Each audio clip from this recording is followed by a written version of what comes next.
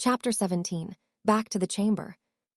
With a groan, Harry picked himself up off the floor and attempted to dust himself off, scowling as he examined his now slime-covered robes.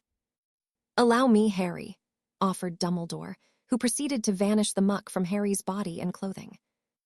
"Thanks," said Harry, igniting the tip of his wand to better see their surroundings. The place hadn't changed since the last time he'd been there. The stone walls were still damp and covered with slime, which is what previously led him and Ron to believe that the pipe had taken them all the way under the lake. "I must say that was quite the thrilling ride," Dumbledore said cheerfully.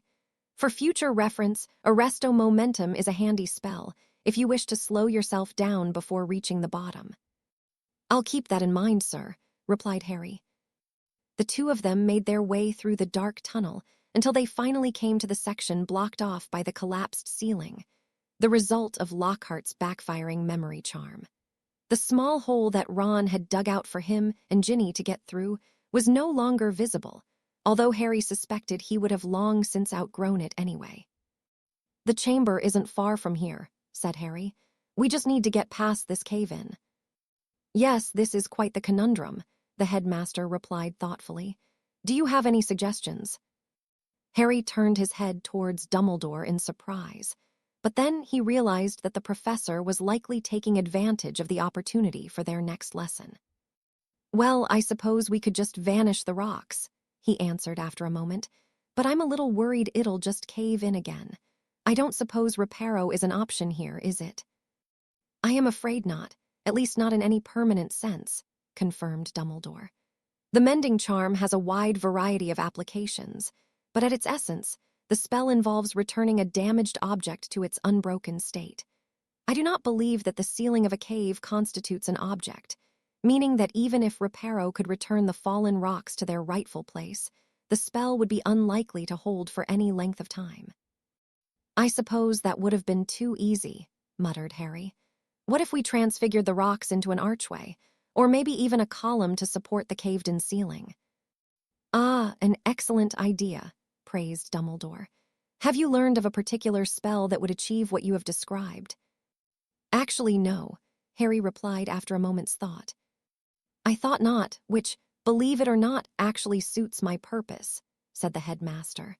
Moving into lecture mode, he continued, "As I am sure you have realized from your work on nonverbal casting, a spell's incantation merely acts as a set of instructions to guide our magic." "Yeah," Sirius said something similar. "Excellent.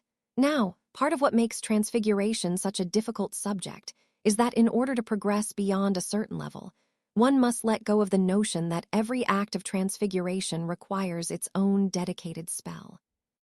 It doesn't. Consider how many different objects and animals exist in our world today," Dumbledore instructed him. "Having a dedicated spell for each possible transformation would require a near infinite number of incantations. Obviously, this is neither possible nor practical," he went on to say. "Knowing that, how would you suggest we proceed without having a proper incantation?" "By using our intent to tell our magic what to do," Harry answered hesitantly, recalling Sirius's earlier lessons. "Precisely," said Dumbledore. "I rather like your suggestion, but instead of making just one column, let us each make one of our own. You may make use the rocks on the right-hand side, and I shall take those on the left." Harry nodded his agreement, but what was being asked of him was well beyond his comfort zone. The last thing he wanted was to make a mistake and bring the entire cave down on top of them. Dumbledore must have sensed his hesitation, because he turned to Harry with a kindly smile to offer some words of encouragement. "Confidence is the key, Harry.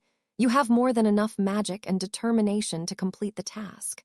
Simply visualize what you want to happen, and then guide your magic as it carries out your will."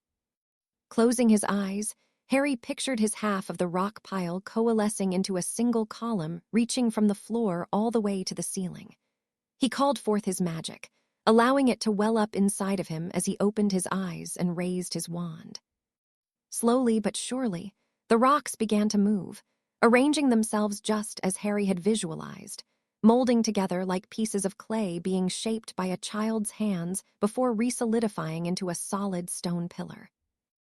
Still breathing a little heavily from the sustained magical exertion, Harry stood back to appreciate his work. His column, at nearly 2 feet in diameter and climbing all the way to the ceiling, could have easily been mistaken for a natural cave formation. He was feeling rather proud of himself, until he turned to his left and saw Dumbledore standing before a Greek-style column that looked as if it could have been transported there directly from the Parthenon. "You just had to show off, didn't you, sir?" Harry said cheekily, prompting a hearty laugh from Professor Dumbledore. "I admit to having been accused of such in the past," Dumbledore confessed. "A consequence of my tendency to educate, combined with a natural flair for the dramatic. Shall we press on?" Harry and Professor Dumbledore passed between the 2 columns, stopping only briefly to examine the shed basilisk skin curled up on the floor. They followed the tunnel through several twists and turns. The journey was actually much longer than Harry remembered, until they finally came to a solid wall, the surface of which was completely smooth, unlike the tunnel walls. Carved into the dark stone wall were 2 entwined serpents, richly detailed, with enormous glittering emeralds set into their eyes. Harry stopped, and all of a sudden he was a scared 12-year-old boy again, standing just outside a room that he knew contained one of the deadliest monsters known to wizardkind, with the life of his best friend's sister hanging in the balance. "Are you all right, Harry?" "Yeah," he replied, shaking off the unpleasant reminiscence. "Sorry, it's just bad memories." "I understand," Dumbledore said kindly. "Take as much time as you need." Taking a deep breath, Harry concentrated on the carved snakes and tried to picture them as living serpents. In the back of his mind, he could feel the odd sensation he experienced earlier in Dumbledore's office. Latching onto that feeling, he focused his magic and spoke the necessary command. "Open." A faint vertical line suddenly formed in the middle of the wall before widening into a crack, and the 2 emerald-eyed serpents parted as each half of the wall slid smoothly out of sight, revealing the entrance to the Chamber of Secrets. Dumbledore was the first to enter, becoming only the 4th human in centuries to see the inside of Salazar Slytherin's hidden chamber. Harry followed closely behind him, taking in the details of the chamber he had missed during his prior visit. One thing that had not changed was the overall eeriness of the place. 2 rows of towering stone pillars lined either side of the chamber, all of them covered in carved stone snakes similar to those on the outside door, only without the emeralds. There was a low, greenish glow emanating from an unknown source, providing just enough light to see while still leaving the ceiling cloaked in darkness. Normally, the enormous statue of Salazar Slytherin at the far end of the chamber would command the majority of any visitor's attention. However, even the exceedingly rare likeness of one of the most famous wizards in history was easily overshadowed by the presence of the preposterously large, but definitely dead basilisk taking up a large portion of the floor space. "Harry, I find that I lack the appropriate words to describe what I am feeling," Dumbledore said quietly, as he examined the basilisk's head. "While I did not doubt your description of the beast's size, actually seeing it," shaking his head, the professor turned back to Harry. "To think that you came to this place, alone, and at 12 years old, only to defy all odds and defeat both Slytherin's monster and a version of Lord Voldemort, all whilst saving another student." "I'd rather forget all about it, to be honest," replied Harry. In fact, now that he was standing in the chamber once more, part of him wished they hadn't even come. When he looked at the basilisk, he couldn't help but picture it racing towards him with its fangs bared. For the first time in years, he recalled the excruciating pain of the monster's venom spreading from the wound in his arm, and the fear that accompanied the realization that he was about to die. "Sir, has Ginny ever talked to anyone about what happened down here?" "I am unsure," admitted Dumbledore. "Are you concerned about how the ordeal may have affected her?" "Maybe," Harry replied with a shrug. "I've just realized that once it was all over, none of us ever really talked much about it, me included. If anyone needed to talk about it, though, it would be Ginny. She was the one possessed by Voldemort on and off for most of the year." Dumbledore's eyes widened slightly. "I am ashamed to admit that I did not give much thought to Miss Weasley's care once her physical well-being was addressed," he said contritely. I shall speak to Arthur and Molly about it at the earliest opportunity. Miss Weasley may, however, be more receptive to speaking to you about what occurred. Yes, maybe. I'm not really sure how to bring it up, though. I'll think about it. Very well, replied Dumbledore, offering Harry a slight bow. Are you still amenable to completing our designated undertaking? Of course, agreed Harry, as he looked around the chamber. I haven't felt anything since we've been down here, though. Nor have I, but we shall do our due diligence nonetheless. Nearly an hour later, they were both confident and disappointed in the knowledge that Voldemort had not hidden a Horcrux within the Chamber of Secrets. Dumbledore even conjured a tall ladder, allowing him to climb up to the gaping hole where the mouth of Slytherin's statue should have been. Yet even a quick investigation of the basilisk's den yielded no results. So, I guess we crossed the Chamber of Secrets off the list of potential hiding places, Harry said finally. Indeed, agreed Dumbledore. While I am not surprised, I must confess to being somewhat disappointed. Me too. After everything you showed me about him, I can't help but feel like he would have left one somewhere in Hogwarts, if he had the chance. I am inclined to agree with you. The castle holds many secrets, and it would not surprise me to learn that Tom had discovered several that have otherwise remained lost. He hated to admit it, but Dumbledore made a good point. It was his 5th year at Hogwarts, and Harry still managed to stumble across previously unknown areas with astonishing regularity. One of them he even visited practically every day. Aside from the elves, and the few others with whom he'd shared the secret, Harry was fairly confident that nobody else in the castle had even heard of the Room of Requirement. The Room of Requirement. Harry's eyes almost bulged out of their sockets. How had he never thought of it before? Voldemort may not have had time to visit the chamber when he visited the castle under the guise of a job interview, but it wouldn't have been much trouble to swing by the 7th floor on his way to, or from the headmaster's office. What is it, Harry? I might have another idea, sir, he replied vaguely, uncertain of whether he was ready to give Dumbledore the secret of the room. I'm not sure, though. Let me check on it and I'll let you know. Harry, if it is something dangerous. I won't do anything dangerous, I promise, he interrupted. I just want to check out another potential hiding spot. I'll come get you if I think there's a chance we'll find a Horcrux. Very well, then. I shall trust your judgment, replied Dumbledore, though he seemed unconvinced. While we are here, he said, shifting topics, I ask that you suffer through another brief lesson if you are willing. Harry snorted and gestured for the headmaster to continue. How adept would you say you are at conjuration? We haven't done much of it in class, but I haven't had much trouble so far. No less than I expected, replied Dumbledore. Conjuration is, of course, a form of transfiguration. As such, it follows similar rules to those we discussed out in the tunnel. You mean how all the different spells aren't really necessary? Precisely, confirmed Dumbledore. Whilst learning, some people do experience greater success using a nonspecific incantation, conjurus, while concentrating on what they wish to appear. You may do so as well if you wish, but I urge you not to rely on it for long. Okay, what do you want me to conjure? Anything will do, as far as this particular demonstration is concerned. With a shrug, Harry pictured his chosen object clearly in his mind and muttered, Conjurus. A red quaffle suddenly appeared in midair, before dropping to the ground and bouncing off the chamber floor. Well done, said Dumbledore approvingly. This time, I would like for you to conjure a stone block. Granite or marble would be my suggestion. The block should be approximately 1 foot across in either direction, but no more than a few inches deep.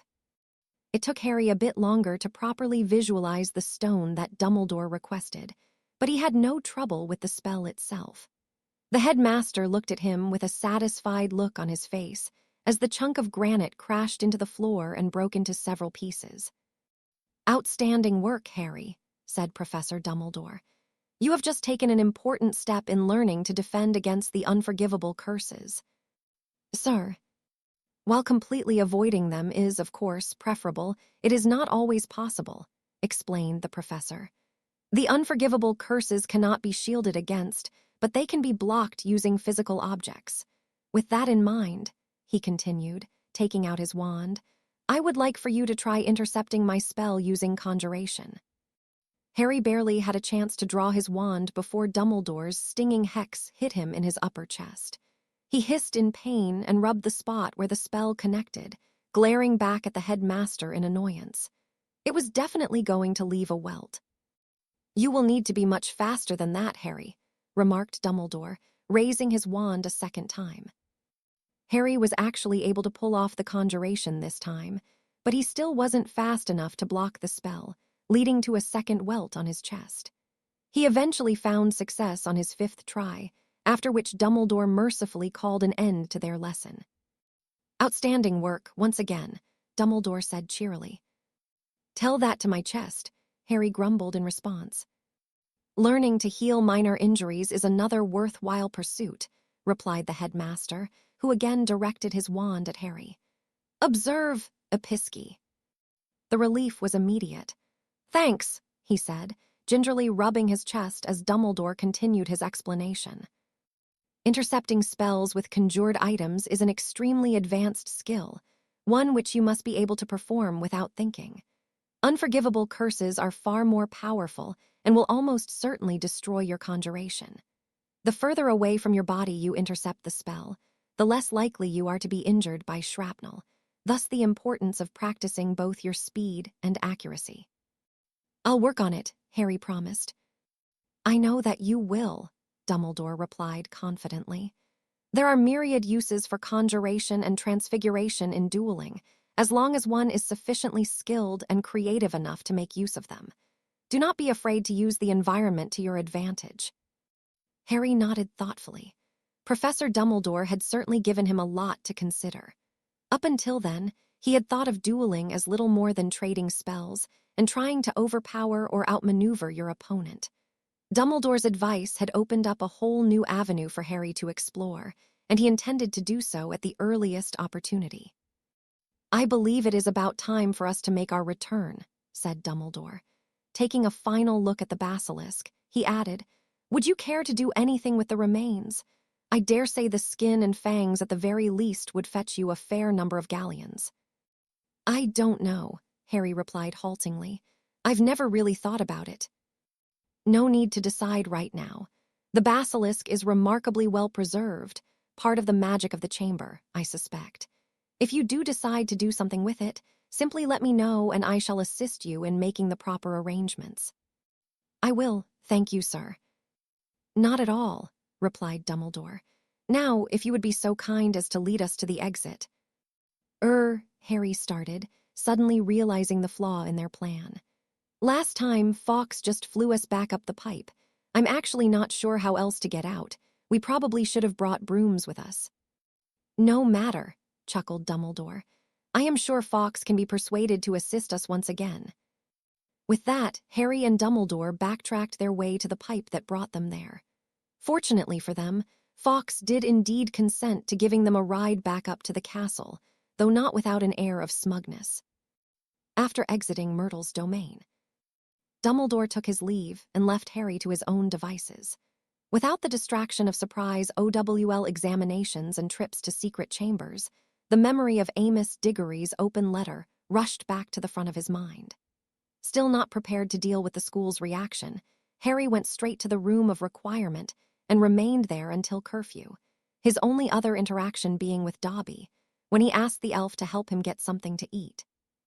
Much later, he returned to the common room under his invisibility cloak. Ron and Hermione were both waiting up for him again, but Harry was far too tired to explain everything he'd done that day, so he went straight upstairs and pulled the curtains around his four-poster bed. Unfortunately, sleep eluded him for much of the night. This time, however, instead of focusing on his own plight, Harry's thoughts were turned towards the Diggorys. Umbridge writing to them as she did was both incredibly cruel and self-serving, and she had done it to get to Harry. The fact that nobody had told Cedric's parents exactly what happened to him was a source of discomfort as well, which led to Harry quietly leaving his bunk and returning with a quill and parchment. Even though had personally told them some of what happened the morning after, in the hospital wing, He felt the Diggorys deserved to hear the full story, and they deserved to hear it from him. Harry spent the next hour writing out a heartfelt apology to Mr. and Mrs. Diggory for the loss of their son. He went into detail about his interactions with Cedric over the course of the year, the way they helped each other, their burgeoning respect for one another, and even how Harry had grown to consider the older boy a friend. Painful though it may have been, Harry gave them a complete accounting of the third task and Cedric's eventual demise as a result of Wormtail's killing curse. He closed the letter with an offer to meet in person and answer any and all of their questions. When he was done, he felt as if a weight had been lifted off of his shoulders and was finally able to fall asleep. The rest of that week was very difficult for Harry, with him finding it somewhat reminiscent of the fallout following his name coming out of the Goblet of Fire. On Tuesday morning, for example, he received a slew of hate mail from complete strangers during breakfast. While this was not entirely unexpected, it had certainly been disheartening. The only bit of good news was a reply from Reginald Cartwright, who had agreed to meet with him in Hogsmeade the following Saturday. The solicitor had assured Harry that he was willing to take up his case, and in fact, he had already been in touch with the Department of Magical Law Enforcement, confirming his client's willingness to cooperate with any inquiries. Fortunately, he had Flitwick and McGonagall for his morning classes the next day, so there wasn't much trouble with the other students. Next, instead of having lunch in the Great Hall, he asked Ron and Hermione to join him in the kitchens so he could fill them in on his latest adventure with Professor Dumbledore. Both of his friends were fascinated by the tale, particularly Hermione, who did a fairly adequate job of hiding her jealousy over Harry getting to take one of his OWLs early. There were a few nasty comments from the Slytherins during care of magical creatures, but with neither Malfoy nor not eager to confront him directly, it wasn't as bad as Harry had been expecting.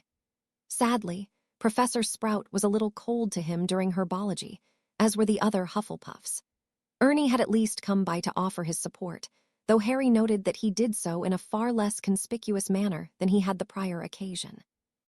Wednesday came and went in a similar fashion, but Thursday dawned with Harry beginning to feel some anxiety that his OWL result had yet to arrive. He was scheduled to have defense that afternoon, and he didn't see how he could survive another lesson with Umbridge without succumbing to the temptation to curse her. When the post-owls came and went without delivering anything more than another round of hate mail, Harry made the decision to skive off Umbridge's class anyway, regardless of what Dumbledore had told him. Of course, having to put up with Snape and the rest of the Slytherins for 90 minutes did little to improve his mood. Harry made it a point to be one of the first to enter the classroom, allowing him and Ron to grab a table in the back corner. There was no way he was going to let Malfoy or not behind him again. Unfortunately, Professor Snape had other plans. "Potter, you will be sitting up front today," drawled Snape, pointing to a single-person table set right next to the professor's desk. Ron gave him a sympathetic look as he grabbed his bag and marched to the front of the classroom. Harry's table faced the rest of the class, so he was able to clearly see Malfoy smirking at him from the back of the room. He also made brief eye contact with Daphne, who flashed him an amused look before quickly switching back to her usual detached expression. "Today you will be completing your strengthening solution," Snape instructed the class. "You have 90 minutes, instructions are on the board. Carry on," he said, and then turned to address Harry. "Potter, you will be starting your potion today, and I expect you to complete it on your own time before Monday's class. You are not absolved of your responsibilities simply because the headmaster chooses to coddle you." Harry nodded his understanding without saying a word, but then Snape swooped down in front of him and leaned over his table. "I know you were responsible for what happened to Mr. Malfoy and Mr. Knott," the professor said in a dangerous tone. "I have no idea what you're talking about, sir," Harry replied emotionlessly. "Insolent boy," spat Snape. "I could drag the truth from your mind in seconds, had the headmaster not expressly forbidden me from doing so," he continued, making Harry's eyes widen slightly. "You may think you're untouchable, Potter, but one day, Dumbledore won't be there to protect you, and I desperately hope I am there when it happens." "Join the club," Harry ground out, his temper starting to flare. Wait, you already did that, didn't you? You have matching tattoos and everything. Snape's eyes bulged with rage as his hand briefly moved to clutch at his left forearm. For a moment, Harry thought the man was going to draw his wand on him, but then the professor seemed to suddenly remember he was in a room full of witnesses. You have no idea of what you speak, hissed Snape. How very like your father you are, always thinking you know everything when in reality you understand nothing. I'm aware that there's plenty I don't understand, sir, replied Harry, allowing his voice to carry a bit more. For starters, why my muggle aunt says she knows you. Snape's already pale face whitened at Harry's remark. A couple of nearby Slytherins audibly gasped, and Harry could tell from the look exchanged between Millicent Bulstrode and Tracy Davis that the rest of their house would soon find out what Harry had said. 50 points from Gryffindor for your impertinent questions, growled Snape. One more word, and I will see you in detention for the rest of the term. With an extraordinary effort, Harry turned away from Professor Snape without retorting, or even acknowledging his admonishment. Instead, he simply went to gather his ingredients and set to work on his potion. He caught Snape staring at him once or twice out of the corner of his eye, but otherwise the man ignored him for the rest of the period, which, as far as Harry was concerned, was a drastic improvement over their usual dynamic. Once he had finished with that day's steps, Harry slowly cleaned up his station until class was finally dismissed. With one last glance at his simmering potion, which he half expected Snape to sabotage while he was gone, Harry followed the rest of his Gryffindor classmates out of the classroom and into the corridor. He turned around once and saw Malfoy glaring daggers at the back of his head, but he was far enough behind them that Harry wasn't concerned. What was that you said to Snape that got the Slytherins all worked up? Asked Ron, as they came up the stairs to the central part of the castle. Oh, I just mentioned how my Aunt Petunia said she knew Snape. It's definitely an odd coincidence, but why would that get anyone worked up? Asked Hermione. Some purebloods look down on anyone who associates with muggles, answered Neville, stepping up to walk alongside the others. And most of the ones who do look down on people like that are probably in Slytherin, added Ron. Snape isn't a common wizarding name, so he's probably a half-blood, shrugged Neville. A lot of purebloods would overlook that. Knowing he's fully embraced being a wizard, even Slytherins, but rumors that he still associates with muggles could damage Snape's reputation with his house. How ridiculous, Hermione said irritably, but Neville simply shrugged again. They were spared from Hermione, going into full lecture mode by a group of Ravenclaws intersecting their path from an adjacent hallway. Hey, stranger, called a familiar voice. He turned and saw Astoria smiling at him hesitantly. She was walking with her friend Ethan, whose expression turned sour as soon as he saw Harry. Felicity wasn't with them, so he assumed they had just come from arithmancy class. Harry peeled off from the group to go talk to her, while the rest of his friends kept walking, Ron subtly giving him an awkward thumbs-up as they went. You go on ahead, I'll catch up later, Harry heard her say to Ethan as he approached, though she didn't see the brown-haired boy sneer at him before storming off in the other direction. Hi, Harry said as soon as he reached her. Hi, I haven't seen you lately. Yeah, sorry about that, he replied sheepishly, cringing inwardly at the realization that they hadn't spoken since Monday morning. I promise I haven't been avoiding you, not on purpose, at least. With everything going on, I've had to steer clear of Umbridge, and I guess I've done too good a job. Well, I suppose I can forgive you. Just this once, though, she replied, flashing a grin to let him know she wasn't really mad at him. How are you going to keep avoiding Umbridge? Don't you have to attend her class? Checking that no one else was within earshot, Harry leaned in and said quietly, Don't tell anyone yet, but I took my defense OWL on Monday. Really? She asked, clearly surprised. And that means you don't have to take the class any longer. Sort of, replied Harry. Assuming I passed, I can withdraw as soon as I receive my results. And how long will that be? I was hoping they'd arrive this morning, but no such luck, said Harry, with a touch of annoyance. I can't go back there, though I don't really trust myself to deal with her today, he added darkly. What are you going to do then? Just not go, I suppose, he shrugged. Hopefully I'll get my OWL results tomorrow and it'll all work out. I hope you're right, said Astoria, though she didn't sound quite as confident as Harry. Anyhow, I'm glad I ran into you, she continued, her eyes flitting down the corridor. I was wondering if you wanted to eat dinner together tonight. It's just that we haven't been able to talk much since Saturday, she added quickly. Yeah, that'd be great, agreed Harry. Great, nothing fancy or anything, she clarified. Just in the Great Hall. I'll come sit at your table, my friends mean well, but I don't entirely trust them at the moment.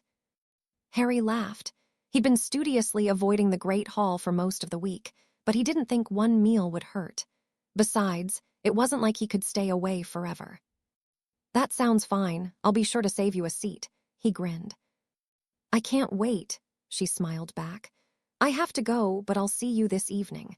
By then, I may even have some news to share about the plan we talked about on Monday. Really? That's great, he said excitedly. I'll tell you everything later. Bye, Harry, Astoria said finally, before heading off. See you, he replied with a small wave, and then hustled off to catch up with his friends. Oh, Luzu. I really hope you don't get in trouble, said Hermione, as they entered the Great Hall for dinner. Honestly, Harry, could you not have just stuck it out for one more day? No, I really don't think I could have, sighed Harry, already tired of defending his decision to skip defense that afternoon. Yeah, don't you think he'd be in more trouble if he dueled Umbridge in the middle of class? Ron chimed in. Don't be so dramatic, Ronald. Harry would never challenge a professor to a duel, and certainly not during class, scoffed Hermione. Can't say the thought hasn't occurred to me, muttered Harry, scanning the Great Hall for any sign of Astoria while Hermione huffed in disapproval. Well, from what I've seen, Umbridge wouldn't stand a chance if he did, Neville remarked quietly. You've got that right, agreed Ron, slapping Harry on the back. I mean, we're all loads better than before and we still can't take him, even 3-on-1.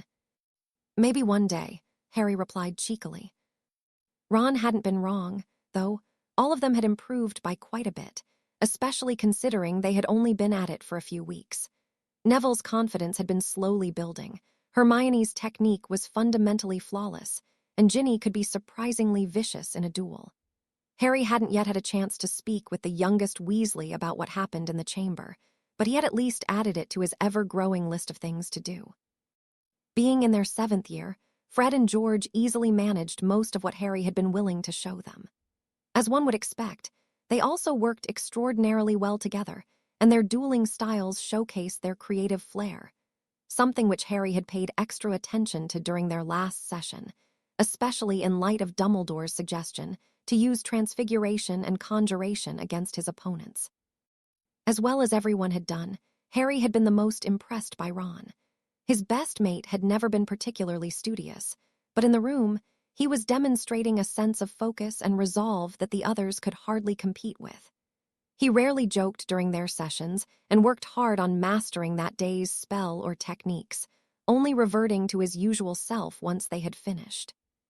As much as Harry enjoyed practicing with the Gryffindors, however, he personally got more out of his sessions with Daphne.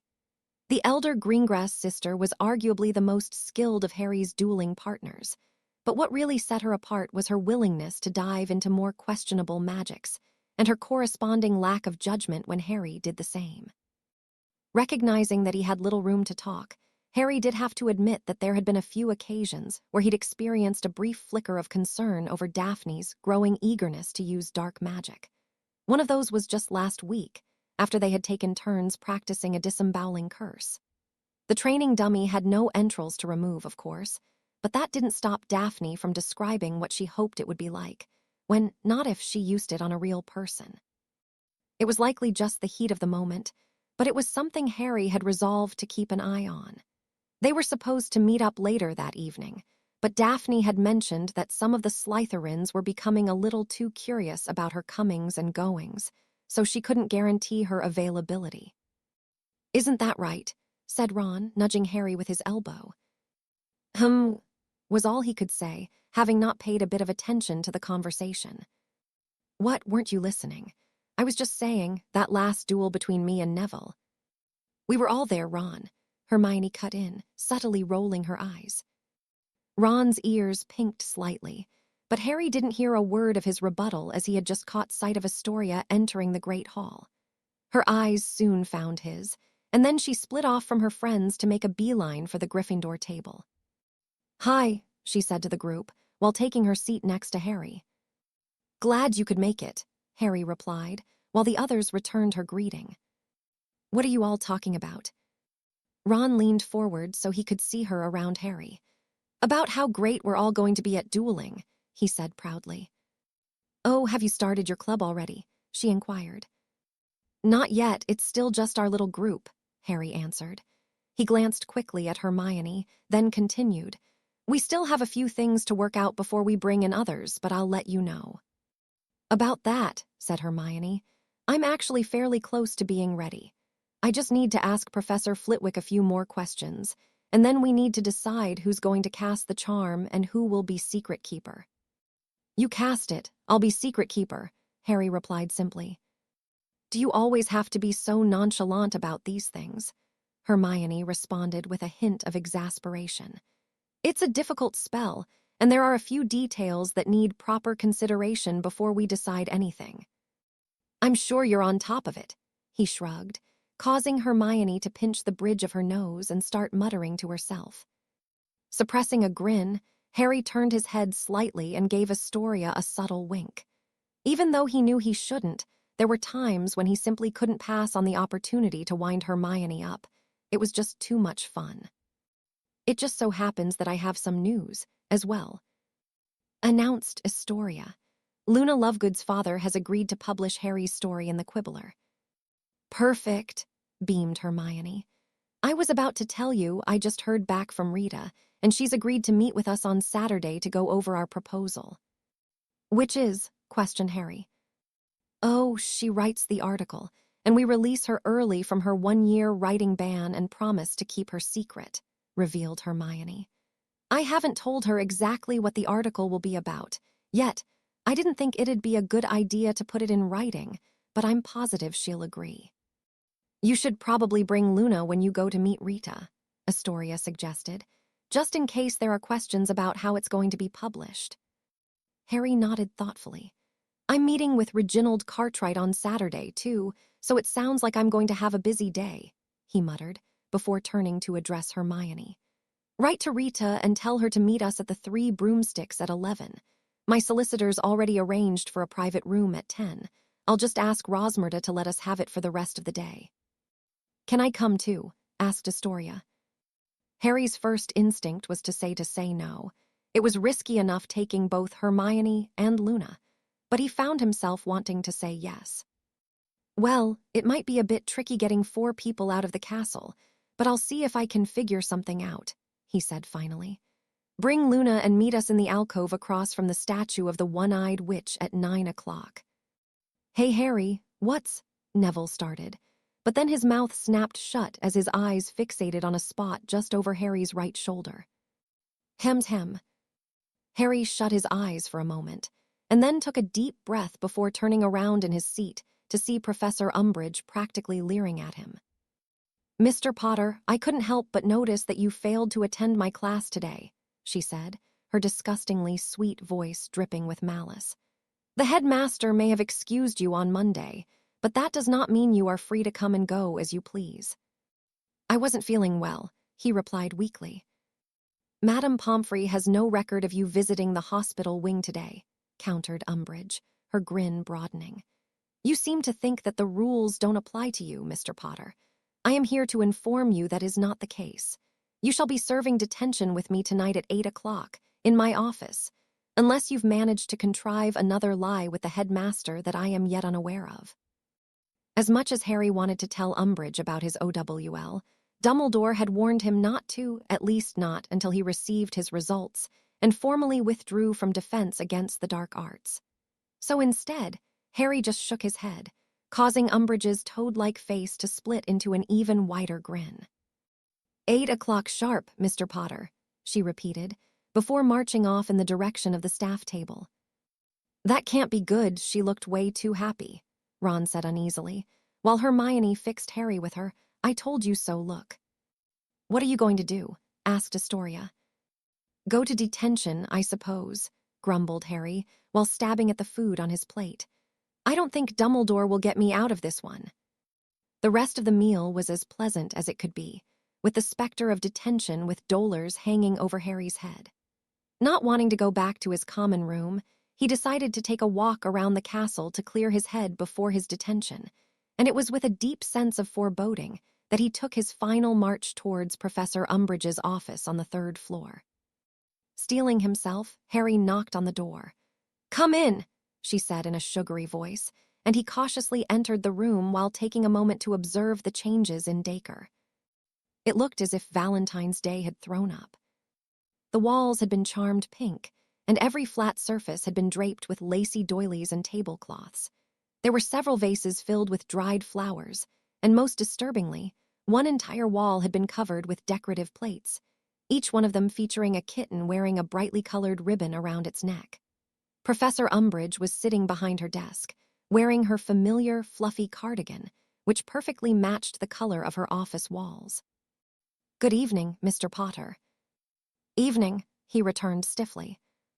I have very much been looking forward to having you in detention, said Umbridge, with a wide grin. I knew it would only be a matter of time, of course. You simply can't help but try to make yourself the center of attention. I've barely said a word in your class all year, he retorted. Dumbledore's coaching, I presume, she responded, her false smile slipping slightly. Trust me, Mr. Potter, I will get to the bottom of whatever it is you and Dumbledore are up to, just you wait. I'm not up to anything, he protested. We'll see, sit, she said, pointing towards a small table off to the side. Without a word, he took a seat in the highly uncomfortable straight-backed chair. Laying on the table was a blank sheet of parchment, but Harry noticed that there was neither quill nor ink set out for him. Now you are going to be doing some lines for me, Mr. Potter. No, not with your quill, she added, seeing Harry bending down to open his bag. You're going to be using a rather special one of mine. Here you are. Umbridge handed him a long, thin black quill with an unusually sharp point, which he accepted suspiciously. I want you to write, I shall respect authority, she told him softly. How many times? Asked Harry as politely as he could manage. Oh, as long as it takes for the message to sink in, replied Umbridge, her sugary voice making Harry's skin crawl. Off you go. As she returned to her desk, Harry raised the black quill and was about to begin writing when he noticed something was missing. You haven't given me any ink, he said. Oh, you shan't need ink, she replied with a touch of amusement. With a shrug, Harry leaned over the parchment and scratched out I shall respect authority, only to immediately let out a gasp of pain. The words were written on the parchment in what seemed to be shining red ink. At the same time, the words had appeared on the back of Harry's right hand, cut into his skin as though traced there by a scalpel. Yet even as he stared at the shining cut, the skin healed over again, leaving the place where it had been smooth and unblemished, if perhaps slightly redder. Harry looked up at Umbridge, who had been carefully watching him, not even bothering to disguise the sadistic smile on her face. Yes. What is this? Whatever do you mean, Mr. Potter, she replied sweetly. This quill is it writing with my blood? He said incredulously. There's no way this is allowed. Did you not read the latest educational decree? She asked with a dangerous glint in her eye. As High Inquisitor, I have supreme authority over all punishments, including the methods. Dumbledore won't. Dumbledore has no authority in this room, she shouted, her composure finally slipping. Now you are to continue writing until I tell you to stop, and every word you say from now until then will earn you another detention.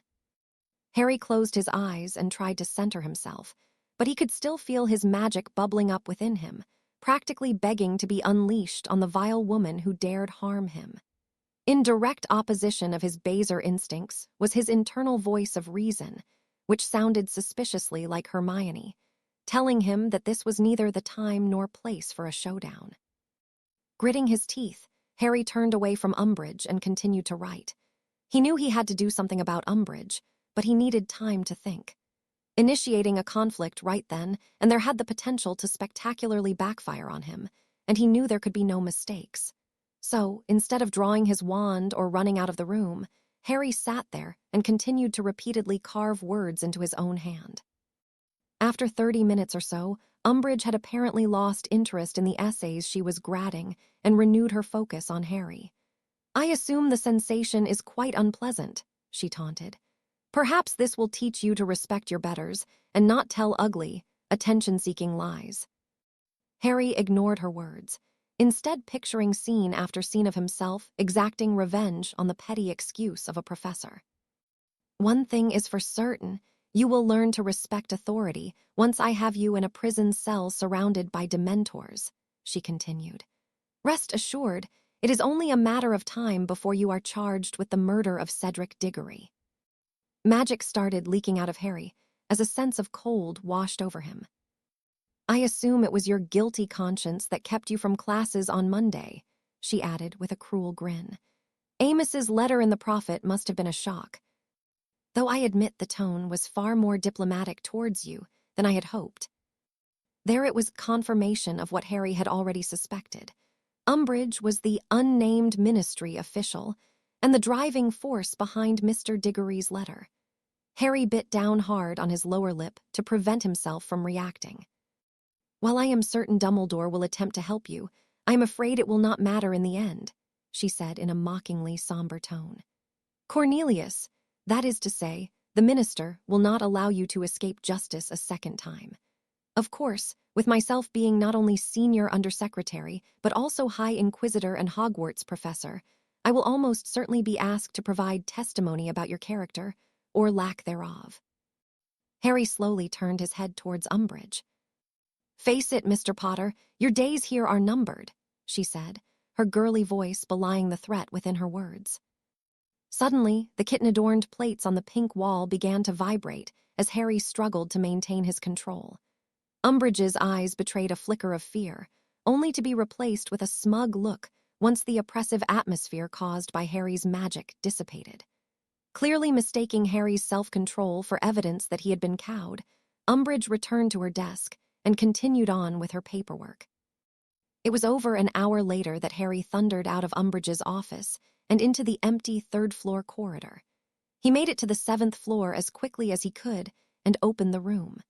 Surprisingly, Daphne was already inside practicing her spell work. Harry was originally supposed to meet her there over 40 minutes ago, so he had expected her to have given up and gone back to her common room by then. "You better have a good excuse for making me wait, Potter," she said playfully, but her tone shifted when she saw the expression on his face. "Harry, what's wrong?" Without a word, he brushed past her and raised his wand. "Crucio." There was a rush of magic, and the training dummy began shaking violently as Harry performed his first-ever unforgivable curse. The feeling was like nothing he had ever experienced. It was all-consuming, as if all his anger, all his hate coalesced into one simple desire to inflict as much pain as possible on Dolar's Umbridge.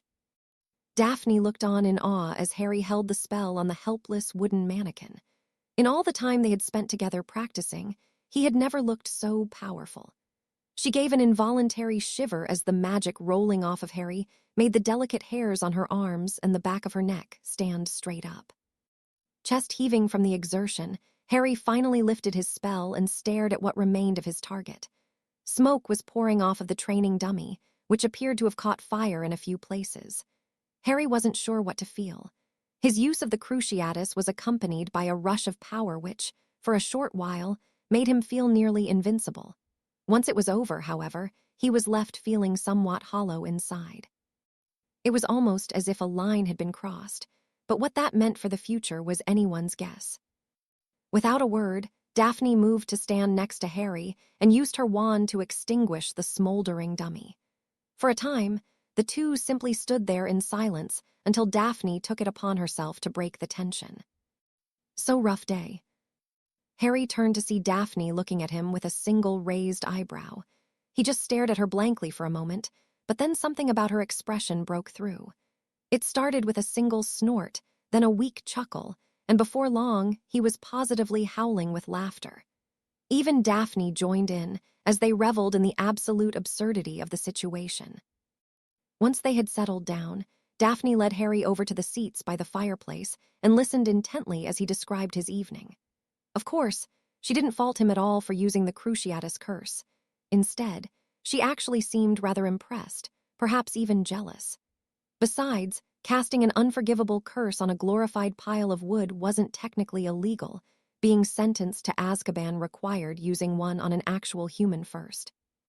With curfew fast approaching, they decided to call it a night instead of trying to squeeze in any practice. Harry checked the map and sent Daphne on her way, following after her only a few minutes later. He had only taken a few steps down the 7th-floor corridor when he stopped and turned around. I never did check the room for Horcruxes, he thought to himself. After a brief moment of deliberation, Harry decided to ignore curfew and do some searching. He knew Ron and Hermione were likely waiting up for him, but at that moment, he wasn't sure he would be able to look either of them in the eye anyway. He stood and stared at the blank wall disguising the entrance to the room of requirement. The tricky part would be figuring out what to ask for. Realizing that he had to start somewhere, Harry went for the obvious and walked back and forth across the wall, thinking, I need to find a Horcrux. I need to find a Horcrux. I need to find a Horcrux.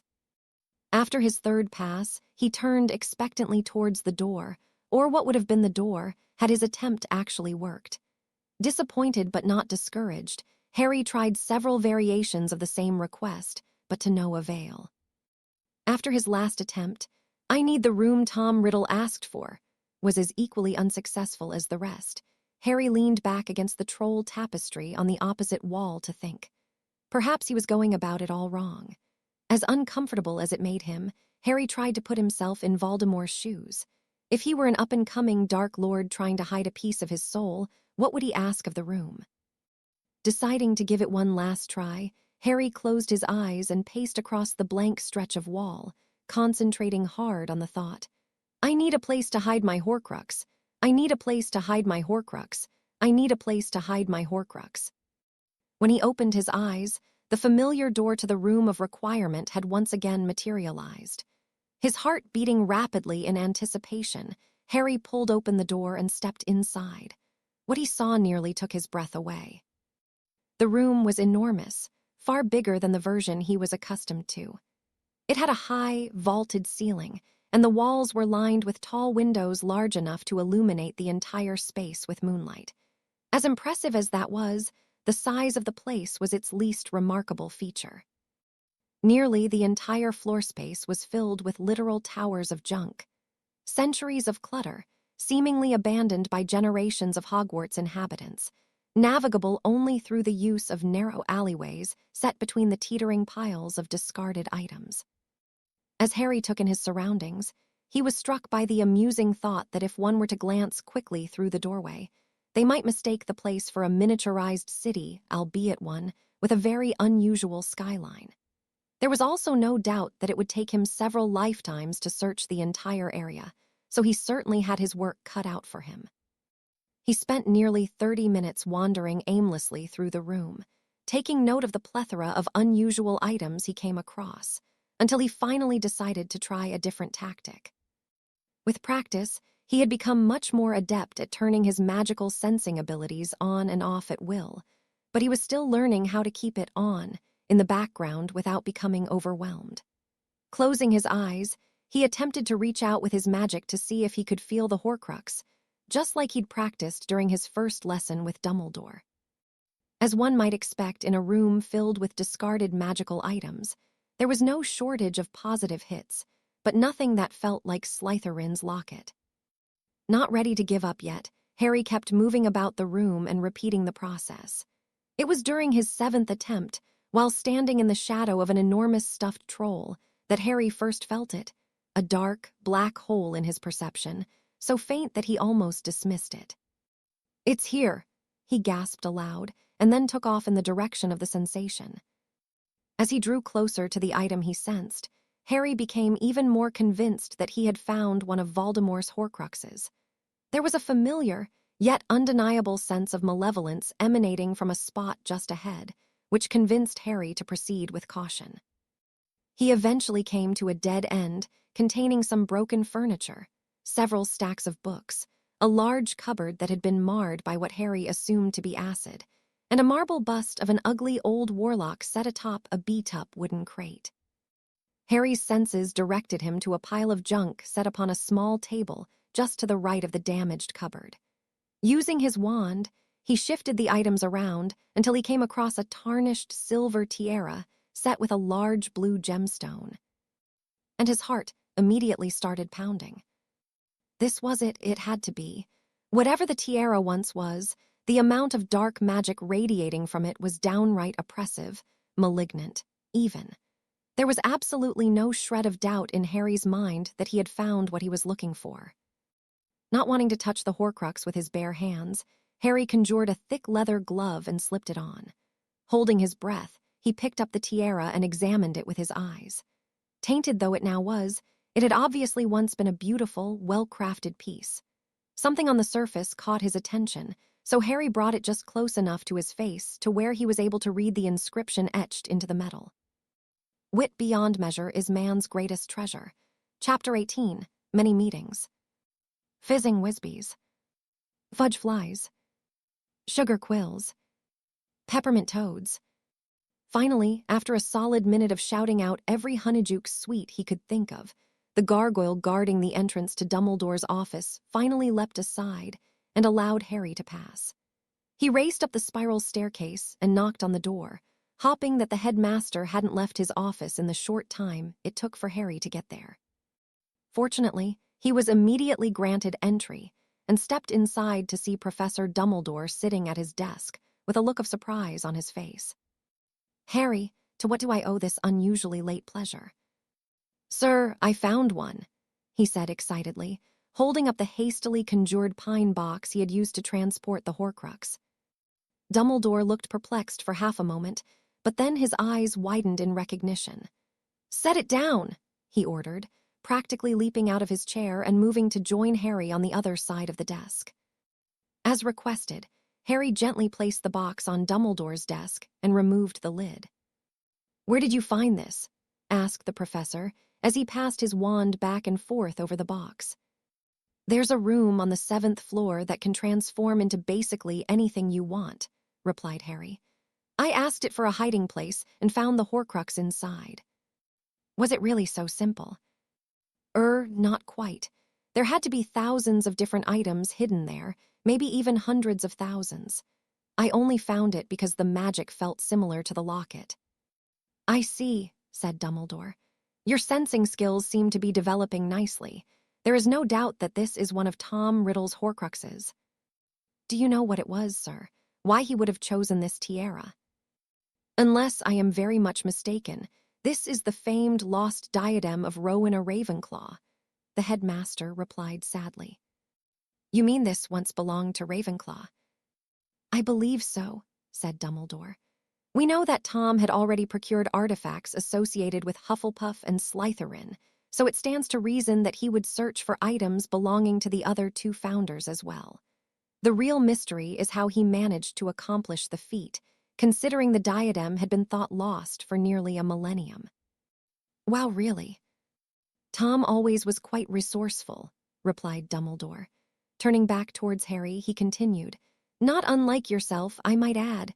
I must congratulate you on finding a Horcrux, although I do wish you had asked for my assistance first, as you promised." "Sorry," Harry replied sheepishly. "No matter," said Dumbledore. "Please wait here a moment and be sure not to touch the Horcrux." The professor walked back around the desk and up the short staircase that led to the back rooms of the office. He returned a short, while later carrying a shining silver sword, one which was immediately recognizable by the enormous, glittering rubies set into the hilt. "Sir, is that the sword of Gryffindor?" Harry asked hesitantly. "Indeed, it is," replied Dumbledore. "Fear not, the sword is not a Horcrux," he clarified, correctly interpreting Harry's expression. "While Tom certainly would have coveted having a complete set of heirlooms from the Hogwarts founders, I am confident that you were the first person in centuries to come into contact with the sword." "Well, that's good, but then why did you bring it out?" "Ah, well, you see, Harry, the only way to destroy a Horcrux is to damage the container in such a manner that it cannot be repaired, even through magical means," explained Dumbledore. "Being designed to safeguard a portion of the Creator's soul, they are typically imbued with a variety of magical protections, making destroying them quite difficult. And the sword can destroy them." Instead of answering, Dumbledore posed a question of his own. "Tell me, Harry, what do you know of goblin silver?" he inquired. "Not much," shrugged Harry, "just that it's rare and expensive." "Quite," nodded the professor. "And that is at least in part due to its inherent properties. For you see, goblin silver will never tarnish nor stain, yet if it comes into contact with a substance that would strengthen it, the silver will take on that substance's properties." "I'm not sure I follow," said Harry. "Think back," replied Dumbledore, almost as if he were teaching a class. "Did this particular sword not recently come into contact with an extremely rare, yet highly dangerous substance?" "Basilisk venom," Harry responded after a moment's thought. "Are you saying the sword absorbed the venom when I stabbed the basilisk?" "Precisely," said Dumbledore. "Basilisk venom is one of the few substances destructive enough to damage a Horcrux beyond magical repair, so we are quite fortunate to have such a weapon at our disposal." "So, can I destroy it then?" Harry asked eagerly. He was the one who found it and was the reason they even had the sword in the first place, so it seemed only fair. "Very well," agreed Dumbledore, albeit reluctantly. "First, I would ask you to conjure a stone block for us to set it on." Harry pulled out his wand and conjured a large, rectangular slab of granite in the center of the room. Dumbledore nodded approvingly, and then levitated the diadem out of the box and across the room before gently setting it down on the slab. "Please do be careful," cautioned Dumbledore, as he handed the sword to Harry. "While it may be possible that the incident in your second year rendered you immune to basilisk venom, I would prefer we not put that theory to the test." Carefully grasping the sword with both hands, Harry stood over the granite slab while Dumbledore slowly backed away. He fixed his gaze on the Horcrux, and for a brief moment he thought he could hear it whispering to him. Not even remotely interested in anything a piece of Voldemort's soul had to say, Harry raised the sword of his house's namesake and brought it down on the diadem in one fell swoop. There was a flash when the sword connected, accompanied by a small shockwave and followed by a disturbing, high-pitched wail from the Horcrux, which thankfully faded away as quickly as it came. Exchanging glances with one another, both Harry and Professor Dumbledore moved to inspect the diadem, which had been cleaved in two and was smoking slightly. Stepping closer, they could see a black, tar-like substance slowly oozing out of each remaining half. "Well done, Harry," Professor Dumbledore said solemnly. "We are now one step closer to permanently ending Lord Voldemort." "Oh, ooh. The next morning at breakfast, Harry made sure to sit at the far end of the Gryffindor table so he could catch Ron, Hermione, and Neville up on the previous evening without being overheard. "That's unbelievable," whispered Hermione. "I can't believe he would hide one of those things right here in Hogwarts." "This was the first place that felt like home to him," explained Harry, suddenly avoiding eye contact with the others. "I can definitely see why he would have wanted to keep a piece of himself here." Ron and Hermione exchanged looks, but didn't respond. "And Dumbledore really said he'd take you with him when he destroys the rest?" asked Neville, sounding somewhat awestruck. "Yeah, he didn't say when, though. Before I left last night, he said he might have a lead on one, but it didn't sound like it was going to happen any time soon." "And what did he say about Umbridge?" asked Hermione. "Is he going to do anything about her literally torturing you during detention?" "I may have forgotten to mention it." The other three Gryffindors just stared at him, mouths agape. "What? I was a bit distracted at the time, you know." "Honestly, Harry, you need to tell Dumbledore as soon as possible," Hermione told him, shaking her head in disbelief. "I will," he agreed, but then his attention was diverted by the arrival of the owl post. He watched closely as dozens of owls swooped into the Great Hall, his heart practically skipping a beat when he saw a white-speckled tawny winging its way towards him. The owl landed directly in front of Harry and extended its right leg, allowing him to untie the letter. "Is that?" Hermione asked reverently. "I think so," replied Harry, holding up the large square envelope.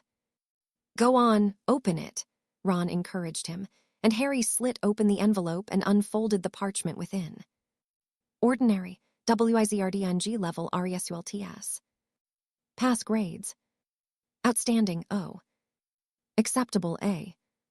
Exceeds expectations E. Fail grades. Dreadful D. Poor T. Trolls T. Harry James Potter has achieved. Defense against the dark arts O.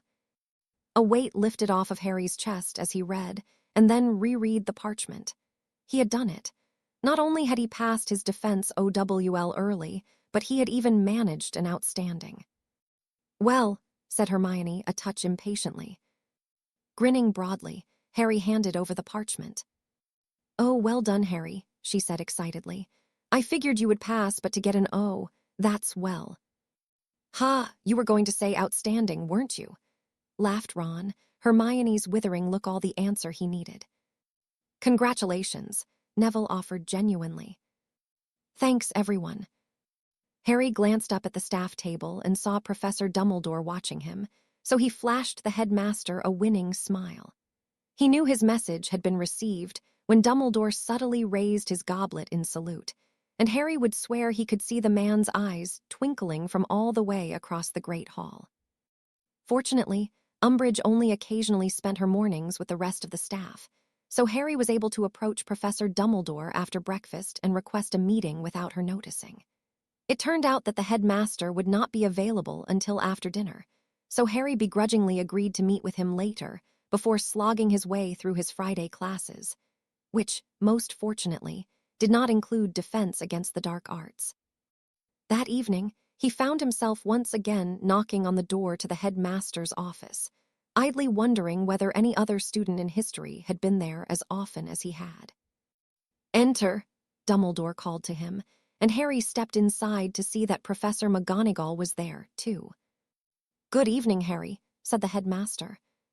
"Good evening, sir, Professor McGonagall," he returned, greeting each of them in turn. "Mr. Potter," she nodded back. "I invited Professor McGonagall to join us, as I believe this evening's topic will interest her," explained Dumbledore. "I take it from the display I saw at breakfast that you are requesting to officially withdraw from defense against the dark arts." "Withdraw," repeated Professor McGonagall, obviously confused. "I can certainly understand why Potter would want to get as far away from that woman as possible, but how can he withdraw without his OWL?" Harry grinned and fished the parchment out of his robe pocket before handing it to his head of house. Professor McGonagall accepted the parchment somewhat suspiciously, only for her eyes widen in astonishment as she read his results. "I see. Congratulations, Potter," she said, handing the parchment to Dumbledore. "I take it this was your doing, Albus." "I merely facilitated the arrangements," Dumbledore replied proudly. Harry achieved his result all on his own, and with very little time to prepare. "Though High Inquisitor is unlikely to take this news well," McGonagall pointed out. "That much is certain," agreed Dumbledore. "However, there is little she can do about it. The rules regarding these matters are quite clear. I have also been informed that our esteemed minister has been extraordinarily busy trying to quash any investigation into the final task of the Triwizard Tournament, thus is unlikely to personally intervene." "Really?" asked Harry. "Oh yes, Amos Diggory's letter set off something of a firestorm this week," he revealed. "The calls for an investigation are growing increasingly louder, and Cornelius is far too busy dealing with that to bother with who is or is not attending his undersecretary's defense lessons." Detecting an opportunity to get Dumbledore's opinion on his plan, Harry asked, "Hypothetically speaking, what do you think would happen if I were to have an article published explaining what really happened that night?" "I would ask how you intended to accomplish such a thing from inside Hogwarts," Professor McGonagall asked pointedly. Just asking hypothetically, Professor, he replied with a wry grin. Sir, I would suspect that such an article would generate quite the uproar, said Dumbledore, barely disguising the amusement in his voice.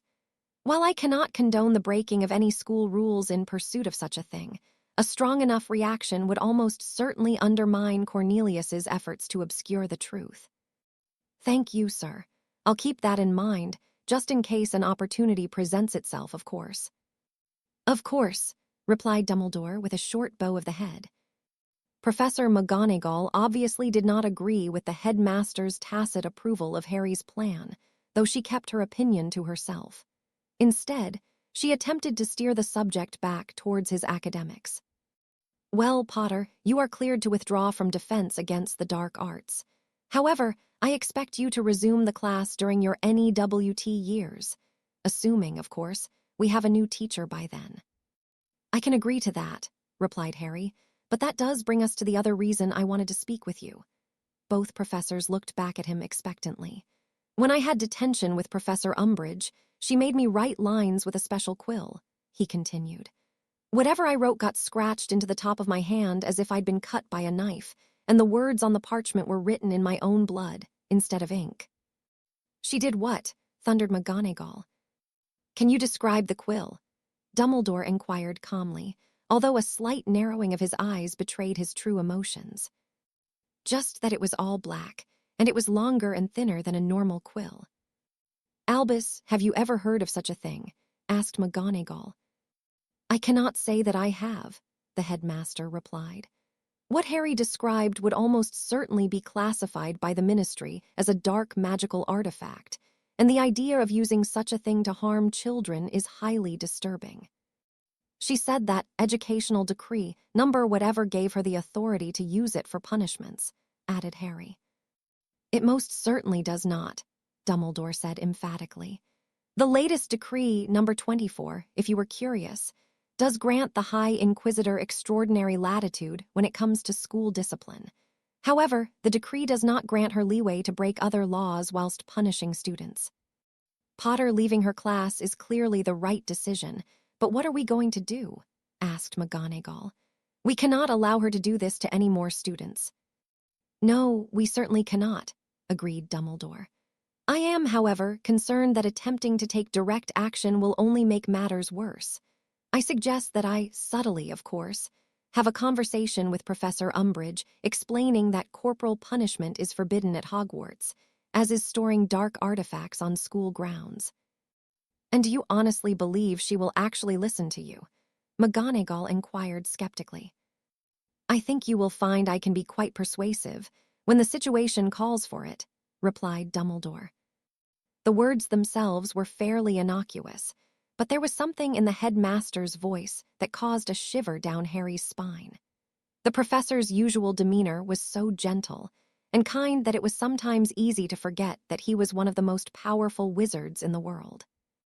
As headmaster, there are also some spells I am permitted to use in order to monitor the safety and well-being of students, continued Dumbledore. I do not believe she will attempt to use that quill again, but if she does, I will be alerted immediately. I'd prefer to just chuck her into Azkaban, but I guess it's better than nothing, muttered Harry. Thank you for bringing this to our attention, Harry, said Dumbledore. And once again, congratulations on your OWL. You may return to your common room. With that, Harry wished both professors a pleasant evening and took his leave. He really hoped that Dumbledore was able to get Umbridge under control for the sake of the other students. If nothing else, he didn't plan on ever having to deal with her again. At 10 minutes before 9 the next morning, Harry and Hermione were making their way through the castle on their way to rendezvous with the two younger Ravenclaws. Dumbledore's comments the previous evening had Harry convinced that he was doing the right thing, even if Hermione wasn't completely on board with every aspect of his plan. Are you sure bringing Astoria is a good idea? Probably not, conceded Harry. It'd be a lot easier if I just went by myself, but apparently I'm the only one who thinks so. Besides, if I'm already bringing you and Luna. One more shouldn't make much difference. Plus, she knows my solicitor and her father's on the Wisengamot, so it might be good to have her there. Is that really it? Or do you just want another excuse to spend time with her? Harry remained silent. You really like her, don't you? Yeah, I really do, he admitted. But even before that, I've always seemed to have a hard time saying no to her. Well, I suppose you're not the first boy to turn into a complete pushover for a pretty girl. That's not it, he argued, but Hermione just stared back at him skeptically. All right, that's not entirely it. She just has a way of putting things that make sense to me, and somehow I always wind up agreeing, he attempted to explain, purposely ignoring the fact that he hadn't put up the slightest argument about her coming to Hogsmeade with them. She does seem to understand you quite well, considering you've only known each other for 2 months, Hermione replied thoughtfully. We had a lot of time to get to know each other while I was hiding out in their cabin, shrugged Harry. She and Daphne were pretty much the only people I spoke to for close to 2 weeks. Aha, so you do know her sister. Yeah, she's all right, too, but you have to keep that quiet. Things could get difficult for her in Slytherin if people thought she was friendly with me. It's a shame, really, sighed Hermione. The whole house rivalry thing is completely ridiculous. I agree, but there's more to it than that, he went on. There are a lot of Slytherins with Death Eaters for parents, so being associated with me could actually affect her safety. And the same logic doesn't apply to Astoria. You try telling her that, snorted Harry. Merlin knows I've tried, but she can be a bit stubborn. I knew I liked her, replied Hermione, nudging Harry with her shoulder. By the time, Chapter 19, Table for Two. Dolores. Professor Umbridge stood up from the desk in her office at Hogwarts and rushed to the fireplace as quickly as her stubby little legs could take her.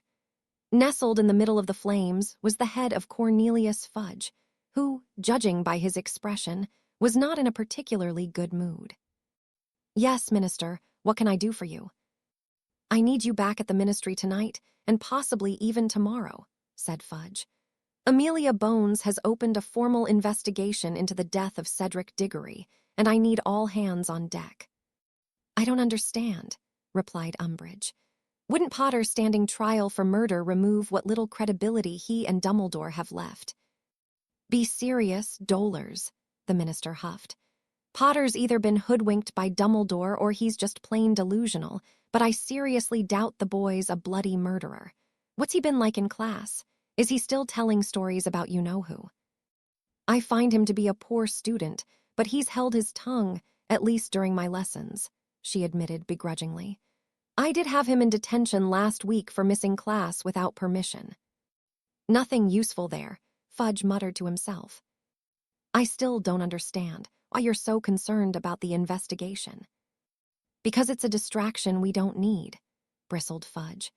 Lucius insists, and I quite agree, that the Ministry will come off looking bad regardless of what happened. Or did you forget who was responsible for resurrecting the Triwizard Tournament? I see. That's why I had the investigation closed after declaring it a tragic accident in the first place, the minister continued. Ever since the prophet published Amos's letter, people have been asking questions. If this investigation goes on, our opponents will somehow find a way to twist the story and make it sound like it was my fault. We have an aggressive legislative agenda, and we do not need the additional scrutiny. Why don't you just order Amelia to drop the investigation?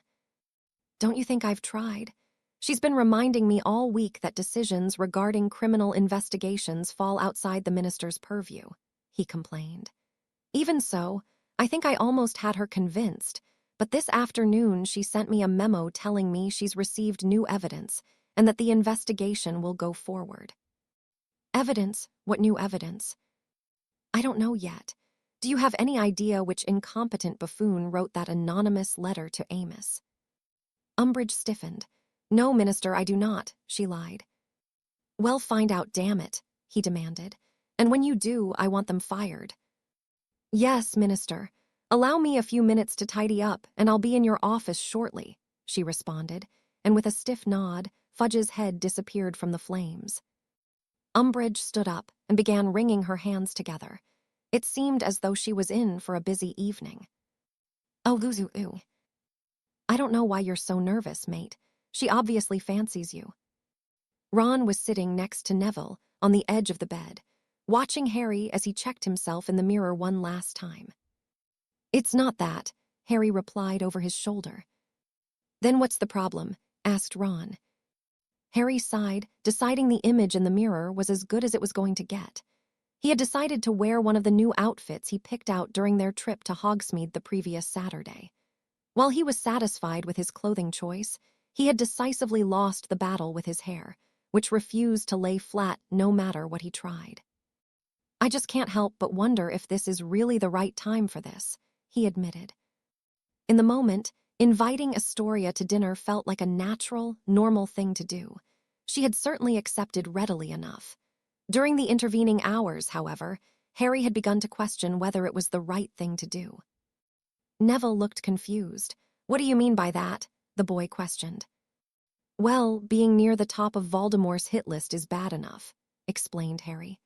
Add to that, at least one of our teachers wants to see me in Azkaban. The papers are still having a go at me every day, and half the bloody country probably thinks I murdered Cedric. Harry plopped down on the bed next to Ron. I don't think she understands how hard being close to me could be for her, or even her family, he added soberly. Asking her out seemed like a good idea at the time, but now I'm wondering if I can really put her through all that. I don't know, Harry, said Neville. I don't know her all that well, but I'm pretty sure she's smart enough to understand all that. Maybe she just doesn't care. Yeah, well, maybe she should, countered Harry. Listen, Harry, you need to lighten up, Ron gently chided him. It's just dinner. I'm sure you know who has better things to worry about than teenagers going out on dates. Harry snorted and shook his head. Maybe Ron was right. Perhaps he was worrying unnecessarily. Besides, it wasn't as if things would just go back to the way they were if he backed out. It was already far too late for that. Thanks, guys, I should probably be off, said Harry, standing up from the bed. Good luck, said Neville. You'd better tell us everything when you get back, added Ron. We'll see, he replied, and with a grin, Harry turned and marched towards the door. And make sure you kiss her this time, Ron called after him, earning himself a two-fingered salute. Preferring not to answer questions about where he was going all dressed up, he threw on his invisibility cloak before making his way out of the common room. His trip up to the 7th floor turned out to be uneventful, giving him just enough time to set up the room before Astoria arrived. Packing across the empty stretch of wall, Harry tried to think of a place where two people could have a nice, quiet dinner. As soon as the door materialized, he stepped into the room of requirement to see it had transformed into an intimate dining room, which wouldn't have looked out of place in an upscale restaurant or even someone's fancy manor. The walls were paneled from floor to ceiling with dark wood, which, when combined with the large fireplace, gave the place a warm, comfortable feel. Instead of being furnished as if it were a formal dining room, there was a smaller, two-person table set directly in front of the fire, resting atop a burgundy and gold decorative rug. Harry nodded satisfactorily at the room's configuration, just as a soft knock came from the door. Before he even had a chance to answer, the door swung open and Astoria stepped inside. She was still wearing her school robes, but even so, Harry thought she somehow looked even prettier than usual. Wow, the room looks amazing, were the first words out of her mouth. Did you think of this yourself? Not really, he responded honestly. I just asked for a place where we could have a quiet dinner together and let the room do its magic. Well, I like it. You look nice too, by the way, she remarked. You got that during our first trip to Hogsmeade, right? I thought it would be appropriate, replied Harry, although he was beginning to feel overdressed. I suppose great minds think alike, she grinned, removing her Hogwarts robes to reveal one of the dresses she had modeled for him in Gladrags. She turned around briefly and hung her robe on a nearby coat stand, which had just materialized out of thin air. It looks just as good on you now as it did last week, he told her, though that felt like an understatement. I'm certainly glad you think so, Astoria replied teasingly, before allowing him to escort her to the table. What a gentleman, she remarked, when he even pulled her chair out for her. Go easy on me, okay. I've never done this before, he said lightheartedly. That's okay, neither have I, she replied, shooting him a nervous smile. Harry sat down across from her, and they spent the next few moments just looking at one another in silence. Hopping to break the tension, Harry took a nervous sip from his water goblet and sat up a bit taller in his chair. So, he started, but no words would come to him. Oh, this is silly, declared Astoria. Why is this awkward? We talk to each other all the time. I know, laughed Harry, some of the awkwardness already evaporating. Maybe it'll help if we go ahead and eat first. Sounds good to me, she agreed. What's on the menu? Let's find out, he responded jovially. Dobby. The effervescent house elf popped into the room carrying a large tray, like a waiter in a restaurant. Harry noticed that Dobby had also marked the occasion by wearing the new socks he and Astoria had bought for him, a different one on each foot, obviously. The elf snapped his fingers, and their plates floated from the tray onto the table. Is this coq au vin? Astoria asked Harry with a look of surprise. How did you know it was my favorite? I asked Dobby to get in touch with Flopsy. I figured that was better than leaving it up to chance. That's very sweet, thank you, she said, sounding genuinely touched. And thank you, Dobby. Harry Potter's Miss Tori is most welcome, the elf replied with a bow. Please make sure to call Dobby again when you are ready for afters, he added, before popping away. Astoria took a bite and closed her eyes. This is so good, she said while taking another forkful. I can't believe it. Dobby makes it the exact same way as Flopsy. She probably taught him how. I only asked him for help a couple hours ago, but I've learned not to doubt house elves, especially Dobby, Harry said fondly. I've never had this before, but it's quite nice. You mean you asked Dobby to make something you weren't even sure you liked? I'm good with pretty much anything, he shrugged. I wasn't given many choices growing up, so I learned to eat whatever was put in front of me. This is really good, though. Astoria set down her fork and looked at Harry, who hadn't noticed the look she was giving him. The people you live with are really awful to you, aren't they? She said at last. Harry froze for a moment, and then took a moment to swallow his bite before wiping the corners of his mouth with his napkin. It wasn't the first time they'd touched on the subject, but he was usually able to avoid diving in too deeply. Pretty much, he replied simply. Lately, they mostly ignore me, which suits me just fine. It was worse when I was younger before I went to Hogwarts. Is there nowhere else you can go? I'll not be going back there, Harry said firmly. I was sent to my relatives because Dumbledore thought I would be safe there, but he was wrong. It's a bit of a sore spot between me and him at the moment, but I'm working to get past it. Well, I'm glad you don't have to go back there, at least, she responded. I promise I won't keep asking you about what it was like there, but I'm here if you ever want to talk about it. Thanks, he replied simply and resumed eating, subtly hinting that a change of topic was in order. It seems like you spend a lot of time with Professor Dumbledore, Astoria said eventually. I don't think I know anyone else who's even spoken with him. Harry laughed for a moment. Sorry, he said. It's just that a couple days ago I was wondering if any student in history has been to the headmaster's office as often as I have. How many times have you been? No idea, he replied honestly. I'll be there a lot this year, though, because he's giving me private lessons. Astoria nearly choked on her food and had to take a drink of water to wash everything down. Are you all right? Harry asked concernedly, but she nodded and held up one finger while working to compose herself. I'm sorry, I just wasn't expecting that, she said after a moment. Private lessons with Professor Dumbledore, though, that's incredible. What is he teaching you? Well, we've only met a few times so far. First, he taught me how to feel the magic around me, which has already come in handy, he explained. The first few days were pretty rough, though. There's so much magic around Hogwarts that I had a constant headache until I learned how to turn it off. That's an incredibly rare skill, Harry, replied Astoria, sounding impressed. Is it? Harry asked in surprise. Dumbledore made it sound like it was no big deal, just something that isn't taught at Hogwarts. For wizards like you and him, it probably isn't, she conceded, giving Harry pause for a moment. Has he taught you anything else?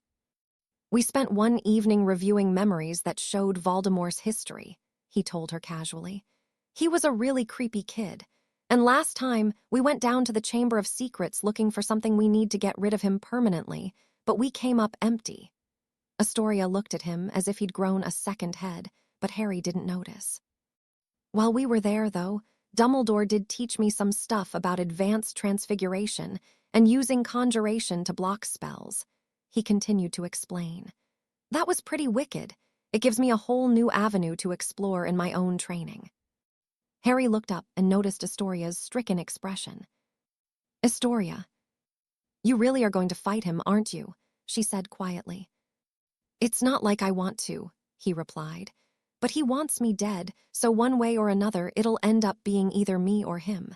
I'd very much prefer it to be him. I'd prefer you didn't fight him at all, countered Astoria. I know, sighed Harry, having not planned for Voldemort to be a topic of conversation that evening. Don't worry, I'm not going to try to talk you out of it, she promised. I know you're going to do whatever you think is right. That won't stop me from worrying about you, though. Harry nodded and took another sip of water, the guilty feelings he'd been working to suppress rearing their collective heads once again. Listen, Astoria, he began in a strained voice. Harry, she interrupted, her expression growing serious. If this is going to be more overprotective nonsense, then you can just stop right there. Harry's mouth clamped shut. I decided to support you a long time ago, she continued, reaching across the table to take his hand. So you're definitely not getting rid of me, whether we become a couple or not. He looked into her eyes and saw the truth of her words staring back at him. It was just as Daphne told him, that day in the cabin. Once Astoria had dedicated herself to something, she was far too stubborn to abandon it, even if it was for her own good. Realizing there was no point in fighting a battle he couldn't win, even if he wanted to, Harry made his decision. So, he began again, gently squeezing her hand, are we going to become a couple? I would like to, she sighed, the pink of her cheeks visible even in the low light of the room. I'm sorry if I'm being too bold. It's just that I really like you, Harry, and I'm not one for wasting time. Life's far too short for that. That sounds brilliant, replied Harry, unable to keep the smile from his face. I really like you, too. I think I have from the beginning, it just took me a while to realize it. Really, she replied, her expression becoming more hopeful. Does that mean we're? Understanding her meaning, Harry began to nod. Yeah, I think so, that is, if you want to, he replied. Of course I do, silly, answered Astoria, smiling broadly as she dragged him up out of his chair to embrace him. Astoria had hugged him before, but this one lingered quite a bit longer than the others. Harry heard her sigh as he gently squeezed her, until she eventually relaxed her grip and allowed some space between them. Noreen and Felicity are going to flip when they find out, she said happily. I'm sure, he grinned in return. Oddly enough, out of all my friends, I think Ron will be the most excited. Astoria laughed musically at his comment, but mentioning Ron brought his red-headed friend's last piece of advice to the forefront of Harry's mind. Was he supposed to kiss her now? Would she be expecting it? He looked down at her hesitantly, but before he could decide to act either way, she gave him another quick hug and then stepped away to reclaim her seat at the table. The next several minutes were spent making light conversation while they finished their meals, although neither of them could stop smiling at the other. That was wonderful, thank you, said Astoria, setting down her silverware. I'm pretty sure Dobby said there was pudding, if you still have some room left, Harry reminded her. I could definitely go for something sweet, she said, flashing Harry a grin. Let me try something first, though. Astoria closed her eyes in concentration, and then suddenly the wall with the fireplace began sliding backwards, slowly increasing the size of the room. A few seconds later, a suede, upholstered loveseat popped into existence in front of the fire, followed by a low coffee table. Oh, that's perfect, said Astoria after opening her eyes. Come on, let's go have our pudding in front of the fire. Brilliant, agreed Harry as they both stood up from the table. Dobby. Dobby popped back into the room, this time holding a small plate in each hand. Dobby has your pudding, sir, he announced. "Dobby hopes your dinner was most satisfactory." "It was wonderful, Dobby," Astoria said gratefully, gladly accepting her plate. "Thank you for going through all the effort to learn how to make it for me." "Miss Tora is too kind to Dobby," the elf replied bashfully. "If you need anything else, please do not hesitate to call." Dobby popped away again, leaving Harry and Astoria to enjoy the rest of their date. They had both just settled into the love seat and were about to tuck in when Astoria took notice of Harry's plate. "No treacle tart." "What? It's not like it's the only thing I'll eat," he grinned. "Besides, I thought it would be fun to try your favorites tonight." "I do love sticky toffee pudding," she admitted before taking a small bite. "And this is really good." Harry was inclined to agree. Dobby had outdone himself yet again. They leisurely ate their pudding while chatting merrily, watching the flames as they danced in the fireplace. A short time later, their empty plates were resting on the coffee table, and the new couple had settled back into the love seat to relax for a while. "Should I ask Dobby to bring us some tea?" "No, I'm fine, unless you want some," replied Astoria, leaning into Harry's side and resting her head on his shoulder.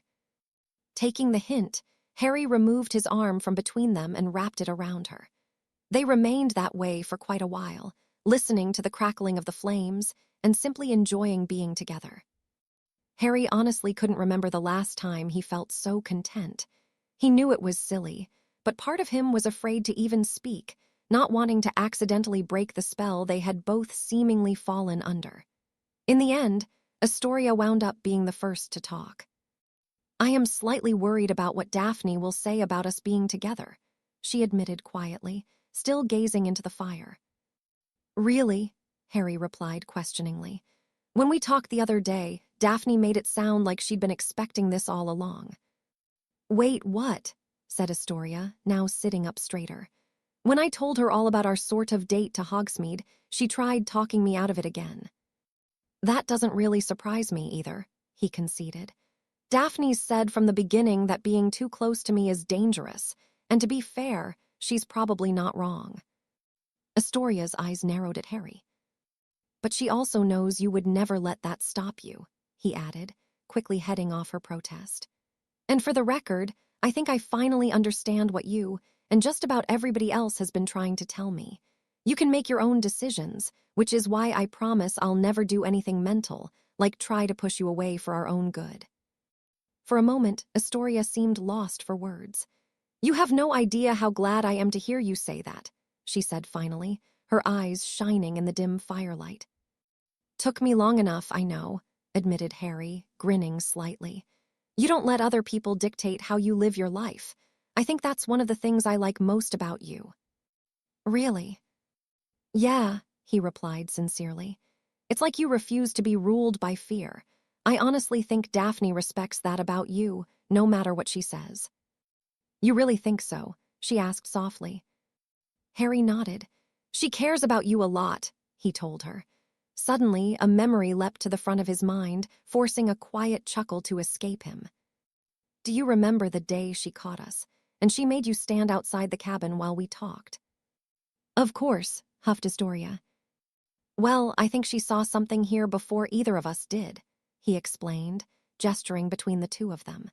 "She already knew you would refuse to abandon me no matter what she said, which is why she made me swear 2 promises to her." Astoria cocked her head to the side slightly. "Really?" she asked. "What were they?" "Well, the first one was to protect you and keep you safe." "That sounds like Daphne, at least," she snorted. "And the other?" Harry paused. "Not to break your heart," he said quietly. "Oh," she breathed, and a sudden tension arose between them. Harry pulled her in a little closer, his own heart starting to beat faster. A million thoughts swirled through his head, though he would never remember a single one of them. As he leaned in closer, he saw his own anticipation reflected in her eyes, and the last traces of doubt faded away as he gently pressed his lips against hers. It started slowly, tentatively, before gradually growing into something more, their enthusiasm more than making up for their lack of experience.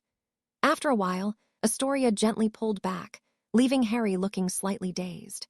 For a brief moment, the two just gazed into each other's eyes, Astoria wearing the expression of one who had just awoken from a very pleasant dream. "Everything okay?"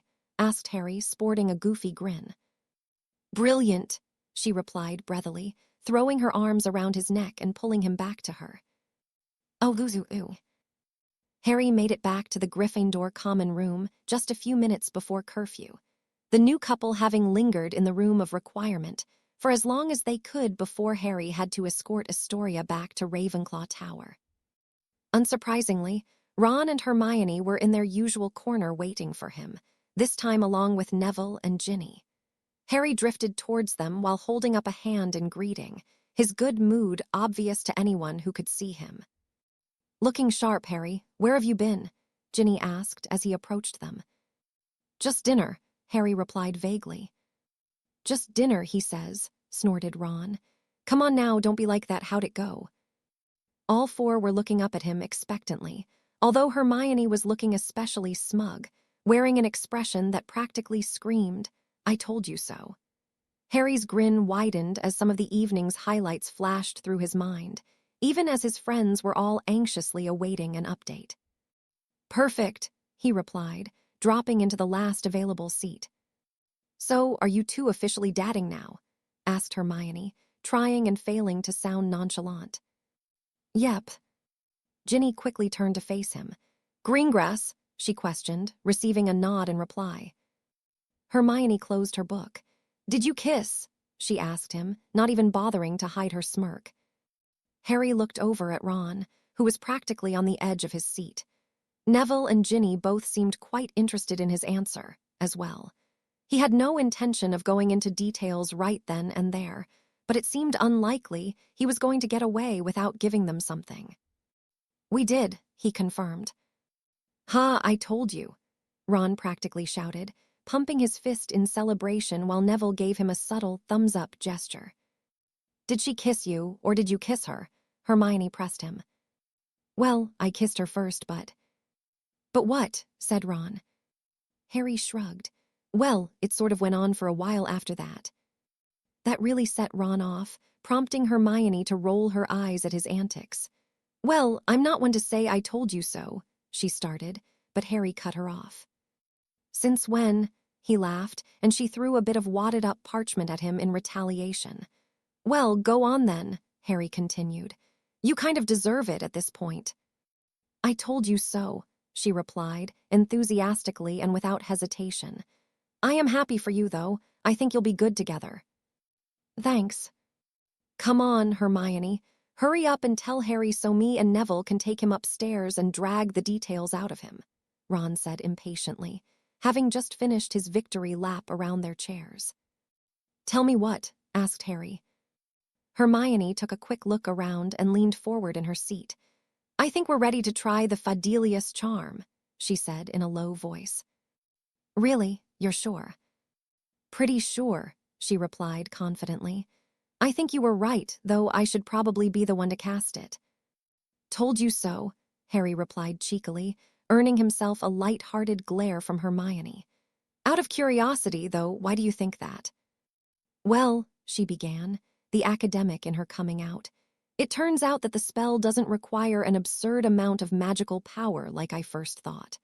What it does require is a well-organized mind, because the caster has to be able to focus on every aspect of the secret they want to protect, down to the very last detail." "Okay, I think I'm following," he replied uncertainly.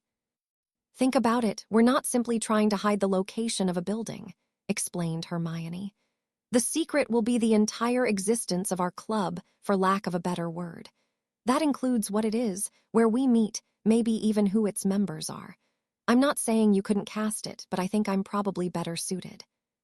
Harry nodded his understanding. "I couldn't agree more," he told her. "But am I going to have to remember all that every time I tell someone the secret?" "No, that's what's really fascinating," she replied eagerly. "What you share with others is essentially just a passphrase you create during the casting. It can't be just anything, of course, but as long as the passphrase appropriately summarizes the secret, the magic of the charm fills in the gaps." "Okay, that is pretty interesting," agreed Harry, sounding impressed. Let's go ahead and start inviting people. Just be discreet about it, at least until we cast the charm." "Agreed," nodded Hermione. "I was thinking we could cast it at our first meeting. That way you can give everyone the secret at the same time. I assume you'll want to invite Astoria." "Her and probably a couple of her friends," Harry confirmed. "I was also thinking Ernie, Luna, and maybe even Cho, anyone who we know believes the truth." "Are you absolutely certain?" questioned Hermione, seemingly wanting to make sure he understood what he was signing up for. "I have a feeling that number is only going to grow once your interview is published." "We'll figure it out," Harry replied unconcernedly. "What?" he said, in response to her skeptical look. "It's like you said before, everyone deserves a chance to learn how to defend themselves. People's lives might be at stake." "Well said, mate," Ron cut in. "Now, are we done here? We men have important things to discuss," indicating the two of them and Neville. Ginny had apparently wandered off at some point during Harry and Hermione's conversation. "Fine," said Hermione, shaking her head in exasperation. "I'll start sounding people out, but be sure to ask the people you want to invite." "You got it," replied Harry, standing up and allowing Ron to lead him away. "And good work on learning the charm." Hermione waved him off and went back to her book, muttering something under her breath that sounded suspiciously like boys. Oh, ooh. The following week would be quite memorable for Harry, for a number of reasons. As one might expect, his new relationship with Astoria was at the forefront of his mind. Having never had a girlfriend before, he wasn't exactly sure what was expected of him, but he needn't have worried. For the most part, they didn't behave any differently in public, not wanting to attract too much attention to themselves. Even so, they did manage to find a few opportunities to spend some time alone together, including the evening he introduced her to the kitchens, where they were greeted with much fanfare by Dobby and the rest of the house elves. Daphne, of course, already knew everything by the time they met to train that week, but aside from reiterating her previous warnings, she seemed to have no problem with his and Astoria's change in status. On the school side of things, it was easily the best week of classes Harry had experienced all term. Snape was still ignoring him, which only served to ratchet up Harry's curiosity about the man's mysterious history with his Aunt Petunia. That being said, while going undisturbed during potions was a refreshing change of pace, being officially exempt from defense against the dark arts was the real icing on the cake. Sadly, he did not get to personally witness Umbridge's reaction to the news, but Professor McGonagall did approach Harry at lunch to let him know she had been informed, and to warn him to avoid his former teacher if at all possible. Much later, he would find out that Umbridge completely hit the roof when told about Harry's OWL, threatening to go directly to the minister to have it overturned, along with several other nonsensical and borderline juvenile promises of retribution, none of which ever came to fruition. They had also managed to assemble a decent roster of people interested in joining their defense group, which was set to have their first meeting the following week. Harry brought it up again to Astoria during lunch one day, and she finally agreed to join, as did Noreen and Felicity. Unfortunately, their other friend Ethan overheard them discussing it, so Harry felt obligated to invite him, though thankfully he declined. As eventful as the days leading up to the weekend felt, none were more consequential than that Friday, which would kick off a series of events that even Harry could never have anticipated. It all started that morning, when he caught sight of another ministry decree obscuring the bulk of the Gryffindor notice board. BY order of the High Inquisitor of HOGWRTS. All student organizations, societies, teams, groups, and clubs are henceforth disbanded. An organization, society, team, group, or club is hereby defined as a regular meeting of 3 or more students. Permission to reform may be sought from the High Inquisitor, Professor Umbridge. No student organization, society, team, group, or club may exist without the knowledge and approval of the High Inquisitor. Any student found to have formed, or to belong to, an organization, society, team, group, or club that has not been approved by the High Inquisitor will be expelled. The above is in accordance with Educational Decree, number 25. Signed, Dolar's Jane Umbridge. High Inquisitor. She knows, Harry said darkly. There's no way this is a coincidence. But how? Asked Hermione. We've been careful, haven't we? Who could have told her? I have a pretty good idea, he replied, thinking back to his conversation at the Ravenclaw house table a few days prior. Who? Don't worry, I'll take care of it, he responded. None of this will matter once we cast the Fidelius, right? Theoretically, no, replied Hermione. She may have a vague recollection of us doing something that prompted the decree, but she won't be able to remember exactly what it was. That will drive her mental, remarked Harry, grinning in satisfaction. All right, we proceed as planned. Just make sure everyone knows to shut up about it for the time being. Hermione voiced her approval of the plan, and with that, they started towards the Great Hall to eat breakfast, making sure to bring Ron, Ginny, Neville, and the twins up to speed while they were at it. They unanimously agreed to continuing, with Fred and George seeming even more eager than before, knowing they would be meeting in direct defiance of the Ministry. On the other hand, the realization that the decree even applied to Quidditch was extremely troubling, and it was a highly distressed Angelina Johnson who rushed off to see Umbridge about reinstating the Gryffindor team. The Great Hall was still buzzing with conversation when the owl post arrived, setting off the second, yet even larger shockwave of the day, one which would soon ripple across the entire school.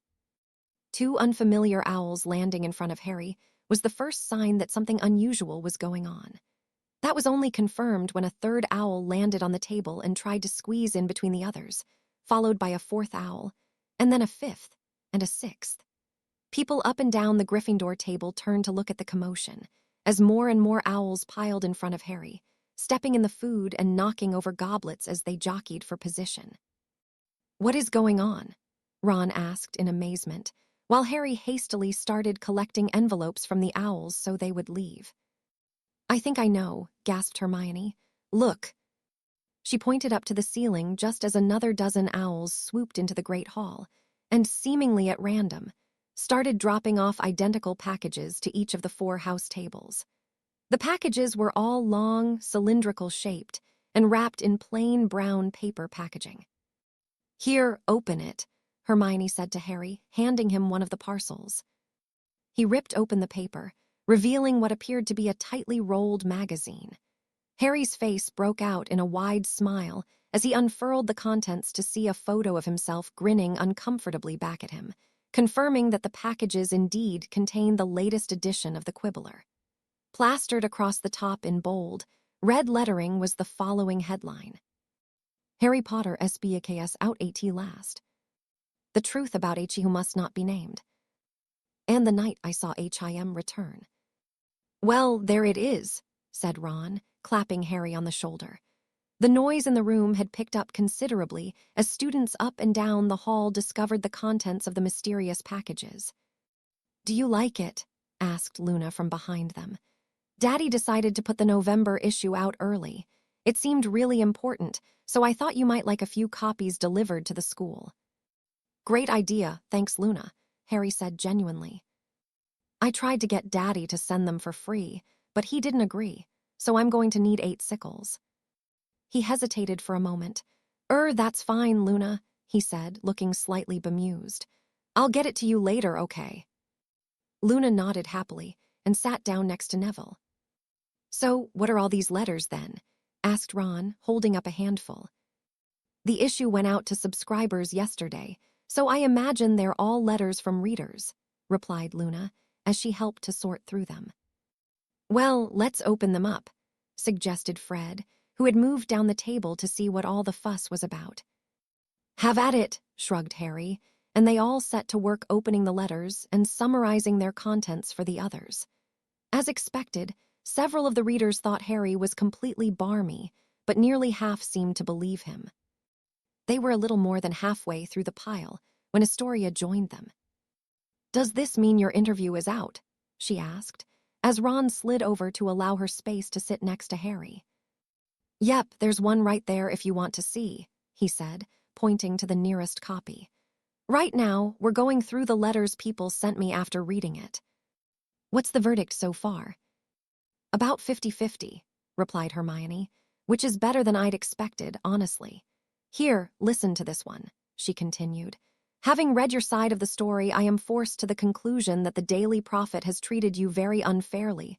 Little though I want to think that he who must not be named has returned, I am forced to accept that you are telling the truth. This is wonderful, Harry. It seems like you might convince a lot of people. That's the idea, he agreed. Let's see Fudge try to sweep this under the rug. He scanned the Great Hall with his eyes, trying to gauge everyone's reaction. Several groups of students were huddled together in discussion, and every so often a few of them would look towards Harry with looks ranging from curiosity and confusion, all the way to anger. Most of the latter were being directed at him by a select few Slytherins, most notably Malfoy, Crabbe, Goyle, and even Nott, who had apparently been welcomed back into the fold at some point.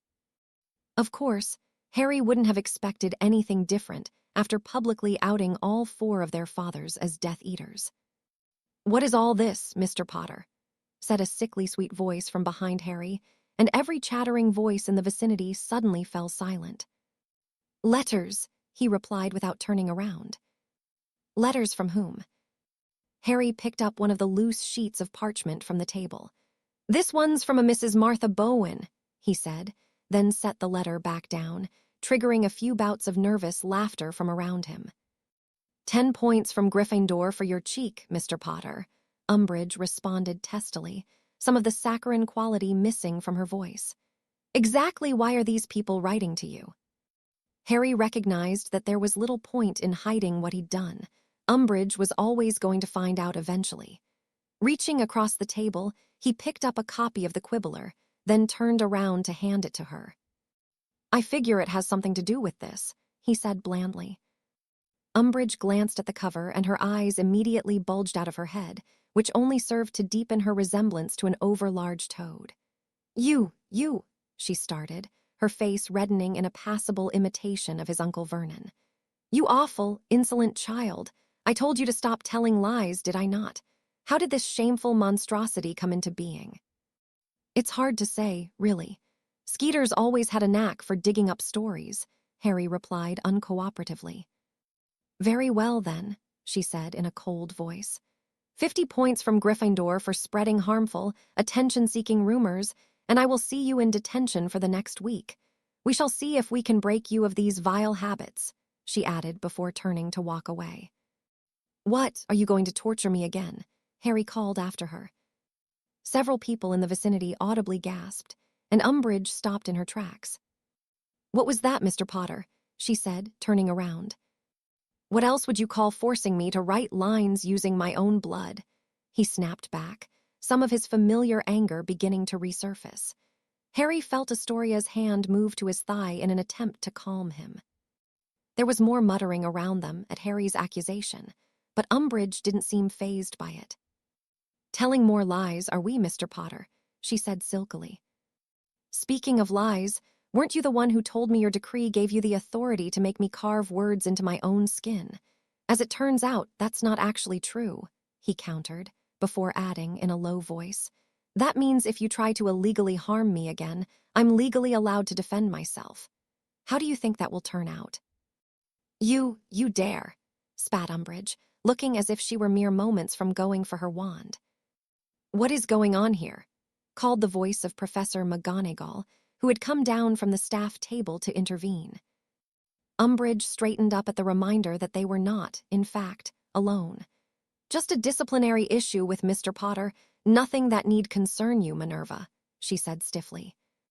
"I see," the professor responded, her mouth thinning until it was practically a straight line. "However, as head of Mr. Potter's house, I feel responsible for helping to correct his behavior. Perhaps you could start by telling me what rules he has broken."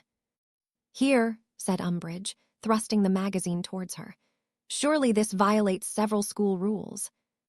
Professor McGonagall took one look at the cover, and her eyes shot to Harry, who, with great effort, barely managed to maintain a neutral expression. "Not that I am aware of," drawled Professor McGonagall. "Mr. Potter, are you responsible for producing this publication?"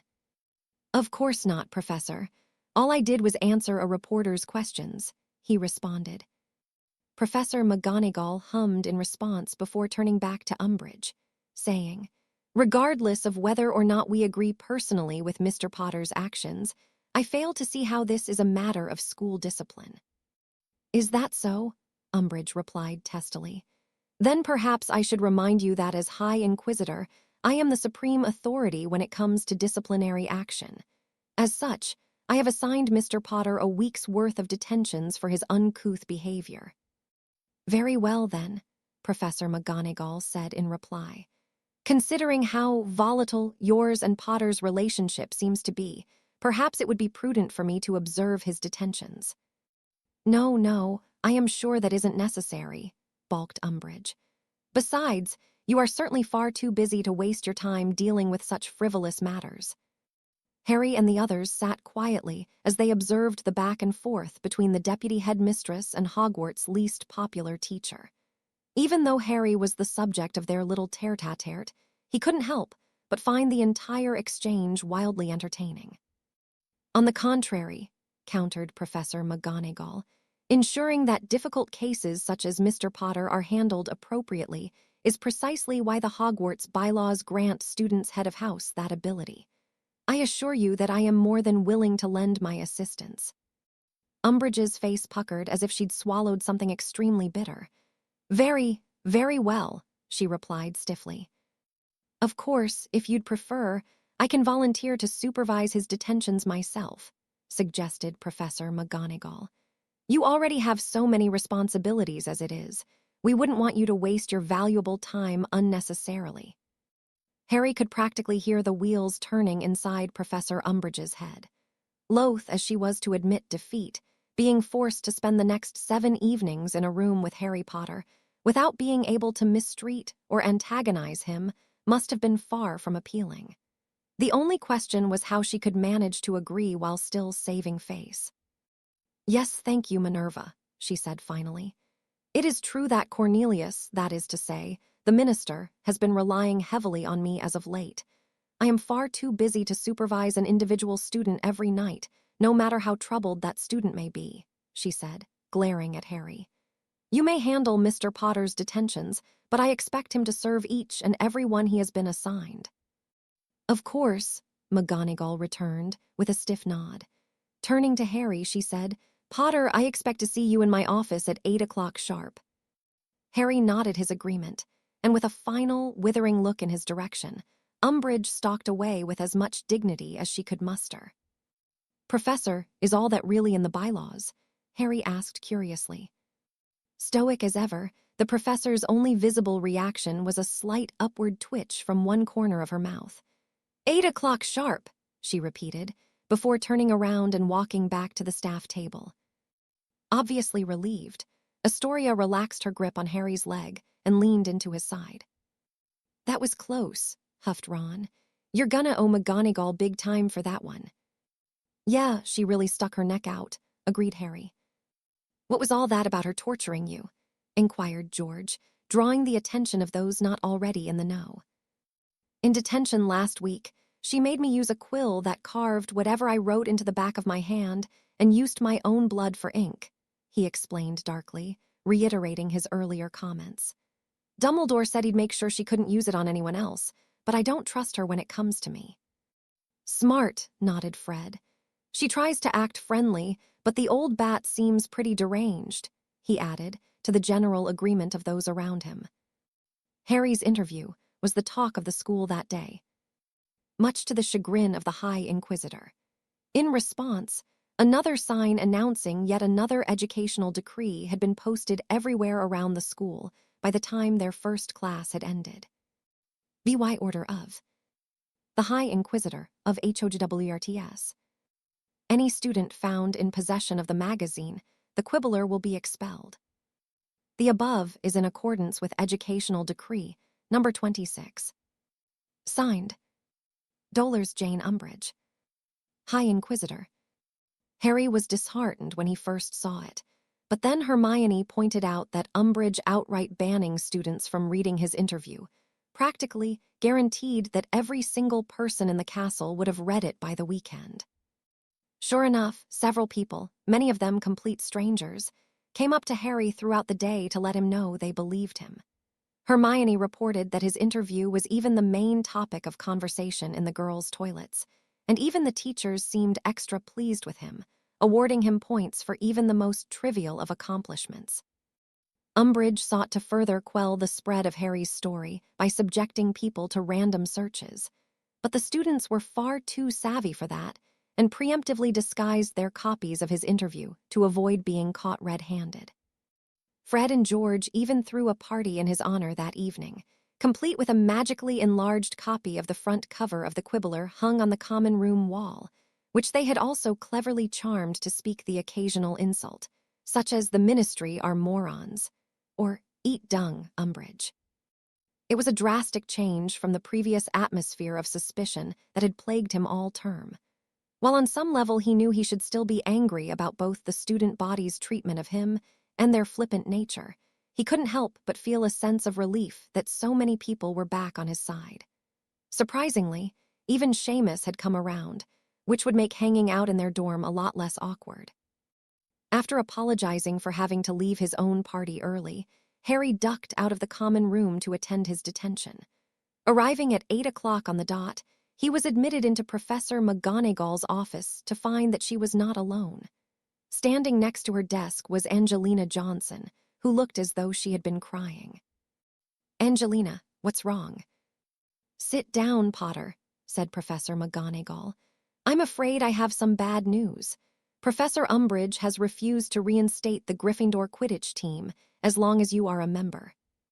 "Oh," he responded, the happiness of the day immediately draining out of him. "Indeed," she replied, her lips pursed tightly. "I attempted to appeal to Professor Dumbledore, but the headmaster does not believe he will be able to overrule her in this instance. He also believes that there are, his words, more important battles to fight." "Yeah, I suppose I get it," Harry stated flatly. "I guess I'll step down then. It wouldn't be fair to everyone else otherwise. Sorry, Angelina." "It's not your fault," his captain replied, shaking her head regretfully. "It'll be hard without you, but we still have a decent team. Maybe you can help me choose your replacement." That honestly did not sound like something Harry particularly wanted to do, but the look on Angelina's face stopped him from telling her so. "Sure, whatever you need," he wound up saying. "Thanks, Harry," Angelina replied sadly. "And I'm sorry about this, about everything." Harry gave her what he hoped was a sympathetic nod, and then watched as she left Professor McGonagall's office. "I appreciate your understanding of the situation," the professor told him, once they were alone. "I am sincerely hoping this is only a temporary setback, as I have grown quite accustomed to seeing the Quidditch Cup every time I enter my office," she added, nodding towards the shelf where the trophy was perched. "I hope so too." "Good, and now for your detention," she continued. "Professor Dumbledore has informed me that you have been working on conjuration in the context of dueling, and the use of transfiguration without the assistance of an incantation. Is that correct?" Yeah, that's right," he replied, unaware that Dumbledore had shared their lessons with anyone else. "Excellent," she nodded. "Your work in my class this term has been exemplary, but I had no idea you had advanced so far.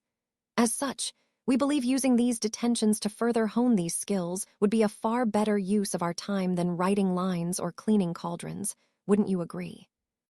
"Definitely," Harry said excitedly, finding himself looking forward to detention for the first time in his life. "I thought as much," replied Professor McGonagall, with only the tiniest hint of a smirk. "Wand out," she said, while using her own to clear the center of the room of furniture and other obstacles. "Now, why don't you show me exactly how far you've come?" "Yes, Professor," he said with a grin, pulling his wand from his sleeve. Chapter 20, The Hogwarts Underground. The kitchen at number 12, Grimmauld Place, was cleaner than it had been in years. The walls and floors were sparkling, the formerly grimy fireplace was completely free of soot, and the copper pots and pans hanging from the ceiling had all been polished and now positively gleamed in the firelight. It was extremely difficult for Sirius to admit, but credit for the drastic improvement was owed almost entirely to Kreacher. The house elf he had hated for most of his life had undergone a dramatic personality shift ever since the elimination of the Locket Horcrux, fulfilling the final order given to him by his favorite master, Sirius's brother, Regulus. Further confusing his feelings regarding the old elf was Kreacher's recent habit of speaking about Harry in reverent tones, viewing Sirius's godson as the one primarily responsible for the Locket's destruction. While the elf hadn't completely lost his curmudgeonly demeanor, he had been working hard to bring the house back into good condition, especially once Sirius had informed him that Harry would be returning to stay during the holidays. On that point, Sirius could hardly blame Kreacher. If he were being honest with himself, the only thing keeping him going at the moment was the prospect of getting to spend another month with his godson. That feeling had only intensified after Kingsley had shown him a copy of the Quibbler that morning. Ever since he'd read the interview, Sirius wasn't sure whether he wanted to shake Harry's hand or wrap him in cotton wool and hide him away until the war was over. "What do you think, Padfoot?" asked Remus, shaking Sirius out of his thoughts. "Ahem." Remus looked at him speculatively. "I asked if you thought Snape would have any real news this time," he repeated. "Who knows?" replied Sirius, as members of the Order slowly filtered into the kitchen. "My guess is he'll manage to drone on and on for half an hour without reporting anything useful." "So the usual, then," smirked Remus, prompting a snort out of Sirius. "You said it, not me, Moony," he muttered, just as Dumbledore was walking into the room. "Good evening, everyone," he greeted them all, calling the meeting to order. "Thank you all for coming. First things first, has there been any new activity in the corridor outside the Department of Mysteries?" "Not a peep, Albus," replied Moody, "which isn't all that surprising. We expect them to try a different strategy after putting Sturgis under the Imperious Curse didn't pan out for them." "Any progress on Sturgis's appeal?" asked Dumbledore. "It's not looking good," said Arthur Weasley. "I expect he'll wind up serving the entire 6-month sentence."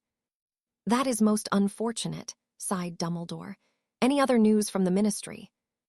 "Madam Bones has been rather tight-lipped about her investigation into the Diggory boy's death," reported Kingsley Shacklebolt. "I've heard that the minister was working very hard to shut it all down, but all signs point to the investigation going forward." "Very well," replied Dumbledore, nodding approvingly.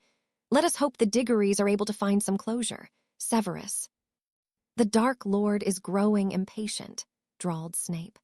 "Between the aforementioned ministry investigation and Potter's foolish article, he is beginning to question the value of remaining in the shadows." "That is indeed concerning," replied Dumbledore. "I thought Harry's interview was a stroke of genius," Sirius interjected. "What's wrong with putting a little heat on the other side for once? Why shouldn't Harry fight back against the Ministry's lies?" "Because, Black," sneered Snape, "the moment the Dark Lord decides to come out into the open, we will be entering a state of open warfare. Now, because of Potter's constant need to see his name in headlines. The only thing preventing that is the Dark Lord's desire to obtain the object currently being guarded by the more useful members of the Order." Remus had to put his hand on Sirius's shoulder to keep him from standing and going after Snape. "I tend to agree with Sirius's point of view on this," admitted Dumbledore. "It is very difficult to build a resistance whilst the Ministry continually asserts that there is nothing to resist. While Severus's point also has merit, I believe the truth becoming public will be beneficial. In any case, we should not be surprised if the Dark Lord makes a move in the near future," continued Snape. "I do not expect an open declaration yet, but the Dark Lord's patience is limited." "Any ideas around potential targets?" questioned Moody. "He could, of course, choose to take the object from the Ministry by force, although I do not believe that likely at this time," answered Snape. "There are several of his followers still imprisoned in Azkaban, yet again, a breakout at this time would be a considerable risk. I suspect it will be a smaller target, perhaps an obstacle he wishes to see removed." "Like the minister?" asked Molly Weasley. "Eventually, perhaps," Snape responded, barely hiding his disdain. "For now, Fudge's denial of the Dark Lord's return is too convenient to throw away. Bones is the far more likely target, as are the more high-profile members of the Auror Department. "Thank you, Severus," said Dumbledore. "Do you have anything else to report?" "No, Headmaster." "Very well, then we shall adjourn for the evening," said Dumbledore. "Please see Alastor for the latest guard schedule, and we shall reconvene 1 week from today." At the conclusion of the meeting, several Order members lingered in the kitchen, either continuing their earlier conversations or simply catching up with one another. Sirius, however, made a beeline for Dumbledore before the headmaster could depart. "How's Harry?" Sirius asked without preamble. Dumbledore smiled kindly at Sirius. "Harry is doing wonderfully," he assured him. "While the circumstances surrounding him have never been more difficult, he has repeatedly risen to the challenge, as he so often does. He has also become quite resourceful, as you have no doubt noticed." "You're not kidding," chuckled Sirius. "That interview—" "It was a very trying ordeal that Harry survived that night," Dumbledore said solemnly. "What he has achieved at his young age is more remarkable than most anyone will ever know." "More people should know," countered Sirius. Dumbledore bowed his head slightly, as if conceding the point. "You will be happy to hear that he has been putting your lessons from the summer to good use," he said, a bit more brightly. Sirius grinned slightly. "Found out about that, did you?" "Indeed," chuckled the professor. "I have been working with him myself this year. While I generally approve of your training together during the holidays, I do have one concern." "Oh." "While Harry was here, did he ever express a desire to learn dark magic?" There was a long pause between them as Sirius considered how best to answer the question. "Not in so many words," he eventually replied, "but he was worried about surviving against Death Eaters using only what he knew. Why? Has something happened?" "Not one thing in particular, but there are signs, if one knows what to look for," Dumbledore replied vaguely. "I am merely asking out of an abundance of caution. And you are certain he did not learn anything dark in nature whilst he was here?" he inquired pointedly. "You saw this place before. Who knows what he came across while Molly had them cleaning?" replied Sirius. "All I can tell you is that I never taught him anything dark, and I wouldn't have even if he asked." That last part, at least, was the truth, but Dumbledore's concerns didn't sit well with Sirius, in part, because he still felt guilty about giving Harry that book. While he had labored over that decision, he ultimately decided that he had already disappointed his godson enough. At the time, he felt like giving him the book was somehow better than teaching Harry himself. Had that been a mistake? Sirius shook his head at the thought. "Harry's a good kid," he contended. "I don't know what's going on that has you so concerned, but he always winds up doing the right thing." "On that much we can agree," replied Dumbledore. "Thank you, Sirius. I must be getting back to Hogwarts, but I shall pass on your regards to Harry," he said, and then took his leave. Oh, Luzu. It had been 1 week since his interview with Rita Skeeter was published in the Quibbler, and Harry was still getting used to the school's shift in attitude towards him. He knew he should be used to it after flip-flopping between hero and pariah for much of his school career, but it never got any easier. As expected, Umbridge's ban had been a complete and utter failure, as there wasn't a single person in the school who hadn't read the article. According to Luna, that phenomenon wasn't limited to Hogwarts, either. "Daddy's reprinting," she had told him. "He said he's never seen anything like it. People seem even more interested in your story than the crumple-horned Snorkack." Luna went on to mention that her father had sold Harry's interview to a few other European newspapers, giving them an unexpected windfall that would easily finance their planned trip to Sweden to search for the elusive creature. Not knowing what else to do, Harry congratulated her, while deftly avoiding being drawn into a conversation about Snorkacks or any other fanciful topics. Detention with Professor McGonagall had also been an unexpected boon. Harry knew McGonagall was a true master of transfiguration, of course, but the effortless skill she had displayed during their evening sessions caused him to see his professor in a whole new light. Their final session the previous evening had been a true revelation. She had challenged Harry to a duel using only transfiguration, which admittedly did not play to his strengths. After she had soundly defeated him, and in relatively no time at all, they held a rematch. And then another, and another, and another, until Harry was left lying on the floor in a sweaty heap. "Well done, Potter," McGonagall had said at the conclusion, breathing heavily herself. "You improved exponentially between our first duel and the last, which clearly shows that you have extraordinary potential, dare I say, even more than your father ever did, and he was superb at transfiguration." Whether she had intended it or not, the professor's compliment led to a deep discussion about Harry's parents, his father, in particular. Having no real memories of them to speak of, getting to hear so many unfiltered stories about young James and Lily Potter was enough by itself to make the entire week worthwhile. It was especially ironic that his sessions with McGonagall may never have happened in the first place, had it not been for Umbridge assigning him detentions. As much as he had enjoyed his detentions, by the time Harry woke up on Friday morning, he was grateful for the break. Not only had they been extremely grueling, but they had also cut heavily into his free time. That meant no training with Daphne or his friends for the entire week, and even worse, little to no alone time with Astoria, although thankfully, she had been quite understanding about it all. The Gryffindors trudged down to breakfast together, as they often did, discussing their plans for the upcoming weekend. Now that they made up nearly 2/3 of the team, the Weasleys would be spending a fair bit of time on the Quidditch pitch, preparing for the following week's matchup against Slytherin. It had been a surprise to nearly everyone when Ginny turned out to be the best candidate to replace Harry as Seeker. The lone exception was Hermione, who had already known that Ginny had, for years, been secretly flying her brother's brooms, whenever they weren't around to see. "You will be done in time, won't you?" Hermione asked again, as she buttered a slice of toast. "I think so," Ron replied, with a mouthful of eggs. "Angelina's gone a bit mad this week," he continued after swallowing, "but even so, I don't see her carrying on past dinner." "Well, the entire team signed up to join us, so she'd better not," grumbled Harry. As much as he tried not to be, part of him was still slightly bitter about not being able to play.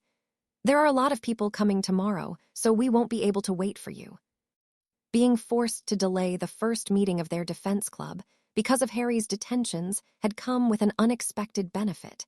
With so many people having come around to believing him, recruiting more members had been positively easy. The real challenge had been finding a time that worked for everyone, but after several rounds of negotiation. The group had settled on Saturday after dinner. "I'll remind her," said Ron, "but if she starts yelling, I'm sending her to you." "And I'll send her to Hermione," replied Harry, letting a chuckle slip. "How chivalrous of you," Hermione said sarcastically, as she unfurled that morning's edition of the Daily Prophet. Her eyes dropped down to read the headline, and her face turned white as a sheet. "No," she gasped, just loud enough to attract the attention of everyone in the vicinity. "What is it?" Neville asked nervously. Instead of replying, she spread the newspaper out on the table in front of them so everyone could see. Printed at the top of the page in enormous black letters was a headline that made Harry's blood run cold. "Mass breakout from Ezekabian.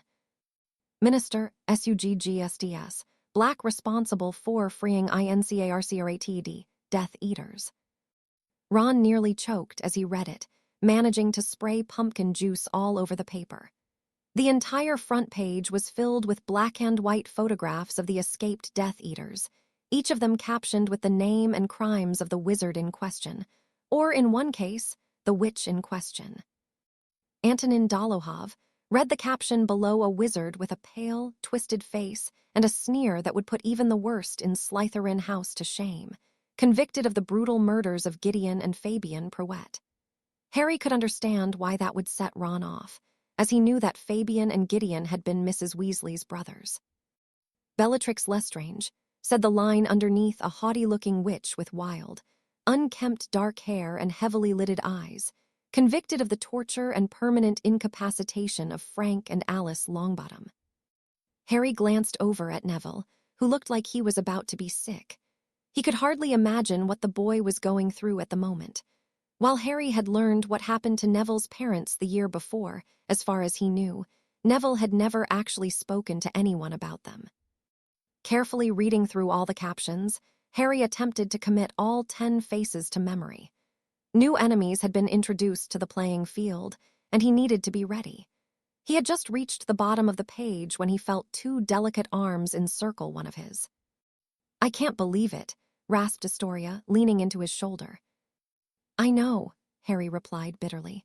"I can't believe Fudge is blamming the breakout on Sirius." "No, not that," she replied, tears now pooling in her eyes. "That one there," she said just loud enough for Harry to hear, pointing at a thin man with light-colored hair and a sharp nose, "is my mother's first cousin. He's been in Azkaban since before I was born, but I've heard stories he's completely awful." Harry looked sharply down at the paper and reread the caption. "Talford Travers, convicted for his role in the slaughter of the McKinnon family." "What does this mean for you?" he asked urgently. "Will this put you in danger?" I'm not sure," she answered uneasily. "I have no idea how Mother will react to this. I need to talk to Daphne." Astoria quickly turned around, and spotting her sister at the far end of the Slytherin table, she let go of Harry and marched off to meet with her. "What's it say?" Harry asked Hermione, who had begun reading the accompanying article. "Nothing useful," she huffed. "Just Fudge making up excuses and attempting to spin the narrative." "Wanker," Harry muttered under his breath. He gazed around the great hall and was surprised to see that the breakout hadn't generated nearly the buzz he would have expected. Aside from a handful of older students, most everyone was carrying on as if it were a normal day. Malfoy was sporting a satisfied smirk, and for a moment, Harry could have sworn the ferret had even winked at him from across the hall. Notably absent from the great hall were Snape and Professor Dumbledore. The rest of the staff, however, were mostly engrossed in conversation, their serious expressions a good indicator of the topic. The lone exception was Professor Umbridge, who for once was keeping to herself at the far end of the table, her eyes firmly fixed on her porridge. "What do you think's going to happen now?" asked Ron, to no one in particular. Harry's eyes flitted back towards the Slytherin table to see Astoria and Daphne, in the midst of what seemed to be an intense conversation. "I'm not sure," he replied, "but tomorrow's meeting just became a lot more important." "Oh, ooh." Standing at the far end of the room of requirement, Harry, Ron, and Hermione looked on in amazement at the large collection of students gathered for the first meeting of their defense club. A few were standing, but most had found seats on one of the assorted chairs or cushions provided by the room and were conversing with one another while they waited. As for the room itself, it had taken on the shape of Harry's usual training setup, except that it had somehow doubled in size in order to accommodate the larger number of occupants. "This is mad," Ron murmured to Harry. "Are you sure you can handle this many people? There's got to be 50 of them." "What do you think I have you two for?" Harry muttered back. "Us," Ron replied incredulously, glancing anxiously at Hermione. "You expect us to teach. How are we supposed to do that? We can't do what you do." "You're joking, right?" Harry deadpanned. "We've already been at it for a month and a half. You're way better than most of the people here." Ron relaxed slightly, but Harry could tell his friend was still unconvinced. "Don't worry, I'll do most of the work," he assured him. "All you'll have to do is walk around and give people tips and maybe the occasional demonstration." "If you say so," he shrugged, though Ron obviously wasn't thrilled with this latest development. "Are you ready?" Hermione asked them nervously. "As I'll ever be," replied Harry. "Why don't you lead us off, and I'll pick it up when it's time for the actual lesson." "Shouldn't we do the charm first?" Harry looked out thoughtfully over the assembled crowd. Most of the faces were familiar to him, even if he couldn't recall everyone's name. It was a little more difficult to tell than usual, as they were all in their weekend attire, but around half of them were Gryffindors, with the balance being made up mostly of Ravenclaws and only a half-dozen or so Hufflepuffs. Disappointingly, it seemed that Harry's interview hadn't entirely countered the distrustful sentiment coming from Cedric's old house. Far less surprising was the fact that he couldn't spot a single Slytherin. Daphne was the only one he personally would have considered inviting, but he didn't bother, knowing she wouldn't have agreed anyway. While Harry recognized the possibility that there were a few more decent Slytherins, He was reasonably certain that none of them would take the risk of joining their group anyway. "It's probably not a bad idea, but we should probably explain what we're doing first," he finally said, in response to Hermione's question. "Okay, here we go," said Hermione, more to herself than to Harry. Taking a few steps forward, she cleared her throat and called out in a loud voice, "Good evening, everyone. Thank you for coming." It took a few seconds, but the room gradually fell silent as people finished up their conversations. "So," Hermione continued, suddenly sounding less confident now that she was faced with dozens of people looking up at her expectantly. Well, we're here because we thought people might like to learn proper defense this year, instead of whatever rubbish Umbridge is teaching us." "Too right," Fred called out, prompting several nods of agreement, along with a few chuckles. "Right," said Hermione, sounding a little surer of herself. "Seeing as how you're all here, most of you must have worked out that Harry's been telling the truth. Lord Voldemort is back, and with nearly a dozen more escaped Death Eaters on the loose, things are probably going to get dangerous soon." "Are you sure, like really sure he's back?" asked Justin Finch-Fledgley, almost fearfully. "Definitely," said Harry, stepping up next to Hermione. "Believe me, no one wishes it wasn't true more than me, but just so we're clear, I'm not here to answer questions about what happened that night. There isn't much I could say that wasn't printed in the Quibbler anyway," he added, giving Luna a little wave. Harry's statement prompted some murmurs from the crowd, but no one challenged him on it. He glanced to the left and saw Astoria smiling up at him, surrounded on either side by her best friends. "Look, I wouldn't be doing this if it wasn't important," he continued solemnly. "Knowing even basic defense could literally mean the difference between life or death for you and your families." The room quickly fell silent again. "It's fine if you're skeptical, just keep it to yourself," he added. "If nothing else, you can use this as an opportunity to prepare for your exams." "Why should we listen to you, though?" questioned Cormac McLaggen, the sixth year who also happened to be Ron's least favorite Gryffindor. "Some of us already have our OWLS, and I'm no slouch with a wand myself." "Oh, please, Harry would have you tied in knots before you could even draw your wand," groaned George. "Show him, Harry," added Fred, which turned out to be a popular suggestion, based on others' vocal reactions. "Maybe later," Harry chuckled, holding his hands up to settle everyone down again before fixing his gaze on McLaggen. "Nobody's forcing you to be here," he pointed out. "If you're not interested, then you're free to leave. For what it's worth, though, I already have my OWL in defense, too."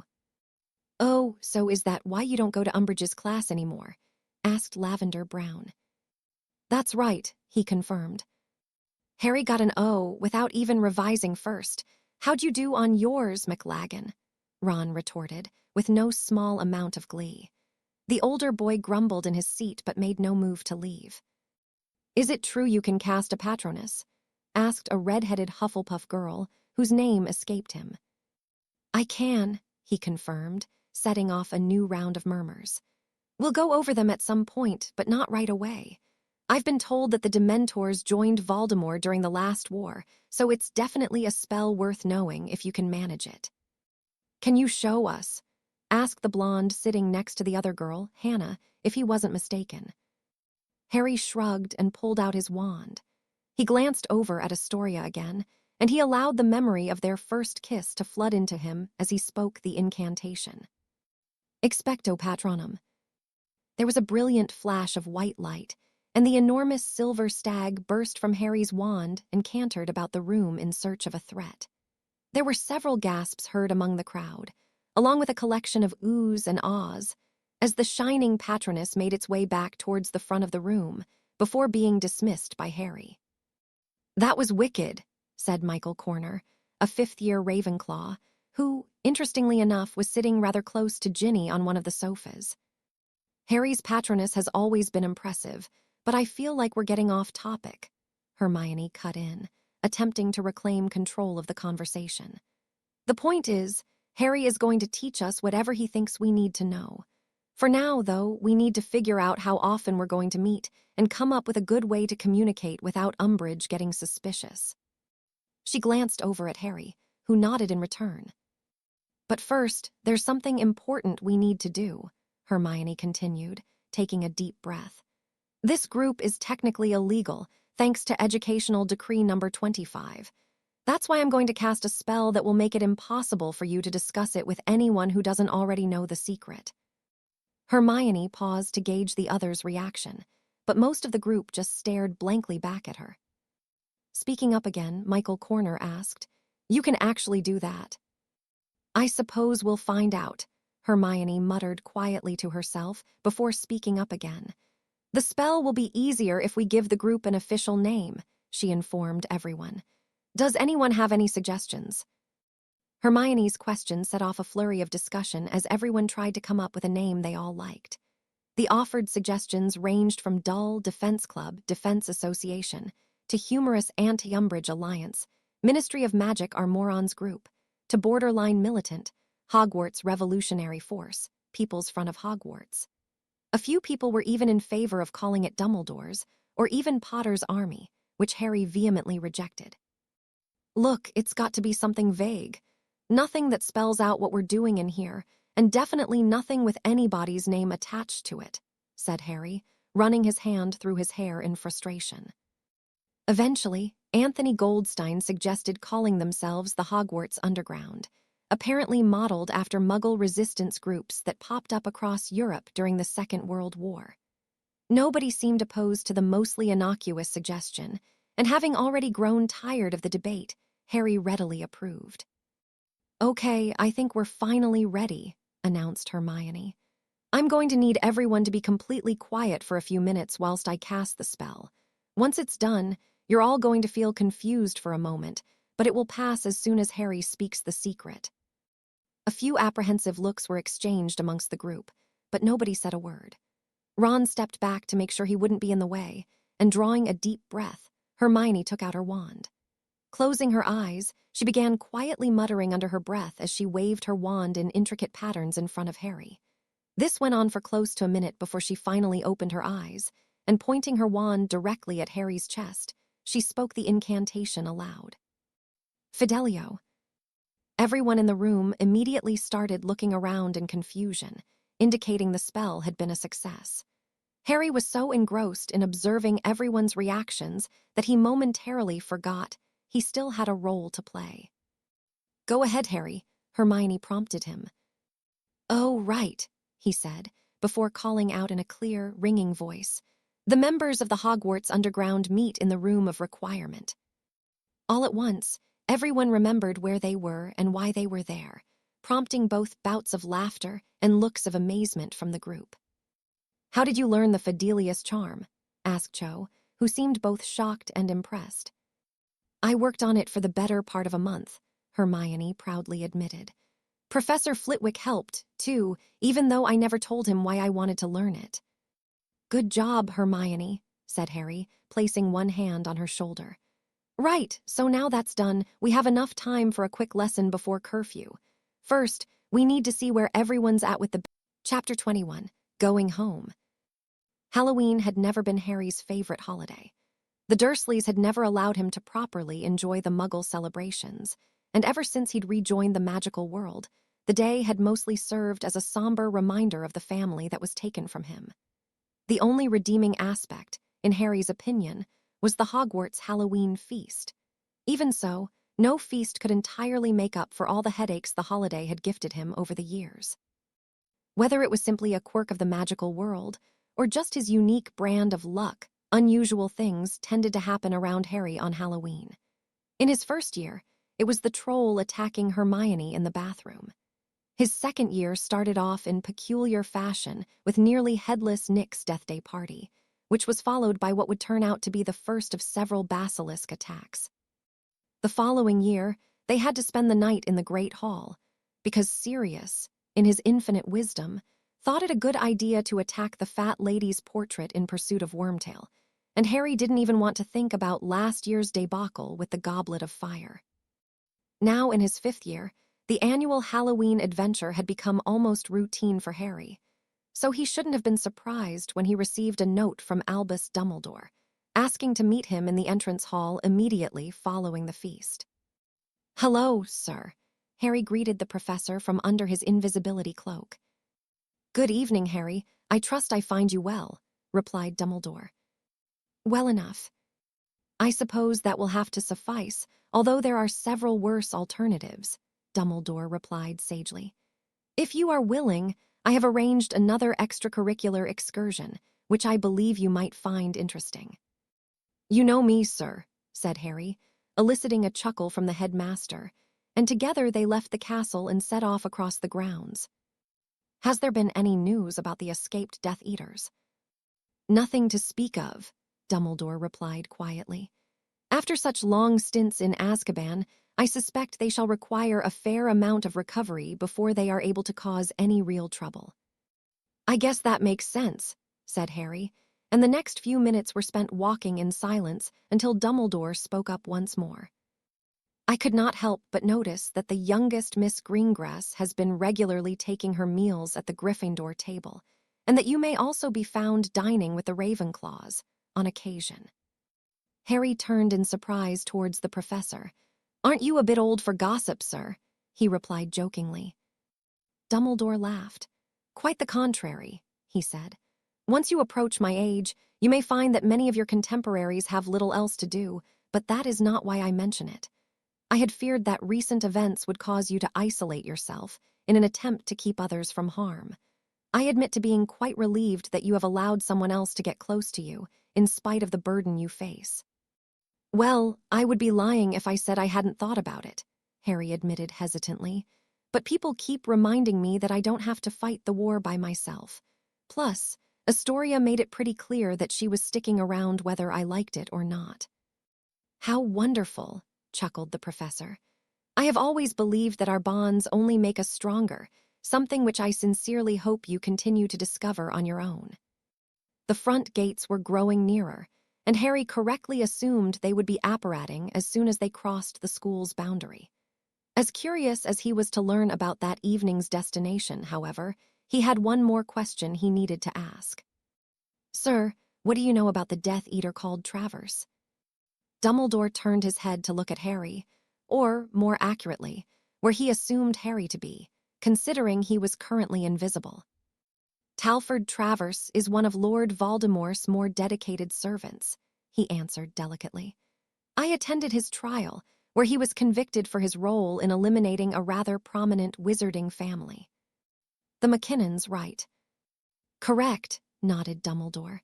"The youngest daughter, Marlene, was a member of the original Order of the Phoenix. Her death was quite a blow to us all.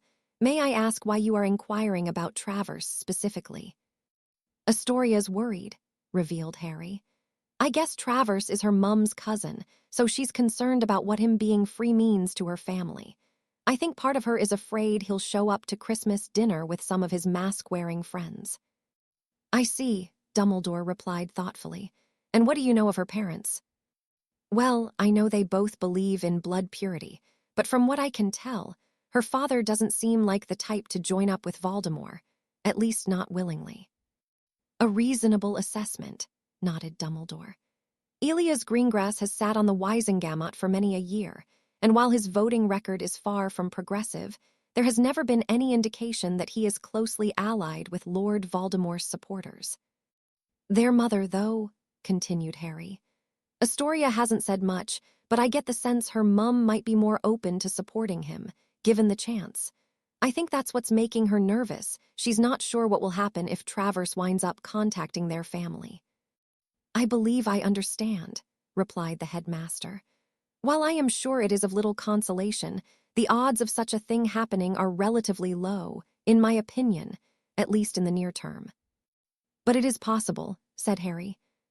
"We cannot rule it out," Dumbledore conceded. "While I can reasonably assure you of the Greengrass sisters' safety within Hogwarts, I am afraid there is little I can do during the holidays.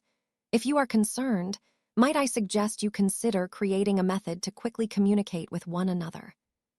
"That's a good idea, sir. Any suggestions?" "Perhaps, but I admit to being rather curious about what sort of solution you might come up with on your own," replied the professor, much to Harry's annoyance. "I am fairly certain Miss Granger would also lend her assistance, but if it makes you feel any better, You may approach me about this again in December if you have yet to devise a reliable method."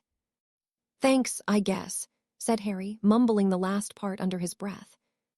After another minute of walking, they finally reached the front gates of Hogwarts. "I believe you may now safely remove your cloak."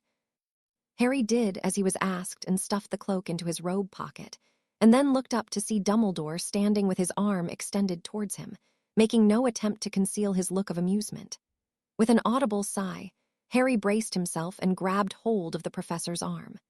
Less than a second later, he felt the familiar squeeze of apparition, and then he found himself standing in an alleyway directly across from a small village square.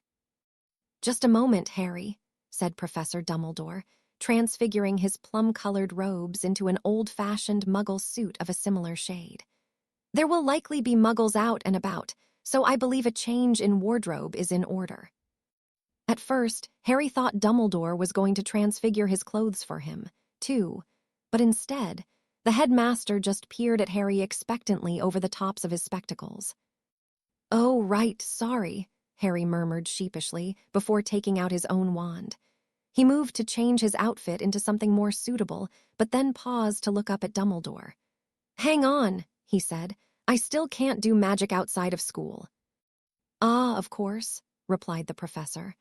"Without revealing too much, let us just say that the trace is not nearly as accurate as the ministry would have you believe," he explained.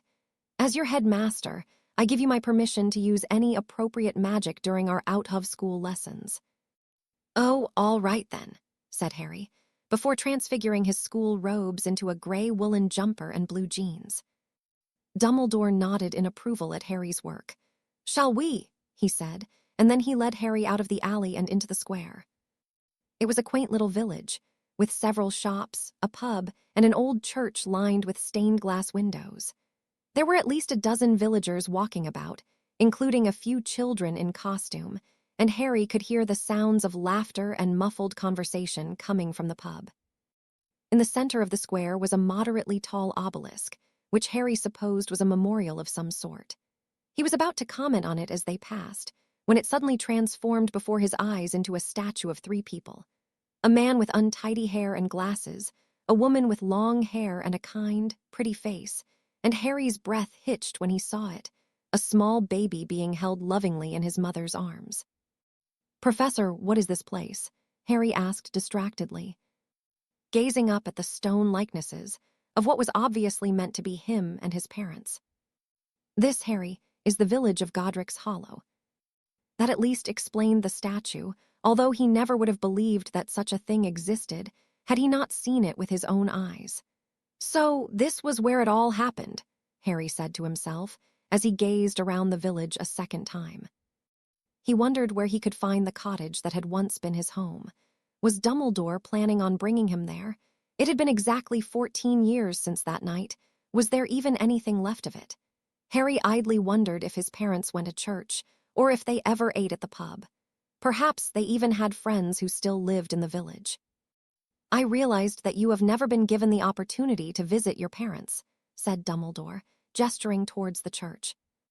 At first, Harry didn't understand, but then he saw the graveyard tucked behind the church. "My mom and dad, they're buried there?" he asked, his voice cracking slightly. "Correct," Dumbledore nodded solemnly. "If you like, I can show you to their grave. It is, of course, your decision." I'll go," Harry replied after a moment, even if small part of him was afraid to see it. Dumbledore led him behind the church and into the graveyard, though the professor lingered behind after pointing Harry in the direction of his parents' graves. There was just enough moonlight to see, so Harry opted not to light his wand, in case there were still some muggles about. As he made his way between the tombstones, it dawned on Harry that he had never properly grieved for his parents. He felt guilty for a moment, before deciding that no one could really be expected to mourn for people of whom they had no memory in the first place. After all, if it weren't for the photographs Hagrid shared with him, he wouldn't even know what his parents looked like. Even so, the realization that he was about to see the place where they were buried settled like a weight on his chest, which only seemed to grow heavier with every step he took. Harry was so lost in thought that he almost walked right past it, but then he saw it. It seemed fitting that the two of them shared a single headstone, which was made from pure white marble that appeared to glow in the moonlight. "Hey, Mum, Dad," said Harry, the words catching in his throat. He wasn't sure how he felt about the enigmatic words engraved near the bottom. The last enemy that shall be destroyed is death. Perhaps he would ask Dumbledore about it later. For the time being, it was much more important to Harry that he commit his parents' birthdays to memory. Seeing that they had only been 21 when they died came as a bit of a shock, and it also served to remind him of just how little he actually knew about his family. For a long while, Harry simply stared in silence at his parents' grave, caught up between thoughts of the past and sorrow over the future that was stolen from them. Not for the first time, he wondered what his life would have been like had Voldemort never existed. Perhaps he would have had brothers or sisters, maybe even a pet or two. If nothing else, there was little doubt that he would have grown up to be a completely different person. What would his parents think of him if they saw him now? Would they be proud? Disappointed, angry about everything he'd been forced to deal with. "I really wish you were here right now," he said in a hoarse whisper, not even bothering to wipe his tears. Deciding that he'd lingered long enough, he silently promised to return soon, and then turned around to search for Dumbledore, who he spotted attending his own silent vigil in front of a grave 2 rows down from him. "Sir," Harry said as he approached, taking care to maintain a respectful distance. "Please join me, Harry," Professor Dumbledore replied, in a friendly voice. Harry passed between the rows and moved to the professor's side. Looking down, he was surprised by the names on the weathered headstone. Near the top of the marker was engraved the name Kendra, followed by the dates of her birth and death, and directly underneath it read, "And her daughter Ariana." "Professor, is this your family?" "My mother and my younger sister," confirmed Dumbledore. "They have been gone for nearly 100 years now." "Sorry," replied Harry, not knowing what else to say. "So you're from Godric's Hollow, too?" "Not originally," answered the professor. "My family moved here when I was young, although for many decades now Hogwarts has been my home, for all intents and purposes." "It looks like they died one after another," observed Harry, nodding the dates on the headstone. "Were they sick?" Dumbledore shut his eyes for a moment. "Not in so many words," he eventually responded. "My mother died in a tragic accident. Ariana's death was my fault." Harry was at a loss for words. He could tell, just from the man's expression, that a century still hadn't been enough time to erase the pain of Professor Dumbledore's loss. What could have possibly happened to still elicit such a strong reaction after so many years? "My sister was not well and needed near constant supervision. My father had been imprisoned some years before, so when my mother died, that responsibility fell to me," explained Dumbledore. "During that time, a young man from the continent came to stay with a relative of his. He was, if you forgive my lack of modesty, the only person I have ever met who was my true equal, both magically and intellectually. As you might expect, we became fast friends." "He must have been something, sir." "Something indeed," he replied sadly. "We made such grand plans together, Harry. The two of us were going to take the wizarding world by storm and be the leaders who would usher our society into a new age." Dumbledore bowed his head, a look of sorrow etched upon his face. "Fools is what we were, and it was my foolishness that led to the death of my sister, perhaps even countless others, when all was said and done." Harry's eyes widened as he struggled to grasp what Dumbledore could have possibly meant by countless others. What do you mean, sir? I mean, if you don't mind me asking." "The time eventually came when my friend and I decided to tour the world and set our plans into motion," he continued, shaking his head as if ashamed. "My brother was set to return to Hogwarts, so with no one else to care for her, I planned to bring Ariana along with us." "Your brother, is he still alive?" Harry asked curiously. "Aberforth," nodded the professor. "You may have even seen him around Hogsmeade on occasion. He has been the proprietor of the Hog's Head Inn for many years now." "I don't think I've ever been there." "It is not the most popular haunt for students," acknowledged Dumbledore. "As I was saying, my friend and I were preparing to embark on our journey with my young, extremely delicate sister in tow. When my brother learned of our plans, he tried to stop us. When Aberforth, quite rightly, mind you, castigated us for such a foolish plan, my friend was outraged. An argument ensued. Dumbledore sighed and gently massaged his forehead with his fingertips. What happened? The argument quickly devolved into a duel between the three of us, and Gellert lost control. Aberforth was injured, but Ariana, Dumbledore choked up slightly, and Harry could see tears glistening on the man's cheeks. The duel suddenly ended, and Ariana lay dead upon the floor. I never discovered which one of us cast the spell that did it, and to this day I remain terrified of learning the answer. I'm sorry, sir, Harry said consolingly, while the professor worked on regaining his composure. Ariana was dead. Aberforth was justifiably furious with me. Our relationship remains strained to this day, and Gellert fled to the continent, where he would go on to do unspeakable things under the guise of fulfilling our plans for the greater good of wizarding society. Gellert, that was your friend's name. Correct, replied Dumbledore. Gellert Grindelwald. Harry's brow wrinkled at hearing the name. There was definitely something familiar about it. He sat there thinking for a moment before his eyes widened in recognition. It was quite a famous name. After all, one he had first seen on the back of Dumbledore's own chocolate frog card during his first trip on the Hogwarts Express.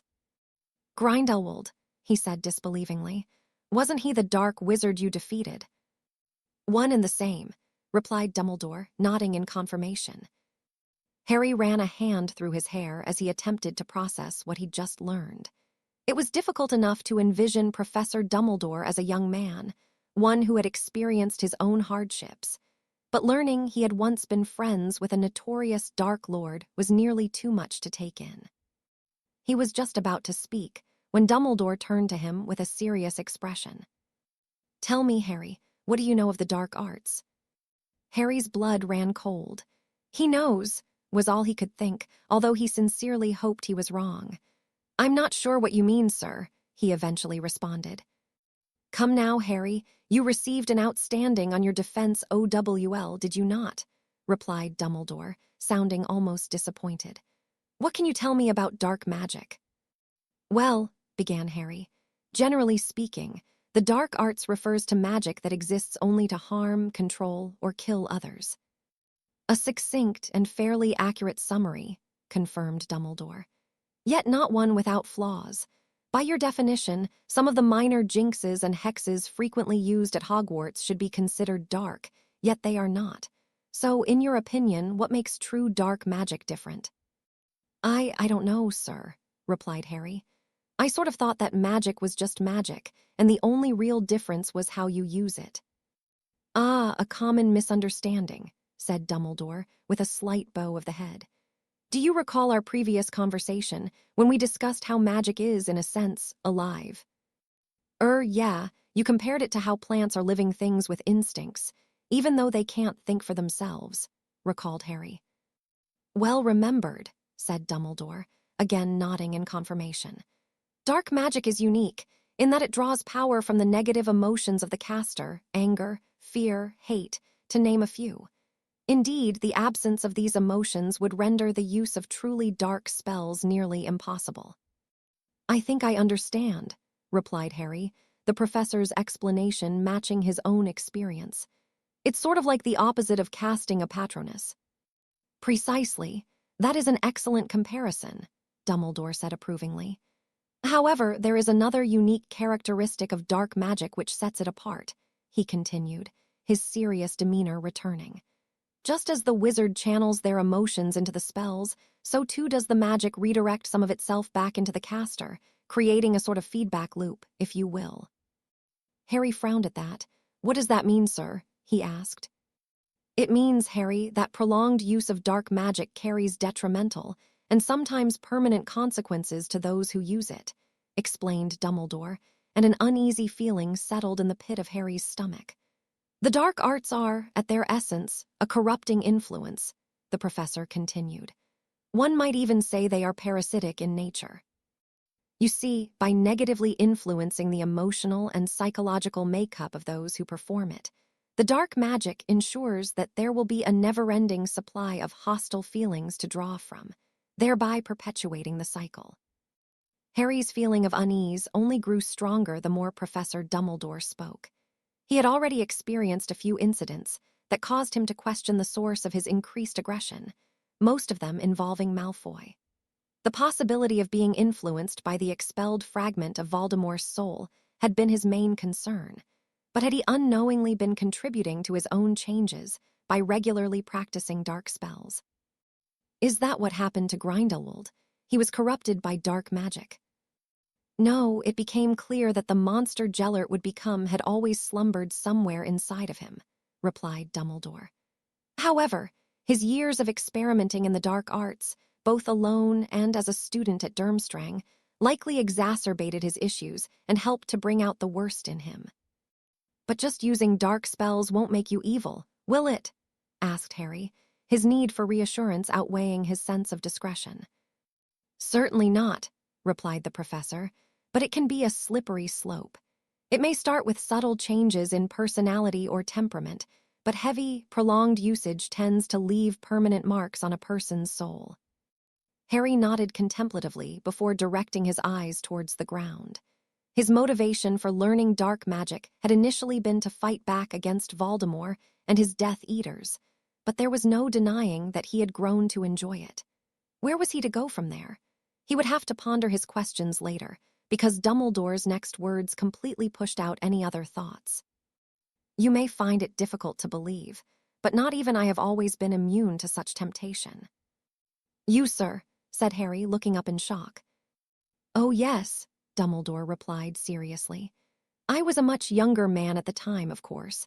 Incidentally, it has been observed that the dark arts tend to attract those with significantly above-average magical power, such as ourselves. As such, it is vital that we fully understand the consequences of going down such a path. Harry balked at being placed into the same category as Dumbledore, but chose not to comment. Well, you seem to have turned out all right, at least. I am certainly glad that you think so, replied the headmaster, the corners of his mouth twitching upwards. Fortunately, for my sake, I have had enough positive influence in my life to counter the negative effects. Teaching, he added, in response to Harry's inquisitive look. I had long since abandoned any darker pursuits I once had by then, but from the day I began teaching at Hogwarts, I have never once considered re-engaging in such activities. That's good to hear, said Harry, not knowing how else to respond. Thank you for telling me all that. You are most welcome, and I apologize for the lecture, especially considering the venue, replied Dumbledore. As a lifelong educator, I find that I cannot always help myself. I bring this up because I recognize that at some point in the future, you will likely face Voldemort and his Death Eaters in battle. It is my intention to teach you how to fight and win without needing to resort to the dark arts. For the first time since their conversation started, Harry felt a tiny glimmer of hope. Is that really possible, sir? I mean, can we really beat Voldemort without, fighting fire with fire? He asked hesitantly, hoping he wasn't giving too much away. Certainly, nodded the professor. Truly dark magic is often powerful in nature, while also being relatively simple to use, which partially explains why it is so attractive to some. The injuries it inflicts are also difficult to heal, owing to its corrupting nature, but that does not make practitioners of the dark arts invincible. I see. No, you do not, but you will, Dumbledore assured him. You will learn that with enough practice, skill, and imagination, a wizard can injure, incapacitate, or even kill extraordinarily powerful opponents without the use of dark magic. That is what I shall teach you, Harry, along with the responsibility that comes with wielding such power. That sounds brilliant, sir. I shall not lie. You have a long, difficult road ahead of you, Dumbledore reminded him. That said, you have already done remarkably well in our first lessons, which, as you may have guessed, have provided the building blocks for what you will be learning from this point forward. Harry opened his mouth to ask when they could get started, but the headmaster held a hand up to forestall him. We shall not be starting this evening, he said. However, there are other things of interest I would like to show you before we return to Hogwarts. Professor Dumbledore led Harry into what seemed to be the oldest section of the graveyard, eventually coming to a halt in front of an ancient, moss-covered grave marker. The headstone was set flat into the ground. It must have been centuries old, because the stone was so worn that the name engraved into it was barely legible. Ignatus Peveril, Harry read aloud, squinting to decipher the inscription. Unlike the others he had seen, the marker was bereft of any dates or meaningful quotations. Instead, there was only a worn triangular symbol fixed directly beneath the name. An ancestor of yours, who resided in this village hundreds of years ago, said Dumbledore. My ancestor. That is correct, confirmed the professor. Ignatus's granddaughter married into the Potter family, who also have ties to Godric's Hollow, going back several centuries. That's interesting, sir, but how do you know so much about my family? While the Potter family certainly have their own rich history, it was actually the Peverils that captured my interest as a young man, Dumbledore clarified. Ignatus Peveril was the youngest of 3 brothers, who, while not nearly as well known today, were the subjects of many rumors and legends during their time. What sort of legends? Harry asked curiously. Professor Dumbledore gave him a cryptic smile and reached into the pocket of his suit jacket, pulling out a tattered old book and handing to Harry. If you are interested in learning why the Peverils are famous or infamous, depending on your definition, then I suggest you peruse this in your free time, Dumbledore instructed him. It is a collection of short stories. The tale of the 3 brothers might be of particular interest. Harry flipped through a few pages, only to find each one of them filled with unfamiliar characters. Sir, I can't read this, he said with a look of confusion. That is to be expected, considering you have never studied ancient runes, replied Dumbledore, with a hint of amusement. Perhaps Miss Granger could be convinced to assist in the translation. She'll be thrilled, Harry replied honestly. Hang on. Dumbledore looked inquisitively at Harry, who suddenly looked as though he was trying to recall something important. I think I've heard the name before, but I can't remember where, he explained, his face screwed up in concentration.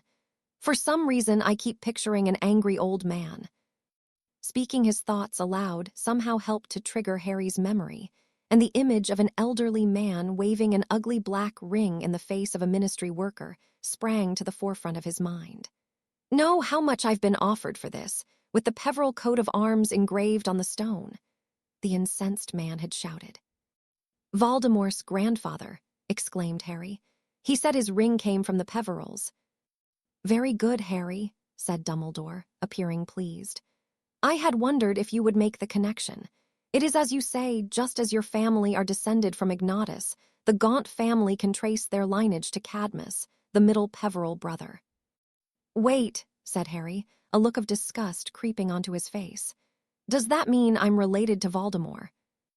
Distantly, nodded Dumbledore. While I am sure it is not the most pleasant of thoughts, I would not let it bother you. If you go back far enough, nearly everyone descended from old wizarding families are related, in one way or another. Still though, Harry remarked with a shiver. So, if Voldemort and I are descended from 2 of the Peverils, what about the oldest brother? Is he like your great-great-great-grandfather or something? No, chuckled the professor. As far as anyone knows, Antioch Peveril died childless, so you and Tom Riddle are the only remaining direct descendants of that mysterious family. Harry had more questions, but Dumbledore spoke up again before he could ask them. I encourage you to investigate this matter on your own, he told Harry. I may be willing to answer some of your questions in the future, but not before you have done your own homework, so to speak. Yes, sir, nodded Harry, allowing his gaze to drift back in the direction of his parents' grave. No doubt this has been a trying day for you, Dumbledore said kindly. I intended to offer you the choice of visiting your former home this evening. It is still standing, though the damage caused that night has never been repaired. A deep sigh escaped Harry. As much as he would have liked to see the place where he had spent the first year or so of his life, he really wasn't sure he was up for it, at least not that evening. Maybe next time, Professor, he eventually replied. I completely understand, of course. Shall we return to Hogwarts? Harry took one last look towards the rear of the graveyard and then nodded in agreement. He was grateful to Professor Dumbledore for bringing him to visit his parents, even if the man clearly had his own agenda for doing so.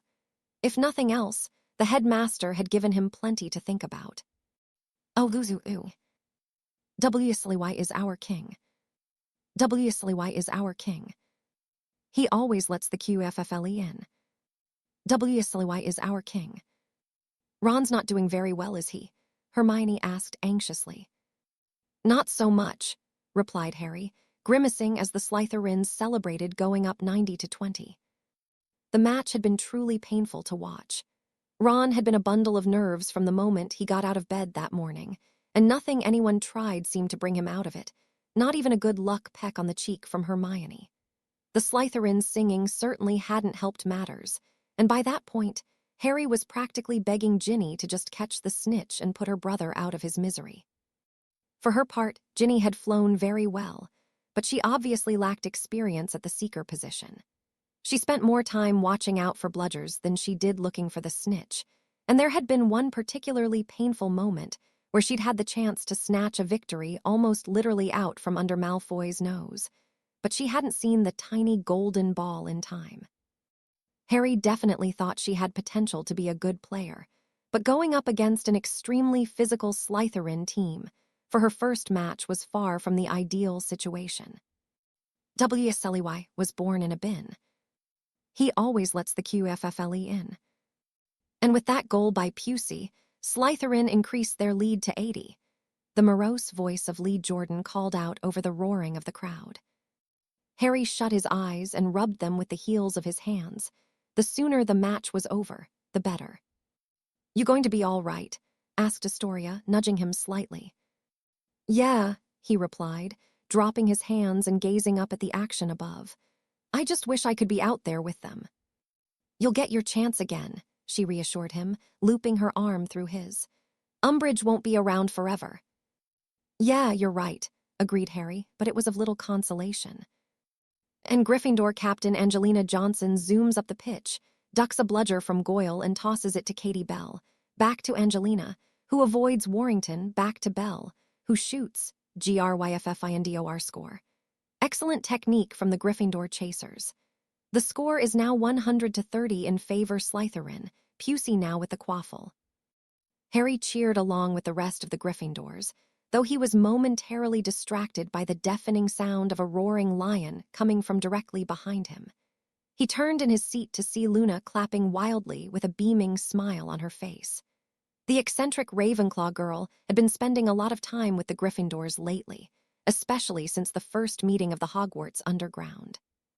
Apparently, she had decided to show her appreciation by procuring a hat shaped like an incredibly lifelike lion's head, which, as Harry had just been reminded, came equipped with a built-in roaring function. I have a bad feeling about this, murmured Harry, as he suddenly saw Malfoy streaking after the snitch. Ginny was hot on his heels, but a surprisingly well-placed by bludger from Crabbe gave Malfoy all the room he needed to snatch the tiny golden ball and deliver Slytherin a convincing victory. Malfoy catches the snitch, and Slytherin win 250-30, groaned Lee, as the Gryffindor supporters deflated in their seats. WSLY is our king. WSLY is our king. Poor Ron, do you think he'll be all right? Hermione asked worriedly. I honestly don't know, said Harry. We might not be able to even get him back on a broom after this. Harry glared up at the sky as Malfoy took a victory lap around the stands with his teammates, the golden snitch raised high above his head. Directly across from him, he could see the Slytherins in the stands either celebrating with one another or jeering the Gryffindor players as they left the pitch. Bugger. Harry started grumbling to himself, but he stopped when he felt a pair of lips pressed against his cheek. Try not to let it bother you, Astoria said quietly in his ear. You're better than Draco in every possible way, and he knows it.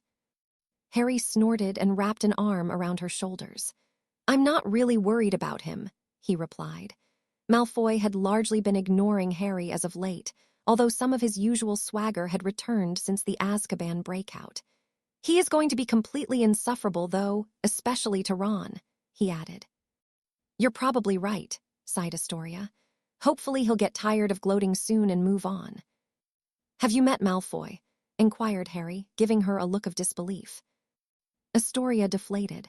Right, well, there's always next year, she attempted, causing Harry to chuckle in spite of himself. You guys coming? Asked Neville. He and Hermione were standing with Luna, apparently waiting on them. With a final look out over the pitch, Harry stood and joined the crowd as they made the trek back to the castle. After escorting Astoria back to Ravenclaw Tower, with a few quick detours along the way, Harry returned to his own, unusually somber common room. The Quidditch team were all gathered dejectedly around the fire, except for Ron, who apparently hadn't been seen since the match. Harry waited as long as he could for his best mate to return, but he was supposed to be meeting Daphne that evening. So he resolved to connect with Ron later and made his way up to the 7th floor. Harry had been pleased to learn that the Fidelius charm had not prevented others from using the Room of Requirement. At least whenever the Underground weren't occupying it, several of them had taken to using the shortened name, after Ron had insisted it sounded cooler. He managed to arrive before Daphne, so he opened the room and went inside to wait for her. While he was waiting, Harry thought back to what Dumbledore had told him 2 nights prior. The very concept of dark magic permanently changing one's personality, or potentially even damaging their soul, had shocked Harry to his core. He briefly toyed with the notion that the headmaster was lying to him, but then he remembered Sirius saying something similar over the summer. No, Harry was certain that Dumbledore was telling the truth. The only question was whether Daphne would believe it. Just then, the door opened, and Daphne strode inside, her look of annoyance visible from all the way across the room. Sorry, she grumbled as she made her way towards him. The entire house is still going mad over the match. It's by far the biggest party I've seen in my 5 years as a Slytherin, so it took a little while for me to make my escape. And there I was, afraid you decided to ditch me to celebrate with Malfoy, Harry responded wryly. As if, scoffed Daphne. Now, if they'd let me on the team like I deserve, then that would be another story. Speaking of the match, I saw Astoria sitting with the Gryffindors today. I take it things are going well. Definitely, nodded Harry. Surprisingly, nobody's really bothered us either, at least not so far. Well, it probably helps that you haven't been too obvious in public, she suggested, before fixing Harry with a recriminating stare. I assume you are behaving like a gentleman in private, as well. Of course I am. I know, Harry, I'm just teasing you, replied Daphne, a smirk forming on her face. My sister tells me everything, you know. Harry felt his face heating up. Right, I should have known, he muttered. Yes, you should have, she laughed. But enough of that. I had a great idea for something new we can work on today. Harry had a sinking feeling that whatever she was going to suggest wasn't going to mesh well with his impending, no more dark magic, proposal, but he gestured for her to continue. We practiced the Imperious Curse on each other, she suggested, confirming his suspicions. Why would we ever want to do that? Asked Harry, even though he was pretty sure he knew the answer. Isn't it obvious? She replied, a little impatiently. I need to learn how to throw off the curse. All this dueling practice is for nothing if someone can just sneak up behind me and hit me with an Imperio. Didn't you get to practice that last year with Imposter Moody? Yes, but I was rubbish at it, she practically shouted, before taking a seat to calm herself. Look, Harry, nothing has happened yet, but the Death Eater spawn in my house are getting cockier. I need to be able to protect myself, plus, it wouldn't hurt to know how to cast it, just in case. Feeling a headache coming on, Harry started gently massaging his temples. Listen, I understand where you're coming from, but, he started, but she cut him off before he could raise his concerns. No, you listen. You are the only person I know who is both capable of casting the spell and noble enough not to take advantage of the situation, she said testily. You also know that I wouldn't be able to control you even if I tried, but you could at least tell me if I'm doing the spell properly.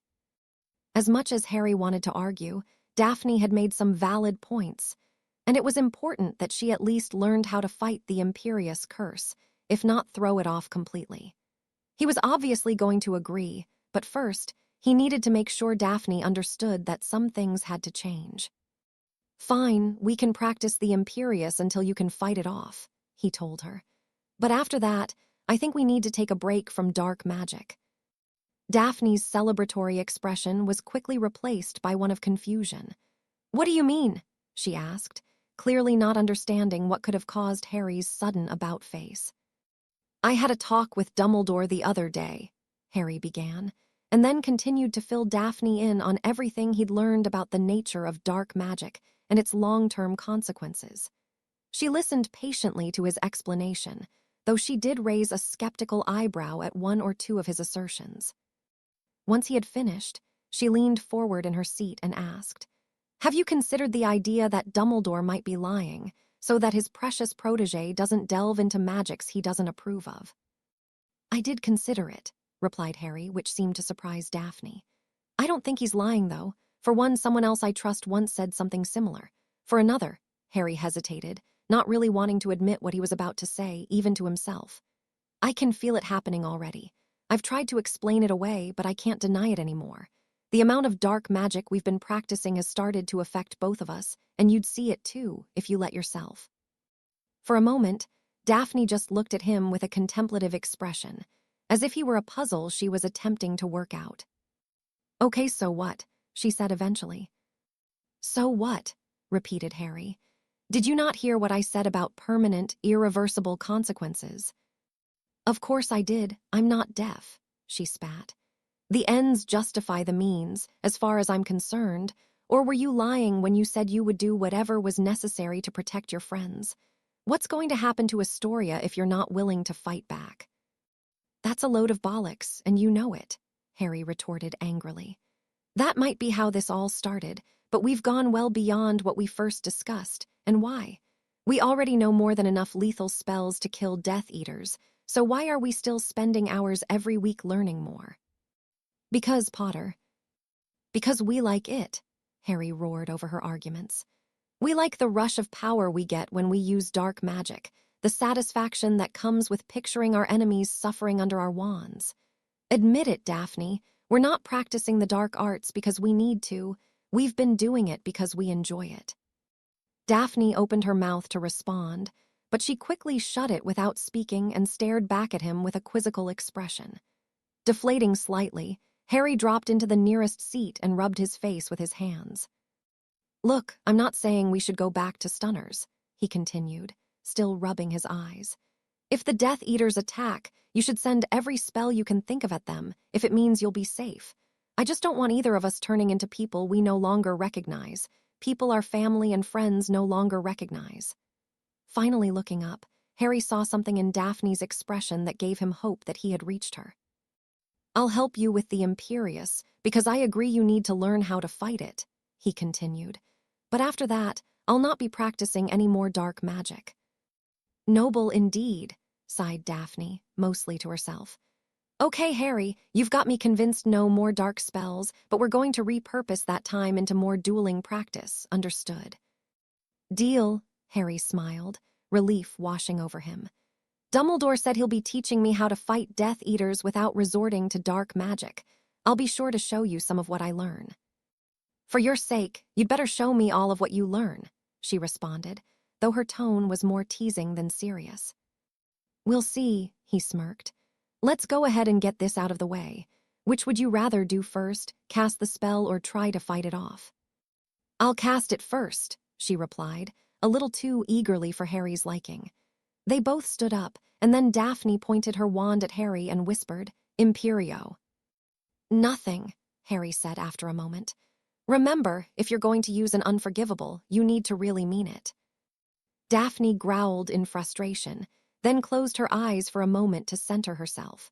Once she opened them again, Harry saw a dangerous gleam that hadn't been present the first time, so he braced himself as she leveled her wand at him once more.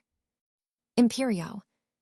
At once, Harry felt the familiar floating sensation, as if all his cares and concerns had been swept away and replaced with a vague feeling of contentment. A few seconds later, he heard Daphne's voice in the back of his mind, saying, "Do a cartwheel, do a cartwheel." "Don't be ridiculous," Harry said to himself, and he suddenly snapped out of it. "That was much better," he told Daphne. It probably would have worked on most people. Really, she said excitedly. What did it feel like?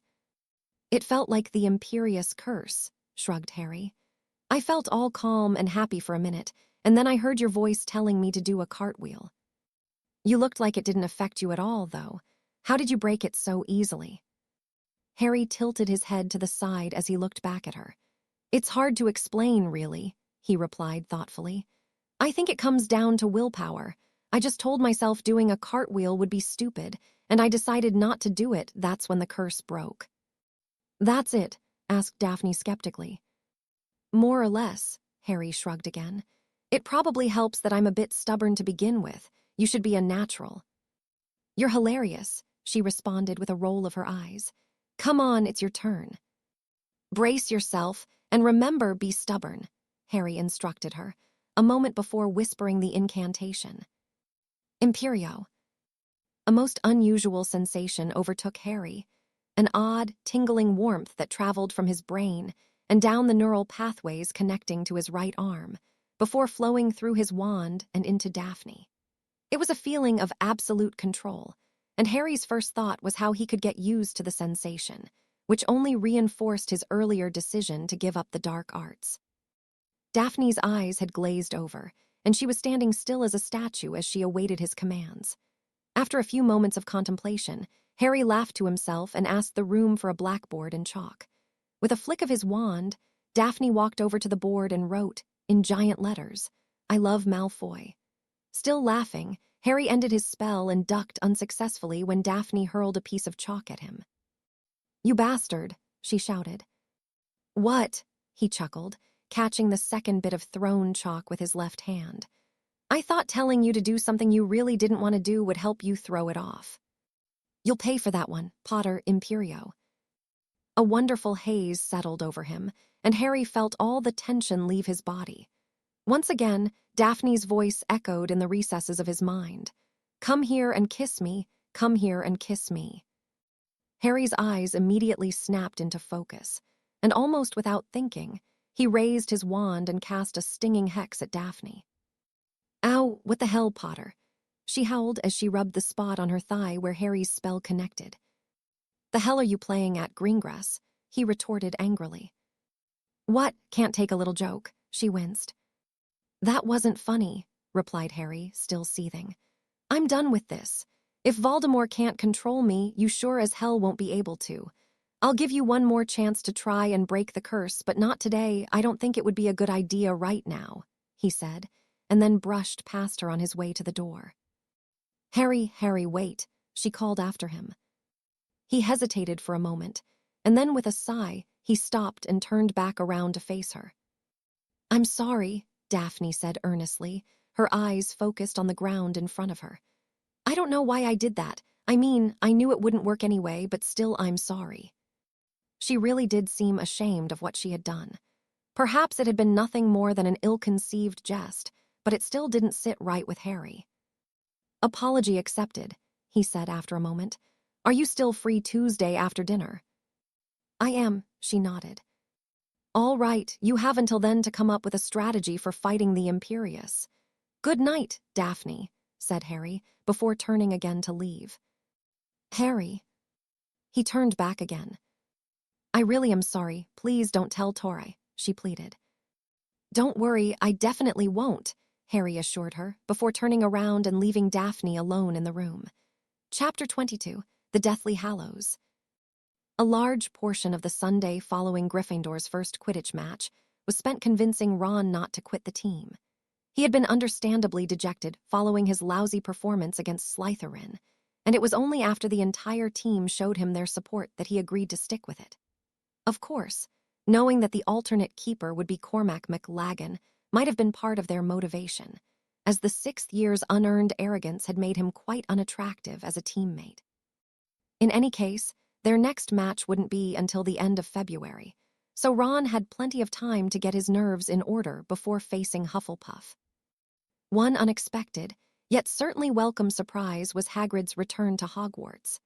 Harry and Hermione had dragged Ron outside in an attempt to lift his spirits and noticed smoke rising from Hagrid's chimney, So the three of them immediately trekked through the newly fallen snow to go and greet him. They soon confirmed that Hagrid's secret-keeping ability had not improved during his time away. Though he was reticent at first, he described for them, in detail, his and Madame Maxime's journey deep into the mountains to entreat with the remaining European giants. Unfortunately, it did not go as well as they had hoped, and they were unable to secure the giants' cooperation. To make matters worse, the Death Eaters had arrived around the same time and appeared to have much better luck with their negotiations. Harry certainly didn't care for the prospect of Voldemort employing giants against them, but he made a mental note to learn how to fight them, just in case. They also took the time to fill Hagrid in on everything he'd missed, including Harry being attacked by Dementors, the Azkaban breakout, and of course, the plague that was Professor Umbridge. They were shocked to learn that the Toad herself had already paid Hagrid a visit the previous evening, only minutes after he had returned. Hermione, in particular, tried to warn him about Umbridge. Hagrid didn't seem overly concerned, however, which had Harry dreading the day the High Inquisitor decided to inspect one of his care of magical creatures' lessons. Monday dawned with Harry feeling optimistic about the week ahead. Between dropping Umbridge's class and Snape's slightly less abusive attitude, his academic stress levels had dropped significantly.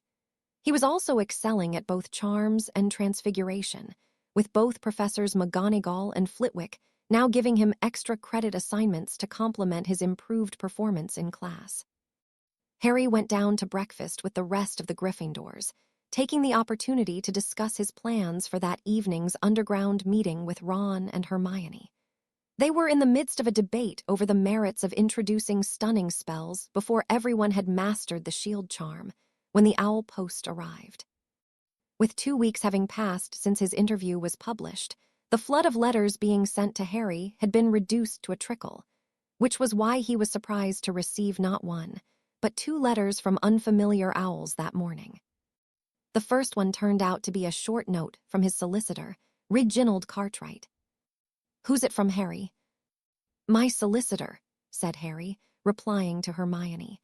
"I'm supposed to go to the ministry during the holidays to meet with the head of the Department of Magical Law Enforcement." "About Cedric?" "Seems like it. The prophet hasn't reported anything about the inquiry, has it?" "Not that I've seen, but that shouldn't be surprising," said Hermione. "I'm sure the minister doesn't want that being spread around. Do you think they'll ask you about Voldemort?" "I'm planning on showing them the memory either way," he replied, setting down Mr. Cartwright's letter and picking up the other envelope. "Who knows if anything will come of it, but I might as well try."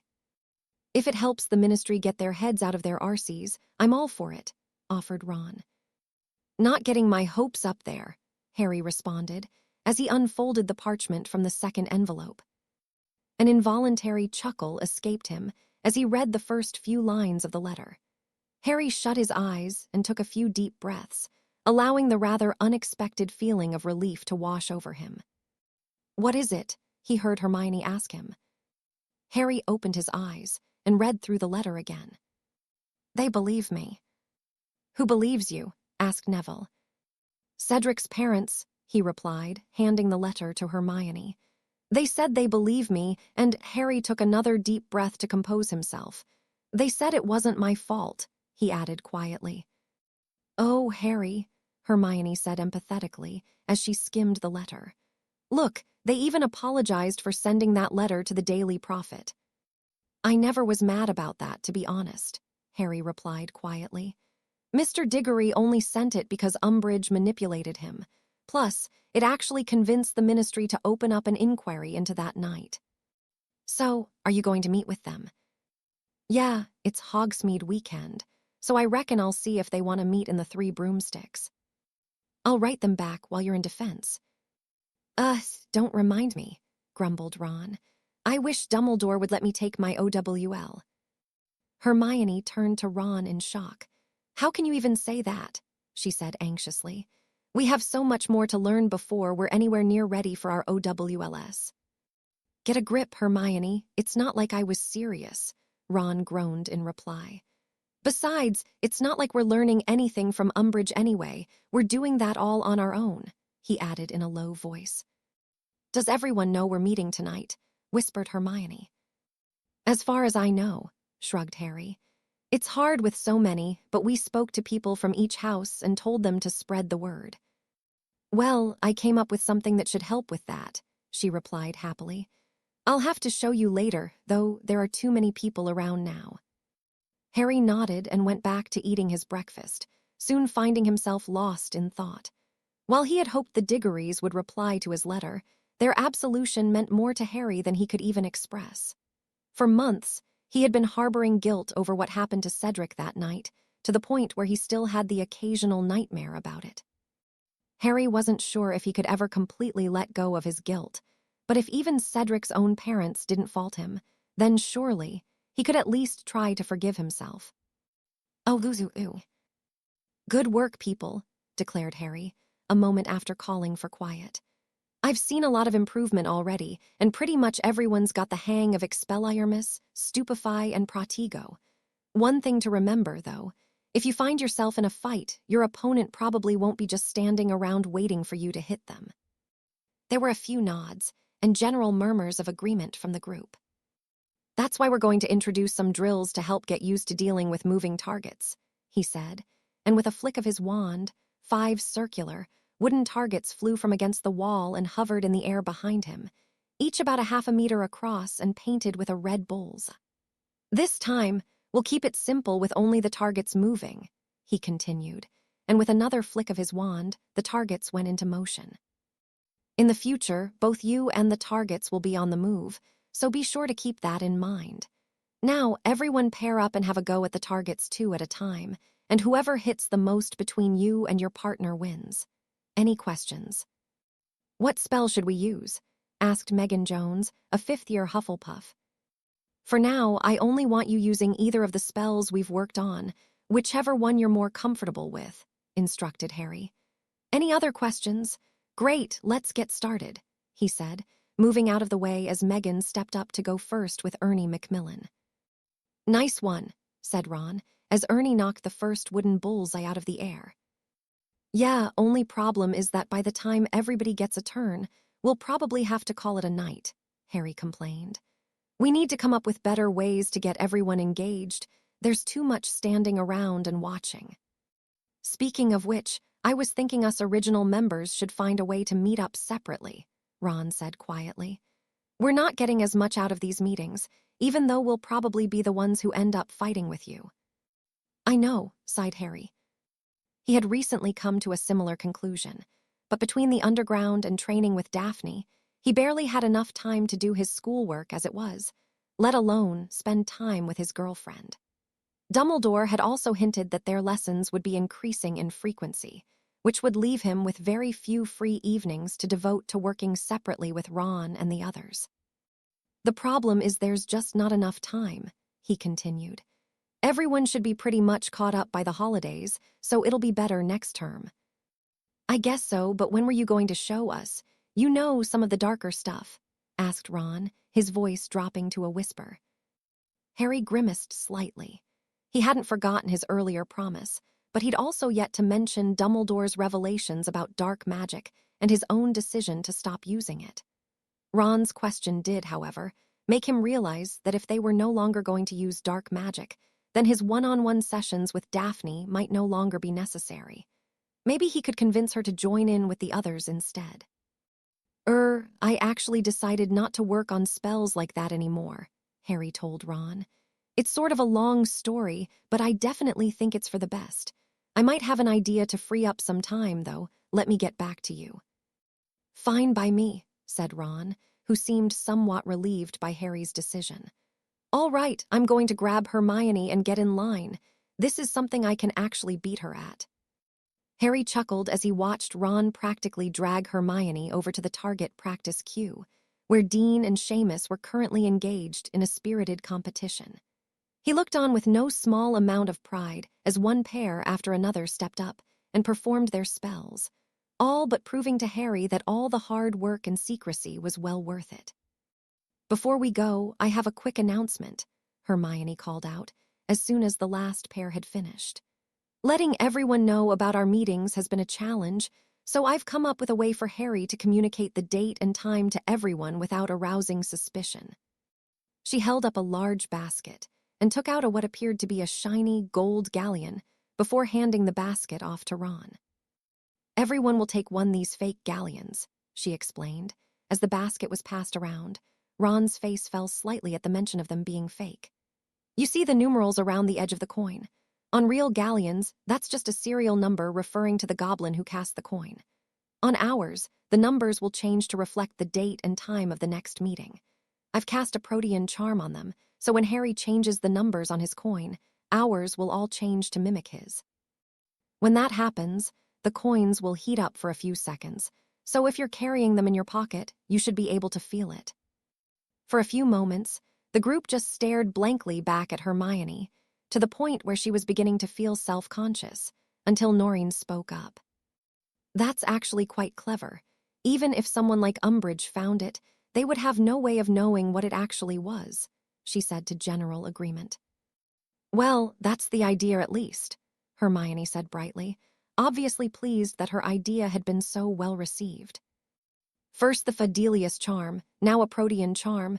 Tell us again how you're not in Ravenclaw, asked Harry Boot, sounding slightly mystified. Well, the Sorting Hat did seriously consider putting me in Ravenclaw, but it decided Gryffindor was a better fit, she replied, smiling broadly at the question. Did everyone get one? After confirming that everyone had taken a coin, Harry began dismissing everyone in groups while keeping an eye on the Marauders' map. Astoria lingered behind as usual, as did Ron, Hermione, Luna, and Neville. Once everyone had gone, Harry went up to Hermione to ask her a question. These coins are brilliant, by the way, he told her, holding up his galleon. Thank you, she beamed in return. I probably should have asked first, but I figured you wouldn't mind. Not at all, Harry grinned. In fact, I was hoping you might be able to help me with something. I'm trying to figure out a way to keep in touch with Astoria over the holidays, you know, in case anything happens, and I was just thinking that something similar to these might be perfect. Making the communication work two ways might be a bit trickier, but it shouldn't be a problem, Hermione replied thoughtfully. I'm assuming you'd want to make it so nobody other than you two could read them. I definitely prefer it that way, he confirmed. So, what do you think? I think I might have some ideas. Let me think on it for a day or two, agreed Hermione. In the meantime, you should decide what you want to use instead of coins, like a scrap of parchment, or maybe even a small book. Great idea, thanks Hermione. While we're here, I finished the translation you asked for, she replied, digging into her bag and bringing out the book Dumbledore gave him. We still have some time before curfew, if you want to go over it now. Definitely, Harry replied excitedly. He'd been dying to know what was so special about the book and what it had to do with his ancestors. Well, the title of the book is The Tales of Beedle the Bard, Hermione began as the others gathered around them, but she was quickly interrupted by Ron. You're joking, he said, with a look of disbelief. Dumbledore gives Harry a mysterious book to be translated. But it's just an old copy of Beedle the Bard. Wait, you've heard of it? Of course I have. Hasn't everyone? Replied Ron, looking around at the others. It turned out that everyone except for Harry and Hermione was quite familiar with the book, as it was nothing more than a well-known collection of children's stories. Having been raised in Muggle households, neither of them had ever heard of Beedle the Bard, but the rest of their group had all grown up with the Tales. I don't understand, frowned Harry, flipping the book to the page Hermione had bookmarked. Why would Dumbledore give me a book of children's stories? It's Dumbledore, mate, Ron replied with a shrug. I always thought he was a bit barmy, even if he is a genius. It looks really old, observed Astoria. Perhaps the stories have changed over time, and he wanted you to see the original. Did he assign you any one story in particular? Yeah, he mentioned the tale of the three brothers. Ooh, that's the one about the Deathly Hallows, said Luna, speaking in an almost reverent tone. The what? Harry asked Luna, who was now looking at the book over his shoulder. The Deathly Hallows, she repeated. Look, there's the symbol right there. Harry looked to the top of the page, where Luna was pointing, and saw a small drawing of what appeared to be a triangular eye with a vertical line running through its center. He didn't want to mention it just yet, but Harry thought it bore a striking resemblance to the triangular symbol engraved on Ignatus Peveril's grave marker. "I was wondering about that," remarked Hermione, obviously intrigued. "It's not a rune, and it doesn't appear to be part of the actual book. It looks as though it was drawn there by somebody. You said the symbol has something to do with these Deathly Hallows, but what exactly are they?" It might be easier if you just read the story," Luna suggested, in her usual dreamy voice. Hermione handed Harry the sheet of parchment with the translation. "Here you are," she said, and then went to sit by the fire. "What, you want me to read it aloud?" asked Harry, not entirely thrilled by the prospect. "Come on, Harry, read us a story," Neville said cheekily, sinking into the chair opposite Hermione. "You might as well just read it, Harry," added Astoria, pulling him down onto one of the sofas. "Fine," he said resignedly, clearing his throat. There were once 3 brothers who were traveling along a lonely, winding road at twilight. In time, the brothers reached a river too deep to wade through and too dangerous to swim across. However, these brothers were learned in the magical arts, and so they simply waved their wands and made a bridge appear across the treacherous water. They were halfway across it when they found their path blocked by a hooded figure. "Wait, this can't be real," said Harry, interrupting himself. "What can't be real?" asked Astoria. "This part here," he replied, pointing to the next line. "It's a story, Harry. It's not meant to be taken literally," Astoria explained gently. "Right, sorry," and Death spoke to them. He was angry that he had been cheated out of 3 new victims, for travelers usually drowned in the river. But Death was cunning. He pretended to congratulate the 3 brothers upon their magic and said that each had earned a prize for having been clever enough to evade him. So the oldest brother, who was a combative man, asked for a wand more powerful than any in existence. A wand that must always win duels for its owner. A wand worthy of a wizard who had conquered death. So Death crossed to an elder tree on the banks of the river, fashioned a wand from a branch that hung there, and gave it to the oldest brother. Then the second brother, who was an arrogant man, decided that he wanted to humiliate Death still further, and asked for the power to recall others from death. So Death picked up a stone from the riverbank and gave it to the second brother, and told him that the stone would have the power to bring back the dead. And then Death asked the third and youngest brother what he would like. The youngest brother was the humblest and also the wisest of the brothers, and he did not trust Death. So he asked for something that would enable him to go forth from that place without being followed by Death.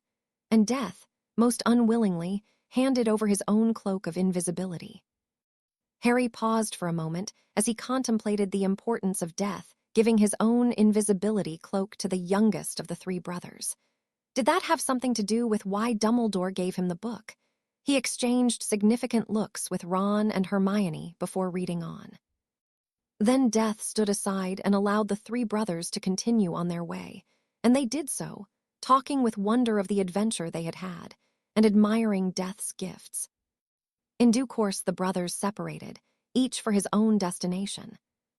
The first brother traveled on for a week or more, and reaching a distant village, sought out a fellow wizard with whom he had a quarrel. Naturally, with the Elder Wand as his weapon, he could not fail to win the duel that followed. Leaving his enemy dead upon the floor, the oldest brother proceeded to an inn, where he boasted loudly of the powerful wand he had snatched from Death himself, and of how it made him invincible. That very night, another wizard crept upon the oldest brother as he lay, wine-sodden, upon his bed. The thief took the wand, and for good measure, slit the oldest brother's throat. And so Death took the first brother for his own. Meanwhile, the second brother journeyed to his own home, where he lived alone. Here he took out the stone that had the power to recall the dead, and turned it thrice in his hand. To his amazement and his delight, the figure of the girl he had once hoped to marry, before her untimely death, appeared at once before him. Yet she was sad and cold, separated from him as by a veil. Though she had returned to the mortal world, she did not truly belong there and suffered. Finally, the second brother, driven mad with hopeless longing, killed himself so as truly to join her. And so Death took the second brother for his own. But though Death searched for the third brother for many years, he was never able to find him. It was only when he had attained a great age that the youngest brother finally took off the cloak of invisibility and gave it to his son. And then he greeted Death as an old friend and went with him gladly, and equals, they departed this life. "And those are the Deathly Hallows," said Luna, holding her hands out wide. Once she realized that Harry and the others hadn't understood, she leaned forward and picked up the quill and parchment that had magically appeared on the table. "The triangle represents the cloak of invisibility," explained Luna, tracing the shape on the parchment. "This is the resurrection stone," she continued, adding a circle set perfectly within the triangle. "And finally, the Elder Wand," she finished, drawing a vertical line bisecting both the triangle and circle. "Together, they make the Deathly Hallows. Daddy says that if someone were to possess all three hallows at once, they would become the Master of Death." "Master of Death," Harry murmured distractedly, speaking to no one in particular. He wasn't sure exactly what that meant, but it certainly sounded like something that might help him win against Voldemort. "What a load of nonsense," declared Hermione, snapping Harry back to reality. "Master of Death, what does that even mean? There is absolutely no possibility that these Deathly Hallows exist. It's just a fairy tale." "But Hermione, the cloak," croaked Ron. "Come off it, Ronald. Invisibility cloaks are rare, but they're not unique. Even Mad-Eye has one," she countered. "Yeah, but... You know, just because you don't believe in something, that doesn't mean it doesn't exist," Luna said shortly. "Daddy has been researching the Hallows for years, and he's certain that the legends are real." "Luna," Harry said quickly, cutting Hermione off before she could respond, "do these legends ever mention the Peveril family?" Luna tilted her head to the side and looked at him curiously. "I'm surprised you know that, Harry," she replied, her voice's dreamy quality returning. "Daddy says that most people believe the story refers to the three Peveril brothers." "Harry, surely you don't." "Hermione," Harry said warningly, before turning his attentions back to Luna. "Thanks, Luna," he said sincerely. "I'm glad you were here to explain it all to me, but you should probably get back to your common room. Neville, would you mind?" No, of course not," the boy replied. "Come on, Luna, I'll walk you back." After saying their goodbyes, Neville escorted Luna out of the room of requirement and back to Ravenclaw Tower, giving the others one last look over his shoulder as they left. For a few moments, Harry just sat there appearing contemplative, trying to make sense of what they had just heard and how it related to everything he'd learned in Godric's Hollow. "Harry, it's just a story. There's no evidence." "When I was in Godric's Hollow with Dumbledore," began Harry, once again interrupting Hermione, "I saw the grave of Ignatus Peveril, and this symbol was engraved on the stone," he said, holding up Luna's drawing. "The same symbol that was drawn into the book Dumbledore gave me. According to Dumbledore, Ignatus Peveril was the youngest of three brothers." "Okay, I see why you would find that interesting, but that doesn't prove anything," argued Hermione. Harry reached into his robe pocket and took out his invisibility cloak. "Dumbledore also told me," he continued, allowing the thin material of the cloak to slide through his fingers, "that I am the last living descendant of Ignatus Peveril, whose granddaughter married into the Potter family centuries ago." Astoria gasped. "In the story, doesn't the youngest brother pass the cloak onto his son?" Ron asked hesitantly. Harry nodded slowly. "Yes, just like how my cloak once belonged to my father," he said. "That shouldn't be possible," remarked Astoria. Hermione turned to her sharply. "Really, why not?" she asked. "Well, I don't claim to be an expert," she replied, obviously taken aback by Hermione's intensity. "But invisibility cloaks usually only last for a few years before the charms fail. I heard my father complaining about it once." "Mine is older than I am," revealed Harry.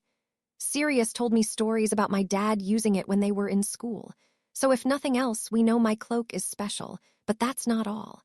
Do you remember me telling you about Dumbledore showing me those memories about the Gaunts, you know, Voldemort's family?" Ron and Hermione nodded, but Harry felt Astoria stiffen beside him. Turning to see what was wrong, he noticed that her face had suddenly gone deathly pale. It's nothing. I'm sorry, please go on, she said, in response to Harry's look of concern. Vowing to find out more about Astoria's reaction later, Harry continued. Right, well, it turns out that the Gaunts are descended from the second Peverell brother, Cadmus. Hermione wrinkled her nose at that and began worrying at her lower lip. In one of the memories, Marvolo, that's Voldemort's grandfather, had a ring with a large black stone, and he said it had the Peverell coat of arms engraved on it. I'd have to see the memory again to be certain, but I'd wager a guess that it was that same triangular symbol. Ron gave a low whistle. So, your cloak might be the cloak, and Voldemort's family could have the stone. But what about the wand? He said, perhaps a bit too eagerly. No idea, shrugged Harry. Pretty well, I'd say, he replied. We were both able to share a lot of stories about Cedric. That's why we took so long. I'm not sure if it'll help or not, but at least they fully understand what happened. That's good. I'm sure they really appreciated it. Have you thought about what you want to do with the rest of the day? If the room weren't so loud, Harry's rumbling stomach would have provided all the answers she needed. Well, first things first, could you help me track down Rosmerta? He asked. I'm bloody starving. Chapter 23, Lessons with Dumbledore. Taking advantage of a rare moment of free time, Harry sat in front of the fire in the room of requirement and relaxed while he waited for Daphne to arrive for what he intended to be their last one-on-one training session. Finding himself in a contemplative mood, he thought back to everything that had happened to him over the past few months. Dementors attacking him at the Dursleys had been bad enough, but Harry shivered at the thought of what could have happened if he didn't have his wand on him at the time. On the other hand, if it weren't for the Dementor attack, he probably would never have bothered to write back to Astoria, an idea which did not appeal to him in the slightest, for obvious reasons. He definitely would never have predicted being briefly possessed by one of Voldemort's Horcruxes, let alone the subsequent expulsion of the soul fragment he had played host to since he was little more than a year old. How much differently would his year have gone if he still had that piece of Voldemort inside him? How much differently would his life have gone? As difficult as the past few months had been, Harry was forced to conclude that everything had resulted in a net positive. While he still had a long way to go, he felt stronger and better prepared to face Voldemort, and his work with the Hogwarts Underground had given him a sense of purpose that he didn't even know he was missing. Of course, having a new girlfriend he was extremely fond of went a long way towards shaping his opinion, too. Hey, are you awake? Harry jumped slightly, turning around in his seat to see Daphne standing behind him with her arms crossed. Hey, Daphne, he said, rising to his feet. Sorry, I was sort of lost in thought there. Yes, I can see that, she replied frostily. Harry frowned, somewhat taken aback by her tone. What's the matter? Did something happen? He asked her. Nothing I care to discuss, Daphne replied shortly. If it's all the same to you, I'd much rather vent my frustrations with my wand. Fair enough, sighed Harry, drawing his wand and moving to the center of the room. Ready when you are. Without so much as a warning, Daphne opened up their duel with a barrage of bludgeoning hexes, a spell which emulated the effects of being violently struck by a solid object. Jumping right into it then, thought Harry, as he shielded against Daphne's follow-up spells. Moving to his left, Harry retaliated with 2 silent stunners and an incarcerus, which Daphne managed to avoid. Without hesitation, she sent a Defindo towards his legs and followed up with a blasting curse aimed at his torso. Harry deftly leapt over the first spell and shielded against the second before fixing Daphne with a steely gaze. There was definitely something going on with her. Their only official rule was to avoid causing injuries they couldn't fix on their own, which meant focusing on tactics and technique during their duels and saving the heavy spell work for the practice dummies. While both of them had been guilty of getting carried away on occasion, Daphne had opened their duel displaying an unusual amount of aggression. Harry ducked another bludgeoner and caused heavy smoke to pour from his wand, obscuring both his and Daphne's vision. Bright red stunners began shooting through the fog, seemingly at random, which allowed Harry to easily locate his target. He silently directed a jet of water towards Daphne's feet and then quickly froze it with a muttered glacius. Daphne growled in frustration as Harry attempted to disarm her, but the smoke had cleared enough that she was able to put up a shield just in time. She pointed her wand between her feet and shouted, "Reducto!" shattering the hunk of ice that had frozen her shoes to the floor, and for a few moments she just glared back at Harry, breathing heavily while he patiently waited for her to make a move. "What's got you all worked up?" asked Harry. "Nothing," she hissed, before launching into another attack. Not knowing what else to do, Harry decided to go on the defensive and let Daphne tire herself out, or at least work off some of her anger. After a few minutes, however, it became clear that his intentions had gone awry, as Daphne's inability to land a blow on him had only led to her becoming even more frustrated. Deciding it would be better to simply end the duel, Harry dropped his shield and shot off 4 rapid-fire stunners in close succession, 2 directly at Daphne and 1 on either side of her. Having seen this tactic from Harry before, Daphne raised a shield as she stepped to her left, deflecting 2 of his spells while completely avoiding the others. "Confringo, bombarda!" she cried, and Harry was forced to dive out of the way of her spells, which both left large scorch marks on the back wall of the room of requirement. "Daphne, what?" "Fervio sanguinum." Harry swore as the deep red curse splashed against his shield. Now deeply fed up, he swept his wand upwards and caused a pillar of earth to shoot up out of the ground directly below Daphne's feet, sending her arse over tea kettle. By the time she hit the ground, Harry had already disarmed and immobilized her, bringing a sudden end to the unusually contentious duel. Ready to give her a piece of his mind, Harry pocketed Daphne's wand and stalked across the room to where she lay frozen. As he approached, however, he was surprised to see tears leaking from the corners of her eyes. With a resigned sigh, Harry lifted his spell.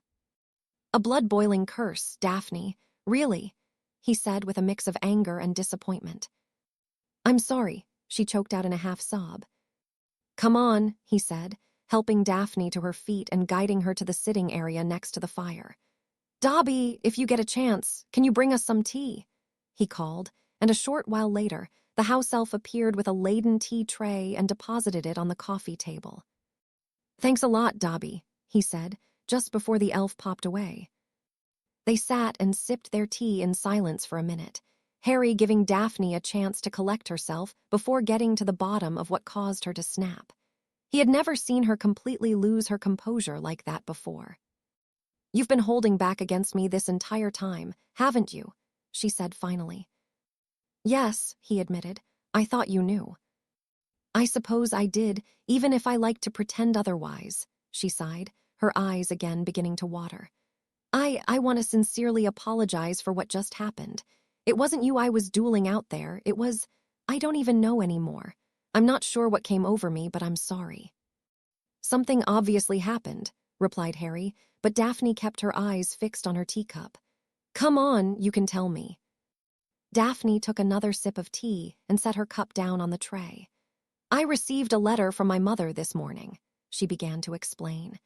"It seems my parents now believe that the Dark Lord has returned, because I've been instructed to start ingratiating myself to the children of certain families, Malfoy in particular." Harry almost choked on his tea. "But why?" he spluttered. "I thought your father didn't support Voldemort." "It's not that simple," she sighed.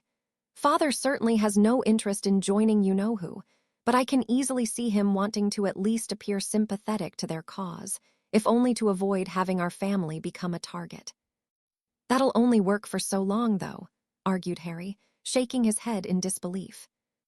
"I'm only guessing because the letter came directly from my mother," she clarified. "She's a different story altogether. I bet she would have already declared her allegiance if Father would let her." "Is it possible your father doesn't even know about her letter?" "I suppose," she shrugged. "I'm not sure it matters either way, though. Father's priority will be our family's survival, so I don't see him objecting to Mother's instructions." Harry nodded his understanding, and then a thought occurred to him. "Wait, do you think Astoria got a letter, too?" he asked suddenly. She didn't say anything earlier. I doubt it, replied Daphne. I'm much better positioned for this, being in Slytherin and Astoria well. Let's just say this sort of thing is my responsibility, she added, almost bitterly. Sorry, muttered Harry a bit awkwardly. Hang on. Do your parents know about me and Astoria? Not as far as I know, she replied unconcernedly. They don't tend to stay up to date on school gossip, but you should assume they'll find out eventually. And how do you think they'll react? He asked hesitantly. The possible reactions of the Greengrass parents to his and Astoria's relationship had been playing in the back of his mind for weeks. He wasn't holding out much hope for heartfelt acceptance, but he would settle for them not outright forbidding Astoria from seeing him. I think it's safe to say that Mother won't approve, said Daphne, a smirk returning to her face. As for Father, who knows? She shrugged, only to laugh bitterly a moment later. I suppose having a daughter on either side of the war is one way to hedge your bets, so there's always that. Harry winced slightly. So, are you going to do it then? Start kissing up to Malfoy? He asked. Like hell I am, she snapped, before shutting her eyes and taking a few deep breaths. Sorry, that's part of why I lost control earlier. I'm absolutely furious with my mother. Ever since I read her letter, I've been fighting the temptation to curse Draco into oblivion, just to spite her, and I ended up taking it out on you instead. Internally, Harry took the incident as a sign that Daphne needed to step away from dark magic just as much, if not more, than he did. But he didn't tell her that. Malfoy was harassing your sister at the Three Broomsticks yesterday, Harry suddenly revealed, his expression darkening. He what? Daphne replied angrily. And where were you? I was meeting with Mr. and Mrs. Diggory in one of the private rooms, he explained. Astoria was waiting downstairs with her friends, and when I came down, Malfoy was looming over their table. What was he doing there? Just regurgitating his usual tripe, from what I could tell, shrugged Harry. Saying she should get rid of me and start hanging around with respectable purebloods instead. Daphne's eyes flashed. Tell me you didn't let him get away with it, she practically growled. What was I supposed to do, curse him in the middle of the Three Broomsticks? He countered. I chased him and his bodyguards off while letting him know what would happen if he tried anything with Astoria. There wasn't much else I could do. I suppose not, but something about the timing makes me nervous, replied Daphne. Seeing that Harry wasn't following, she explained. Yesterday, you catch Draco chatting up my sister, and today I get a letter from home telling me to get closer to him. It makes me wonder if Lucius Malfoy isn't trying to court my family. I see what you mean, frowned Harry. Do you think your mum's Death Eater cousin might have anything to do with it? Possibly, she replied thoughtfully. All I know is that I'm suddenly not looking forward to Christmas. Right, said Harry, blowing out a breath. So what now? Harry shrugged noncommittally. Not much we can do, really, he said. Just keep practicing, I suppose, offered Daphne. Harry sighed. This wasn't how he had envisioned bringing up the topic. About that, he started. I'm sorry, but I think tonight will be our last session together. What? Why? Daphne replied sharply, leaning forward in her seat. I told you I was sorry. It has nothing to do with any of that, said Harry, attempting to reassure her. There's just not enough time, but you can still. What do you mean you don't have time? Interrupted Daphne, now starting to get angry. You don't have Quidditch anymore, what else do you have to do? As soon as Harry opened his mouth to respond, he felt a pull on his magic as the Fidelius charm reminded him of his responsibility. Damn, he muttered to himself, realizing he wouldn't be able to explain without first telling her the secret. Simply inviting her to work with their original, smaller group didn't work either, as the Fidelius apparently considered it an extension of the main secret. First, pay attention to what I'm telling you, Harry instructed her. The members of the Hogwarts Underground meet in the Room of Requirement. Daphne blinked a few times, then stared blankly back at him. The Hogwarts Underground is a defense club I started with Ron and Hermione, he explained. We're hiding its existence with the Fidelius charm so Umbridge doesn't find out, and I've just given you the secret. A Fidelius charm, she repeated, sounding impressed despite how angry she was. Who cast? Wait, it was Granger, wasn't it? Obviously, nodded Harry. The club is part of why I don't have as much free time. We're already meeting at least twice per week, plus I'm busy with Dumbledore and… Fine then, Daphne said icily, crossing her arms and looking away from him. Have fun teaching your Gryffindor friends the disarming charm. I'll work on real magic by myself, she added, standing up to leave. Daphne, wait, he said, rising to his feet as well. We're going to have a sort of advanced group, and I think you should join us, he explained. It won't be much different than what you and I have been doing, just a few more people and no dark magic. Daphne gave him a scathing look. Don't do me any favors, Harry, she spat, before storming out of the room. As the door slammed shut, Harry collapsed back into his seat and rubbed his face with his hands. Bollocks. Oh, ooh. Did you get a chance to speak with Daphne? Harry asked Astoria. It had been a few days since his admittedly poor attempt to recruit Daphne for the Underground's advanced group, in lieu of their usual one-on-one training sessions. Harry could see her sitting with the rest of the fifth-year Slytherins on the other side of the Great Hall, even though she didn't appear particularly engaged in the conversations around her. I did, she replied. She's definitely mad at you, but she didn't want to talk about it. I don't think she'll be joining you anytime soon, though. I didn't do a very good job of explaining, not that she really gave me a chance, sighed Harry. I probably picked a bad time to bring it up. Probably, agreed Astoria. She was fairly shaken by Mother's letter. Daphne likes to pretend she has everything under control, but I can tell she's worried. I know, he replied, thinking back to their last duel. Tomorrow is the advanced group's first session. I was hoping she'd come around, but… Who's coming around? Asked Ron, dropping into the seat across from Harry.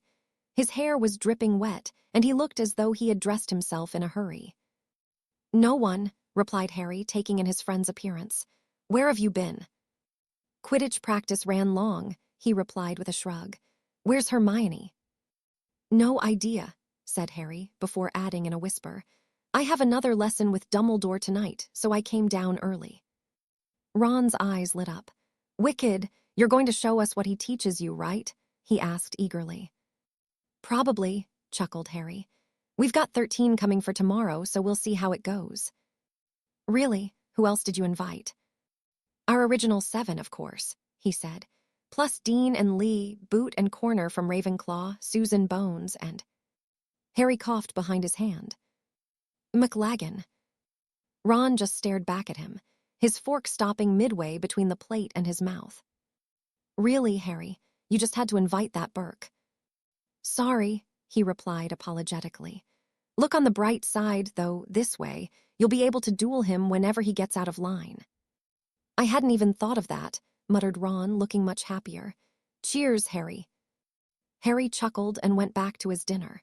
He didn't care much for Cormac either, but there was no denying that he could be useful in a fight. Being in the same house, he already knew that Dean Thomas and Lee Jordan were fairly talented, but he hadn't expected Terry Boot and Michael Corner to stand out as much as they had.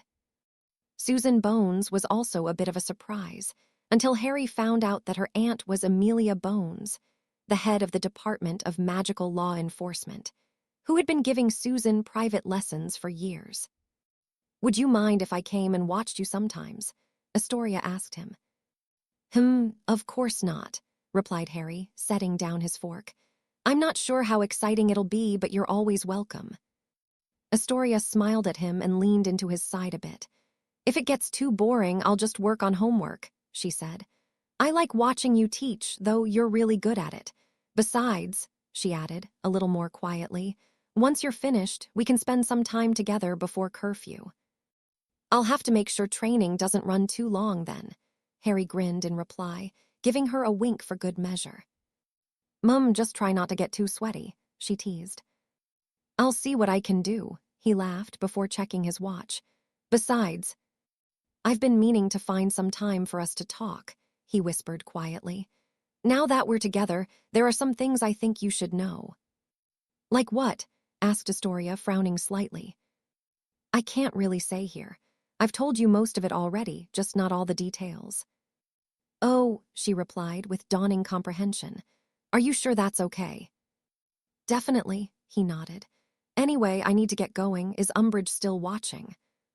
Astoria stole a glance at the staff table. "No, it looks like she's in the middle of reading something.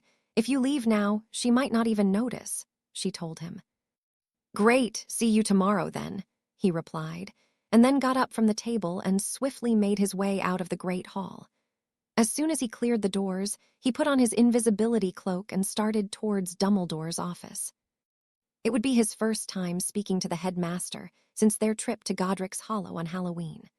While Harry had appreciated all of Dumbledore's lessons up to that point, he was really looking forward to learning dueling secrets from the only wizard ever capable of matching Voldemort. He was also curious to find out whether or not he was on the right track about the Deathly Hallows, but it was difficult to predict how forthcoming Dumbledore would be on that particular topic. "You may enter," called the headmaster's voice in response to Harry's knocking. "Good evening, Professor." "Good evening, Harry." Professor Dumbledore was sitting behind his desk, wearing robes of deep maroon with a purple underlayer. Harry could feel the headmaster's eyes on him as he took his usual seat, giving him the distinct impression that he was being examined. Whatever he was looking for, Dumbledore must have approved of what he found, because he was wearing a broad smile by the time Harry looked back up at him. "I must say, you're looking quite well, Harry," said Dumbledore. Thank you, sir," he replied awkwardly. "You don't look so bad yourself." "I am relieved to hear it," said the headmaster, chuckling quietly. "May I assume your classes are going well?" "Yes, sir." "As I expected," he nodded. "I also take it you are having no difficulty balancing your extracurricular activities," the professor added inquisitively. Harry looked back at Dumbledore curiously. "I'm not sure what you mean, Professor. I'm not on the Quidditch team anymore," he responded. "I see, then perhaps my information is inaccurate," replied Dumbledore, a look of amusement peeking out from behind his beard. "You see, Professor Umbridge has been rather adamant that you are responsible for leading an illegal student group." "Really?" said Harry as innocently as he could muster. "What sort of illegal group?" "Oddly enough, she could not say," remarked Dumbledore, one corner of his mouth twitching. "If I were to venture a guess based on your specific talents and the current needs of the students, I believe a defense against the dark arts study group would be a logical choice." Harry chuckled to himself. Trust Dumbledore to figure it out on his own. "That's an interesting theory, sir," he replied. "Ah, but would you say it is an accurate theory?" he countered, not discouraged in the slightest by Harry's vague answer. "Well, if it was, sir," replied Harry, choosing his words carefully, "then I literally couldn't say." Professor Dumbledore's eyes widened slightly. "Is that so?" he said bemusedly. "Yes, that would explain a few things. Let it never be said that you and your friends lack ingenuity. Very well, I shall pursue the matter no further." "Thank you, sir," replied Harry. "Speaking of Umbridge, have you heard she has her own secret group for spying on students now?" "Indeed, I have," the headmaster replied evenly. "Comprised almost entirely of Slytherins, I believe, which helps to explain their commanding lead in house points." "Is there nothing you can do about it?" "Perhaps," said Dumbledore, taking a moment to respond. "However, I do not believe that to be the correct course of action. Professor Umbridge is desperate to bring the school under her control," he explained. "Allowing her this relatively harmless indiscretion may prevent or delay her from pursuing more drastic measures, born out of frustration." Harry nodded his understanding. "I suppose that makes sense," he said, even if he was disappointed in the answer. Dumbledore inclined his head towards Harry. "Now, before we begin this evening's lesson, I have another matter to discuss with you," he said, his expression growing serious. "2 nights ago, Lord Voldemort's snake attempted to gain entry to the Department of Mysteries." "His snake did." "An interesting development for a number of reasons," replied Dumbledore. "Fortunately, Nymphadora was on guard duty and was able to force Nagini to retreat without further incident." "Did he really think a snake could get the prophecy for him?" "I do not believe so. One of the escaped Death Eaters, Augustus Rookwood, was employed as an unspeakable prior to his incarceration, Dumbledore informed him. With Rookwood's knowledge, Voldemort likely has all the information he needs regarding the interior of the Department of Mysteries. It is my belief that Nagini was there to perform reconnaissance on the security surrounding the entrance. But sir, if Voldemort does show up there, it would not end well for whomever was guarding the entrance, replied Dumbledore, nodding gravely, which is why Order members will no longer be stationed there. I have placed monitoring spells in the corridor outside the department, but I believe it best to remove the prophecy at the earliest possible opportunity. Harry breathed a sigh of relief. He couldn't stand the thought of someone like Tonks or Mr. Weasley being caught between Voldemort and his goal. Removing the prophecy seemed like a good idea, but there was a small hitch to Dumbledore's plan. But sir, didn't you say that only me or him could touch it? That is indeed our conundrum, confirmed the professor. I can arrange for our admission to the Department of Mysteries, but it would be difficult to explain your presence at the Ministry, and it would be unwise to attempt to enter the building undetected, he added, heading Harry off before he could suggest using his cloak.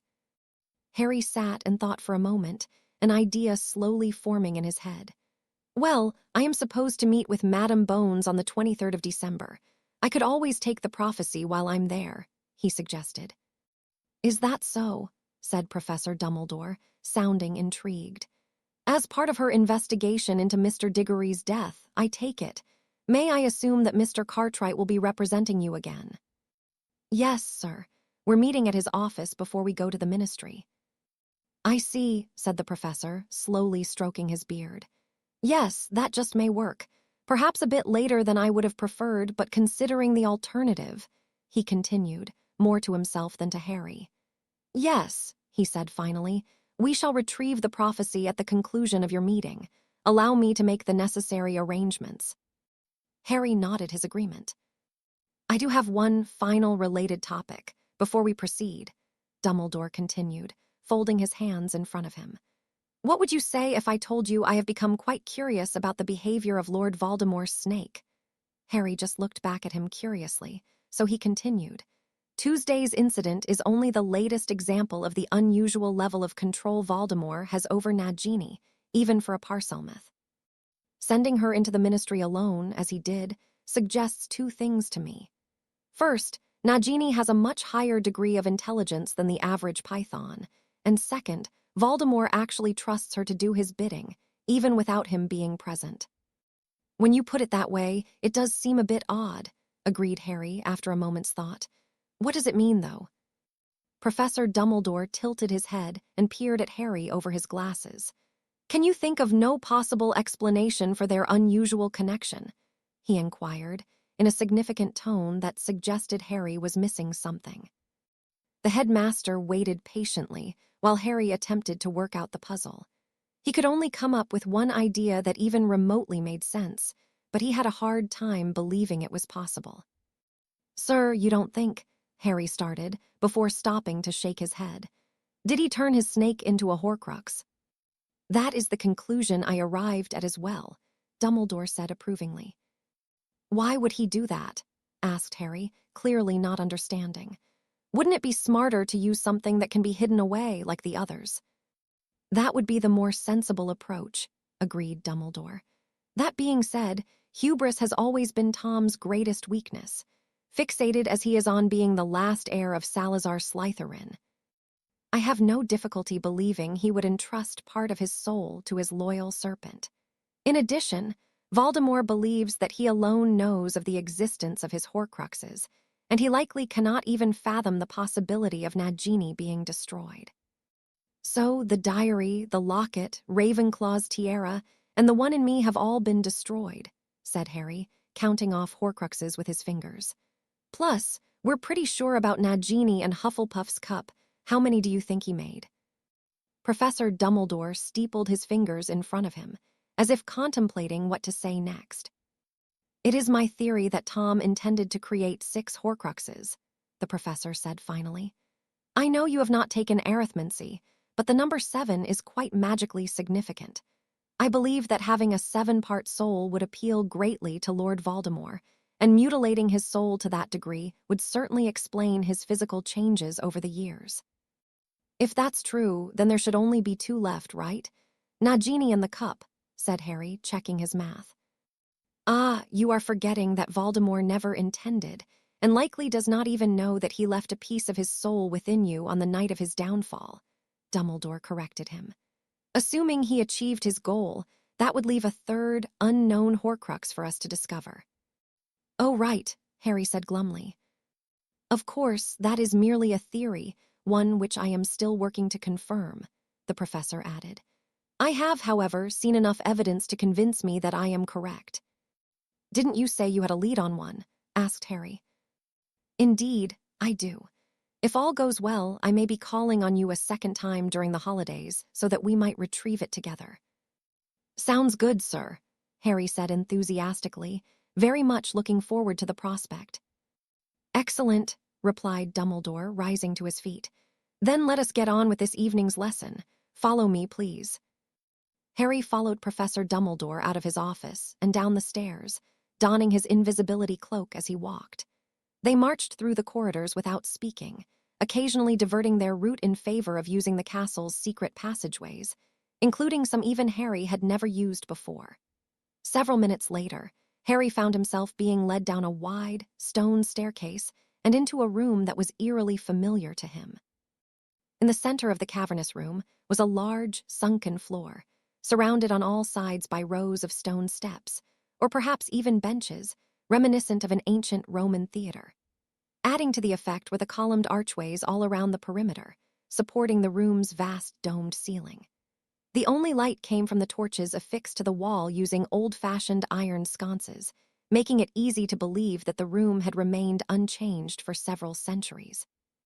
Sir, this is the room where you confronted Quirinus Quirrell, thereby preventing Voldemort from procuring the Philosopher's Stone, Professor Dumbledore finished for him. Right, but why are we here? Questioned Harry. This is one of the older parts of the castle, which has been imbued with several magical protections, explained the professor. To make a long story short, it is one of the few places in Hogwarts where we may practice destructive magic without causing significant damage. Dumbledore looked around the room once more, before continuing his explanation.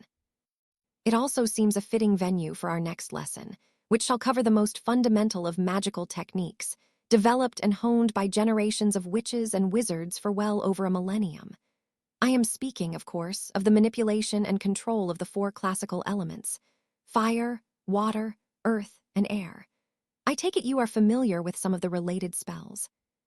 Well, there's Incendio and Aguamenti, obviously, replied Harry. I just learned about Ventus, the wind spell, but the only one I can think of for earth would be the hardening charm, but I'm not sure if that counts or not. Very good, replied Dumbledore. There is a branch of earth magic related to revitalizing the land itself, augmenting our ability to grow and cultivate from it. A marvelous discipline though it may be, there is little use for it in dueling, so we shall focus more on the other three. There are, however, a few related tricks I can show you, he added, almost as an afterthought. Transfiguring rocks and stone in a fight can be pretty effective, if you know what you're doing, Harry pointed out, thinking back to his last duel with Daphne. Indeed, it can, particularly for those with the requisite skill and creativity, agreed Dumbledore. Speaking of which, Professor McGonagall was quite pleased with the progress you made whilst serving your detentions. Those lessons were brilliant, he replied. Way better than writing lines for Umbridge. I should expect so, the headmaster chuckled. Now, observe using both your eyes and your senses as I cast this spell.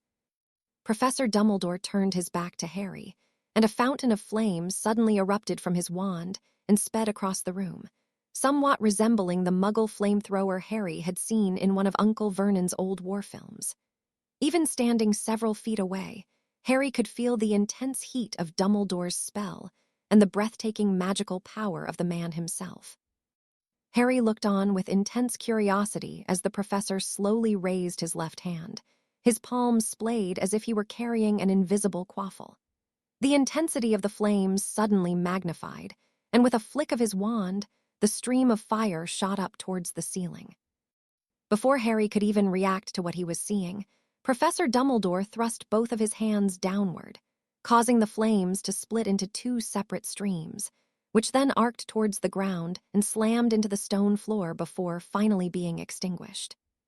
For a few moments, Harry just stared in awe at the Hogwarts headmaster. He had never seen anything quite like it. The power of the spell alone was remarkable, but the way Dumbledore had manipulated the flames to move the way they had was absolutely mind-boggling. "That was incredible, sir," he said in a weak voice. "Your flattery is appreciated, but unnecessary," Dumbledore replied with a slight bow. "Are you able to guess the spell I just demonstrated?" Harry shook his head. "No, sir, I've never seen a spell like that before," he admitted. Dumbledore smiled at him knowingly. "Ah, then you may be surprised to learn that it was merely Incendio, the very same fire-making spell taught in your first-year charms class," he revealed. "Wah, really?" spluttered Harry, completely flabbergasted. "Oh, yes," Dumbledore nodded solemnly. "The goal of this lesson is to impress upon you the near limitless potential of magic, especially when harnessed by those with exceptional power and control. People like you, Harry." "Me?" asked Harry. "Do you really think I'll be able to do magic like that one day?" "Goodness, no," chuckled Professor Dumbledore. "I expect you to perform magic like that today." Harry stared blankly back at the professor for a moment, fighting off a brief wave of nausea.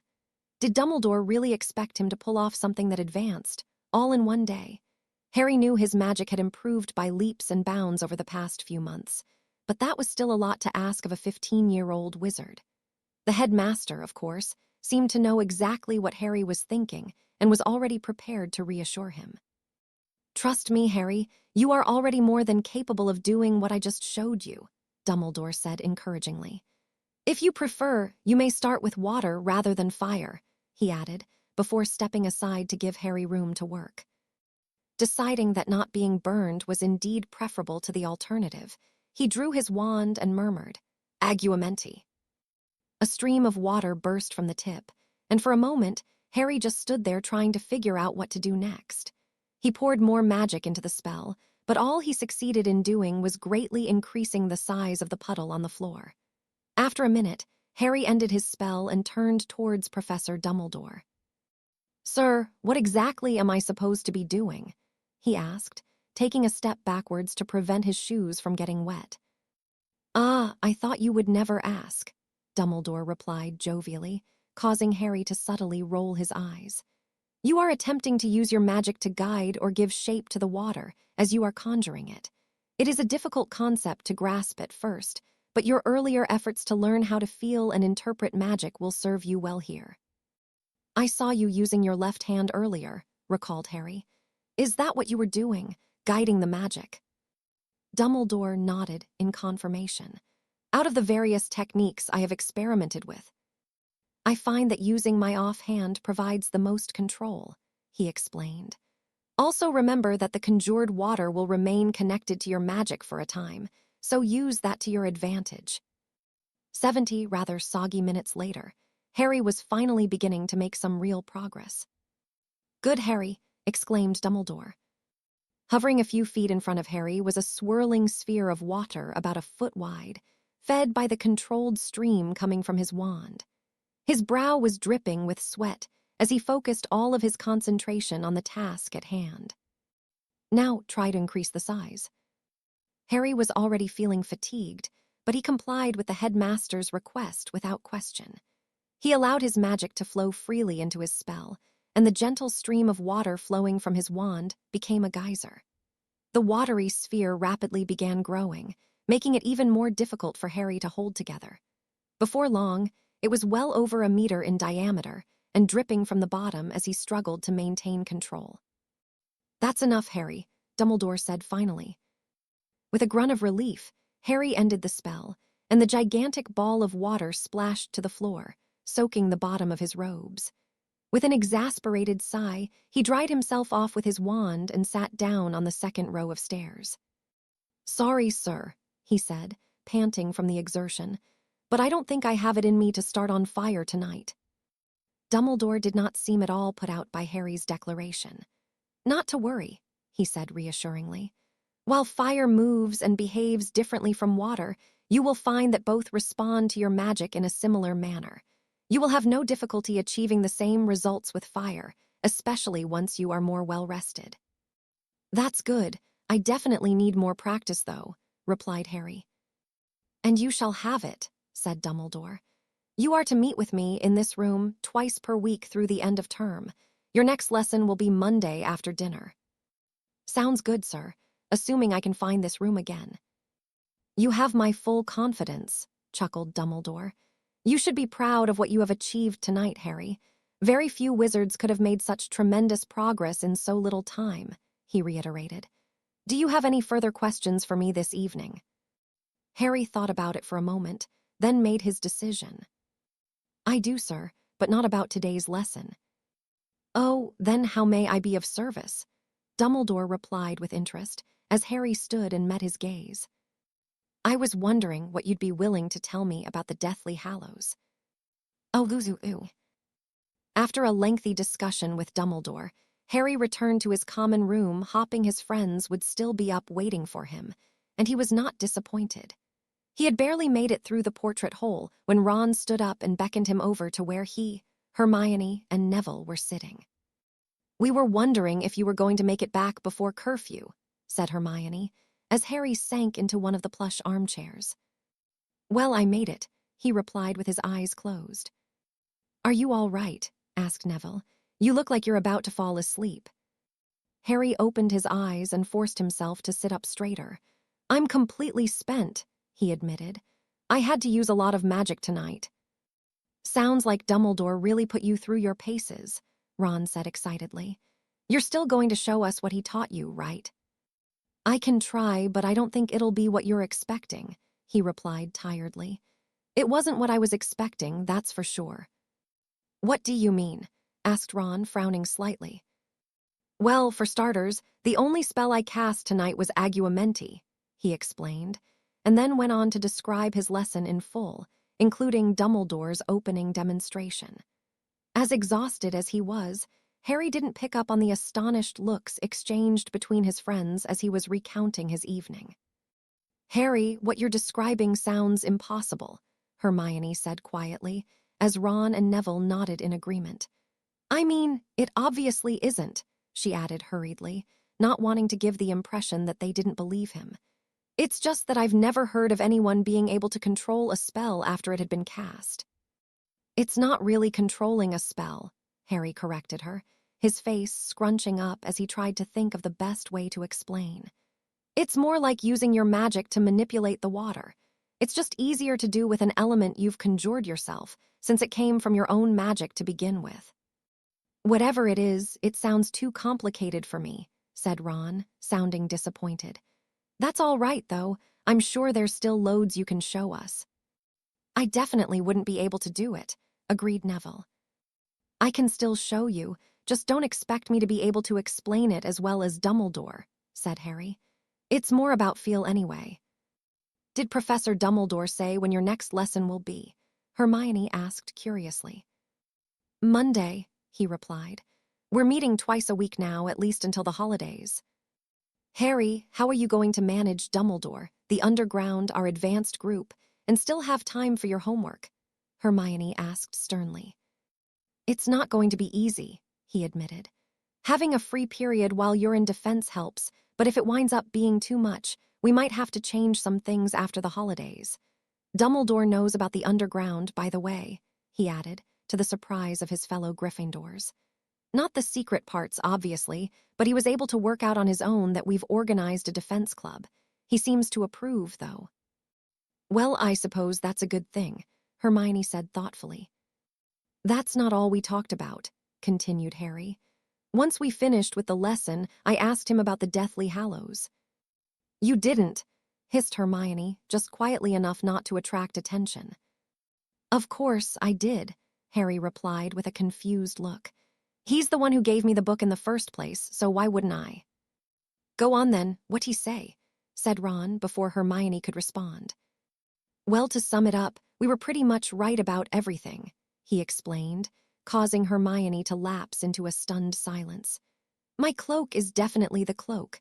Apparently my dad told Dumbledore he inherited it from my grandfather, who called it a family heirloom." "Wicked," said Ron, while Neville just shook his head in disbelief. "Is it okay for me to be hearing this?" the boy asked worriedly. "Of course, Neville. I trust you," Harry reassured him. "Just don't tell anyone else, especially Luna. If her dad is as obsessed with the Hallows as she made it sound, it's probably best if she doesn't find out." "That's fair, thanks, Harry," replied Neville. "Dumbledore also agrees that Marvolo Gaunt's ring might be the Resurrection Stone," he continued.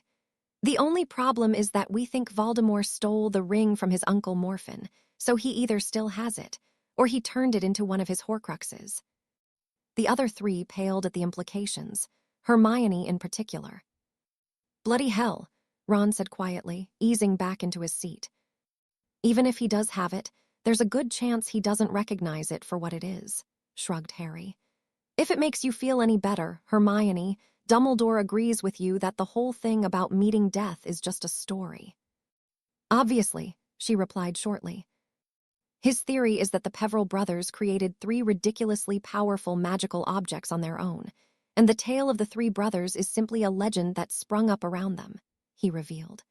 "That being said, Dumbledore thinks there's probably more truth to the story than we'd suspect, which is why he lent me his copy of the original version. He also told me to pass along his compliments on your translation," he added, addressing Hermione. He was pretty well shocked that we'd managed to figure everything out so quickly. "What about the wand?" Neville asked quietly. Harry shook his head. "All Dumbledore would say is that he's seen enough to convince him that it does, in fact, exist," he said disappointedly. "Now that I think about it, all he really did was confirm what we already knew. He didn't give me much new information, at least not about the Hallows themselves. It's almost like he wants us to figure it out on our own." "Sounds like Dumbledore," snorted Ron. "Just look at the last 4.5 years. "Well, if you want to spend your time chasing legends and fairy tales, that's your business," Hermione muttered resignedly. "I've done my part with the translation, but that's as far as I'm willing to go." "No worries, Hermione. I appreciate what you've done," Harry told her sincerely. "I'm not about to drop everything and go hunting after Hallows. Either I've got enough on my plate as it is." "Right. Like planning for tomorrow's underground session," Ron said excitedly. "I've got some ideas I wanted to run by you," he continued, and the 4 Gryffindors huddled together to work out the details. Once they were done, Harry immediately excused himself and marched up to his dorm. He pulled the curtains around his 4-poster and was asleep the moment his head hit the pillow, any thoughts of the Deathly Hallows relegated to the back of his mind. Chapter 24, Toad Trouble. Being perhaps busier than he had ever been in his entire life, the last few weeks of the term were a complete whirlwind for Harry. His lessons with Professor Dumbledore were equal parts amazing, frustrating, exhausting, and enlightening. With great effort, Harry had become proficient in manipulating water, fire, and wind. Perhaps not on the same level as Dumbledore, but certainly further along than he had expected to be by this point. Another surprising, but quite welcome benefit to his training was the way he felt more in tune with his own magic than ever before, greatly improving his already well-developed control. From there, they moved on to advanced defensive techniques, including stronger variations of the shield charm and spell deflection, the latter of which involved batting away incoming spells using the tip of one's wand. Sirius had promised to teach him that over the holidays, so Harry was looking forward to showing his godfather how far ahead of schedule he was. The remainder of the headmaster's lessons mainly built upon the foundation Professor McGonagall had worked to develop during Harry's week of detentions. Professor Dumbledore was a true master of transfiguration, and the way he incorporated the art into his dueling was nothing short of genius. Their final meeting of the term was entirely spent sparring with one another, and even though Dumbledore repeatedly bested Harry with seemingly little effort, it was obvious to both of them that Harry had improved to a ridiculous degree. Far less successful were Harry's attempts to reconcile with Daphne and convince her to train with him and his friends. His repeated efforts to subtly gain her attention were roundly ignored, so he decided to try something a bit more drastic. It took 3 days of regularly checking the Marauder's map before he finally found his opportunity. Daphne was walking by herself, trailing the other Slytherins by a fair distance as they left Professor Flitwick's classroom. Harry hid himself in one of the small alcoves that was home to one of the many suits of armor stationed throughout the school, and as soon as Daphne walked by, he hit her with a silencing charm, then dashed across the corridor and dragged her into a nearby cupboard. "What the hell, Potter?" she growled once he lifted his spell. "Sorry, but you've been ignoring me, and I needed to talk to you," he whispered. "I wanted to apologize for the other night. What I was trying to say came out all wrong." "Oh, really? And what was the right way to say you intended to bail on me?" she retorted, her irritated expression clear even in the low light of Harry's wand. Harry sighed. "I just thought it would be nice if we could join together. We have a small group of the best duelists, not just Gryffindors, and you would fit right in," he tried to explain. "You could practice dueling against someone besides me for a change. They would see that there really are some decent Slytherins in this school, and I might actually get a free night to do my homework." "Well, now you have your free night, just like you wanted," she replied snarkily. "Don't worry about me. I'm more than capable of taking care of myself. I don't need a bunch of naive idealists getting in my way." "That's not fair, Daphne," said Harry, his expression growing serious as he suddenly came to a realization. "You're still practicing dark magic, aren't you?" "What I do is none of your concern," Daphne replied coldly. "That's not," Harry started, pinching the bridge of his nose. "Is that why you're so mad, because I wanted to stop using dark magic?" "You can do, or not do, whatever you like as far as I'm concerned," she said, crossing her arms defiantly. "Fine," Harry said resignedly. This isn't how I wanted things to go. I consider you a friend, Daphne, and I don't want that to change even if we stop practicing together." "People don't always get what they want, Harry. You know that as well as anyone," Daphne replied bitterly, moving to open the door. "Don't follow me," she said just before she left. "And remember what I told you about Umbridge. She's been asking questions about you." Harry was disappointed, of course, but he tried not to let it get to him. Astoria was equally concerned about her sister, but there wasn't much either of them could do. As much as Harry would have liked for Daphne to join them, no one could deny that the underground had been positively thriving. For one, after working out a system where they would break off into smaller groups and work on different spells before rotating, their meetings had become much more efficient. By mid-December, every one of them had become at least reasonably competent at disarming and shielding, along with a decent variety of basic offensive spells, including Stupefy, the Impediment and Knockback Jinxes, and even a few of the heavier spells, like the Reductor Curse. They had even introduced a Pisky, the basic healing spell Dumbledore had taught him, and the Disillusionment Charm, a rather difficult spell used to disguise oneself by blending in with one's surroundings, like a chameleon. Harry was proud of their progress, but even more special was the invigorating sense of purpose and camaraderie that filled him during their meetings. In less than 2 months, they had gone from a loose collection of students from 3 separate houses to a cohesive group united in 2 main goals: learning to defend themselves and sticking it to the Ministry for forcing Dolar's umbrage upon them. Even chronic naysayers like Zacharias Smith had seemed to come around. In fact, Harry was so encouraged by their progress that he promised to start on the Patronus charm once they returned from the holidays, and they all left their last full meeting of the term feeling energized. On the last night before the Hogwarts Express would bring them all back to London, they held their final meeting of the advanced group, who Fred now insisted be called the Elite, arguing they deserved a cool name of their own. They had spent the last few sessions perfecting 2 reasonably destructive spells, Bombarda, the Exploding Charm, and Confringo, the Blasting Curse. Both were similar in nature, except the former created a more concussive blast compared to the fiery explosions of the latter. In either case, allowing yourself to be hit by one was not recommended. Not wanting to start anything new before the holidays, they spent most of the evening dueling in pairs so that they might become more accustomed to fighting in teams. With them being an odd number, Harry hadn't planned on participating at all. That is until right near the end, when Fred and George managed to goad him into dueling them 2-on-1. Having dispatched the team of Neville and Susan with relative ease, the twins were feeling confident and insisted they were ready to take on their leader. Never one to back away from a challenge, Harry hopped down from the table where he had been sitting and observing the duels and took up his position in the center of the room. The rest of the group quickly lined up against the wall to watch, including Astoria, who came to observe, as she often did, with everyone taking out their wands in case they needed to shield against a stray spell. Everyone was so focused on the duel about to take place that none of them noticed the door to the room quietly opening, seemingly on its own, before quickly shutting itself. Harry raised his wand in a defensive posture as Fred and George slowly crisscrossed one another to switch places, grinning like mad the entire time. "Do Fred and George know Harry's been training with Professor Dumbledore?" Hermione whispered to Ron. "Nope," he replied, trying hard not to laugh. "This is going to be hilarious." "Oh dear." Fred was the first to act, calling out "Stupefy," just as George was trying to outflank Harry by quickly moving to his right.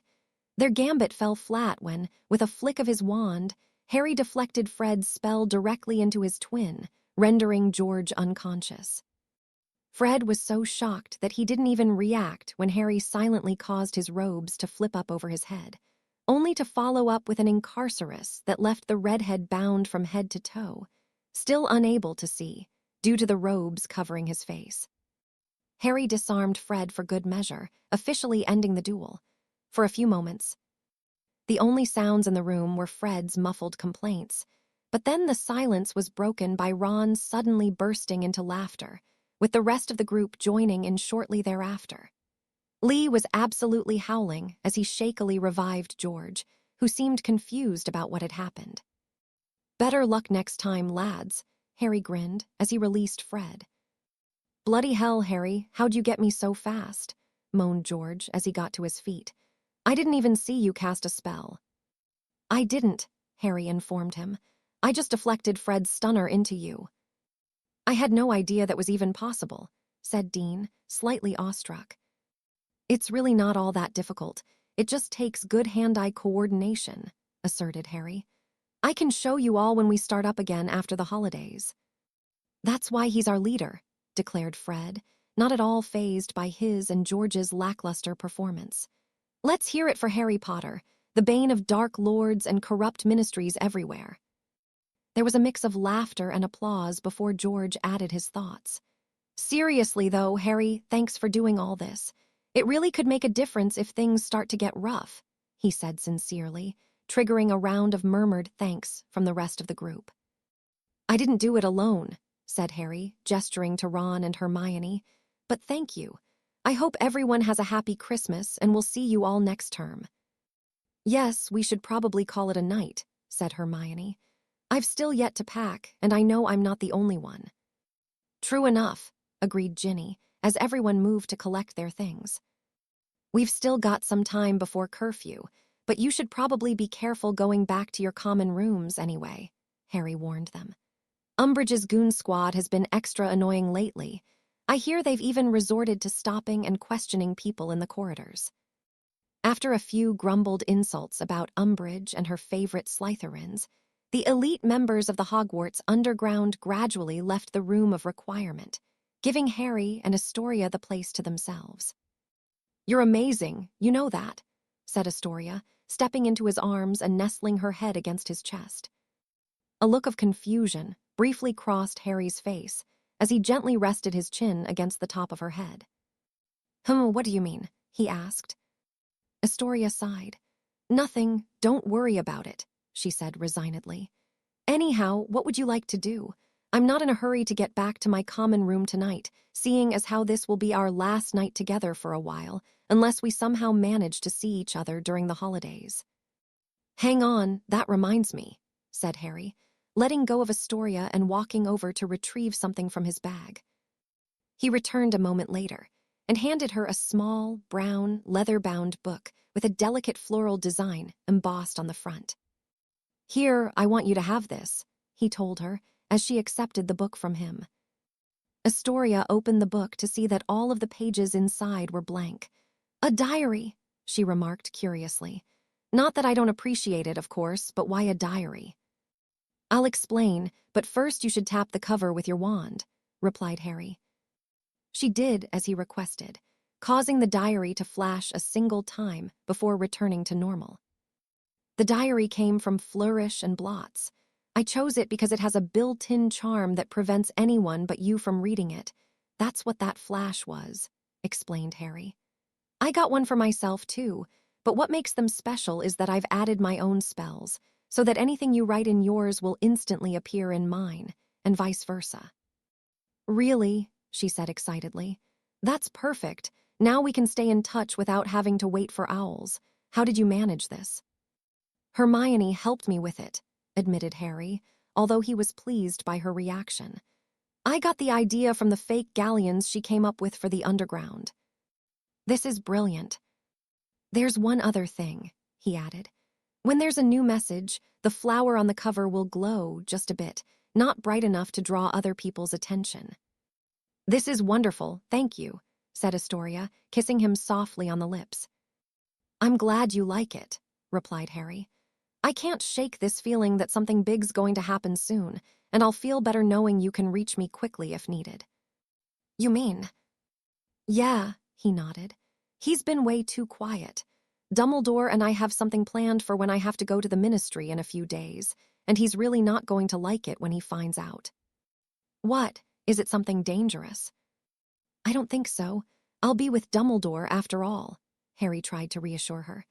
"You're better off not knowing the details for now, but I promise I'll fill you in later. That's not all, though," he continued, after Astoria begrudgingly agreed. "There's also the escaped Death Eaters to worry about. It's been almost 2 months since the breakout, and it's only a matter of time before they've recovered enough to start attacking people again." "That's true," Astoria replied quietly, biting at her lip in a way that told Harry she was worrying about Travers contacting her mother. He was about to say something, when suddenly her expression cleared, and she looked up at him with a wry grin. "Then I suppose it's a good thing you have an army of your own now," she said teasingly. Harry paused for a moment before chuckling in response. "I wouldn't go that far," he replied. "They've all come a long way, though. If it came down to it, we'd put up way more of a fight than anyone would expect." "I guess the minister was right to be worried," she quipped, reaching up to touch his cheek. "I'm glad I'm on your side, though." "Me too," he smiled, leaning in for a kiss. "Hem's hem." Harry and Astoria immediately froze at the sound. "I believe I've heard enough," announced Professor Umbridge, coming into view as she lifted her disillusionment charm. The Hogwarts High Inquisitor stood there in her familiar pink cardigan, her wand pointed directly at them, and a wide, toad-like smile punctuating her gleeful expression. Shocking though her sudden appearance may have been, even more so was the identity of the person standing behind her. "Daphne," Astoria exclaimed in disbelief. "Yes, your older sister has been quite useful," Umbridge replied smugly. "It's a shame you do not share her sense of loyalty. Whatever would your father say?" Astoria didn't respond, as she was still glaring at her sister, who was looking down at the floor. "While I suspected that Potter was leading an illegal student group, the truth is far worse than even I imagined," continued Umbridge. "Conspiring with Dumbledore to infiltrate the ministry, raising an army with the intent of causing insurrection. It seems that Cornelius was correct. I am afraid you've left me with no choice but to charge the both of you with treason." "Treason!" all 3 students shouted in unison. "Oh yes, and that goes for your little friends too," she added in her falsely sweet voice. "I've committed their names to memory, and I assure you they shall all be punished accordingly." "You promised you would leave Astoria out of it," Daphne said angrily, now glaring at Umbridge. "That was before I became aware of the seriousness of her crimes," she responded, not even bothering to look back at Daphne. "After what you told me, you should be grateful I'm not bringing you up on charges as well." Harry's mind was scrambling to come up with a way out of their predicament, but all he could think of was fighting his way out and fleeing to Sirius's house. While he understood that doing so would likely make things worse in the long run, there was no way he was going to let Umbridge take them. Moving very slowly, he began inching his hand towards his wand. "Now you shall both come with me whilst I summon the Aurors," said Umbridge, now walking towards them. "Do not resist, or I shall." Harry plunged his hand into his robe pocket and grasped his wand. "Imperio." Umbridge suddenly stopped in her tracks and lowered her wand, her eyes glazing over as the curse took hold. Standing just behind her, wearing a repulsed expression, was Daphne, her wand pointed directly at the back of Umbridge's head. "What the ever-loving fuck, Daphne?" shrieked Astoria. "It's not my fault," Daphne shouted back, a moment after recovering from her sister's uncharacteristic outburst. "How in the world is this not your fault?" "Because the bitch fed me Veritaserum," snapped Daphne. "She forced me to tell her everything. How we hid Harry over the summer, your relationship, us practicing dark magic together, even what I knew about father's business dealings." Astoria's mouth clamped shut as she swallowed her retort, her face taking on a thoughtful expression. "Hang on," interrupted Harry. "That's obviously bad. But how are you even here right now? As far as I know, Veritaserum can't get around a Fidelius charm, and there's no way you could have given her the secret." "No, but she figured out I knew something and asked enough questions to where I actually told her you were hiding what you were doing under a Fidelius," she explained bitterly. "I couldn't tell her the actual secret, but I was able to bring her straight to your meeting place," as she put it. "It's just bad luck that you were actually here." She disillusioned both of us and then held onto my arm as I led her inside. "I can't be certain, but it seems like the charm might have broken for her once she was inside the room." Harry started massaging his forehead. "You'd think me of all people would know not to put too much faith in a Fidelius charm," he muttered to himself. "And you were okay with Umbridge arresting us?" Astoria pressed her sister. "Obviously not," retorted Daphne. "She promised that if I helped her, she would leave you alone. Harry was only supposed to be expelled." "Gee, thanks," Harry replied sarcastically. "As if Dumbledore would ever let that happen," she scoffed. "Besides, I've been clear with you from the beginning about my priorities, so you shouldn't be surprised that I would sacrifice you for Astoria." "I suppose that's fair," he sighed, while Astoria looked at him in disbelief. "No, it is not fair," she replied to him sharply, before turning back to her sister. "And what could have possibly possessed you to place Umbridge under the Imperius curse?" "Well, I wasn't going to just let her charge you with treason," replied Daphne, as if the answer was obvious. "I clearly had to do something." "And you chose casting an unforgivable curse on the minister for Magic's top assistant?" Harry asked incredulously. Daphne paled slightly, as if she'd only just realized the implications of what she'd done. Right at that moment, Umbridge suddenly started twitching, and her eyes began darting back and forth. "Damn, she's fighting the curse," Daphne cried out, her face scrunching up in effort. "I don't think I can hold her." "Stupefy," muttered Harry, and Umbridge collapsed to the floor like the proverbial sack of potatoes. "What a bloody mess," he said, anxiously running a hand through his hair. "What are we going to do now?" Astoria asked quietly. "You are going to do nothing," Daphne replied hotly. "You are going to go back to your common room whilst I figure out how to deal with this." "Hey, don't get mad at her," snapped Harry. Astoria put her hand on Harry's arm to calm him. "As mad as all of this is, I can't stop wondering why she would have asked you about father's business," she said curiously. "That clearly has nothing to do with Harry, so why?" "She never mentioned why," scowled Daphne. "But I say we use her own Veritaserum on her and find out." "That's not a bad idea," Harry replied thoughtfully. "But then what?" Daphne folded her arms in front of her. "I'm not doing anything until Astoria leaves," she said defiantly. "Fine," Harry agreed, before Astoria could argue. He turned to face her and took both of her hands in his. "I understand why you want to stay, but Daphne's right," he attempted to explain. "You're still relatively innocent in all this, and it's probably for the best if you're not involved in whatever happens next." Astoria opened her mouth to argue, but then she quickly deflated and resignedly nodded her head in agreement. She reached up and wrapped her arms around his neck, hugging him tightly. "Please, don't let anything happen to her," she whispered in his ear before stepping back from him. "And I want to know the moment you are back and safe," she added, holding up the diary Harry had given her. Next, she went to hug Daphne. "I love you," she said quietly, "but if you betray him now, I will never forgive you." "I won't, I promise," Daphne replied haltingly, squeezing her sister tightly before subtly wiping a tear from her eye. "Good luck," Astoria said to both of them, and then quickly gathered her things and left. As soon as the door was shut, Daphne turned to Harry with a pleading expression. "Harry, she started, but Harry held up a hand to forestall her. "It's fine," he said, once again massaging his brow. "I understand, I think.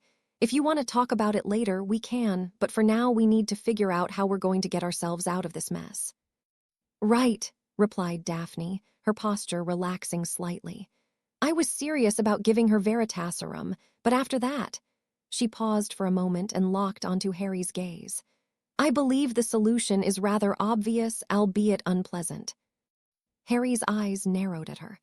"Are you really going to stand there and tell me that we should just go ahead and kill Umbridge?" he asked in an expressionless tone.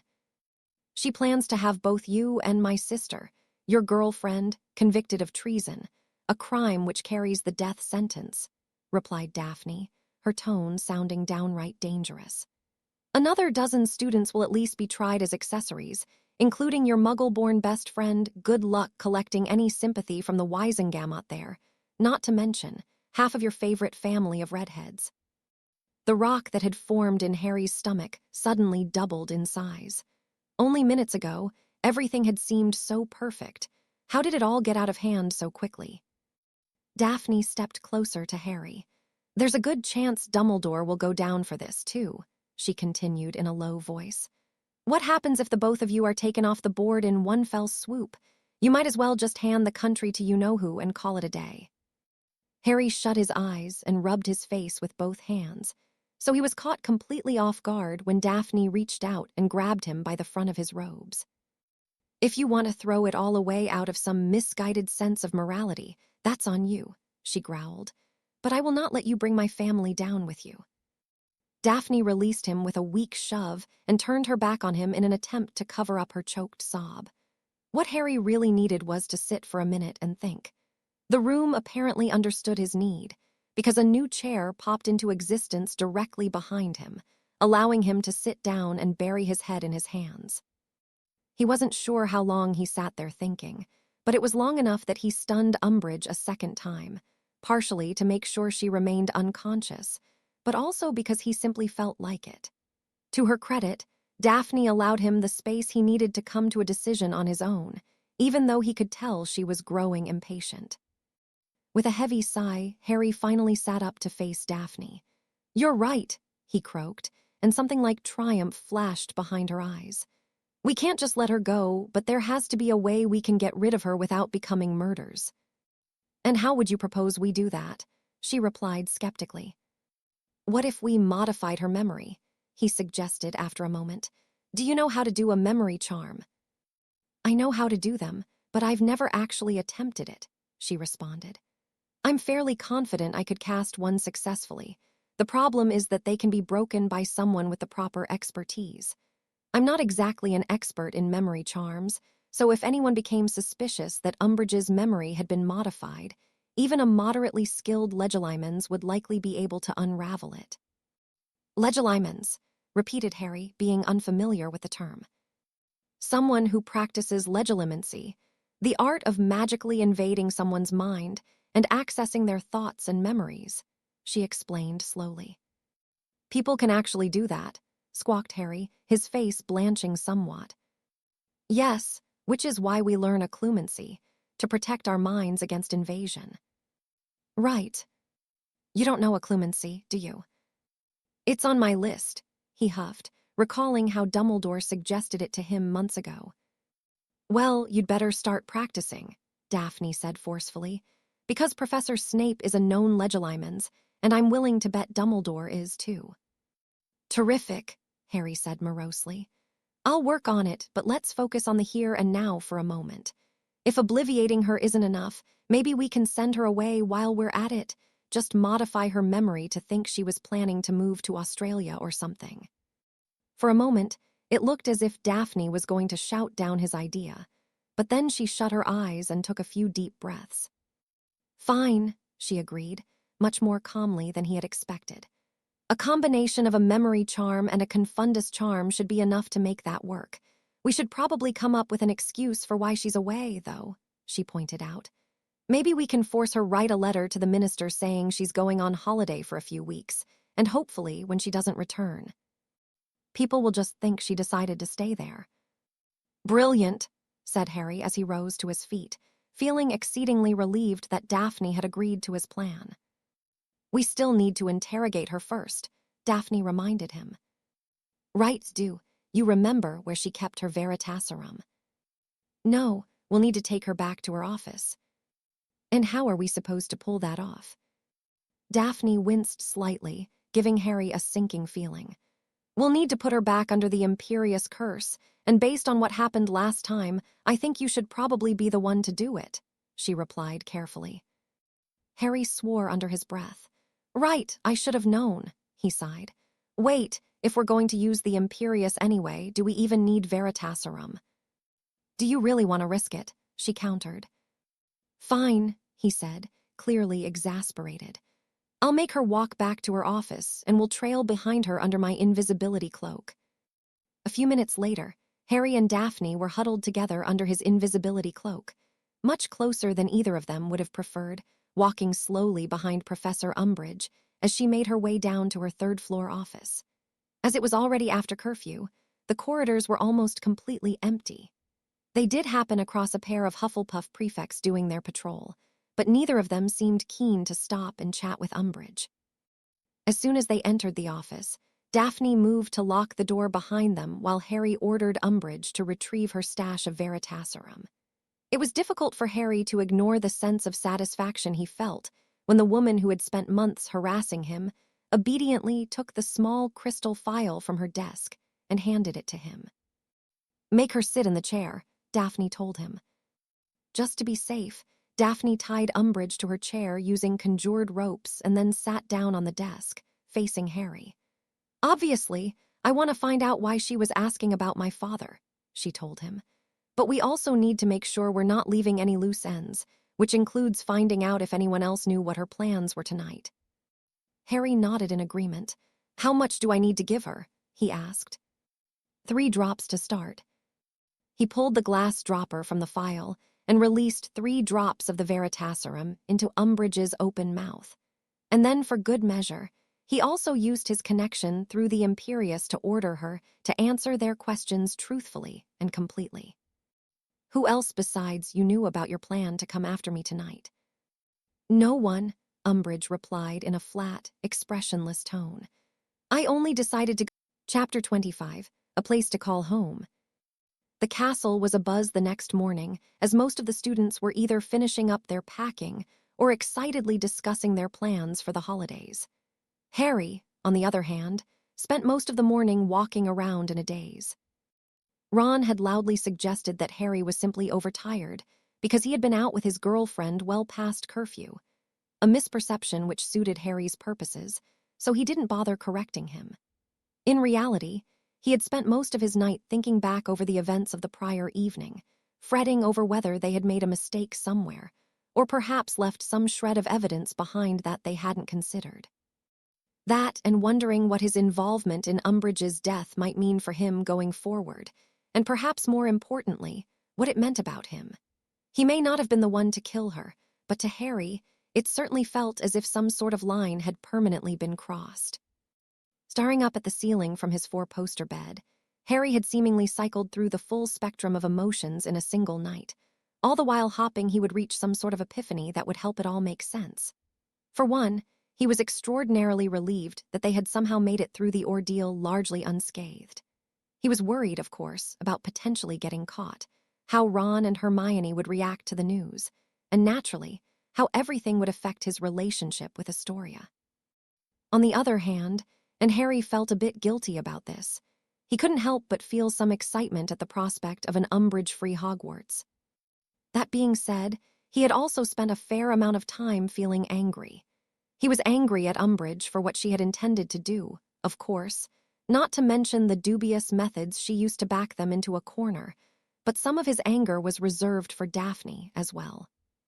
At the time, he was too focused on getting them out of their predicament to really think about it, but there was no denying that her behavior had been quite alarming. While he couldn't blame Daphne for what she had revealed under Veritaserum, she had acted recklessly at multiple points throughout the night, undoubtedly placing them all in danger. More than anything, the realization that someone he thought of as a friend was capable of cold-blooded murder was incredibly jarring, even if she had displayed some remorse. Over time, however, his anger towards Daphne slowly gave way to something closer to sympathy, perhaps even pity. For one, he knew that she had been under a lot of pressure, both from her family and from the other Slytherins. That, combined with her fixation on the dark arts, for which Harry couldn't help but feel at least somewhat responsible, had obviously driven her to some sort of breaking point.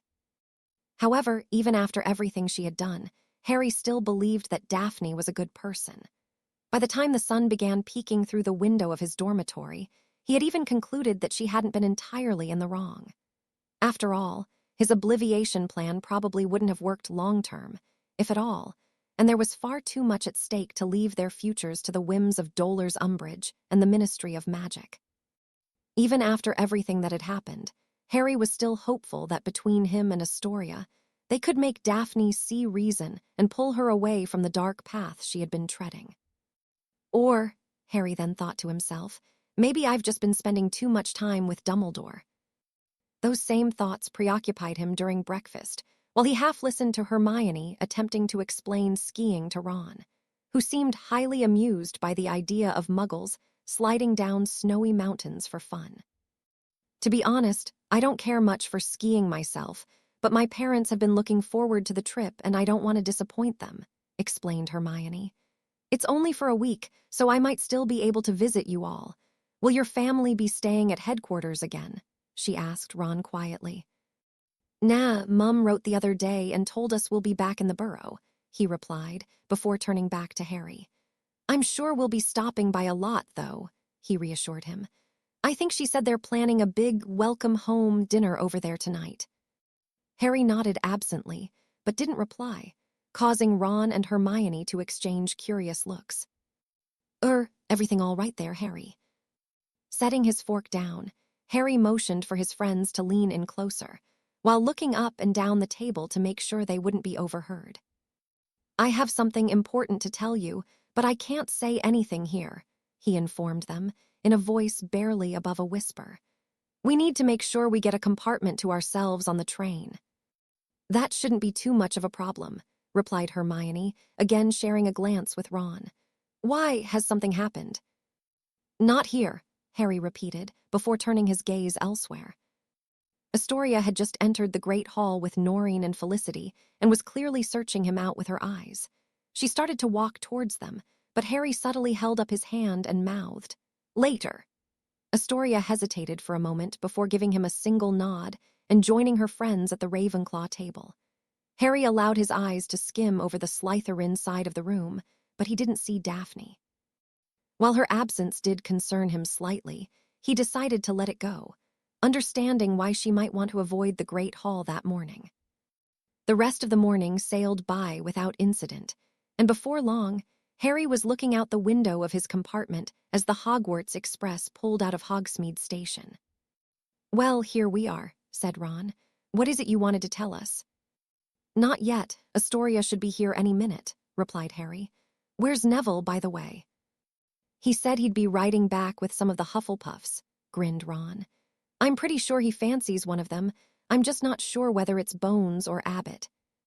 Who knows, maybe it's both, Harry said wryly, making Ron snort and Hermione mutter under her breath. Neville had really come into his own as of late, and being counted among the elite members of the Hogwarts underground had bolstered his growing confidence even further. It had taken some time, but he had finally opened up to them about his parents, and even admitted to keeping a copy of the Daily Prophet article on the Azkaban breakout to serve as motivation for his training.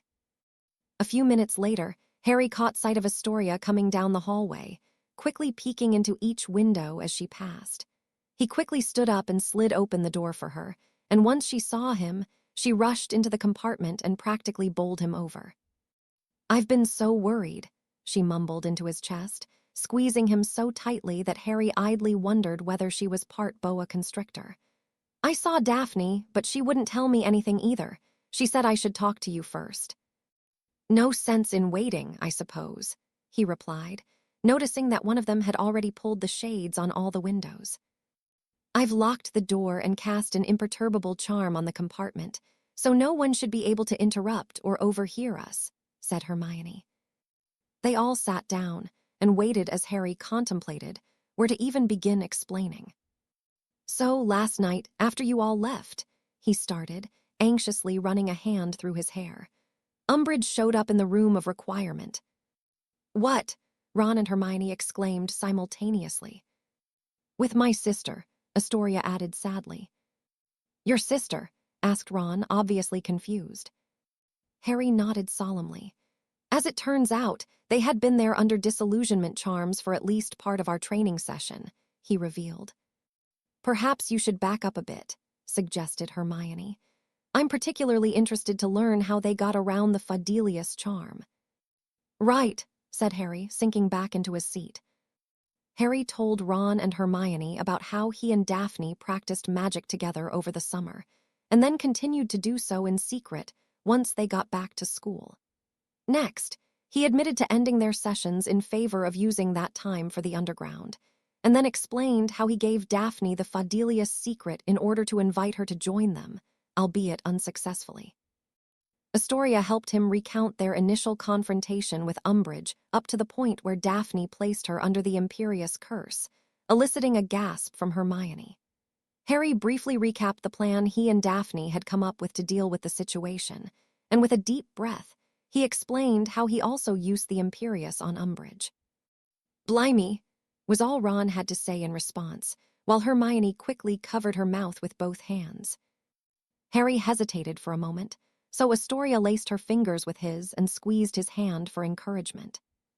He recounted their interrogation of Umbridge in excruciating detail, then moved along to their visit to their former professor's home, the letter to the minister, and their supposed plan to modify Umbridge's memory and send her on a permanent holiday. "Memory charms can be desperately tricky, Harry," remarked Hermione, sounding extremely worried. She was looking rather pale, which only made Harry even more anxious about what he was about to reveal. "Are you certain she cast it correctly?" Harry took a deep breath and slowly exhaled. "Daphne knew that. She knew the plan wouldn't work," he replied, before turning to speak directly to Astoria. "She didn't cast the memory charm." He hesitated, steeling himself. "She cast the killing curse." Astoria shut her eyes, but that didn't prevent her tears from escaping. She killed her," squeaked Hermione, while Ron just sat there looking completely shocked. "Yes," Harry confirmed. "I obviously wasn't happy, and we argued over it for a while, but she explained why she did it, and she honestly believed we had no choice." He took another deep breath before continuing. "I was up most of the night thinking about it, and I don't think she was wrong." "Harry, surely you don't." "I'm not saying I'm happy about it," he said quickly, interrupting Hermione. "I still feel sick about the whole thing, but when it comes down to it, it really was either her or us." "Are you sure?" Astoria said quietly. "She wanted to see me executed," Harry replied firmly. "Her plan was to blackmail your father as a favor to Lucius Malfoy, one of Voldemort's top Death Eaters. Every last one of you was going to at least be expelled, if not worse. She was even responsible for the Dementors attacking me last summer." "I don't know, Harry," Hermione responded nervously, obviously conflicted. "Look, you don't have to agree with me," he said, now sounding somewhat forlorn. "And I won't blame any of you if you can't look at me the same after this. But the fact is that Umbridge was a danger to us and everyone else who opposes Voldemort. I wish it had never come to this, but I'm not sorry she's gone." His statement was followed by a few moments of contemplative silence, during which time Harry allowed himself to fret over how the previous day's events would affect his relationships with the others in the compartment. "What happened next?" demanded Astoria a few moments later. "Is there any chance you could get caught?" "I transfigured the body into a wooden log, and then we brought it to the Shrieking Shack and burned it in the fireplace," he explained, triggering shivers of disgust from all of them, himself included. "We vanished the ashes, and we were careful not to leave any evidence we'd been in her house or her office that night. Nobody else knew what her plans were, so as long as Fudge believes the letter we made her send him, that really only leaves one thing." "What's that?" asked Ron, his face even paler than usual. "Have any of you heard of legilimency?" Ron shook his head, but Hermione answered in the affirmative. "I read about it a few months ago, after you said Dumbledore wanted you to learn occlumency," she said. "Are you concerned that someone might use legilimency on you to find out what happened?" "I'm not willing to take that chance," replied Harry.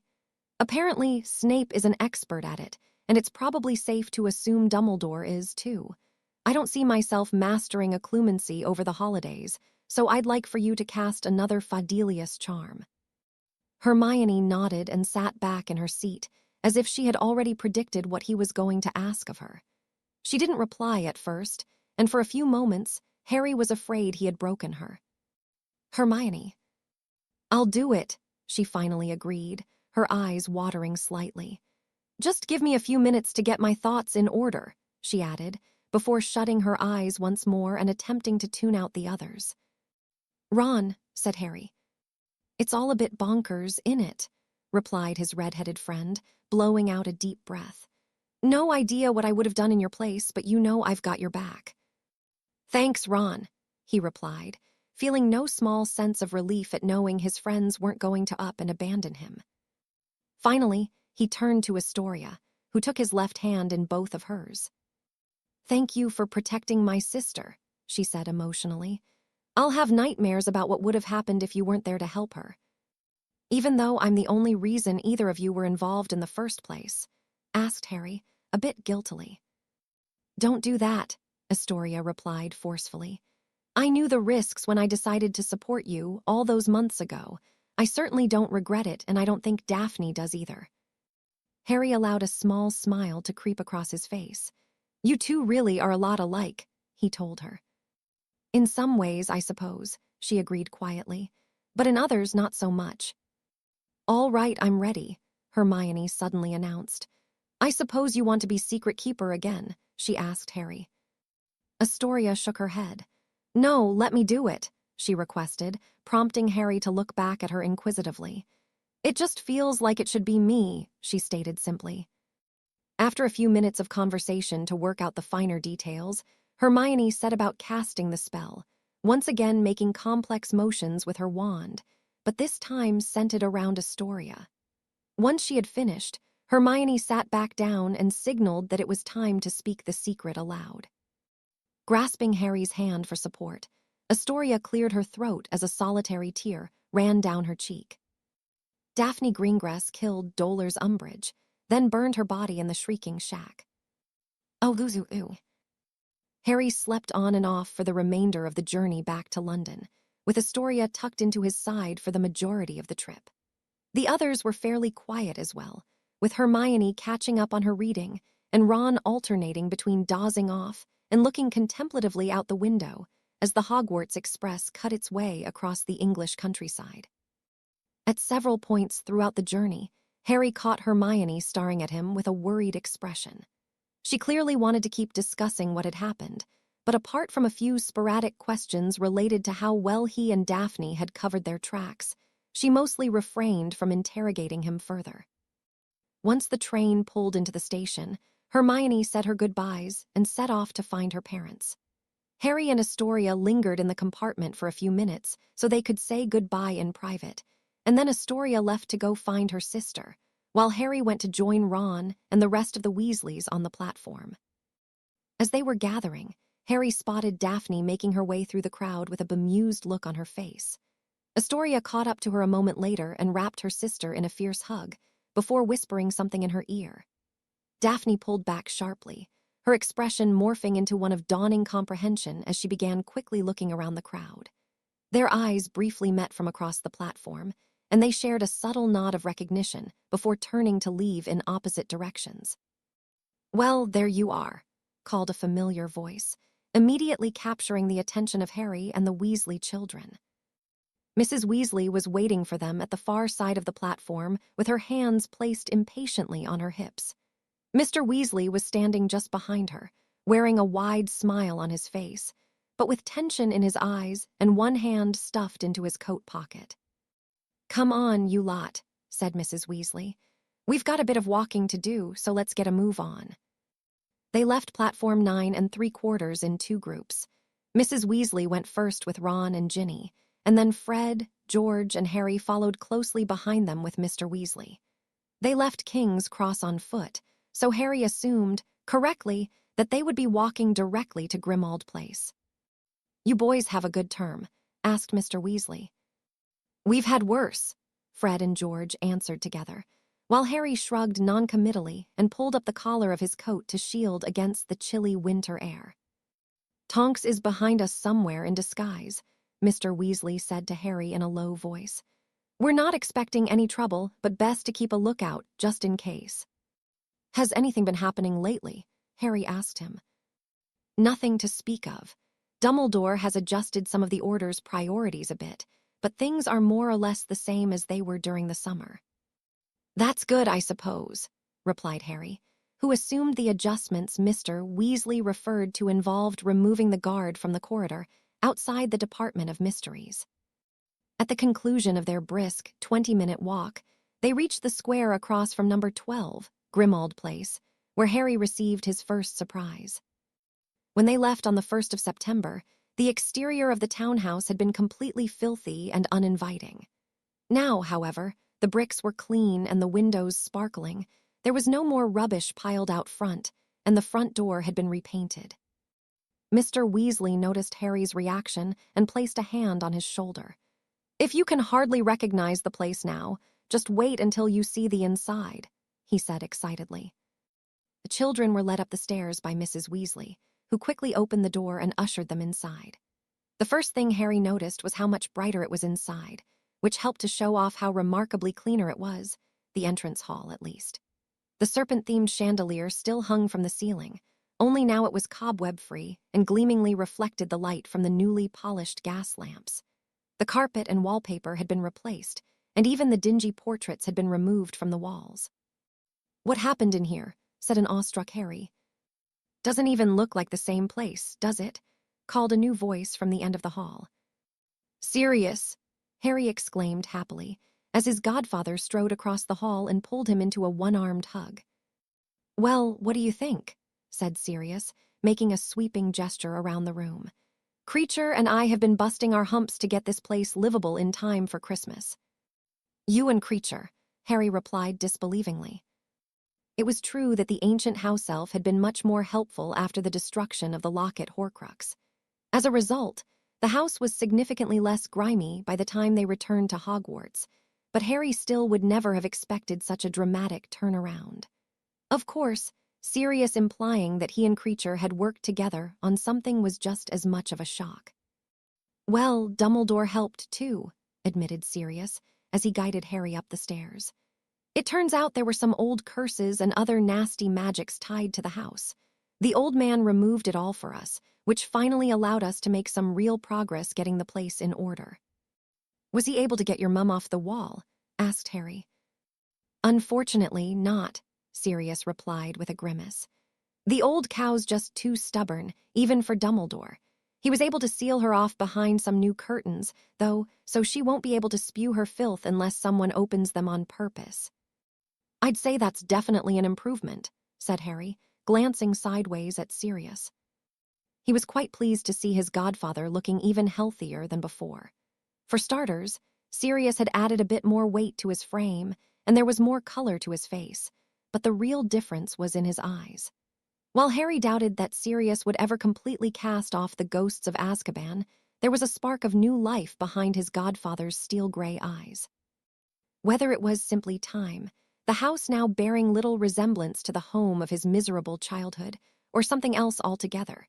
It was nice to see him looking better. "You'll be staying in here again," said Sirius, guiding Harry into the bedroom in which he had awoken following the failed possession by the Horcrux. Harry dragged his trunk into the room and set it at the foot of the bed. Looking around, he could easily see how much effort had gone into making over the bedroom. The Slytherin color scheme had been changed to a more neutral palette, and the dark Gothic furniture had been completely replaced with a set that was much more modern and lighter in color. "I don't know if I ever told you, but this used to be my brother Regulus's room," Sirius informed him. "He was my mother's favorite by far, but we always got on well, until he got to Hogwarts at least, and fell in with the Death Eater crowd." "He sort of came through in the end, though, didn't he?" Harry reminded him, recalling the harrowing tale of Regulus, Kreacher, and their theft of Lord Voldemort's Horcrux. "Yes, I suppose he did," Sirius replied with a faraway look. "In any case," he continued, again focusing on Harry, "I thought that if anyone deserved to have this room, it would be you, if you want it, that is." "What do you mean?" he asked, not daring to get his hopes up. Sirius reached out and placed his hand on Harry's shoulder. "The reason I worked so hard to make this dump habitable was so that you would have a place to stay," he revealed, suddenly looking nervous. "I know you don't want to go back to Petunia's, and considering what happened last summer, I got Dumbledore to agree to let you stay here for as long as you'd like." Harry blinked in surprise. "Are you serious?" he asked hopefully. Sirius chuckled and shook his head. "Of course I am," he replied. "It would be better if I wasn't a wanted fugitive, of course, but you'll be well protected here. You can even practice your magic." "That's brilliant," said Harry. "Obviously, I want to stay here." Sirius's face broke out in a wide smile. "Glad to hear it," he replied. "This is your room now, so you can decorate it however you want. Get yourself situated and then join us downstairs. The Weasleys are staying for dinner, and so is Tonks. Remus should be joining us at some point, too," he added, before taking his leave. For a few minutes, Harry simply sat on the bed and looked around, taking in all the little details of the room, his room. Even though he had sworn never to return to Privet Drive, he hadn't actually given much thought to his future accommodations. On the night he first met Sirius, there had been a few glorious minutes where Harry actually believed he was going to have a new home with his godfather. That was all ruined, of course, when Pettigrew escaped and dashed their hopes of proving Sirius's innocence. The obvious effort that had been put into transforming Grimmauld Place had Harry feeling like there might still be some hope, but in order to really make that dream a reality, Sirius would need to be exonerated, which meant capturing the real traitor. Deciding to go join the others and save unpacking for later, Harry got up and made his way down to the kitchen. Dinner was a boisterous affair, between the Weasley parents catching up with their children after months away, Sirius and Remus regaling the twins with stories from their Hogwarts days, and Tonks somehow managing to knock over an entire pot of soup. Harry faced a bit of an inquisition after George let it slip that he had a girlfriend, not that he was all that bothered by it. That the Weasley boys all spoke highly of Astoria certainly helped to pacify Mrs. Weasley, while Sirius seemed more proud than anything. Promising to return for Christmas, the Weasleys gathered up their things at the conclusion of their meal and prepared to return to the burrow. Sirius recruited Kreacher to help with the luggage, the elf once again surprising Harry by complying with little complaint. Since it was still too dangerous to connect the fireplace to the Floo network, they all went outside to apparate home from an adjacent alley. Fred and George under their own power, with Ron and Ginny taken side-along by their parents. "It's really good to have you home, Harry," said Sirius, once Tonks and the Weasleys had left, leaving only the two of them and Remus. "Thanks," he replied. "It's nice to be back. This term was really stressful," he added, even though Harry felt like he was underselling it a bit. "Because of Umbridge?" Remus asked curiously, the underlying venom in his voice doing well to convey the man's opinion of the late High Inquisitor. "She was a big part of it," Harry replied carefully, even though the complete truth was obviously more complicated. "Fortunately, I didn't have much to do with her once I passed my OWL," he lied, before going on to explain the tense climate Umbridge had fostered in the school, which was only made worse by news of the Azkaban breakout and the Ministry's flaccid response. "Dumbledore told us about your OWL," Sirius replied proudly. "Congratulations, getting an outstanding without even taking the fifth-year course is impressive as hell. Do you still want to train together like we did during the summer?" "Definitely," nodded Harry. "Excellent, I'm sure there are still a few things I can teach you," he replied confidently. "How about you, Remus?" he continued, turning to the man in question. "Would you care to join us for some sparring practice in the morning?" "Sounds fun," agreed Remus, his face betraying a hint of a smirk. "I'm not sure about tomorrow, but you can definitely count me in at some point. Now, I believe we have one more important topic to discuss this evening," said Sirius, his expression sobering. "Yes, I'm afraid we do," Remus added gravely. Harry felt nervous all of a sudden. There was no way they could know about Umbridge, could they? Even without the Fadelius charm in place, that should have been impossible. "Now, about this girlfriend of yours." The knot in Harry's stomach loosened ever so slightly, even in the face of his godfather's penetrating gaze. "I trust you have been respectful." "What? Of course I have," Harry replied indignantly. "That's good, I'm glad to hear it," declared Sirius. "Now, tell me," he continued, after receiving a nod from Remus, "how much do you know about where little witches and wizards come from?" Harry's eyes grew large as the blood rushed to his face. His eyes flitted over to Remus and back to Sirius before letting out a groan and slumping in his chair. Later, after the most embarrassing 40 minutes of his life, Harry retreated to his new bedroom and shut the door. After taking a few minutes to unpack his clothes, he had a brief conversation with Astoria through the charmed diaries before shutting off the lights and climbing into bed. Considering the harrowing events of the previous day and the long journey home, it was no surprise that Harry fell asleep almost instantly. "Oh, ooh. Harry, come on, it's time to get moving." "Huh," he said groggily, propping himself up on one elbow and rubbing his eyes. "Sirius, what time is it?" 6 o'clock, his godfather said brightly. "Ugh, why so early?" groaned Harry, flopping back onto his pillow. "Mrs. Weasley isn't even here anymore." "That's why I didn't get you up at 4, Sirius replied, wearing a large grin. "Come on, then, the early niffler gets the gold, after all." "Fine," grumbled Harry, a moment before dragging himself out of bed and getting dressed. A few minutes later, he and Sirius were once again walking up the hidden stairs that led to the attic. Harry had been looking forward to training with his godfather again, and not even the unexpectedly early start could damper his enthusiasm. "We haven't done much up here yet, but I was at least able to get rid of some of the junk to give us more space," said Sirius, once they made it to the top. "Good enough for me. So, what are we working on today?" "First, I have to ask," replied Sirius, somewhat uncomfortably. "Have you been using the book I gave you?" Having been expecting the question, Harry pulled the book from his waistband and tossed it to Sirius. "I have," he confirmed, "but I don't think I need it anymore. I know enough by now, and I'd rather learn how to fight without using spells like that." "You don't know how relieved I am to hear you say that," he responded, tossing the book aside. "Part of me regrets ever giving it to you, especially after—" Sirius hesitated for a moment, looking guiltily at Harry. After Dumbledore asked me about you using dark magic." "Ah," replied Harry. "Would that have been sometime around Halloween?" Sirius looked up as if trying to recall. "It was, actually. How did you know that?" he inquired. "Lucky guess." It seemed as though Harry's hunch had been correct, and that Dumbledore's lecture on dark magic during their trip to Godric's Hollow had not been a coincidence. Somehow, the headmaster must have either worked out what Harry had been up to, or had at least suspected strongly enough to say something to him. "So, what are we working on today?" "Well, I did promise to teach you how to deflect spells," Sirius reminded him. "So, I figured we'd start there.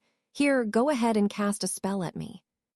Sirius held his wand out in front of him in a defensive stance, so Harry did as he was told and sent a silent stunner directly at his chest. The older man's eyes widened momentarily at the speed of Harry's spell, but he still managed to redirect it towards the ceiling with a flick of his wand. "I see you've managed to become even quicker," said Sirius, sounding impressed. "Did you see what I did there? Spell deflection isn't overly complicated, but it takes a bit of practice. All you need to do is focus your magic at the tip of your wand and bat away the incoming spell," he explained. "Sounds simple enough," replied Harry, trying to keep a straight face. "Well then, let's see what you've got," announced Sirius, sending his own jet of red light speeding towards Harry. Without even batting an eye, Harry casually swept the spell aside and looked back at his godfather with an amused expression. Looking both surprised and impressed, Sirius responded by casting 2 more stunners at Harry in close succession. With 2 rapid flicks of his wand, Harry batted the first spell to the right and returned the second directly towards Sirius's feet, forcing him to quickly hop out of the way. "Okay, either you're a natural at this or somebody already taught you how." "Why not both?" he laughed, earning a look of exasperation from his godfather. "All right, fine, Dumbledore showed me how to do it a while ago," he admitted. "I've been having private lessons with him for most of the year." "Why didn't you just tell me?" "I thought it'd be funnier this way," Harry replied with a shrug. Sirius just stared at him for a moment and then started chuckling. "Okay, well played," he said finally. "I'm not really sure what to do now, though," he continued, his face falling slightly. "I doubt there's anything I could show you that Dumbledore hasn't already covered." "Actually, there is," said Harry. "I need to learn how to apparate, and Dumbledore said he's not allowed to teach me." "That's interesting," replied Sirius, rubbing his cheek. "We can definitely do that, but it might be a good idea to wait for Remus. He'd be better at fixing you up if you manage to splinch yourself." "Splinch myself?"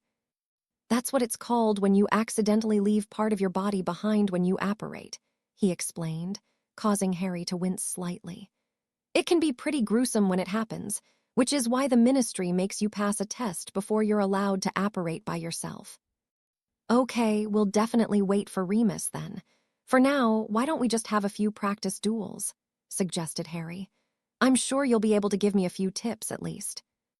"All right, you're on," grinned Sirius. "Let's see what a few months of training with Dumbledore gets you." "Okay, you asked for it," replied Harry, mirroring his godfather's expression. They each raised their wands and got into their preferred dueling stances. For a few moments, neither of them moved. There was a slow buildup of magic in the room, and then all at once, the spells started flying.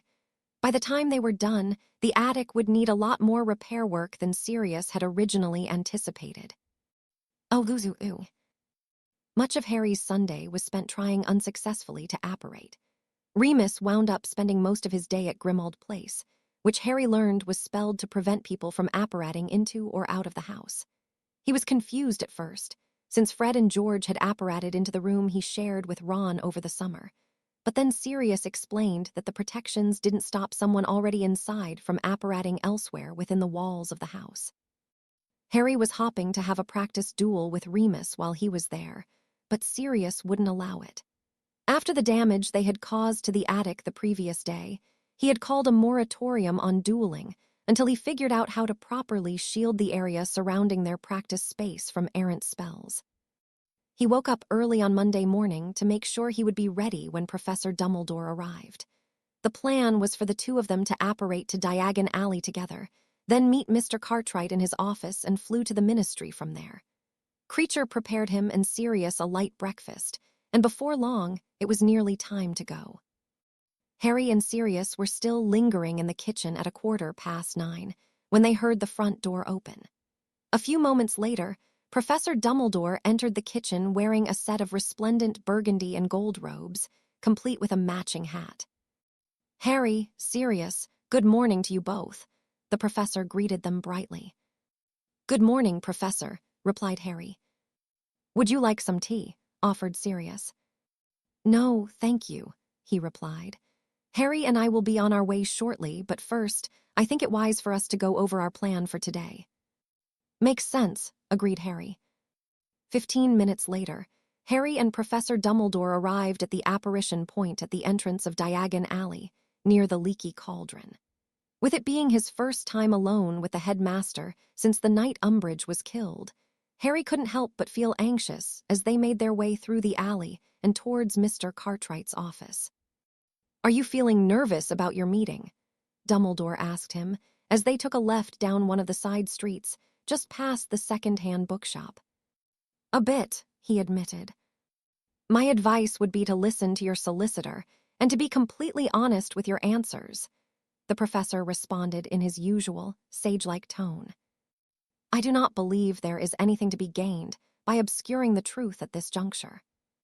Harry nodded his understanding, but continued looking straight ahead. They continued on down the side street, past the entrance of Carket Market, a popular covered shopping center, finally arriving at the law offices of Holden and Cartwright. Professor Dumbledore ushered him inside, where Mr. Cartwright was already waiting for them. "Good morning, Reginald," the headmaster greeted him politely. "Professor Dumbledore, a pleasure as always," the solicitor returned, before welcoming Harry. "Mr. Potter, as I communicated in my letter, I have already relayed your full account of the events in question to Madame Bones," he explained. "I believe this inquiry to be merely a formality, and I fully expect you to be officially cleared of any wrongdoing by the time we adjourn." "That's good, but what happens next?" said Harry, asking the question that had been gnawing at him for weeks. "Do you think the Ministry will finally admit that Voldemort is back?" "That is difficult to say, considering the political ramifications," Mr. Cartwright said contemplatively. "Professor Dumbledore would likely have more insight into your question than I." "That would, of course, be the most preferred outcome," replied Dumbledore, stating the obvious. "However, I have difficulty believing that Cornelius would accept such a conclusion, considering how invested he has become in proclaiming the opposite." Harry huffed in frustration. "What's it going to take?" he asked. "Voldemort waltzing into the Ministry and murdering people himself." "Let us hope it does not come to that," replied Dumbledore. "Indeed," agreed Mr. Cartwright. "Moving along, may I suggest we make our way to the Ministry forthwith?" he asked, guiding Harry and Professor Dumbledore towards the fireplace. "As I recall, Headmaster, you are taking responsibility for escorting Mr. Potter back to his place of residence." "That is correct," he confirmed, giving Mr. Cartwright a significant look. "Harry and I have made our own arrangements. We only ask that you treat anything you may or may not witness in relation to said plans as privileged and confidential." Mr. Cartwright looked at the professor curiously for a moment. "The less I know, the better I take it," he said after a moment. Professor Dumbledore inclined his head towards Mr. Cartwright, which was enough of an answer for the solicitor. "Very well, then," he said after a moment. "Shall we?" The moment they arrived in the Ministry atrium, Professor Dumbledore left them and headed off on his own. After a brief stop at the security desk, Harry and Mr. Cartwright made their way to the lifts, stepping into the nearest one as soon as it opened. A few witches and one very plump wizard joined them, just before the gilded grates shut and the lift began ascending. One of the witches looked at Harry curiously, but thankfully, no one spoke to him. The wizard exited the lift on level 6, just as a few violet paper airplanes fluttered inside, which Harry learned were interdepartmental memos. The lift made a few more stops, and then a disembodied female voice announced, "Level 2, Department of Magical Law Enforcement, including the improper use of Magic Office, Auror Headquarters, and Wisengamot Administration Services," just as grates were opening. They stepped off the lift and into a corridor lined with doors on either side. As they made their way down the hallway, Harry saw Kingsley Shacklebolt coming from the other direction, the Auror giving him a subtle nod before turning into a set of open oak doors. Harry peeked inside as they passed and saw that it was an open room filled with cubicles and zooming memos, which he took to be Auror headquarters. Their destination turned out to be a set of polished wooden doors set at the far end of the hallway, flanked by a pair of large potted plants. Set just outside was a small desk, where a young witch was sitting and performing the color-changing charm on her fingernails. Mr. Cartwright stood before the desk and cleared his throat. "Mr. Harry Potter to see Madame Bones," he said in a low voice. The woman looked up quickly, her eyes almost immediately flashing to Harry's forehead. "Wait here," she said, in a tone that suggested they were interrupting something very important. "I'll see if she's ready for you yet." She stood and entered the office, only to return a few moments later and admit them inside. Madam Bones was sitting behind her desk, but she was not alone. Standing next to her was an older man wearing wire-rimmed spectacles, with a mane of long, tawny hair streaked with gray. The man seemed to be examining them closely as they approached, and Harry got the distinct impression that the wizard was not one to be trifled with. "Mr. Potter, I'm pleased to finally make your acquaintance," said Madam Bones, as she stood and came around her desk to shake his hand. "This is Rufus Scrimgeour, head of the Auror office," she added, introducing the other man, who also shook his hand. "It's nice to meet you," replied Harry, allowing Madam Bones to escort him to an oval-shaped table to the left of her desk, upon which sat a pensive, which closely resembled the one belonging to the Greengrass family. "I'd prefer not to waste either of our times, so I'm going to get right down to business," she said, once all four of them were seated. "I have some questions for you, but your solicitor has already informed us that you are willing to share your memory of the night in question. Is that correct?" "Yes, that's correct," confirmed Harry. "Excellent. That will make things much easier," she replied, then gestured towards the pensive. "I suggest you start from the moment you first came across Mr. Diggory in the maze, and end with the interrogation of Barty Crouch, Jr.," advised Mr. Cartwright. "All right," nodded Harry, who took a few moments to think, and then withdrew a long, silvery strand of memory with the tip of his wand and dropped it into the basin. "You're going to be in there for a while, though," he warned them. "No matter. Just for the record, could you please confirm that this memory has not been modified in any way, at least to your knowledge?" "It has not been modified," he confirmed, trying not to sound offended. "Very well," replied Madam Bones, adjusting her monocle. "I shall ask the two of you to wait here, and we will have our discussion afterwards. Rufus, after you," she said, before they both went into the pensive. "I should have thought to bring a book or something," muttered Harry. "Sorry, I probably should have suggested that," Mr. Cartwright replied with a low chuckle, opening his briefcase. "If you don't mind, I could use the time to finish writing the brief I've been working on." "Fine by me," Harry shrugged, before settling down into his seat to wait. Just over an hour later, Madam Bones and Head Auror Scrimgeour pulled their faces out of the pensive and stood up from the table. "That was him, Amelia," the old Auror said in a gruff voice. "I don't know if I'd bet my life on it, but I'd at least wager my badge."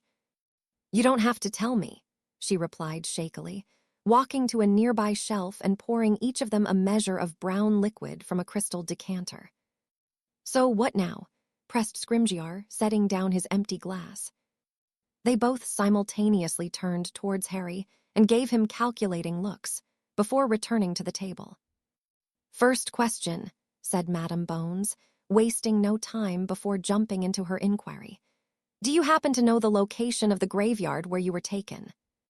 "The village is called Little Hangleton, but I don't know much else about it," he replied, deciding to hold off on telling them what he knew about Voldemort's parents. Turning to Scrimgeour, she said, "Send a couple Aurors out there to see if there's any evidence to collect. Make sure they're people you can trust." The Auror nodded, then directed his gaze at Harry. "Why did your wands connect the way they did?" he inquired. "And what was with all that golden light? Were those ghosts?" "The cores of mine and Voldemort's wands come from the same phoenix," explained Harry, after receiving a nod from Mr. Cartwright. "You'd have to ask Professor Dumbledore for a proper explanation, but basically, I forced his wand to regurgitate the last magic he'd done. From what Dumbledore told me, they weren't really ghosts. They were just the shades of the people he'd most recently killed. Dumbledore called them echoes. The reverse spell is a standard tool for Aurors, but what we saw in your memory went far beyond what would be considered normal," remarked Madam Bones, sounding somewhat mystified. "Are you certain of your explanation?" "That's what Professor Dumbledore told me." Leaning towards his superior, Scrimgeour muttered, "No way we can bring Dumbledore in on this right now." "Bode might be able to explain it, though, or maybe even Croaker. Bones acknowledged his statement and turned back to Harry. According to your solicitor, you identified the wizard who assisted he who must not be named as Peter Pettigrew, she said curiously. I noticed, however, that at no point during your memory was he mentioned by name. I am curious as to how you came to that conclusion, especially considering the fact that Peter Pettigrew is supposed to be dead. Yeah, there was a lot of that going around that night, he said wryly, earning a stern look from all three adults. Fine, he sighed. I knew it was Pettigrew because I had already met him the year before. When was this? She pressed. The night Sirius was captured at Hogwarts, replied Harry, not shying away from Madame Bones's penetrating gaze. And you didn't think to tell anyone, Scrimgeour said incredulously. I told Fudge that night, Harry replied hotly. It's not my fault the moron didn't believe me. If it weren't for him, Sirius would be free instead of having to live on the run. Bones and Scrimgeour exchanged glances, while Mr. Cartwright placed a hand on Harry's arm and gave him a warning look. So, you believe Sirius Black to be innocent? Madame Bones asked delicately. I know he is, he responded firmly. Pettigrew was the real traitor. He was the one who killed all those muggles. Explain, she ordered him. My parents made Pettigrew their secret keeper because of how unlikely anyone was to suspect him, Harry told them. Well, you know Sirius went after Peter and caught up with him a few days later.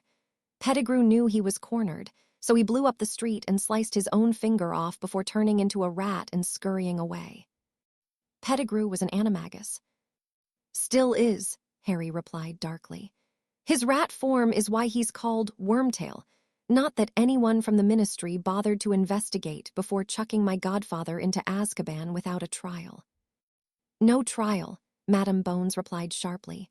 Rufus, is that true? I've no idea, the Auror admitted. Crouch was running the show back then, so it's anybody's guess. Madame Bones removed her monocle and polished it on her sleeve. Mr. Potter, she began, directing her gaze back at Harry, you seem to be quite well informed. Would you be able to tell me where Sirius Black is hiding at this moment? Before Harry could speak, Mr. Cartwright held his arm out in front of him and spoke up. I must protest this line of questioning, said the solicitor. The scope of this inquiry was to be limited to the events surrounding the death of Cedric Diggory, and that alone. Rufus Scrimgeour's yellow eyes narrowed hawkishly, and he looked to be on the verge of a retort when Madame Bones held up a hand to forestall him. Very well, then, she said carefully. I believe you have answered most of my questions. Give us a few minutes to discuss, and then we shall go over the next steps. With that, she and Scrimgeour stood and retreated to the other side of the office, where Madame Bones pointed the tip of her wand towards the ceiling and twirled her wrist in a loose circle. Harry guessed she must have used some sort of privacy spell, because he couldn't hear a word they were saying, even though they were clearly having a spirited discussion. That could come in handy, mused Harry, as he observed their silent conversation. Turning to Mr. Cartwright, he asked, Do you know what spell they used to stop us from hearing them? I'm afraid I wasn't watching, replied the solicitor. There are a few possibilities. Personally, I tend to use Bulla Secreto whenever having confidential discussions in public.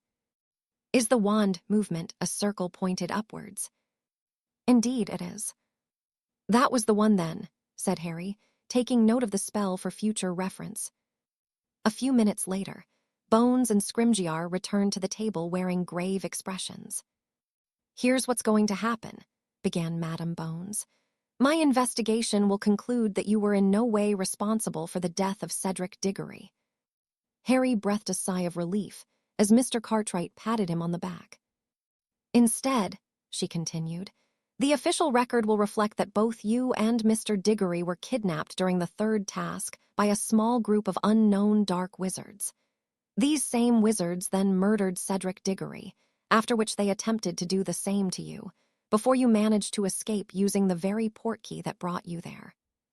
Wait, unknown dark wizards, blurted out Harry, struggling not to shout. You must understand the position I am in, Mr. Potter, Madame Bones replied sternly. If I were to insist to the minister that he who must not be named has returned, I would be sacked on the spot and replaced by someone who will report whatever he wants them to report. But you saw it.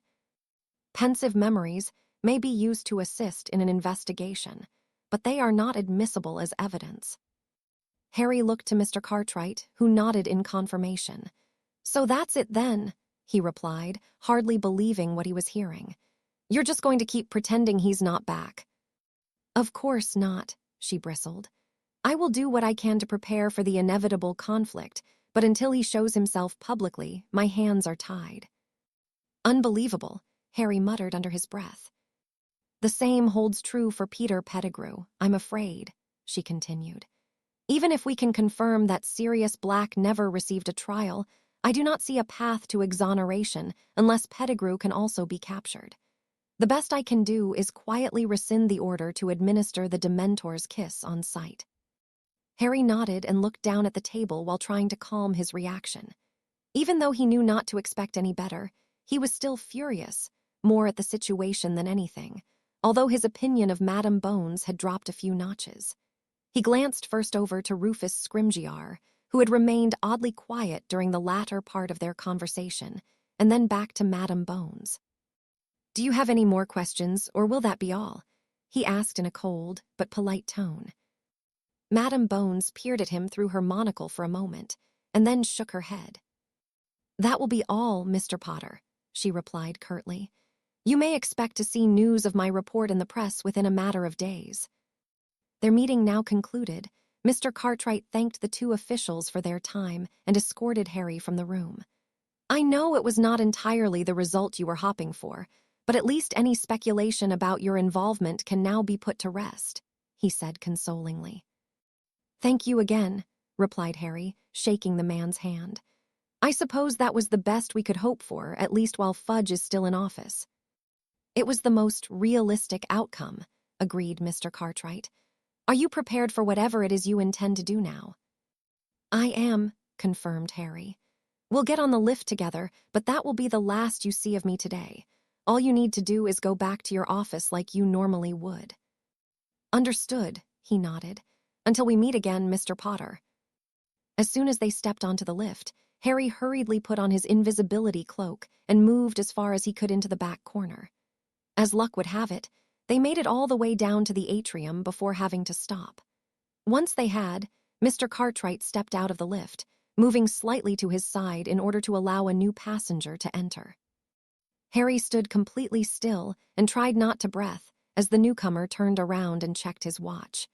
His first thought was that the wizard was incredibly old. The top of his head was completely bald, but the hair he did have was white and flowed down around his shoulders until it reached his equally long beard. Adding to the effect were his old-fashioned green robes, which were long enough to drag the floor, with wide, baggy sleeves and an oversized hood, making him look every bit like a muggle's idea of a wizard.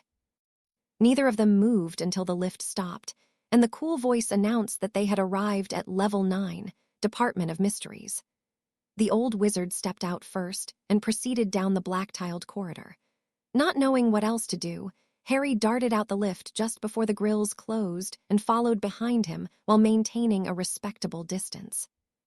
Harry had expected the wizard to simply continue on into the Department of Mysteries, so he was surprised when the man stopped a few feet from the door and began looking around. Are you here, Albus? The wizard suddenly called out.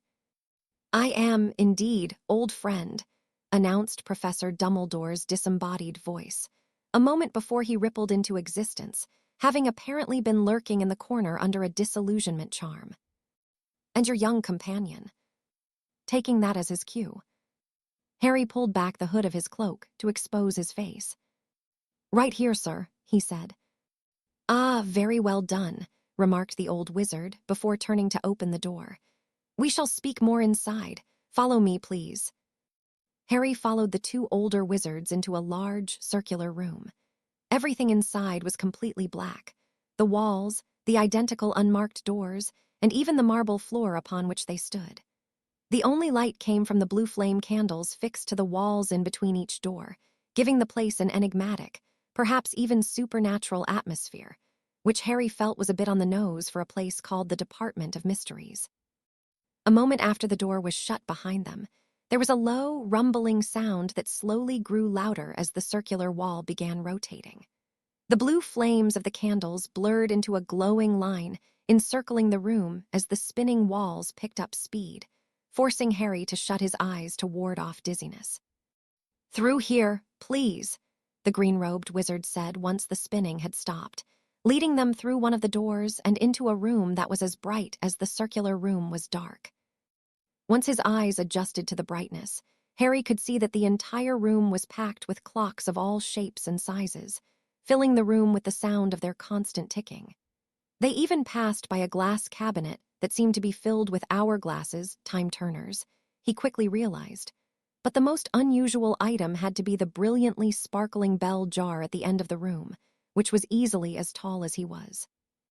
Floating near the bottom was a brightly colored egg, which cracked open as it rose and allowed a small hummingbird to emerge.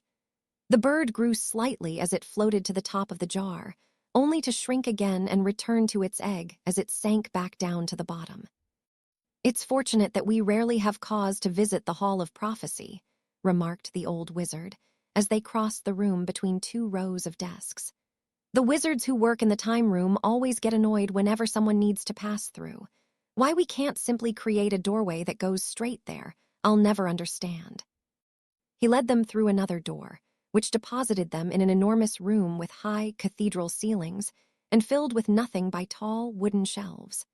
The only light was provided by blue flame candles, similar to those they had encountered in the first room. Harry squinted as his eyes once again readjusted and saw that the shelves were not filled with books, but rather thousands upon thousands of dusty glass orbs, each about the size of a cricket ball. "Well now, I believe introductions are in order," said the green-robed wizard, turning around to face his guests. "And I believe it is now safe for all of us to become visible." "Of course," Dumbledore replied courteously, as Harry removed his cloak. "Harry Potter, I would like you to meet Elton Elderberry, an unspeakable with the Department of Mysteries, and a very old friend of mine. Elton, meet Harry Potter." "Yes, very old indeed," replied the wizard, making Dumbledore chuckle as if the two were sharing an inside joke. "It's a pleasure to finally meet you, Mr. Potter," he continued, shaking back the sleeve of his robe to shake Harry's hand. "Likewise," replied Harry. "Thank you for taking the time to help us out." "Not at all, not at all. All witches and wizards are entitled access to any prophecies for which they are a subject, although admittedly, very few would even know to ask," explained the unspeakable. "If I'm not mistaken, the one you came for is in row 97, so we have a bit of a walk left." Harry examined the shelves more closely as they passed, seeing that each orb had a tiny, yellowing label affixed to the shelf below it. Even more interesting was how some of the orbs were completely dark, whereas others had an odd, swirling glow coming from inside them. "Professor Dumbledore, have you decided whether we're going to hide the prophecy or destroy it?" he asked as they walked. "Destroying the orb would all but guarantee that Voldemort will never hear the full prophecy," replied the headmaster. "So, unless Elton strongly disagrees, I believe that would be our best option." "That would be against policy, but I'm certainly not going to stop you," replied the unspeakable. "If it helps keep that young hoodlum and his thugs out of my department, then all the better." He had to stifle a laugh at hearing Lord Voldemort referred to as a young hoodlum, but Elton seemed to know exactly what he was doing and shot Harry a grin. "Here we are at row 97. The unspeakable lead them a short way down the aisle and pointed at one of the shelves above his head. Harry looked up at the yellowing label below one of the glowing glass spheres, upon which was written a date some 16 years earlier, along with the following inscription: SPT to APWBD. Dark Lord and Harry Potter. "I suppose that would be it," said Harry, who started to reach for the orb before hesitating. "Is it all right for me to take it?" he asked, wanting to be certain. "You are one of only 2 people who may take it," confirmed Elton. Harry grabbed the prophecy and was surprised by how warm it felt in his hand, especially considering the rather frigid temperature of the room where it was kept. For a few moments, he simply peered into it, wondering at how much fuss had been created over something so small. He looked up at Dumbledore, who gave him a single nod of encouragement, and then he unceremoniously threw the orb down at the floor in front of him, smashing it into pieces. The pearly white figure of Professor Trelawney rose up from the remains of the shattered glass, reciting the prophecy one final time before dissolving into nothingness. "You lose this one, Tom," he said with a sense of grim satisfaction. Chapter 26, Season's Greetings. Harry was awoken early Christmas morning by the sound of a light tapping on his bedroom window. With a yawn, he sat up and grabbed his glasses off the nightstand, before sliding out from beneath the covers and padding across the floor to the window. Throwing open the curtain, he saw a brown owl perched outside on the ledge, which he assumed was Astoria's owl, Archimedes. A gust of frigid air blew into the room as he opened the window, and the brown owl took the opportunity to hop inside to get out of the cold. Hedwig was out delivering parcels herself, so Harry had no problem allowing the visitor to rest on her perch for a while. He untied the small brown package from the owl's leg and carefully unwrapped it. Inside was another, smaller package, wrapped in festive red and silver paper. There was a note attached to the outside, and sure enough, he recognized his girlfriend's handwriting. "Happy Christmas, Harry. Your present isn't anything big, but hopefully you'll find it useful. I might have something else for you, too, if we can work it out. Be sure to write me in the diary later. XOXO." Harry quickly tore open the wrapping paper and laughed at what Astoria had bought him. Inside was a gold-handled enchanted razor, which, according to the box, would follow his verbal instructions and do his shaving for him.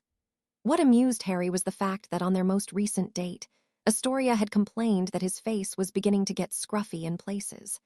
While the razor was certainly a nice gift, he had to chuckle at how she took the initiative to solve that particular problem on her own. Next, he went to examine the small pile of presents stacked at the foot of his bed. Even though he would be seeing the Weasleys later that day, they had apparently decided to send their gifts on ahead anyway.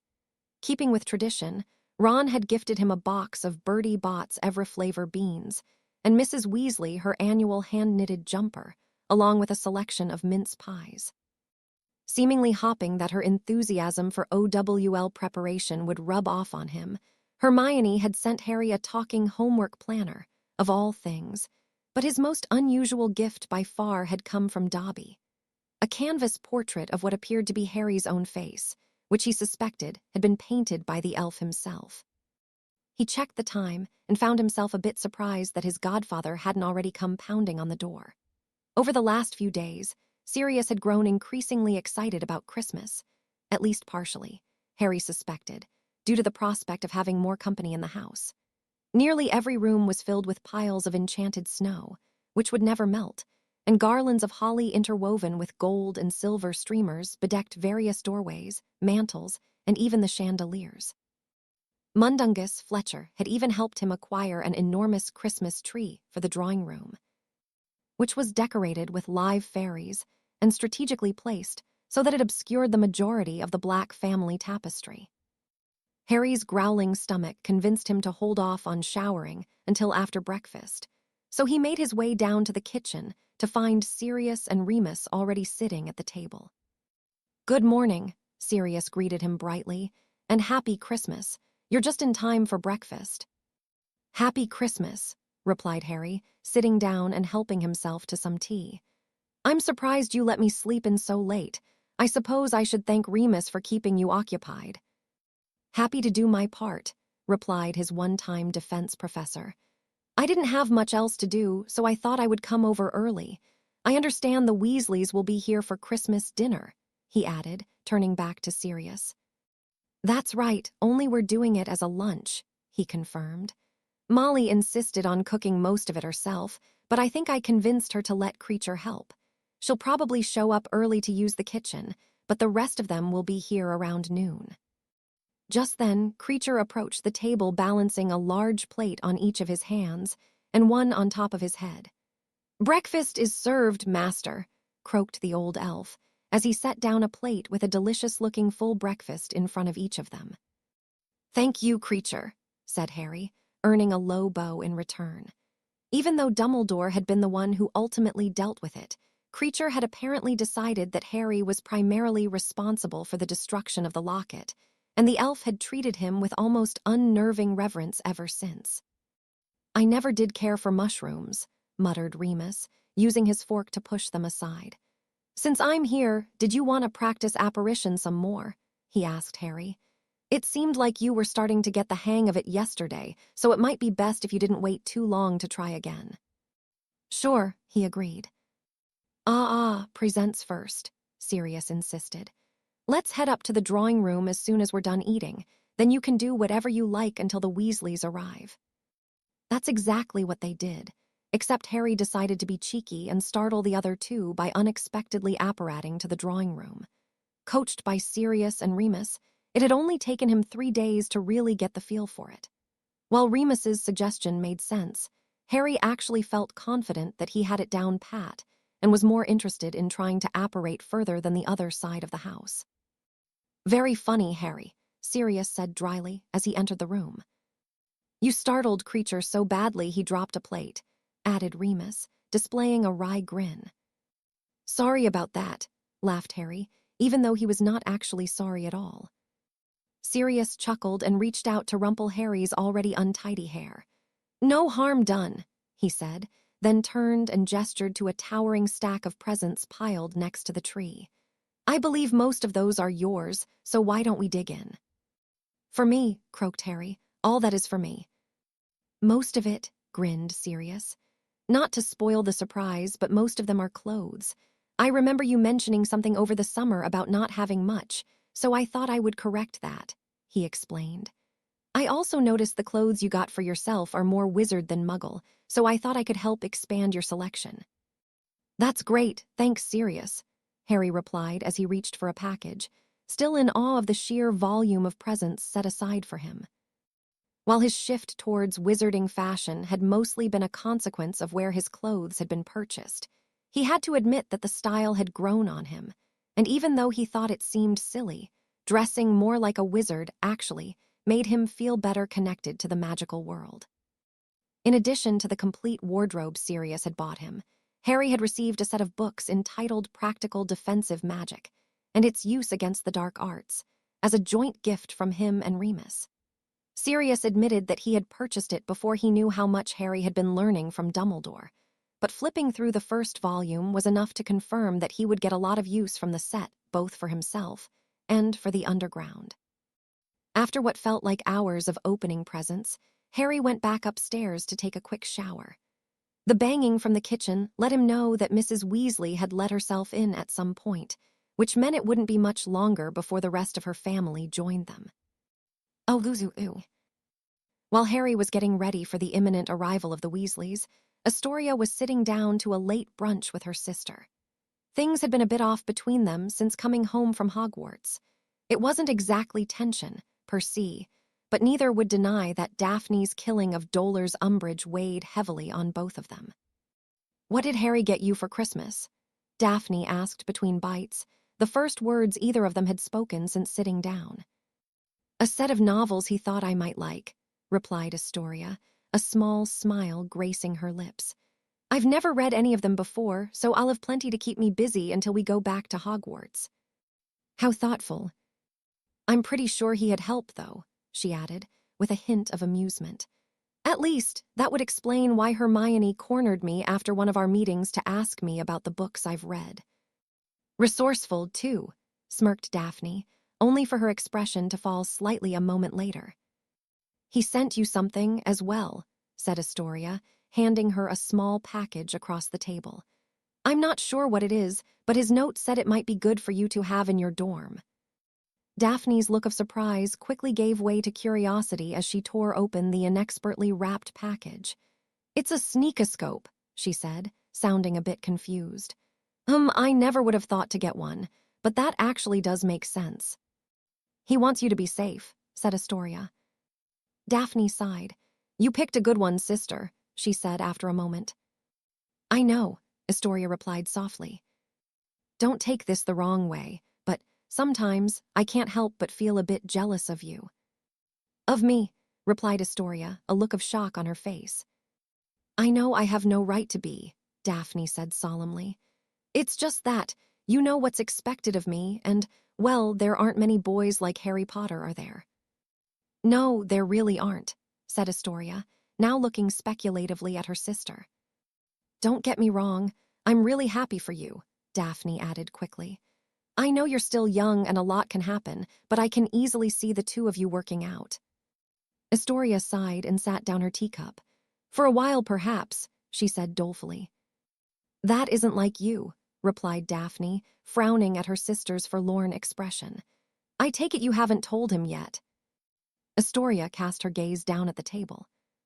It's none of my business, of course, but I think you should, said Daphne, who paused for a moment before continuing. I know you probably hate me after what I did. Never mind dragging Harry into it, but I still want you to be happy. How could you even say that? Astoria replied sharply. I could never hate you, you're my sister, Daphne, I love you. Harry explained everything on the train. He doesn't fault you for what happened, and neither do I. I have a hard time believing that. It was a bad situation, and you did what you thought was necessary, Astoria asserted. I'm sad that you were ever put in that position in the first place, but even Harry agreed that you didn't have much of a choice. Daphne's expression progressed through a range of emotions before settling on bemused relief. Thank you, she said quietly, and then neither of them spoke for a time. A few minutes later, their long-eared elf entered the room carrying a tea tray. Would the missus care for more tea? Asked Flopsy. Yes, please, said Astoria, but Daphne declined. Flopsy thinks Miss Torrey and Miss Daphne should know that the master and mistress are on their way down as we speak. Thank you, Flopsy, Astoria replied gratefully, sitting up straighter in her chair while Daphne stashed her new sneakoscope out of sight. As soon as the house elf left the dining room to return to the kitchen, Elias and Penelope Greengrass entered through the opposite door. Good morning, girls. Happy Christmas to you both, their father greeted them. Happy Christmas. Good morning. Yes, and a lovely morning it is, said their mother, inspecting each of them with her eyes. Penelope Greengrass was a beautiful, statuesque woman with hair the same golden color as Daphne's, though her stiff posture and perpetually cold expression made her seem even less approachable than her eldest daughter. Do either of you have any interesting plans for the remainder of your holiday? Elias asked them as he sat down to eat. Nothing special, replied Daphne. OWLs are only a few months away, so I might do some revising. An excellent idea, he replied. How about you, Astoria? I was thinking about going to watch the Arrows on Saturday, if the weather is nice. Ah, I wish I could join you. I haven't been to a match in ages, her father lamented. Do you intend to meet up with any of your friends? No, father, she responded. Felicity will be with her grandparents, and Noreen is spending the holidays in France. I see, and what about Mr. Potter? Elias inquired in a casual tone, though his piercing gaze was fixed on his youngest daughter. Pardon. I have it on good authority that you are often seen in the company of Harry Potter, as of late, he explained. Is that not the case? Well, she hesitated, caught unprepared by her father's sudden inquiry. What is this? Penelope hissed at Astoria. Have you been cavorting with that half-blood? I haven't been cavorting with anyone, mother, Astoria replied with barely concealed irritation. With a deep breath, she looked her father directly in the eyes and answered his question. I have been spending a fair amount of time with Harry, but I have not made plans to see him during the holidays, she said, which was technically true, at least for the moment. Penelope looked ready to retort, but her husband held up his hand to silence her objections. Do you think that wise? He asked, maintaining eye contact with his daughter. Why wouldn't it be? Astoria replied innocently. Instead of immediately answering her, Elias simply hummed in response and absently stroked his beard. I do not believe you to be a fool, Astoria, he said eventually. If you are close to Potter, then I assume you are also aware that the Dark Lord has indeed returned. Surely, you can see why associating with the boy could be dangerous. Perhaps so, but I refuse to live my life in fear, she replied defiantly, forcing Daphne to hide her smirk. That might be well and good for you, said Penelope, venom lacing her voice. But what about us? I have your sister working to gain favor with the Malfoy boy, and you dare ruin our efforts by sullying yourself with that. I have not sullied myself with anyone, Astoria shouted angrily. Harry is a perfect gentleman. He's brave, kind, and one of the best wizards I've ever met.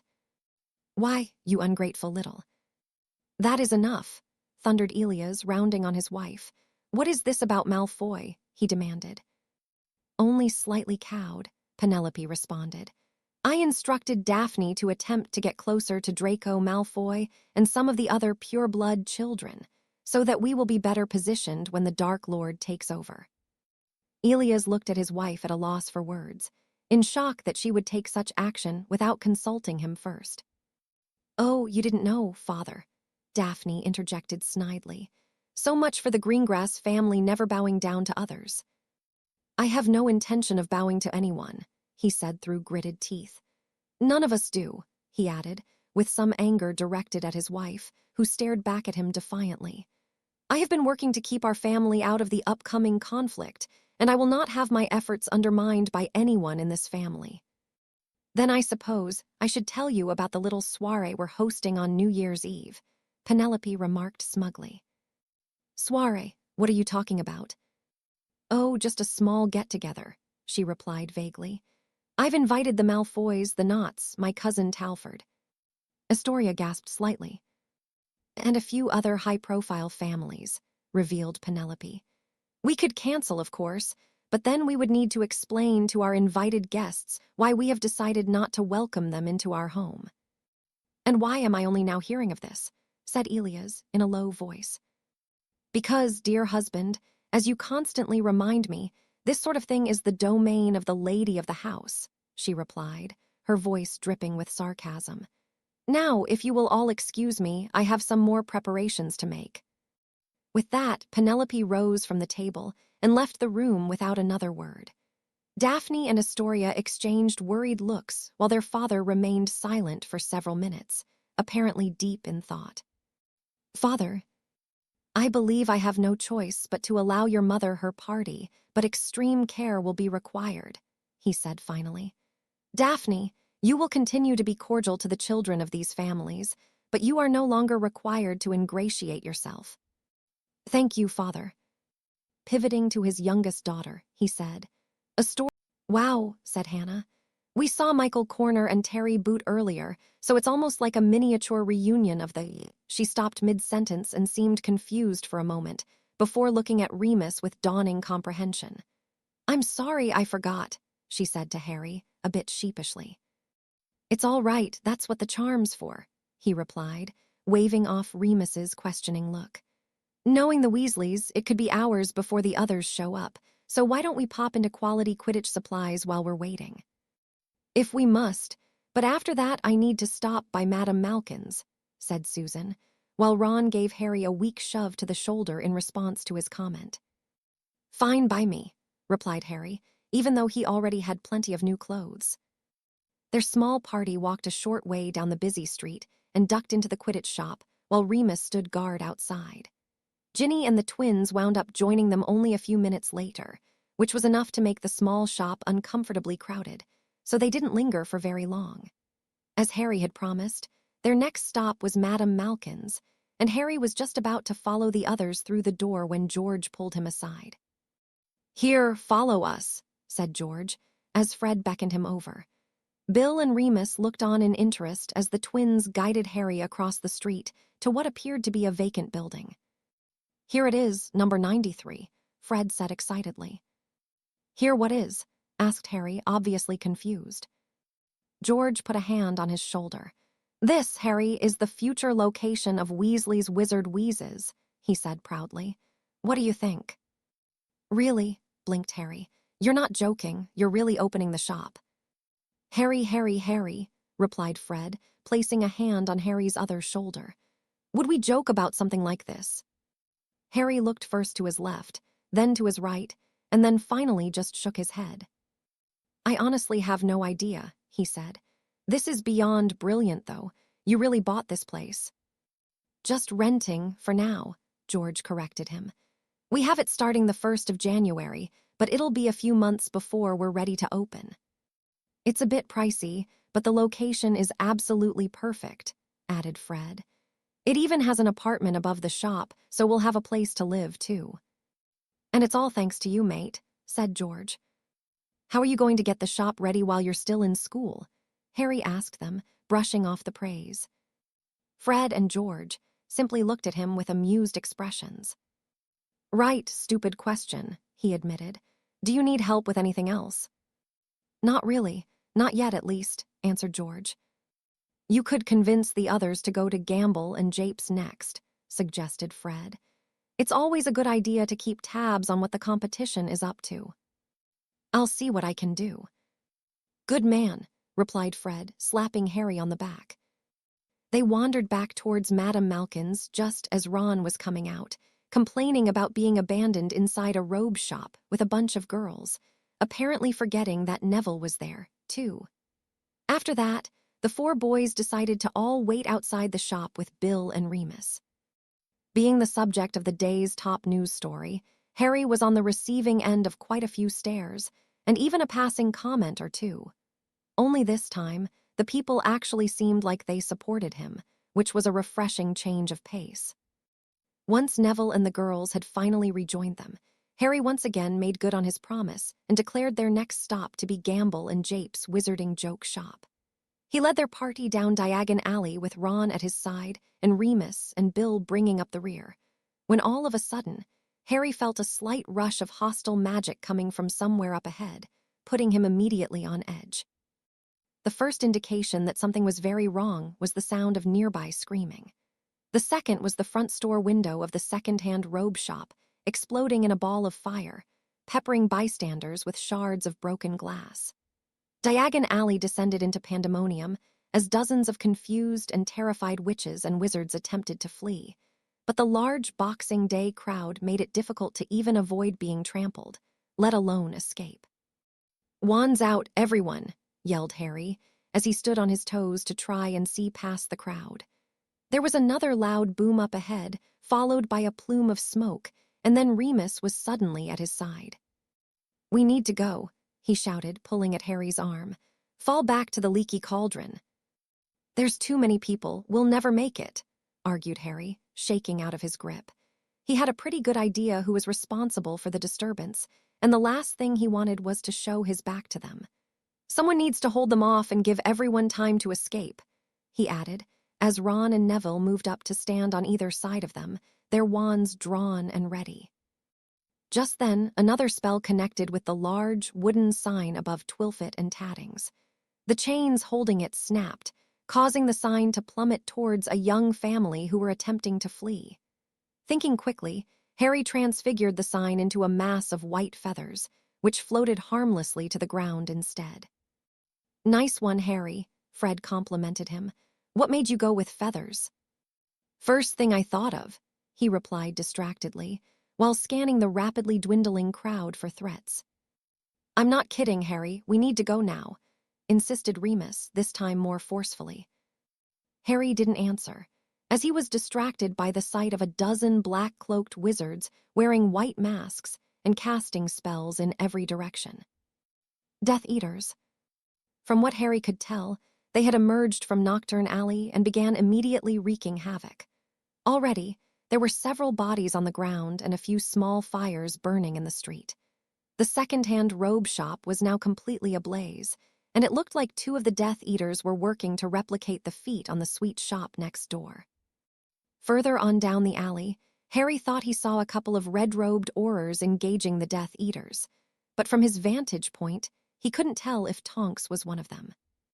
No more than 20 feet in front of them, Harry saw a woman collapse to the ground as a curse struck her in the back. A bit further down, he could see one of the Death Eaters torturing an older man as he lay writhing on the cobblestone street, and it was at that moment Harry knew what he had to do. "All right, on my signal, cast your strongest spells at the Death Eaters, then fall back," he called out to the others. "Fred, George, you're responsible for shielding everyone and covering our retreat. Ginny, Susan, Hannah, try to help any injured we come across." Turning to Ron and Neville, he added, "You too are with me."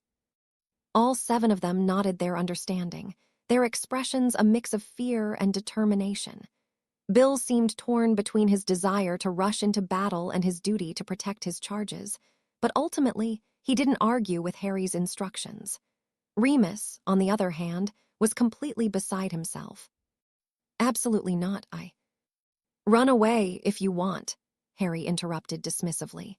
He allowed his magic to build up inside of him, preparing to put everything he had into his next spell. The Death Eaters hadn't yet taken note of them, so surprise would be their best weapon. They only had one chance to put them on the defensive and prevent even more innocent people from being hurt or killed. "Ready, everyone, and now."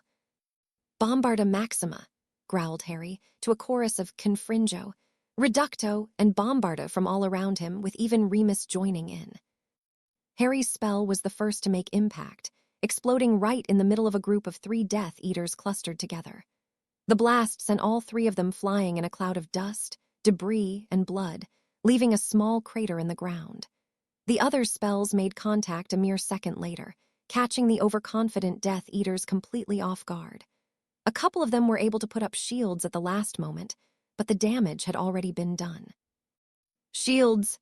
Harry called out ahead of the inevitable rebuttal. As instructed, Fred and George stepped up on either side of them, deflecting incoming attacks while Ron and Neville continued raining spells on the Death Eaters. For his part, Harry set to work transfiguring a pair of large flower pots into wolves, which immediately charged into battle. "Half of them are down. We should press them before they regroup," Bill called out. "No," shouted Remus. "We need to get the children out of here." Harry looked back and saw Hannah tending to an injured wizard while Ginny and Susan covered her back. Turning again, he saw a couple of the Death Eaters slowly getting to their feet, a short way down from there. One of his wolves had its jaws clamped around the lower leg of another black-cloaked wizard, but the other wolf was nowhere to be seen. Further down, 3 of the Death Eaters were still locked in a duel with the 2 Aurors, who Harry could now positively identify as Tonks and Kingsley, but that still left 5 for them to contend with. "Right, start pulling back to the leaky, but don't run," ordered Harry. "You 2 keep shielding," he told Fred and George, "but take any injured you find with you. Bill and I will hold them off to buy you some time." "No, that is." No time to argue. With the others retreating, Harry knew they would need more cover if they wanted to stand a chance. He quickly used his wand to gouge out a narrow trench in the ground, half the width of the street, and then with a sharp upwards motion, he directed the earth below to rise up between the newly formed gap in the cobblestone, forming a wall of dirt just over a meter high, which he then immediately transfigured into stone. "Merlin, Harry." "Go now," he yelled, ignoring Bill's comment. Fred and George nodded and started slowly backing away while maintaining their shields. Ducking down to avoid enemy spells, Neville moved back to help with the injured wizard, while Bill crouched behind the transfigured wall and began hurling blasting curses towards the Death Eaters. Remus looked like he wanted to argue, but the spell that sailed just over their heads and exploded against the wall behind him seemed to change his mind. Harry stood up and deflected a few spells, allowing the others to continue their retreat. One particularly burly Death Eater seemed to take exception to that, shouting, "Oh no you don't, scum! Avada Kedavra!" Thanks to Dumbledore's training, Harry didn't hesitate for a moment, conjuring a slab of granite directly into the path of the spell and safely intercepting it before it could reach its intended target, which just so happened to be Remus. Without a second thought, he then levitated some of the dislodged cobblestones and began banishing them towards the offending Death Eater. As the burly man attempted to duck out of the way, he was struck in the arm by a spell that had come from Harry's right side. He turned in surprise to see Ron standing there with a look of grim satisfaction, apparently having opted to stay by Harry's side rather than retreat with the others. "Nice one," he said to Ron, grinning in spite of himself. Ron started to reply, but then suddenly he yelled, "Get down!" and grabbed Harry by the arm, pulling him to the ground just as a Death Eater's spell blasted apart a sizable chunk of the transfigured wall, covering all three of them in dust and small pieces of rock. Unfazed, Bill stood up slightly and returned fire at the encroaching Death Eaters, while Ron and Harry scooted back against the wall. "What do you reckon?" Ron asked Harry, craning his neck to peer backwards over the makeshift barricade. "I've got an idea, but it'll take a lot out of me," replied Harry. "I'll need both of you to cover me for a minute or two." Ron nodded his understanding, but Bill shook his head in disagreement. "They're too focused on us. I'll cut across the alley to divide their attention while you do whatever it is you're going to do," he stated. "Ron, you up for shielding Harry by yourself?" "Of course I am," he scoffed. "All right now." Ron lobbed a few curses over the wall as a distraction, while Bill sprinted across the street and slid behind the small open porch leading to the junk shop, an interesting little store which sold an eclectic collection of second-hand items. With one final nod to Ron, Harry stood and directed a powerful cascade of fire straight towards the nearest Death Eater.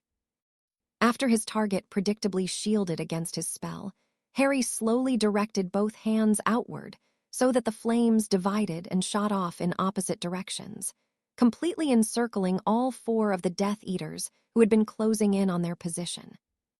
Bill, momentarily forgetting that he was supposed to be distracting their enemies, looked on in amazement as Harry poured as much magic as he could into his ring of fire, causing the flames to reach from just below the heads of the encircled Death Eaters all the way down to the ground. Fortunately, watching his younger brother working hard to shield Harry from incoming spells was enough to jolt Bill back into action, and he quickly resumed his attack. Meanwhile, sweat poured down Harry's face as he struggled to maintain his spell. With one final, Herculean effort, he brought his hands together in front of him and caused the burning ring to collapse in on itself, setting ablaze the long, black cloaks of all four Death Eaters. Shouting in surprise and pain, they all scrambled to extinguish one another, leaving themselves open to attack. Ron managed to bind one of them in heavy ropes with an incarcerus, and Bill connected on a devastating blasting curse that left one Death Eater motionless on the ground. Breathing heavily, Harry gathered himself to continue the fight. "You're all dead," roared the large Death Eater. The man raised his wand and was seemingly on the verge of attacking when another pointed down the alley and shouted, "Aurors!" Harry risked a glance behind him, and sure enough, several red-robed Aurors were charging down Diagon Alley with their wands drawn. "Damn, time to go," the first Death Eater growled. He grabbed hold of one of his downed comrades and then turned to one of the others and barked, "Travers, pick up Jugson and take him with you." Harry perked up at hearing Travers's name and sent off a flurry of stunners in his direction, but it was too late. 9 of the Death Eaters vanished within moments of one another, leaving 3 behind, including the one Ron had tied up. Similarly to Hogwarts, it was supposedly impossible to apparate within Diagon Alley, outside of the designated apparition point, so Harry assumed the Death Eaters must have brought portkeys with them. "It's about bloody time," grumbled Ron, as the rest of the Aurors finally arrived on the scene. Harry nodded wearily and sat himself back down on the ground, resting the back of his head against his transfigured stone barricade. More than happy to let the Aurors sort everything out from there, he shut his eyes and took comfort in knowing that they had somehow all made it through the ordeal unharmed. Chapter 27. Strike another off the list. What the bloody hell were you all thinking? Sighing heavily, Harry opened his eyes and looked up to see Tonks glowering at him. Hey, Tonks, seriously," the Auror replied irritably. "Why didn't you run away with the others? You're lucky none of you were killed." "Too many people," he responded, too tired to offer a more thorough explanation. Tonks obviously wasn't satisfied by that, but fortunately Bill chimed in. "He's right," said the eldest Weasley sibling, giving Harry a hand up. "There was nowhere to go, and it would have been a slaughter if someone didn't stop them then and there." "You're welcome, by the way," Harry added dryly. "You." "Easy, Tonks," said Kingsley in a low, soothing voice. "We've got about a dozen injured civilians and some property damage, but no deaths. On the other side, 2 of the attackers were killed and another was captured. All in all, I'd say we owe these boys our thanks. Besides," he added, a slight smirk forming on his face. They're the ones who are going to have to explain all this to Molly. Harry's face fell slightly as the two brothers grimaced at one another. Oh, you're definitely going to get it, Tonks warned them, sounding more pleased than anything. Don't worry, I'm sure she'll mostly just be relieved you're all okay, chuckled Kingsley. By the way, he continued, addressing Bill, that fire spell was really something. How were you able to do that? That wasn't me, denied Bill, inclining his head towards Harry. Kingsley turned to him in surprise. Is that so? He said slowly. No offense, but I had no idea you were that capable. Where did you learn to cast a spell like that? Unable to help himself, Harry simply grinned back him. Hogwarts, he replied cheekily. I know it's been a while for you, but I would have thought an Auror would at least know Incendio. Kingsley just stared blankly back at him for a moment before bursting into laughter. Well, it was impressive, whatever it was, he chuckled, slapping Harry on the back, perhaps a bit harder than necessary. In any case, I think we can take it from here, he continued. Why don't you all head home? I have a feeling some of us will be seeing each other soon anyway. We probably should catch up with the others, agreed Bill. Thanks, Kingsley, you too, Tonks. I am glad you're both all right, Harry added sincerely.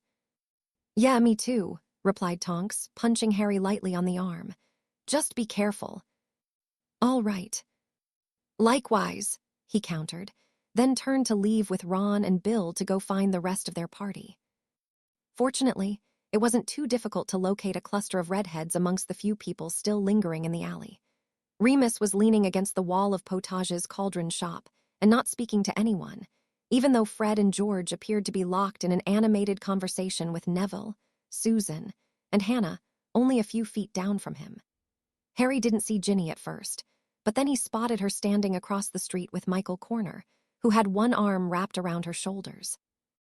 Wanting to delay the inevitable confrontation with Remus, Harry diverted from his path and crossed the street to speak with Ginny first, while Ron and Bill continued on towards the others.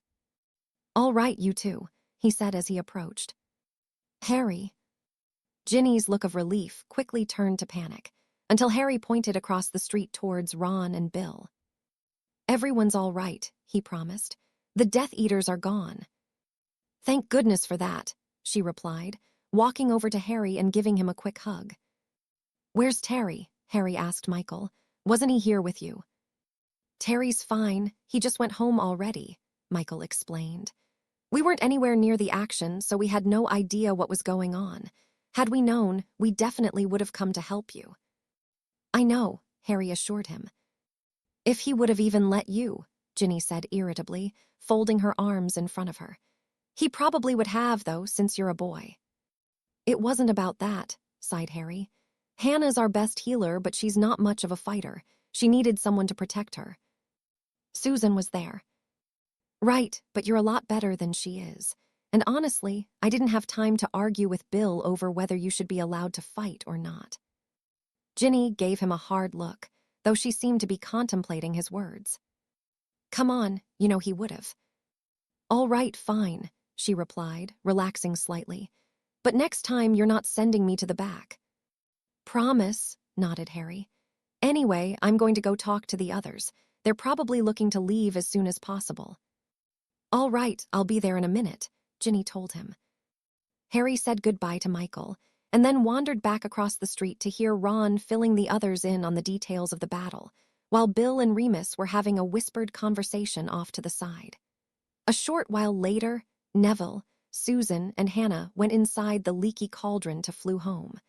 Michael must have done the same, because Ginny reappeared shortly thereafter. All right, you lot, said Bill, having apparently finished their discussion. We're all going back to headquarters for now. Mum and Dad will probably be joining us soon if they aren't there already, he explained. We think it's best if we apparate from here. The twins will take Ginny and Ron, and Harry, you'll be with me. Harry sighed as Remus went on ahead without waiting for them. He obviously wasn't happy about the way events had unfolded, but Harry wasn't about to apologize for doing what he believed was right. There was very little conversation as they made their way to the apparition point near the leaky cauldron. Based on what Kingsley had said, Harry was fairly certain that he had killed someone that day. He supposed he should feel at least some degree of guilt, but instead he felt mostly numb, and Harry wondered if that would change once the reality of the situation set it. Heavily preoccupied with his own thoughts, as soon as the twins apparated away with their younger siblings, Harry simply turned on the spot and disappeared with a soft crack. Bill joined him in the familiar alley near Grimmauld Place a few seconds later, giving Harry an odd look. "I was supposed to be taking you by side along, you know," he lightly chastised him. "Oh, right, sorry about that," Harry said apologetically. "I got a bit distracted and sort of forgot." "You're definitely full of surprises," remarked Bill, placing a hand on Harry's shoulder. "Come on, let's head inside."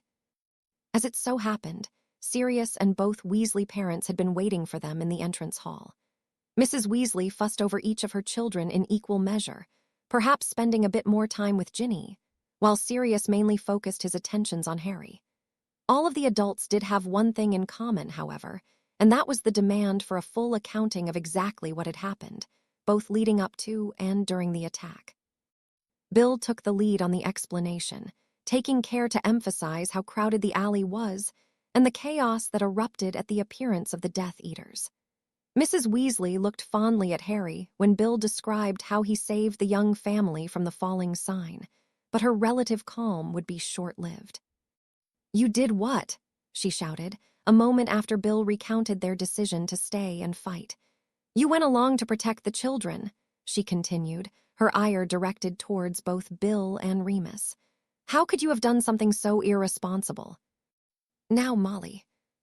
"Don't you now, Molly, me," she countered, momentarily rounding on her husband before turning her attentions back to Bill. "You could have all been killed. What could have possibly possessed you to do something so? "It was my fault, Mrs. Weasley," Harry suddenly chimed in, causing everyone to turn towards him. "Harry," she said weakly, obviously taken aback. "I was the one who said we should fight back," he admitted, with just a hint of defiance. "It wasn't Bill's idea. Remus even tried to get us to run away, but we didn't listen. There really wasn't much of a choice, though," he continued, glancing over at Sirius. "We were too close, and the alley was too crowded. If we'd tried to run, the Death Eaters would have just cursed us in the back."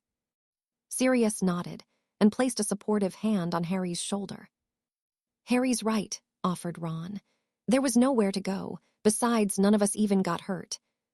"Well, that is just entirely beside the point," said Mrs. Weasley, recovering from her shock. "I knew I shouldn't have let you go. I told you it would be dangerous. "Molly, please," said Mr. Weasley. "The children have been through a terrible ordeal, and now isn't the time to be shouting at them. For now, I think we should just be grateful that they all returned to us unharmed." "Well, of course I'm happy they're all safe." "They were torturing people, Mum," Ginny said quietly, while her brothers nodded solemnly in agreement. Bill took advantage of the lull to deliver an abbreviated version of the events that followed, up through the arrival of the Aurors and the conclusion of the battle. By the time he had finished, Mrs. Weasley was looking rather pale and unsteady on her feet. "Come on, then," said Mr. Weasley, gently guiding his wife in the direction of the kitchen. "Dumbledore will be here before long, so why don't we go have a spot of tea whilst we wait?" "Well done, Harry," Sirius told him quietly, once the Weasley parents were out of earshot. "Bill obviously left out a lot of details, but it sounds to me like you did the right thing." "Thanks, Sirius," he replied gratefully, relieved that at least one adult agreed with him. "That being said, I do expect to hear the full story once you've had a chance to rest." "Of course," agreed Harry, and with a nod, Sirius turned to follow Mr. and Mrs. Weasley down to the kitchen. Already feeling worn out from the day's events, Harry started towards his room, only for Remus to pull him aside. "Firstly, I want to thank you for saving my life," he told Harry seriously. "I don't think I could have reacted in time to avoid the curse, so if you hadn't acted when you did—" Remus shook his head and ran a hand through his hair. "I still don't agree with your decision to fight, but I recognize that I am likely the only one besides Molly," he continued. "Whatever it is you've been doing at school, it's clear that the others all look to you as their leader." I encourage you to always remember your responsibility to keep those that follow you safe. I will, promised Harry. You might have noticed that no one was hurt today. I did, and I sincerely hope that continues to be the case, replied Remus, before taking his leave to join the other adults. Harry understood where the man was coming from, at least to an extent. While he still believed they had acted in the best interest of themselves and others, he resolved to avoid taking any unnecessary risks going forward, especially when others were involved. With a sigh, he broke off from the group and headed upstairs. As tired as he was, Harry knew he needed to fill Astoria in on the day's events before she learned of the attack from someone else, so he trudged up to his room to write to her while the Weasleys were otherwise occupied. He must have fallen asleep at some point, because some time later, Sirius woke him up to inform him that his attendance was being requested at a meeting of the Order of the Phoenix. Wanting to avoid looking like a feckless teenager in front of the Order, Harry quickly changed out of his rumpled clothes and into something more suitable before making his way downstairs. He opened the door to the kitchen to see that the room was already mostly full. While he didn't recognize everyone, there were certainly some familiar faces, including Mad-Eye Moody, Professors Snape and McGonagall, and most surprisingly, Amos Diggory. "Mr. Diggory," said Harry, coming around the table to shake the man's hand. "Hello, Harry," the man replied pleasantly. "Wonderful to see you, of course, and I'm fairly certain I told you to call me Amos."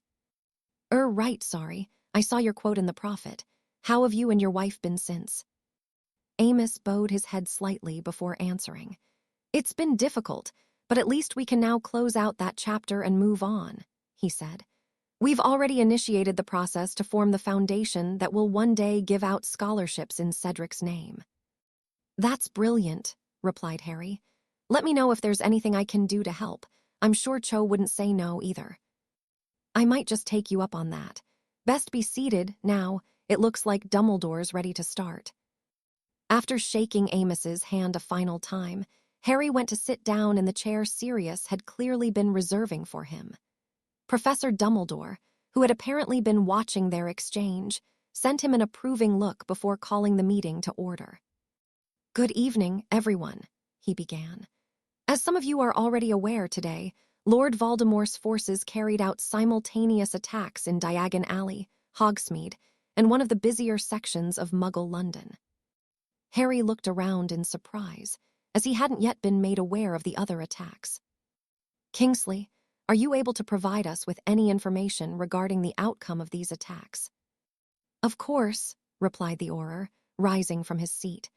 "We are still piecing together the details, but from what we can tell, several Death Eaters apparated directly onto the Albert Bridge and started attacking the Muggles in their transports," he reported.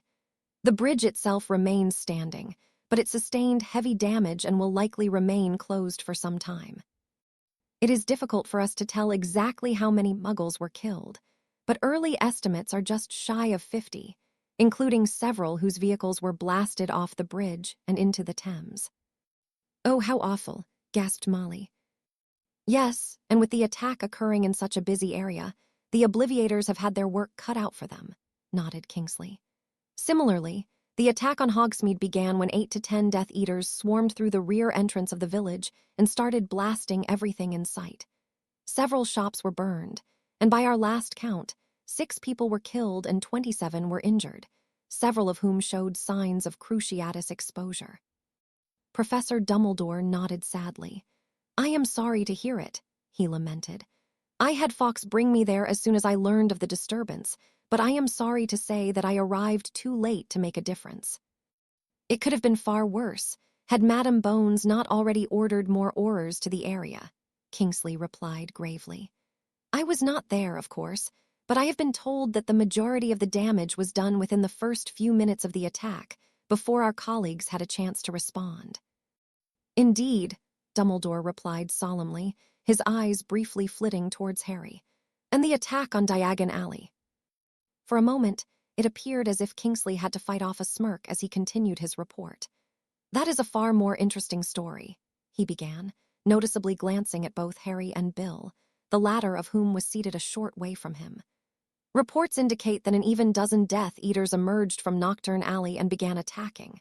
Tonks and I happened to be in the area and were able to immediately engage them, but we were significantly outnumbered, he continued. The other on-duty Aurors were too far away at the time to help, but fortunately, a group of civilians were able to lend their assistance. Harry, would you like to continue the story from your perspective? Dumbledore asked him. Sure, he said, awkwardly standing up to recap the battle from his point of view. He made sure to credit everyone involved and included all the details Bill left out when he first relayed the story to Sirius and the Weasleys. The reactions around the table were as varied as the people themselves, running the gamut from shock and disbelief all the way down to feigned disinterest on the part of Snape, which was, of course, no more than Harry would have expected from the man. Sounds like a damn fine showing, lad, growled Moody. I'm glad at least someone was able to show those scum what for. That they did, agreed Kingsley. We were able to identify the 3 Death Eaters left behind. Both Gideon Gibbon and Commodus Knott were killed during the fight, the latter of whom was particularly difficult to identify, owing to the extensive damage done to his body. Moody grinned maliciously, while nodding slowly in Harry's direction. The captured Death Eater remind me to thank young Ronald later. Now that I know he was responsible, was, most disturbingly, our own Corbin Yaxley, added Kingsley. No, gasped Arthur. I am afraid so, Kingsley replied gravely. For those of you who don't know, Yaxley is, or was, I should say, in charge of the Department of Magical Law Enforcement's Investigations Division. He had access to an incredible amount of sensitive information, which could have, and still might do irreparable damage. That is quite disturbing, said Professor Dumbledore. That it is, agreed Kingsley. However, I am glad to report that there were no other deaths resulting from the attack on Diagon Alley. 13 civilians were injured, but only 3 of them required transport to St. Mungo's, he continued. While I would not encourage a repeat performance, the intervention by Potter and his allies undoubtedly saved multiple lives. Rabaston Lestrange was also killed, Snape suddenly chimed in. His brother Rodolphus portkeyed him away, but he was already dead by then, he clarified, turning to Harry with a look of distaste. Rodolphus also recognized you, Potter, the man sneered, which Harry figured was as natural as breathing for Snape. Whether you were the one to cast the fatal spell or not, he has sworn to kill you himself, in defiance of the Dark Lord's orders if necessary. While he recognized that it would be both normal and sane to be worried over such a declaration, Harry simply couldn't bring himself to care, especially considering what he'd already been through. Yeah, well, tell him I'm sorry, but he's going to have to get in line, he snarked back at his potions professor. Sirius snorted into his drink, while most of the order looked at Harry as if he'd completely lost his mind. Remus, on the other hand, simply shook his head and gingerly massaged his brow in exasperation. You've got some brass ones, Potter, cackled Moody. Good on you, don't let that scum intimidate you. Just remember to practice constant vigilance, and I have a feeling you'll turn out just fine. Thanks. Moving on, said Professor Dumbledore, attempting to reclaim control of the meeting. While these attacks were certainly devastating on their own, I am afraid that their true purpose was to serve merely as a distraction. Whispers could be heard around the table as the members of the Order glanced uncertainly at one another. I have learned that while these attacks were occurring, Lord Voldemort personally infiltrated the Department of Mysteries in search of the object we have, until recently, been guarding. More murmurs broke out at Dumbledore's unsettling news. Professor, your friend, is he? Harry asked tentatively. Elton is just fine, Harry. Thank you for asking, he replied kindly. In fact, he was not even present at the time. Sadly, another unspeakable Saul Croaker was not so fortunate. He was found dead near the place where the object was being kept. So, he who must not be named now has the object? Inquired Professor McGonagall. He does not, drawled Snape. Croaker was killed because the object was not where it was supposed to be, and he was unable to tell the Dark Lord when, or by whom it was taken. Harry got a sinking feeling in his stomach as Snape's pronouncement. Had he inadvertently caused someone's death by destroying the prophecy? Perhaps they should have just left it there. It wasn't as if Voldemort would have found it particularly useful anyway. Dumbledore must have known what he was thinking, because he looked directly at Harry and shook his head. If anyone here should be blamed for Saul Croker's unfortunate death, it is me, he stated sadly. I had considered asking Severus to inform Voldemort that the item had been destroyed, but I elected not to. For months, Voldemort has been fixated on the item stored within the Department of Mysteries. This has distracted him from his ultimate goal of conquering all of Britain, thus giving us more time to prepare. Alas, I am afraid that I overestimated Voldemort's patience with the matter, he added with a heavy sigh.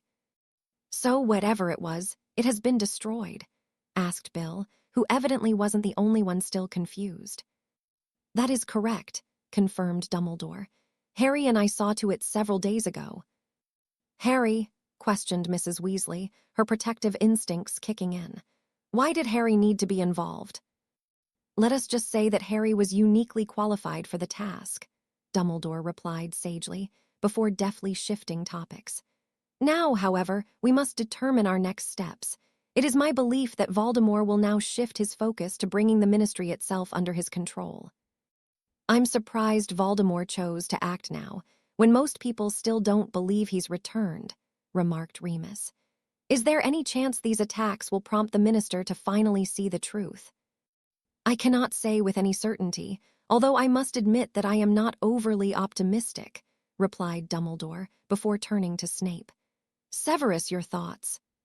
As I have reported before, the Dark Lord's patience has been wearing thin, Snape replied in a low, drawling voice.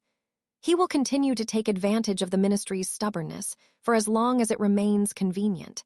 However, he recognizes that the time for secrecy will soon be at an end. So, nobody at the Ministry noticed that Voldemort just happened to drop by this afternoon? Sirius asked, disbelievingly. I'm sure the Unspeakables have their suspicions about who exactly infiltrated their department and killed one of their own, Snape replied blandly. However, the Dark Lord was careful to avoid detection and left no witnesses. And now that Voldemort has failed to procure the item, said Dumbledore, the Dark Lord will want to remove certain obstacles from his path before finally making a play for the Ministry, replied Snape. You are likely near the top of the list yourself, and I imagine Bones and Scrimgeour should also consider themselves targets. It's a good thing we caught Yaxley, then, Tonks pointed out. With his help, it would have been easy for you-know-who to get at both of them. What about Fudge? Asked Amos. Wouldn't it make sense to eliminate the Minister and try to replace him with one of his own people? That probably depends on how long it takes for Fudge to pull his head out of the sand, offered Sirius. If he continues to deny reality, Voldemort might see the value in leaving him in office a while longer. People were already starting to question things after the Azkaban breakout and Potter's article, Professor McGonagall reminded them. Surely, the public will realize the truth even if the Minister does continue to deny it, especially after today's attacks. Either way, Voldemort won't want to hide forever. His ego is too big for that, said Harry. Sooner or later, he'll get tired of others getting credit for his work. The only question is, how long do we have? Added Sirius. The Dark Lord will not openly reveal himself until he is certain of his eventual victory, asserted Snape. Our goal should be to delay that moment for as long as humanly possible. The members of the Order shared a moment of contemplative silence before Professor Dumbledore called them back to attention. Thank you all for your insights, said the professor. For the time being, let us create a list of Voldemort's potential targets and our plans to protect them. Sounds of muttered conversation and the slight shuffling of chairs filled the kitchen as the Order settled in for what was sure to be a lengthy debate. Harry looked over at Dumbledore, silently asking if his presence was still required. The headmaster nodded his understanding and waved Harry over to join him in the corner of the room. You may stay if you so choose, but I do not believe the remainder of our agenda will be of any particular interest to you, Dumbledore told him quietly. If you do wish to leave, I will endeavor to pass any relevant information along to you the next time we meet. Sounds good, sir, replied Harry. Will that be before or after we go back to Hogwarts? As it so happens, I had already intended to call on you tomorrow morning, revealed the professor, which was certainly news to Harry. As we discussed a number of weeks ago, I was hoping to secure your assistance with a small task, if you are willing. Harry was confused for a moment, but then his eyes widened in recognition. Sir, does that mean you found another one? He asked eagerly. I believe so, Dumbledore confirmed. I shall explain further after I come to collect you. I'll be ready. Oh, ooh. Professor Dumbledore apparated with Harry directly onto a country lane bordered by high, tangled hedgerows. Being a cold and frosty winter morning, Harry had wisely worn the new heavy traveling cloak Sirius had gifted him, along with a set of leather gloves imbued with warming charms. He glanced around to take in their surroundings, which seemed vaguely familiar for some reason, even though Harry was certain he'd never been there before. The headmaster had called on him early, arriving at Grimmauld Place just as Harry and Sirius were having their breakfast and discussing that morning's special edition of the Daily Prophet. The entire front page had been dedicated to the simultaneous attacks carried out by the Death Eaters, including several photographs of the devastation left behind in Hogsmeade, and to a lesser extent, Diagon Alley. Disappointingly, yet predictably, Cornelius Fudge was still refusing to admit that Voldemort had returned, instead placing the blame on Sirius and the escaped Death Eaters, even though there were far more attackers than there were Azkaban escapees. Harry had been hoping that his name would be left out of it, but it turned out that at least a few witnesses had seen him and his friends gearing up to fight and had tipped off the papers. Add in a quote from an anonymous Auror. Harry's money was on Tonks, and he, Ron, and Bill were easily painted as the heroes of the day, which set up an interesting conflict between the Prophet's latest narrative and the previous line being pushed by the minister's office. Would I be correct in assuming that you can now apparate under your own power? Dumbledore asked Harry as they started off down the lane. Yes, sir, he replied. It took me a few days to get the hang of it, but I think I'm good now. Very well done, said the professor. I thought as much, based on how easy it was to guide you here. Since you did not approach me for assistance, may I also assume that you were able to successfully devise a means for you and Miss Greengrass to remain in contact with one another? I did. Hermione helped, though, confirmed Harry. I charmed a couple of diaries so that whatever's written in one shows up in the other. A reasonable solution, Dumbledore said approvingly. The lane turned sharply to the left and down a rather steep hill, giving them a wide view of the valley below. A small village sat nestled between two hills, the smoke rising from the chimneys of a few dozen sleepy cottages, the only signs of life on that early December morning. Across the valley sat a large manor house, surrounded by an expansive open field. While the view was likely quite picturesque during the spring and summer months, there was something about the cold, lifeless scene that left Harry feeling somewhat unsettled. Speaking of Astoria, said Harry, I was wondering if you might give her the secret to Grimmauld Place. Professor Dumbledore turned and looked curiously at Harry. May I ask why? He inquired. It's mainly so she has somewhere to go, if necessary, he replied, feeling encouraged that his request hadn't been dismissed out of hand. Her mother invited a bunch of Voldemort's supporters over for a party, including people like Malfoy and Travers. I don't like the idea of her being stuck there with no place to go. Dumbledore's brow wrinkled in concern. I see, he replied thoughtfully. May I ask the date of this planned party? New Year's Eve. Very well, agreed Dumbledore, after a moment's thought. Once we have completed our errand, I shall write down the secret for you to give to her. I take it you have already devised a means for her to escape. Sirius is going to give me a portkey that can bypass the house's protections.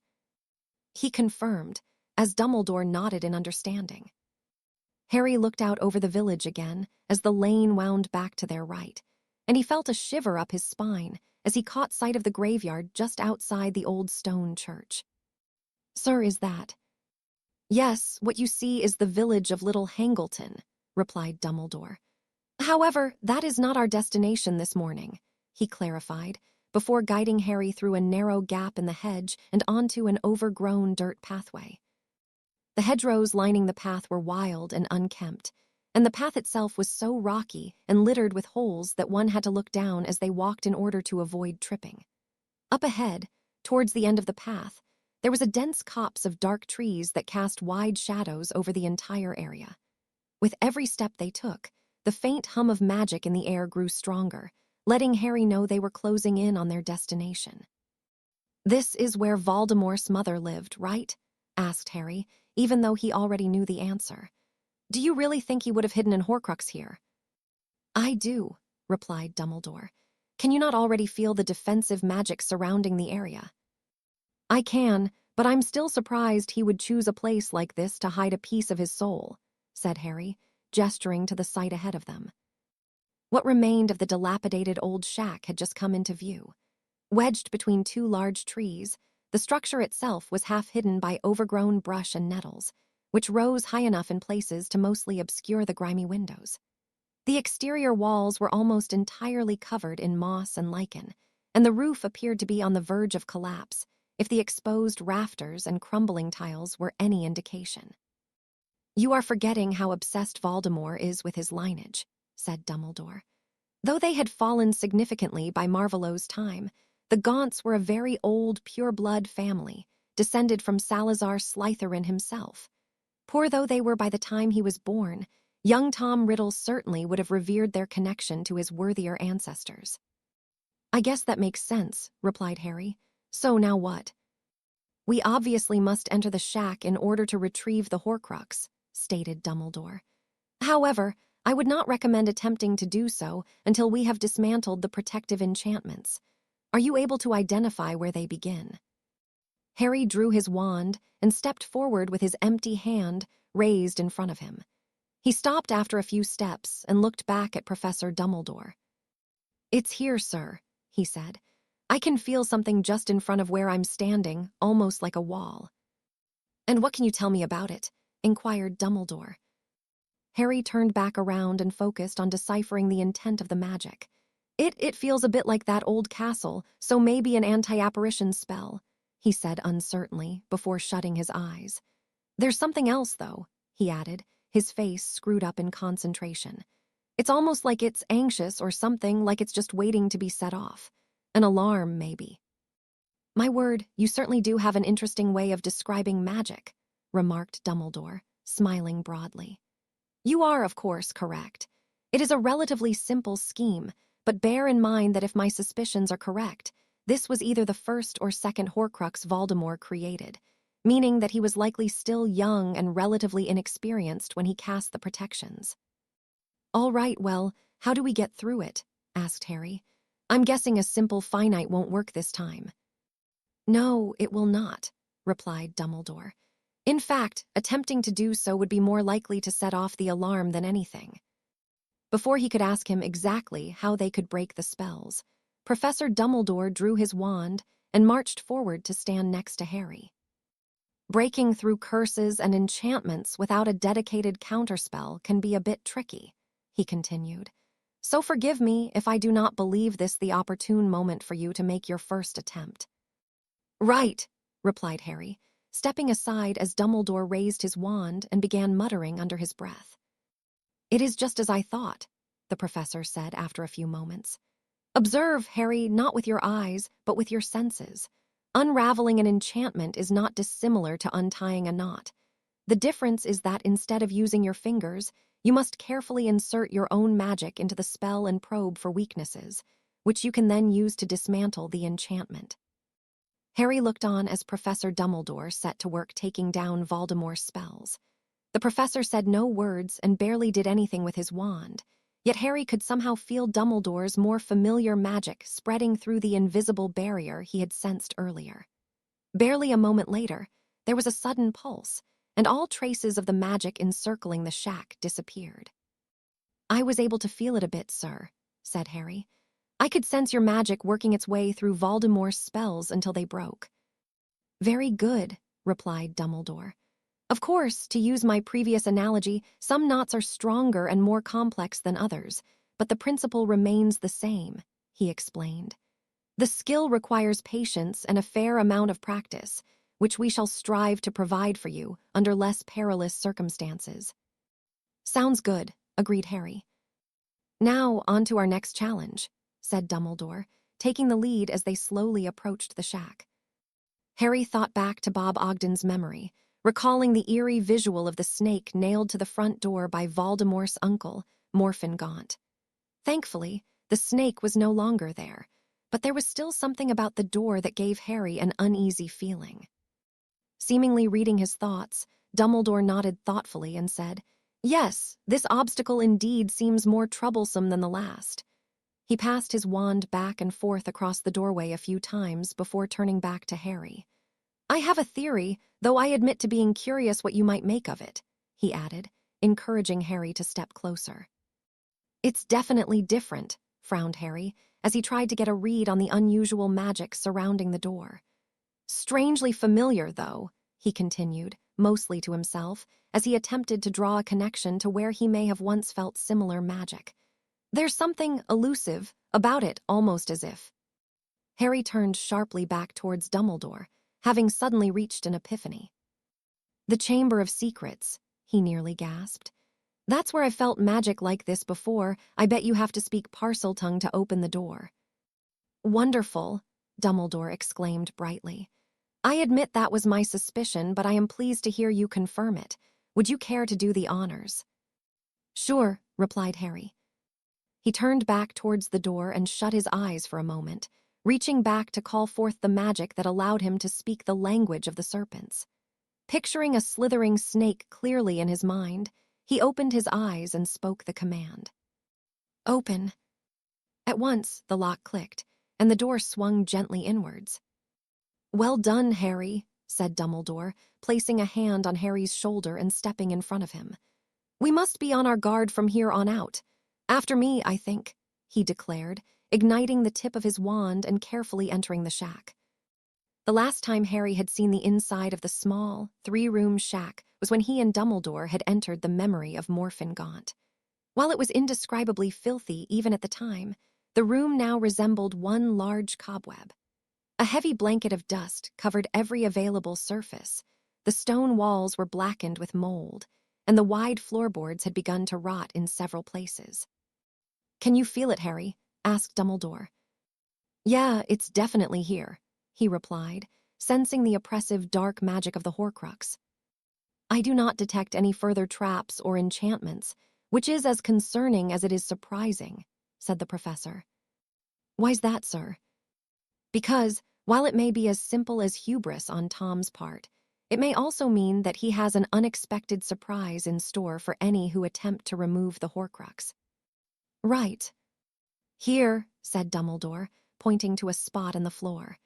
"Unless I am very much mistaken, the Horcrux should be hidden just beneath these floorboards." Harry looked on as Professor Dumbledore pulled up the rotting floorboards with a flick of his wand, revealing the shallow hole dug just underneath.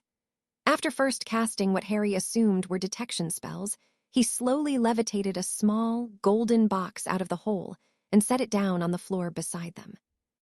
"Did you bring the sword?" Harry asked him. "Indeed, I did," replied Professor Dumbledore, reaching deep into the pocket of his robe. As the headmaster's hand reemerged, Harry was surprised to see it gripping the familiar ruby-encrusted hilt of the sword of Gryffindor.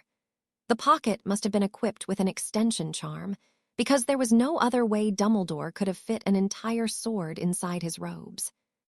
"If you would be so kind as to hold this for the time being," he requested, passing the sword to Harry. He accepted the sword with his left hand and watched as the headmaster knelt over the golden box, waving his wand in a series of complex patterns. After a moment, Dumbledore tapped the box once with his wand, causing the lid to pop open. Resting within the box's velvet lining was a golden ring, inset with a highly polished black stone. "This is it," Dumbledore said in an odd voice. "Finally, after so many years." "Sir," Harry said hesitantly, but Dumbledore didn't seem to hear him. "So long," said the professor, again speaking in an oddly detached manner. He surprised Harry by reaching into the box and removing the ring without hesitation.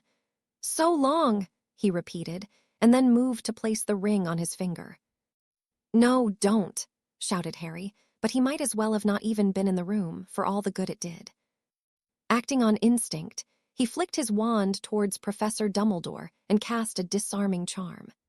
Harry's spell lit up the darkened room with crimson light, knocking the headmaster on his rear and causing both the ring and his wand to fly out of his hands, a mere moment before he could slip the golden band onto his finger. "No!" cried Dumbledore as the ring sailed into the air. The way the professor began desperately crawling after the ring was enough confirmation for Harry that the man was not in his right mind. Not knowing what else to do, he quickly bound Professor Dumbledore in ropes, buying himself some time to think, if nothing else. Harry had no idea why Dumbledore had suddenly started acting so strangely, but it obviously had something to do with the Horcrux, so he did the only thing that made sense. Gripping the hilt tightly in his hand, he brought the sword down on the ring in one swift motion. A pained shriek emanated from the Horcrux as the now broken ring shot off across the floor, skipping across the floorboards and coming to a rest halfway between him and the prone form of Professor Dumbledore. His heart still racing, Harry stared down at the ring in silence. He wasn't sure exactly what would have happened if Dumbledore had actually put it on, but it had obviously been a close call. "I'm all right now, Harry," the professor said in a weak voice. "If you would please release me." "Yes, sir," he replied, bending down to pick up Dumbledore's wand. As soon as Harry's fingers wrapped around the handle, a wave of cold magic rushed through him, nearly taking his breath away. He had never experienced anything quite like it. Just holding the wand made him feel as if a whole world of possibilities had opened for him. He merely needed to seize the opportunity. "Whoa," muttered Harry, holding the outwardly unremarkable wand up in front of his face.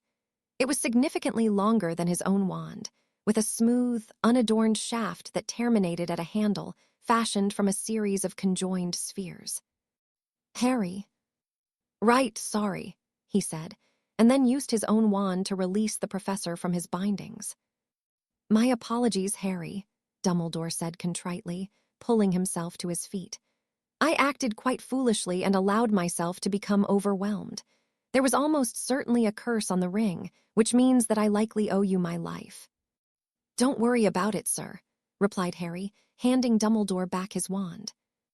"Oh dear," Professor Dumbledore muttered to himself, peering at his wand with a look of consternation. "Sir, nothing to be concerned about for the time being," he sighed.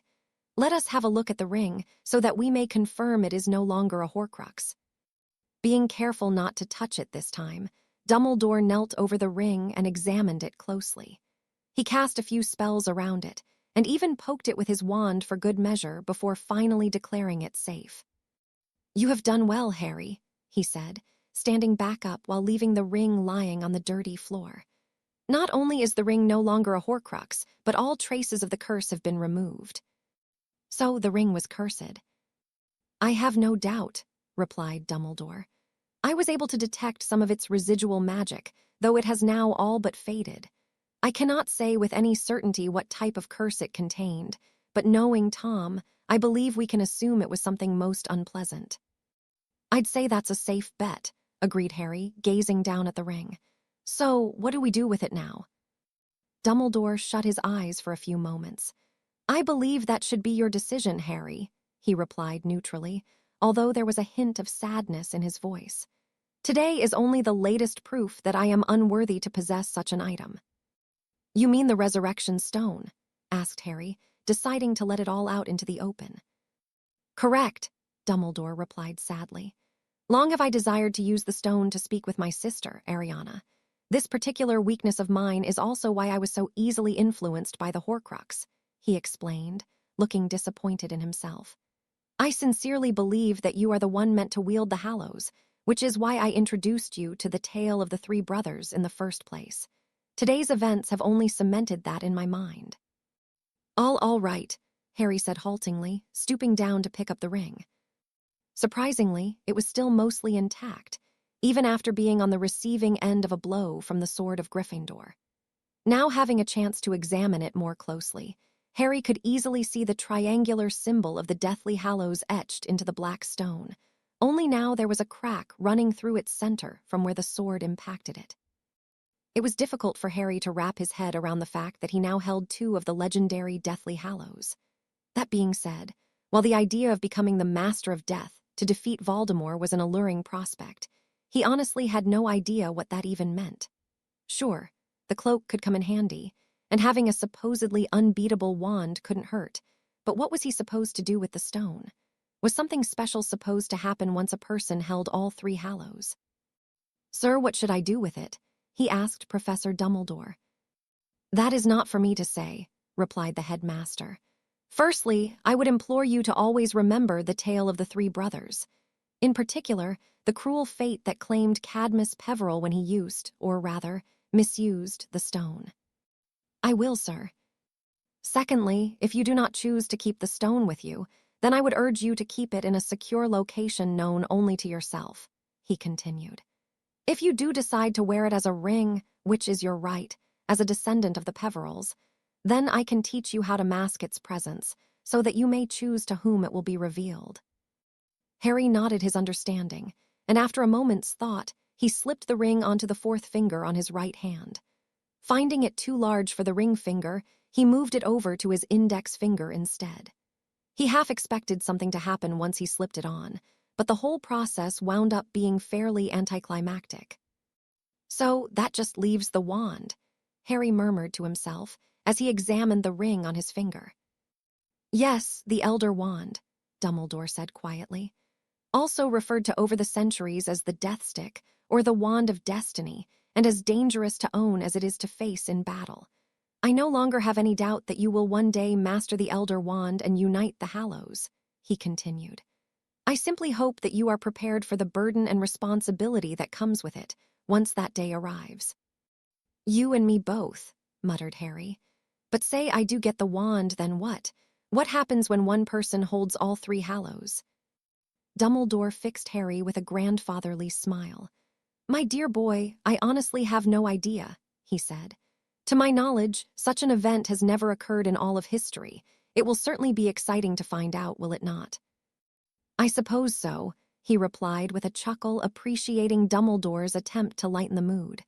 "Sir," he added, his expression shifting, "if you ever want to use the stone—" "Say no more, Harry," said Dumbledore, holding up a hand to forestall him. "I have finally realized that it is time to abandon that foolish dream," he admitted. "She does not belong here, after all." "No, I suppose not," he replied quietly, the faces of his parents flashing to the forefront of his mind. Had Dumbledore known that his first instinct was to use the stone to summon James and Lily Potter? Of course he did, Harry thought to himself. The professor had been grappling with a similar temptation. Had he not? Perhaps Dumbledore was right. Perhaps it was better to leave the dead in peace. "Sir, knowing what we know," he said hesitantly. "You know, between ghosts, souls, the Hallows." Harry sighed and cast his gaze down at the floor for a moment, before looking up into the bright blue eyes of Albus Dumbledore. "We'll get to see them again, won't we?" Well aware of the meaning behind Harry's question, Professor Dumbledore quietly nodded in a reassuring manner. "Yes, Harry," he replied solemnly. "But until that joyous reunion, we must never forget to live our lives, both for our own sakes and for that of those we love." Chapter 28, Astoria's Revelation. Harry awoke the next morning in a contemplative mood. If Professor Dumbledore's assumptions were correct, and they often were, then there were only two more Horcruxes left to destroy. The first was undoubtedly Helga Hufflepuff's golden cup, the whereabouts of which were still unknown, and the other they assumed to be Voldemort's snake, Nagini. While it felt like progress was being made, the task before them was still monumental. Add to that, even if they did succeed in eliminating Voldemort's Horcruxes, that still left the man himself to contend with, if he could even be called a man anymore. Harry's own magical prowess had improved by leaps and bounds, but he was still nowhere close to matching the Dark Lord. How he could possibly hope to put an end to Voldemort when even Dumbledore had proven unable to manage it was beyond him. If that weren't enough, his recent acquisition of the second of 3 Deathly Hallows was more than sufficient to keep Harry's mind occupied. After returning from his errand with Dumbledore, he had spent much of the night locked in his room with the Resurrection Stone, laboring over the decision of whether or not to summon his parents. On more than one occasion, he had found himself holding the ring in the palm of his hand on the verge of calling to them. Yet each time, he wound up changing his mind and slipping the ring back onto his finger. Harry knew that summoning his parents to the world of the living would be selfish. Professor Dumbledore didn't even need to remind him of the warning he had given Harry in his first year, after his repeated visits to the Mirror of Erised. He already knew that if he did call to them, he would have a hard time letting go. Not wanting to go the way of the second brother was as good a reason as any to hide the stone away, yet Harry couldn't bring himself to do so. Something told him that he would need it someday, so he vowed to keep both the stone and the cloak close to him, relying on his own strength of character to prevent himself from abusing it. It was the heaviness of the past 2 days that had Harry really looking forward to spending the day with Astoria, not that he really needed the extra motivation. He was supposed to meet her at the Muggle pub around noon, which gave him plenty of time go about his usual morning routine and still get there on time. He ended up receiving 3 letters during breakfast. The first was from Neville, making sure there hadn't been any problems following their skirmish in Diagon Alley, and also filling him in on his grandmother's reaction. Augusta Longbottom was a stern, proud woman who had raised Neville from the time he was a small child, after his parents' permanent incapacitation at the hands of the Lestranges and Barty Crouch, Jr. Neville regularly hinted that his grandmother had often found him lacking, especially when compared to her son, Neville's father.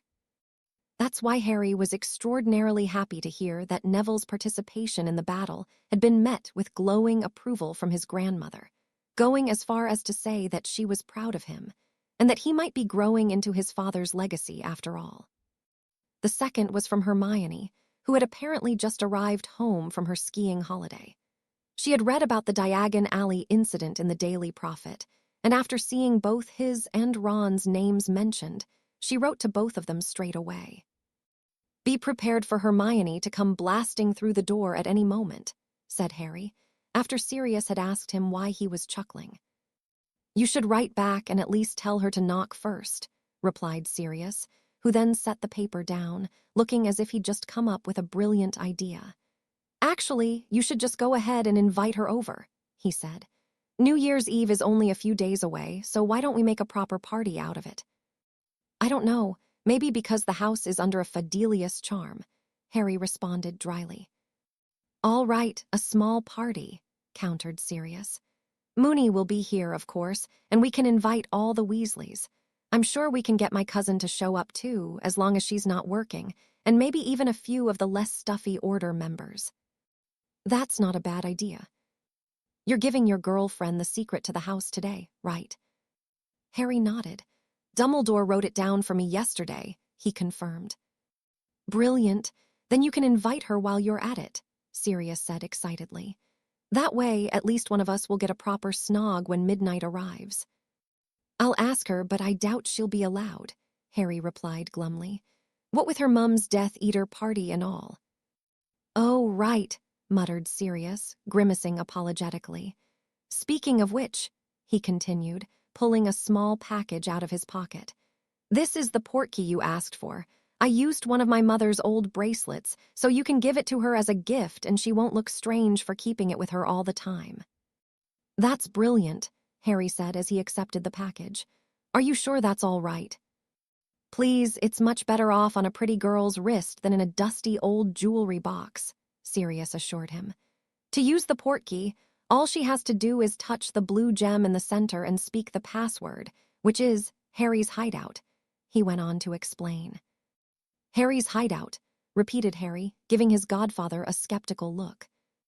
"I figured it should be something she wouldn't trigger accidentally," he replied with a shrug. "That was just the first thing I thought of. We can change it later if you want." "No, it's fine," he replied honestly. "Thanks, Sirius." "Anytime, kiddo." The third and final letter Harry received that day was from Mr. Cartwright, asking Harry to stop by his office at the first opportunity. Wanting to avoid any legal trouble stemming from his role in the defense of Diagon Alley, he decided to pay his solicitor a visit before making his way to Appleby, after responding to his letters, of course. Knowing he would be spending some time in the Muggle world later, he dressed himself in a pair of smart gray trousers and a navy blue jumper, with a charcoal topcoat and scarf to ward against the chilly winter weather. Since both Remus and Sirius had insisted that until he was licensed, apparition was for emergencies only, Harry decided on the night bus as his mode of transportation for the day. So, after some last-minute advice from Sirius and a warning to be careful, Harry went out to hail the purple triple-decker bus and was soon on his way. His visit to the solicitor's office didn't take nearly as long as Harry had expected. Mr. Cartwright didn't expect him to see any trouble as a result of what happened on Boxing Day. He simply wanted to make sure he had Harry's full account of the incident so that he could be proactive in protecting his client's interests and reputation. Having a little extra time on his hands, Harry swung by the spot where the battle had unfolded and was pleased to see that most of the damage had already been repaired.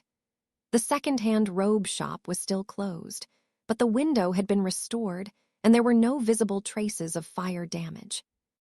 Another unnecessarily thrilling bus ride later, and Harry was once again walking the streets of Appleby. Considering how much had happened since then, it felt like years since his first trip there after fleeing the Dursleys. At least this time, he didn't have to go out under his invisibility cloak. Plus, he was reasonably certain that no one was hunting for him. After taking a moment to find his bearings, Harry followed the same route he had taken the time before and was soon entering the Whistling Pig, the same pub where he had first met Astoria. The pub was a lot more crowded than it had been during his previous visit, and at first, Harry was worried they wouldn't be able to find a table. It turned out not to be a problem, however, because Astoria was already there, sitting in the same corner table as before. Her eyes lit up as soon as she saw him, her reaction making his own heart skip a beat. She sat up tall in her chair and waved him over, her enormous smile encouraging Harry to cross the room faster than you could say Quidditch. Astoria was out of her seat before Harry could even reach the table and practically threw herself into his arms, pressing her face up against his chest and squeezing him tightly around the waist. "I know it's barely been more than a week, but I've missed you," she said, sighing as Harry held her securely against him. For Harry, it was as if all the stress of the past few days had simply melted away. Even before they became a couple, there had always been something soothing about Astoria's presence, and a week apart was somehow enough to remind him how much he relied on her being there. "I missed you too," he murmured into her hair. Astoria shifted slightly, turning her face up to meet his as they shared their first kiss in what felt like forever. "You look great, by the way," he added, as they stepped back from one another. She was also dressed for the cold, opting for trousers, boots, and a heavy woolen jumper, with her hair cascading down over her right shoulder. "Thanks," replied Astoria, still beaming at him. "I like your coat. Is that one Sirius got for you?" "Yep," nodded Harry, as he shrugged off said coat and set it on a chair.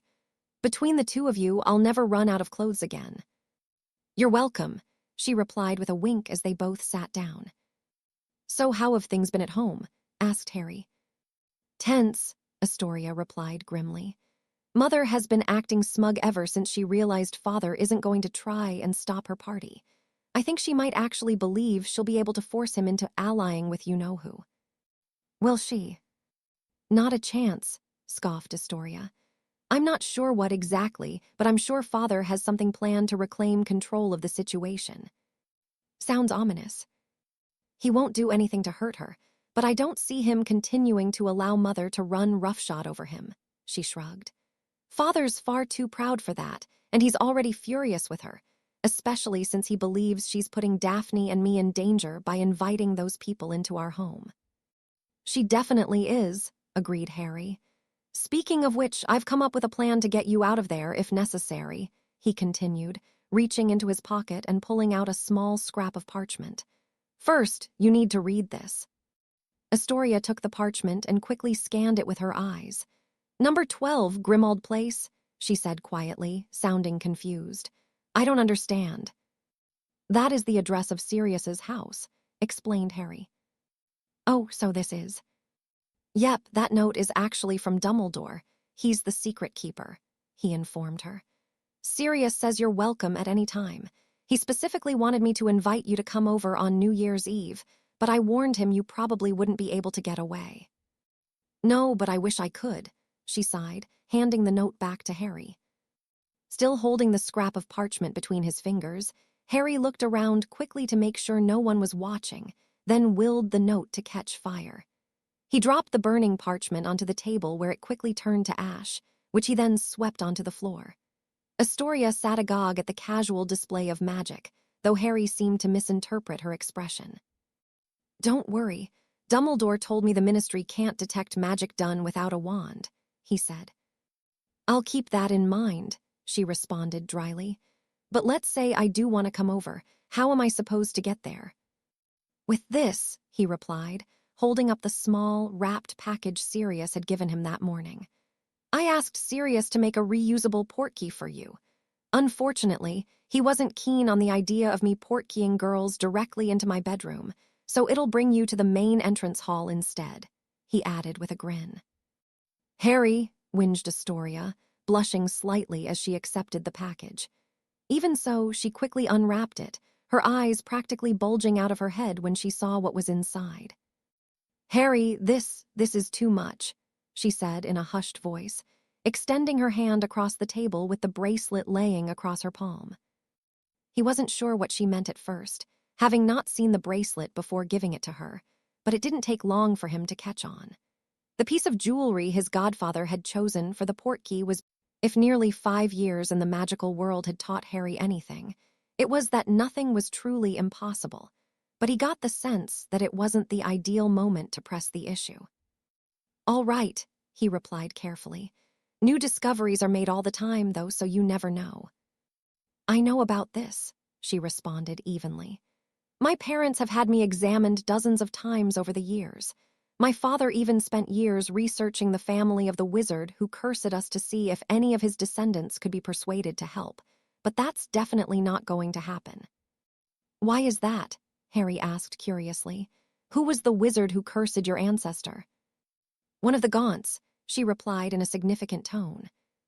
The Gaunts, repeated Harry, so that's why. Yes, that's why I reacted that way when you said you know who was actually a Gaunt.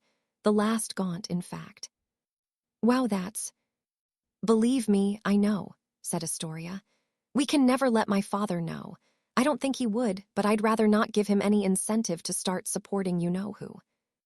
Voldemort definitely wouldn't help you, replied Harry, but I could see him letting your father think he would, just to get what he wanted out of him.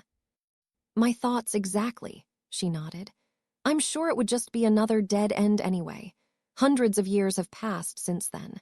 I doubt anyone but the wizard who cast it would know how to reverse it, and we can't exactly go back and ask him, can we? The words had barely left her mouth when an idea struck Harry like a thunderbolt. That's not necessarily true, he said carefully.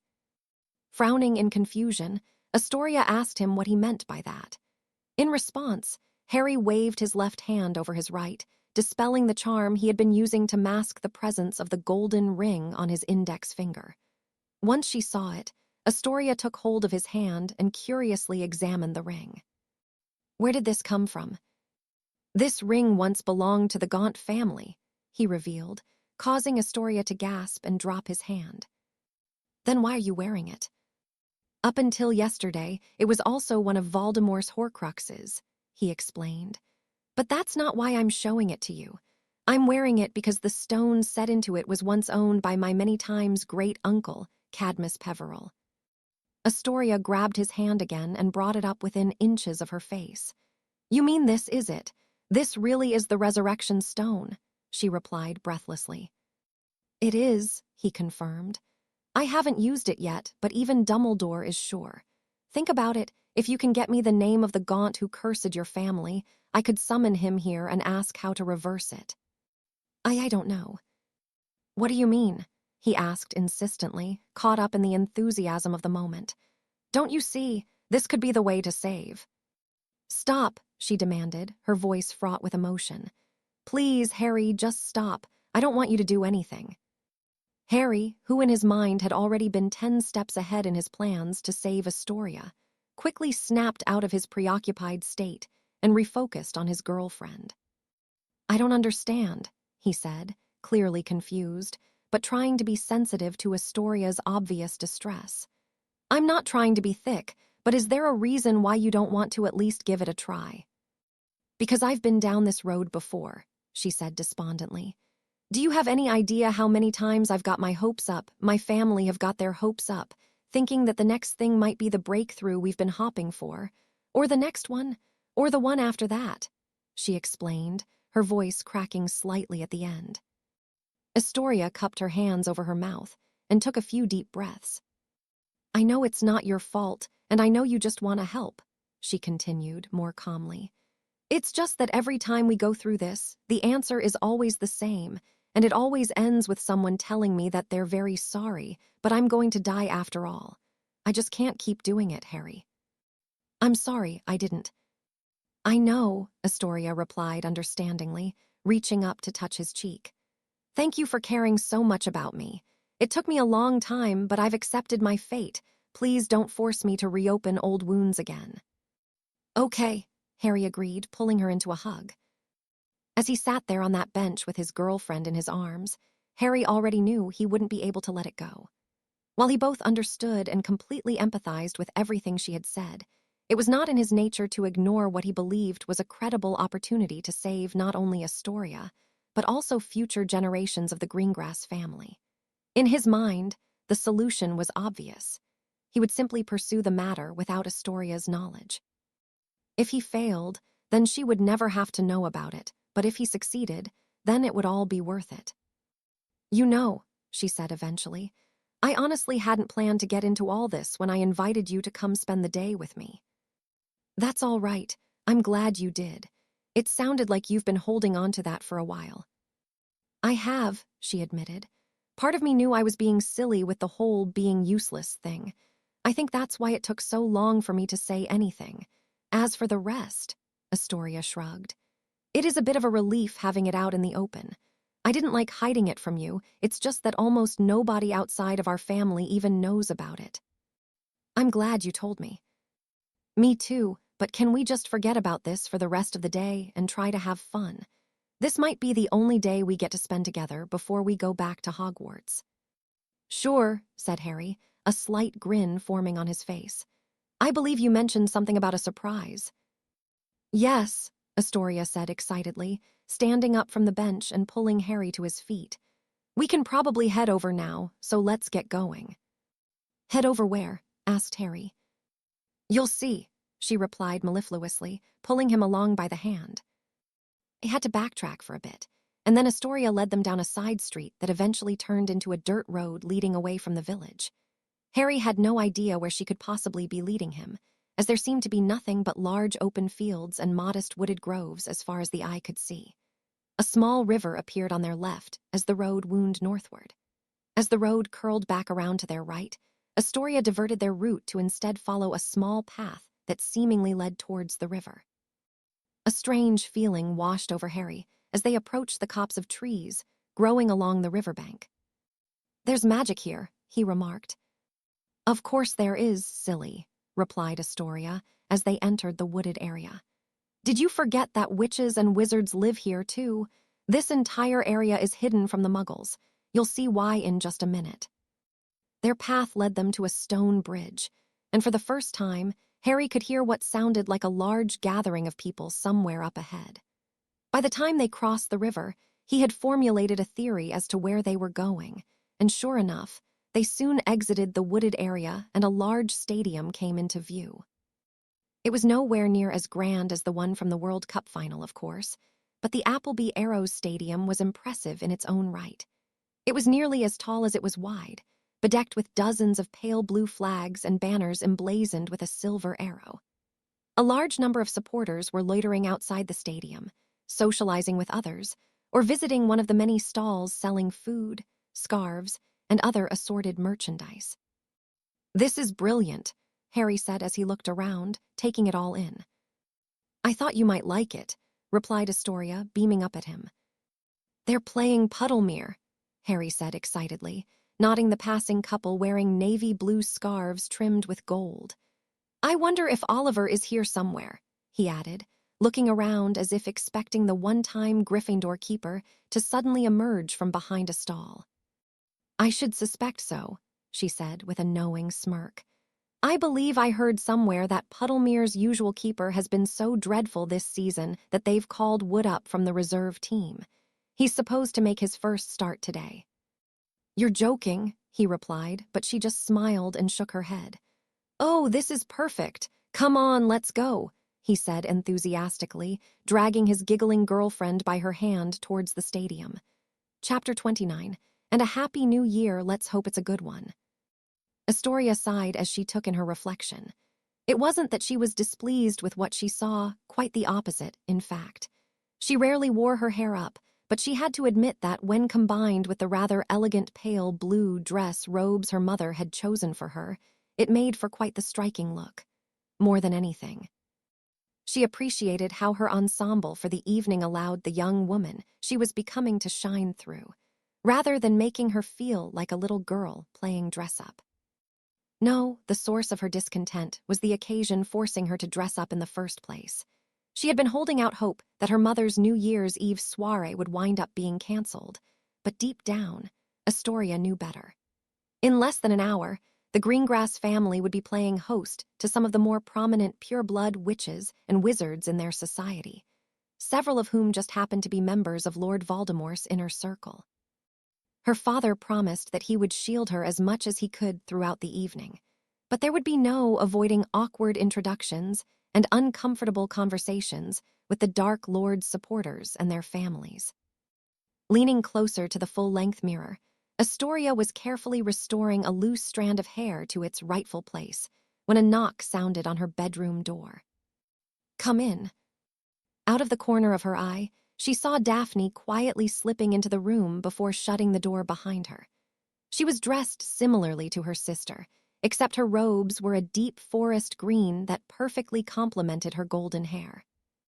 "You look amazing, Tori," said Daphne, as she moved to stand behind her sister. "So do you," Astoria replied, and then neither of them spoke for a time. "Are you ready for this?" Daphne asked eventually. "No." Daphne shut her eyes for a moment. "Neither am I," she said, and then noticed Astoria fiddling with the bracelet on her wrist. "Has Mother said anything about Harry's gift?" "I don't think she's even noticed, but it will be difficult for her to miss it tonight," she replied, raising her hand slightly to reveal the glittering diamond and sapphire bracelet. The accompanying smile was short-lived, as the reality of the situation settled in once more. "I don't think I can do this, Daphne." "I know," she replied. "That's why I came up to check on you." "Why now? You've barely spoken to me all week," Astoria replied emotionlessly.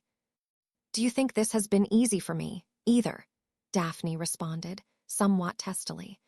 "You know Mother's going to be parading me in front of every single stuck-up pure-blood who has anything remotely resembling a marriageable male relative." "I know I'm sorry," said Astoria, deflating slightly. "It's just that I've missed you. I'm worried about you, too, especially after, well, you know." "You don't have to worry," replied Daphne. "I am perfectly fine, and you know I can take care of myself." "Just because you can take care of yourself, that doesn't mean you're fine," Astoria countered. "You killed someone, Daphne. You can't tell me that hasn't affected you." "What do you want me to say? That I relive that moment in my head several times a day," said Daphne, raising her voice slightly. "That part of me keeps waiting for the Aurors to turn up and drag me off to Azkaban. I've been dealing with it the best I can. Tori and Mother's stupid party isn't helping." "I know," Astoria said again, turning away from the mirror to face her sister. "I really don't understand what she thinks tonight will accomplish," she continued, moving to take a seat on the stool in front of her vanity. "Mostly making the rest of our lives difficult, from what I can tell," Daphne replied bitterly. "It would certainly make things easier if your boyfriend would just go ahead and sort out this Dark Lord problem for us." "That's not funny," Astoria stated firmly, before taking on a worried expression. "Do you think anyone will ask about Harry tonight?" "Maybe. My guess is that Draco told his father about you and Harry, which would explain how it got back to our father. If I'm right, then we have to expect that it will come up at some point during the course of the evening. I can't do it, Daphne, said Astoria, now fighting back tears. I can't spend the evening making polite conversation with people who want to kill him. Some of them have probably already tried. We know they have, Daphne replied darkly. Astoria began trembling slightly as her hand moved to clutch at her chest. I can't, she repeated, shaking her head vigorously. I just can't. Daphne sighed heavily and moved to place a hand on her sister's shoulder. So don't, she said after a moment. Astoria looked up at Daphne. What do you mean? She asked. Harry gave you a portkey, right? Why don't you just use it and disappear for the night? I can't do that, replied Astoria, clearly surprised by her sister's suggestion. What would our parents say? What's the worst they can do? Offered Daphne. How about this? Lock yourself in your room before you go, and I'll just tell Father that all the stress over the party has aggravated your condition, and you need to stay in bed. Do you honestly think he'd believe that? Probably not, but I have a feeling he'd at least play along. If we're being honest, I'm sure he'd rather you not be there tonight either. What about you? Inquired Astoria. I don't want to leave you here all by yourself. Maybe both of us should just go together and we can deal with the consequences later. Daphne actually laughed at her suggestion. See, now I know you've been spending too much time with Gryffindors, she teased. No, I've known all along I won't be getting out of this, she continued, her serious demeanor returning. Don't worry about me, though. I know exactly how to deal with these sorts of people. You should go to Harry and I'll handle things here. Let's say I do, replied Astoria, now giving the idea serious consideration. How am I supposed to get back home? I've no idea, admitted Daphne, but between you and Harry, I'm sure you'll come up with something. Astoria stood up and hugged her sister tightly. Thank you, she whispered. What are big sisters for? Daphne returned, eliciting a quiet chuckle from both of them. With one final squeeze of her sister's hand, Daphne turned and exited the room, steeling herself for the unpleasantness to come. Once she was gone, Astoria locked her bedroom door and retrieved her wand and handbag from atop her vanity. She took a deep breath to steady herself, and then reached down to touch the gleaming sapphire in the center of her bracelet. Harry's hideout. Oh, ooh. I'm telling you, Hermione, that's at least twice now Neville's turned up somewhere with both of them, Ron insisted. There's something going on there, I know it. Susan and Hannah are best friends, replied Hermione, rolling her eyes in exasperation. Just because Neville spends time with them together, it doesn't mean he's dating both of them. Harry, tell Ron he's being ridiculous. I don't know. Neville's been loads more confident lately, he replied thoughtfully, eliciting a betrayed look from Hermione. In truth, Harry was almost positive that Neville wasn't dating either girl, let alone both. But watching Hermione get herself all worked up over Ron's theory was far too much fun to interrupt. She had arrived at Grimmauld Place only hours before, immediately wrapping Harry in a fierce hug and lightly scolding him for getting himself involved in something dangerous without her there to watch his back. Ron, of course, received similar treatment when the Weasleys arrived a short while later, although Harry noticed that their hug lingered quite a bit longer than his own, which he thought was an interesting development. After a nice dinner with Sirius, Remus, Hermione, and most of the Weasleys, Charlie and Percy were obviously absent, and Bill apparently had other plans. Harry allowed himself to be led into the drawing room to begin the party in earnest. There was plenty of butterbeer to go around, although Harry suspected the twins might have something else up their sleeve for when the adults weren't paying as close attention. See, that's what I've been saying, Ron said excitedly, his enthusiasm causing him to accidentally slop butterbeer down the front of his jumper. It's too bad we couldn't invite them tonight, or you could have just asked them yourself, offered Ginny. Hopefully we can next time, agreed Harry, glancing across the room at Sirius, who was currently wrapped up in conversation with Remus, Arthur, Mad-Eye, and Tonks, the latter of whom had only popped in for a few minutes before she had to return to her Auror patrol. There he is, George announced suddenly, as he plopped down on the sofa next to Harry. Taking a seat on Harry's opposite side, Fred continued, "Our dear brothers told us you actually saw Wood on Saturday. How was our illustrious former captain?" "Brilliant, actually," replied Harry, grinning at the memory. "I watched him make his first start for Puddlemere United against the Arrows. He's even better now than he was in school, obviously, from what others were saying. It sounds like the job's his going forward." "I always knew Ollie would make Gryffindor proud," said Fred, pretending to wipe away a tear. "Did you get to talk to him at all?" George asked Harry. "I did, actually," he replied, recalling their conversation just outside the visitors' locker room. The match itself had been thrilling. Both teams were positioned near the top of the table and contending for the league crown, so the level of play was fantastic. Not quite World Cup level, perhaps, but still quite exceptional. Astoria was disappointed that the Arrows couldn't pull out a victory, but their seeker just wasn't quite good enough to keep up with Puddlemere United's more experienced Flyers.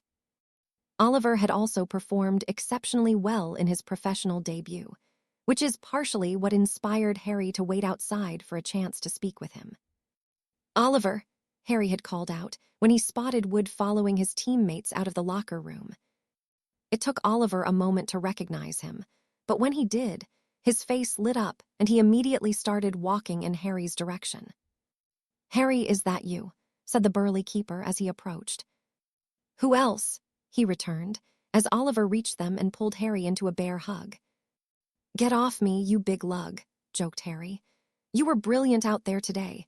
They'll keep you in the lineup from now on if they know what's good for them." "We'll see," replied Oliver, finally letting go of Harry and giving him some room to breathe. "But why are you even here? Did you know I'd be playing?" "Well, that's all down to her," Harry told Oliver, pulling Astoria over to stand beside him. "Oliver, this is my girlfriend, Astoria. She lives here in Appleby and invited me to come out and watch your match. Astoria, I'd like you to meet Oliver Wood, the finest keeper Hogwarts has produced in years." "Nice one, Harry," grinned Oliver, after exchanging pleasantries with Astoria. "How's the Gryffindor team looking this year?" "Not off to the best start," admitted Harry, grimacing at the memory of the disastrous first match. "They lost their first match to Slytherin. It wasn't pretty." "Slytherin," Wood replied, with a look of distaste. "Don't tell me you let the Malfoy kid beat you to the snitch." "Like that would ever happen," scoffed Harry. "It's sort of a long story, but the hag the Ministry sent to Hogwarts wouldn't let me back on the team, so I didn't even get to play."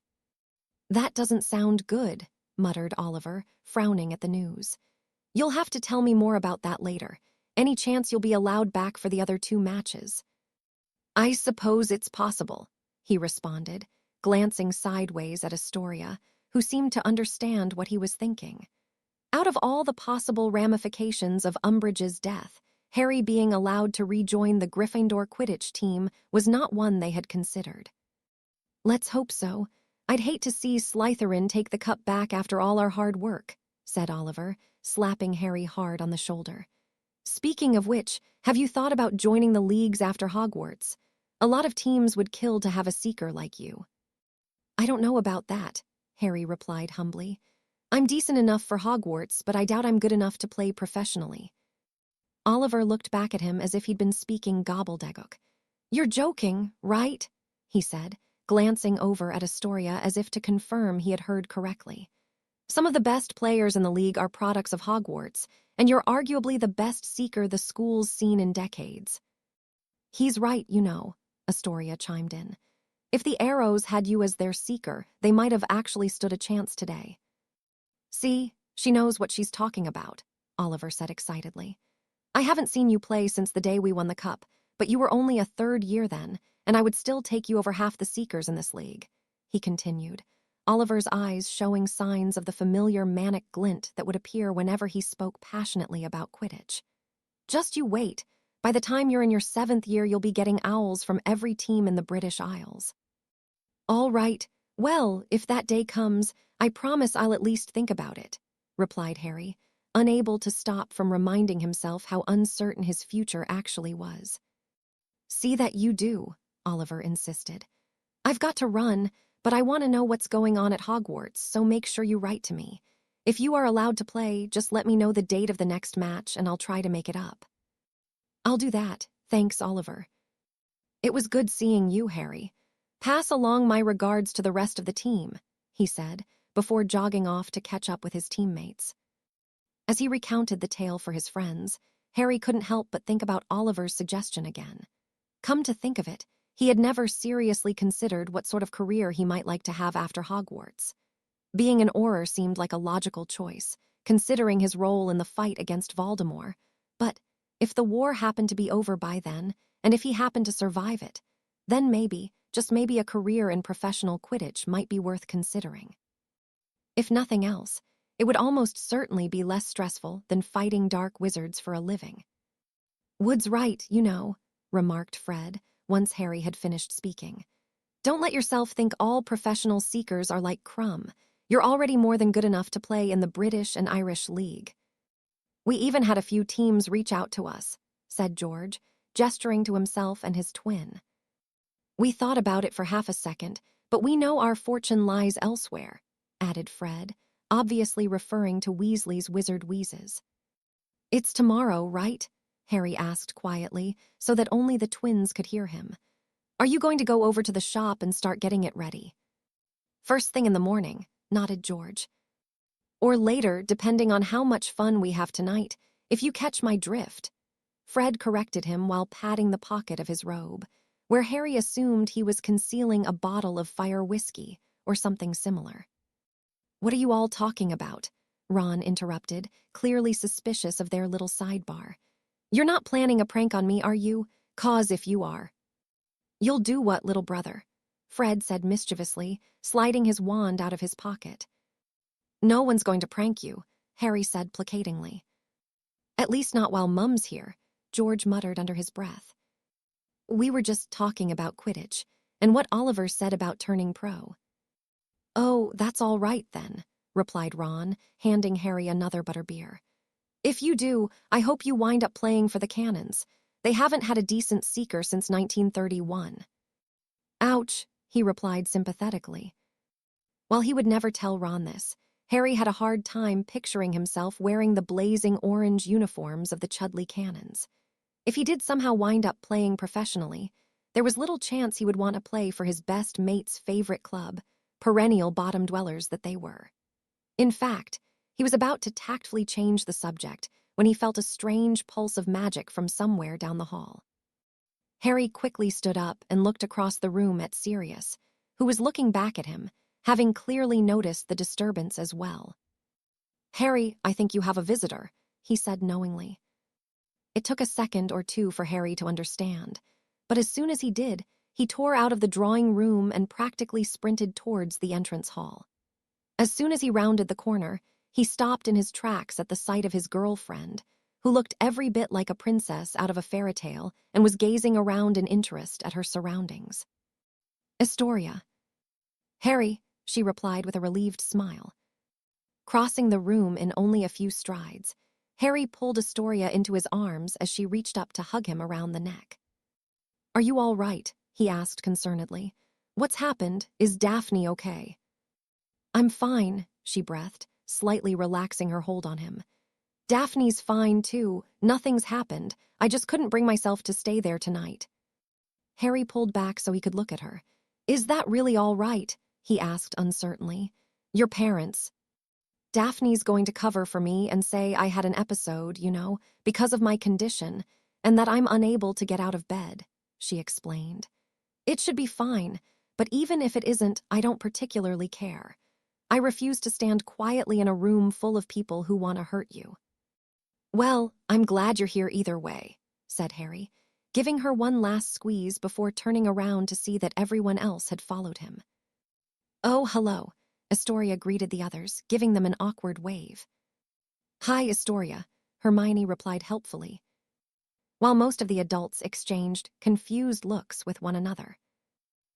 Everyone, I'd like you all to meet my girlfriend, Astoria," Harry announced, somewhat awkwardly, before introducing the others in turn. "Astoria, this is Mr. and Mrs. Weasley."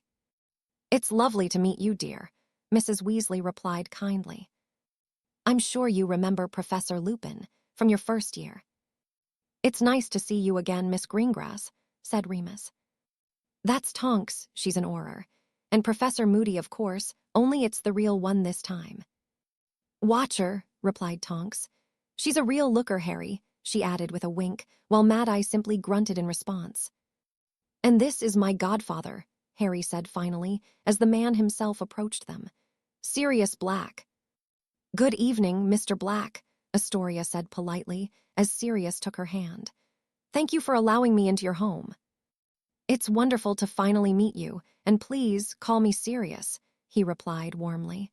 "I'm glad to see that the portkey works at least." "Yes, thank you very much," she said, looking at her bracelet fondly. "It really is too much, but Harry insisted that I keep it." "As he should," Sirius replied approvingly. "It's much better off where it is now. Believe me, I was more than happy to let Harry give it to you." "You mean so you could trick me into giving my girlfriend a traditional betrothal gift?" Harry muttered quietly, so that only the three of them could hear. Sirius burst out laughing, nearly doubling over at the waist until he put a hand on Harry's shoulder to steady himself. "I was wondering if you were going to say anything," he wheezed. "I figured with her being a pure blood, she would know what it meant. I was starting to think she just decided not to tell you." "On the contrary, Mr. Black, I made sure to inform Harry straight away," Astoria replied impishly. "I needed to be certain he was prepared to uphold his obligation." Harry simply shook his head, while Astoria's comment managed to set his godfather off again. "See, I knew I liked her," laughed Sirius. "Come on, let's get back to the party." With that, the others turned to head back to the drawing room and recommence the festivities. Sirius winked at them and turned to follow, while Harry and Astoria lingered behind for a few moments. "You look amazing, by the way," Harry told her. "Thank you," she replied, her cheeks pinking slightly. "I know I'm probably a bit overdressed, but Mother's party was set to be a formal affair." "I'm definitely not complaining," he replied with a grin, linking his fingers with hers as they went to join the others. No one seemed to have any problem picking up where they left off before Astoria's unexpected arrival, although Harry did wind up having to explain how Dumbledore had given him the secret to pass along to her. Before long, Tonks had to leave to go finish her shift, but mere moments later they were blessed with another surprise guest when Professor Dumbledore swept into the room without warning. This time, wearing magnificent robes of sable and silver, complete with a tall, pointy hat that brushed the top of the door facing as he entered. "What is it, Albus? Has something happened?" Mrs. Weasley asked worriedly. "Not at all, not at all," the professor replied genially. "I merely stopped by to pass along my greetings and wish everyone a most happy new year." "You're always welcome, of course," said Sirius, as Mrs. Weasley and the others visibly relaxed. "Can I get you anything to drink?" "I could perhaps be tempted to accept a small brandy," Dumbledore replied after a moment's hesitation, and then Sirius turned around to go fulfill his request while the professor made his rounds, speaking to each of the Order members in turn. Nearly 20 minutes later, Professor Dumbledore wandered over to what had unofficially become the kids' side of the room to greet the other attendees. "Good evening, everyone," the headmaster greeted them in a friendly tone. "I hope you are all enjoying your time away from Hogwarts." After receiving multiple variations of "yes, sir," in response, he momentarily focused his attention on Astoria. "Miss Greengrass, it is a pleasure to finally make your acquaintance on a personal level." "Thank you, Professor Dumbledore," she replied demurely, "and thank you for allowing me to come here." "Not at all," he responded kindly. "This is Sirius's house. After all, I am merely safeguarding its secret. Since you are here, however, I do feel obligated to ask. Did anything occur at your home this evening that caused you to feel unsafe?" "No, sir, at least nothing specific. I just wasn't comfortable being there, so I actually left before any of my mother's guests arrived." "Quite understandable," the professor replied with a slight bow of the head. "Harry, might I have a word?" "Of course, sir," he agreed, allowing Professor Dumbledore to lead him to the far corner of the room. "I wonder what they'll be up to this time," said Ron, taking the seat Harry had recently vacated next to Astoria. Probably fighting dragons or something mental like that. I sincerely hope not, she replied, though I suppose it wouldn't be the first time. Right, I forgot about that, Ron said with a grimace. Astoria turned to him in surprise. How could you have possibly forgotten about that?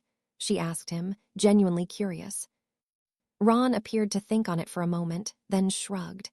I dunno, he said. We've been through loads of barmy stuff over the years, so it's hard to keep track. Astoria gazed across the room, to where Harry was still locked in conversation with Professor Dumbledore. I wonder how much he hasn't told me, simply because it didn't register as important. A fair bit, I reckon, allowed Ron. What I said goes double for Harry.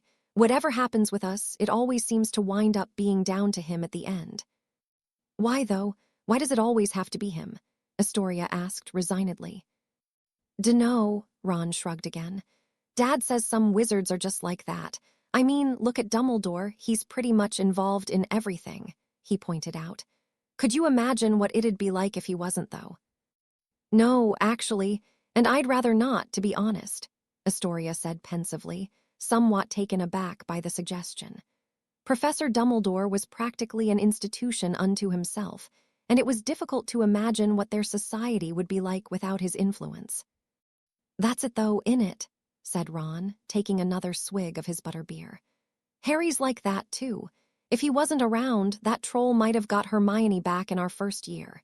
Ginny definitely wouldn't have made it out of the Chamber of Secrets. Sirius would have been kissed by Dementors, and who knows what else.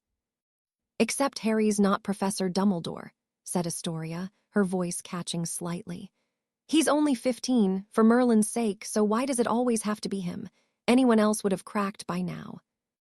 Hey, no arguments here, Ron replied placatingly. It's a good thing he's got you this year, or who knows where his head would be at. You know, what with everything that's been going on and all. Me, why? You're joking, right? He replied, giving her a funny look.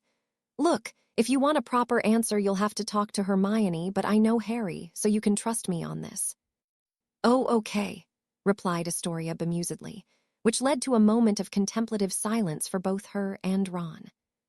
I used to get jealous sometimes, you know, Ron admitted after a while.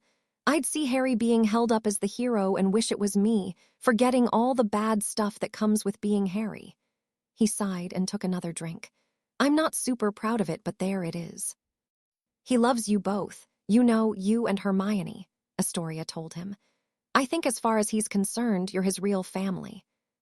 Yeah, Ron replied sheepishly. I'm pretty sure Mum would adopt him if she could.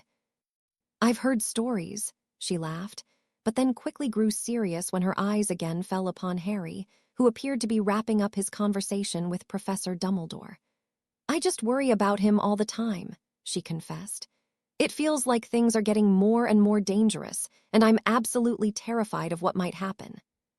Harry's going to win, you know, Ron declared confidently. I've got no idea how, and I'm sure it won't be easy, but trust me, he'll manage it in the end. How can you be so sure? Because he always does, said Ron, shrugging his shoulders once more. I can't really explain it, but once you've been around Harry long enough, you sort of get used to him doing the impossible. Doing the impossible, she repeated quietly as Harry approached them. What was that all about? Ron asked Harry, as he slid over to make room for him on the sofa. Nothing urgent. Dumbledore just wanted to keep me updated on a few things, he replied. Reclaiming his seat, turning to Astoria, he added, he did tell me he was keeping an eye on the area around your house tonight, just in case. Thank you, she replied, scooting closer and encouraging Harry to put his arm around her. Dumbledore took his leave a short while later, and then the party's celebratory atmosphere really jumped into full swing.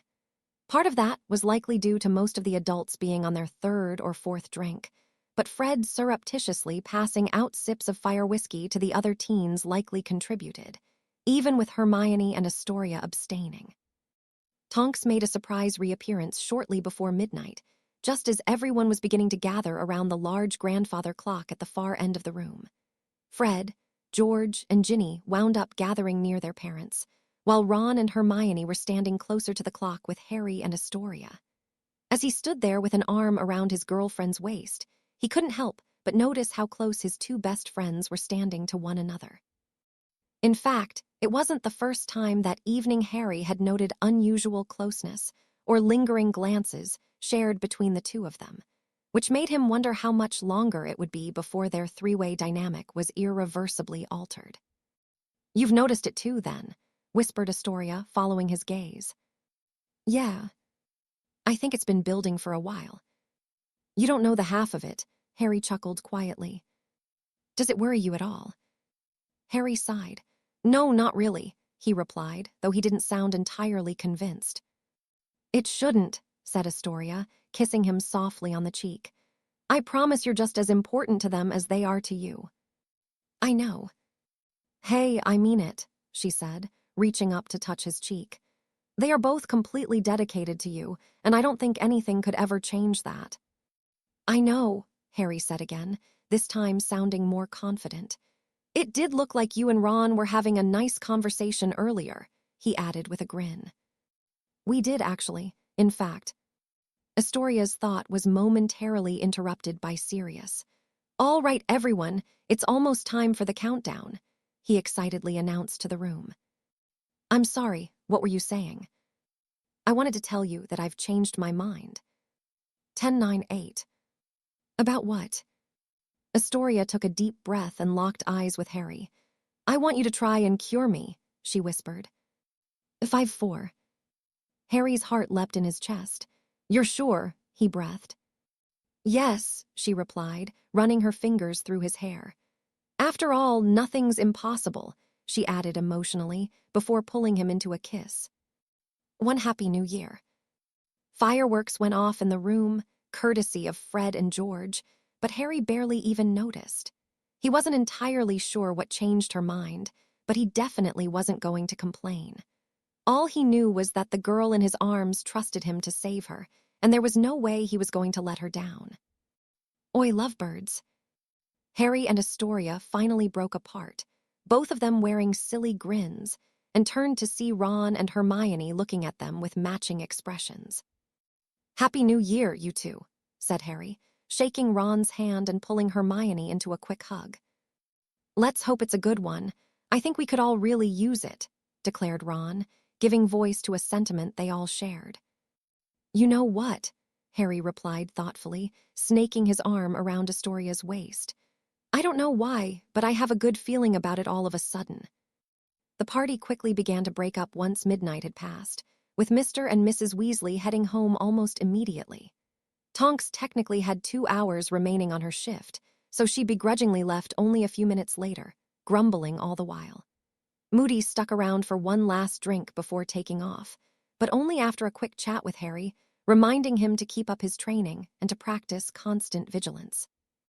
All of the teenagers decided to stay the night at Grimmauld Place. Given that the only adult supervision remaining was a sleepy Remus and a very tipsy Sirius, they arguably had more fun after midnight than they did leading up to the new year. Somewhere around 2 o'clock in the morning, after Remus, and later Sirius, had both given up and gone to bed, there was a spirited debate over how exactly to return Astoria to her home.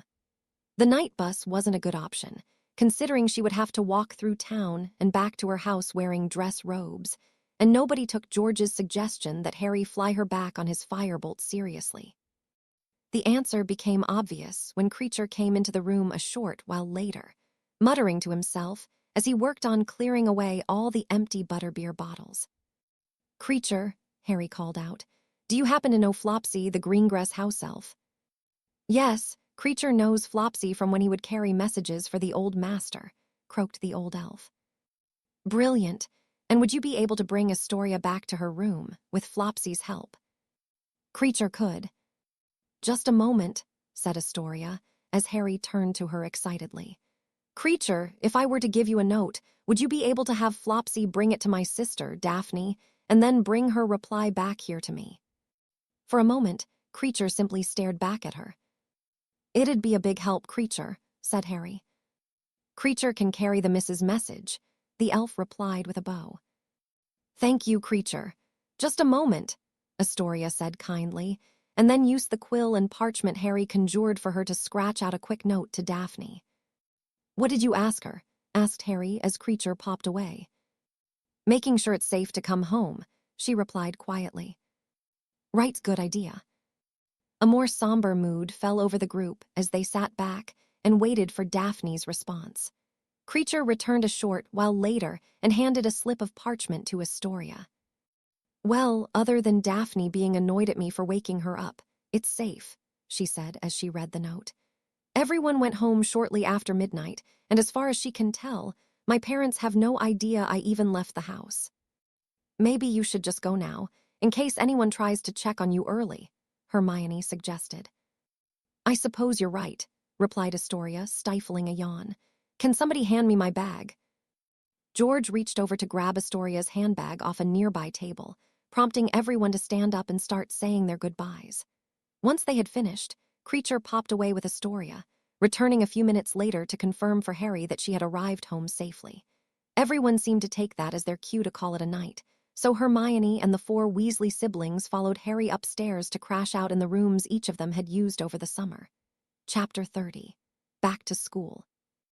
The last 2 weeks of Harry's winter holidays were mostly spent either training or spending time with Sirius. As promised, Bill came over late on New Year's Day and helped magically shield the attic from damage, installing protections similar to what one would normally see in a professional dueling arena. Harry was hoping Bill would stick around for a sparring session or two, but he regrettably declined, citing plans to meet up with some French girl he had gone on a date with the night before. Harry did finally get to duel Remus. While the man wasn't as magically powerful as Sirius, his technique was arguably sharper, and he had a unique style that managed to at least keep Harry on his toes. Oddly enough, dueling one another seemed to melt away any lingering tension over the Boxing Day incident, which came as a relief to both of them. Even so, as much fun as it was practicing with Sirius and Remus, it was dueling with Tonks that had proven the most beneficial for Harry.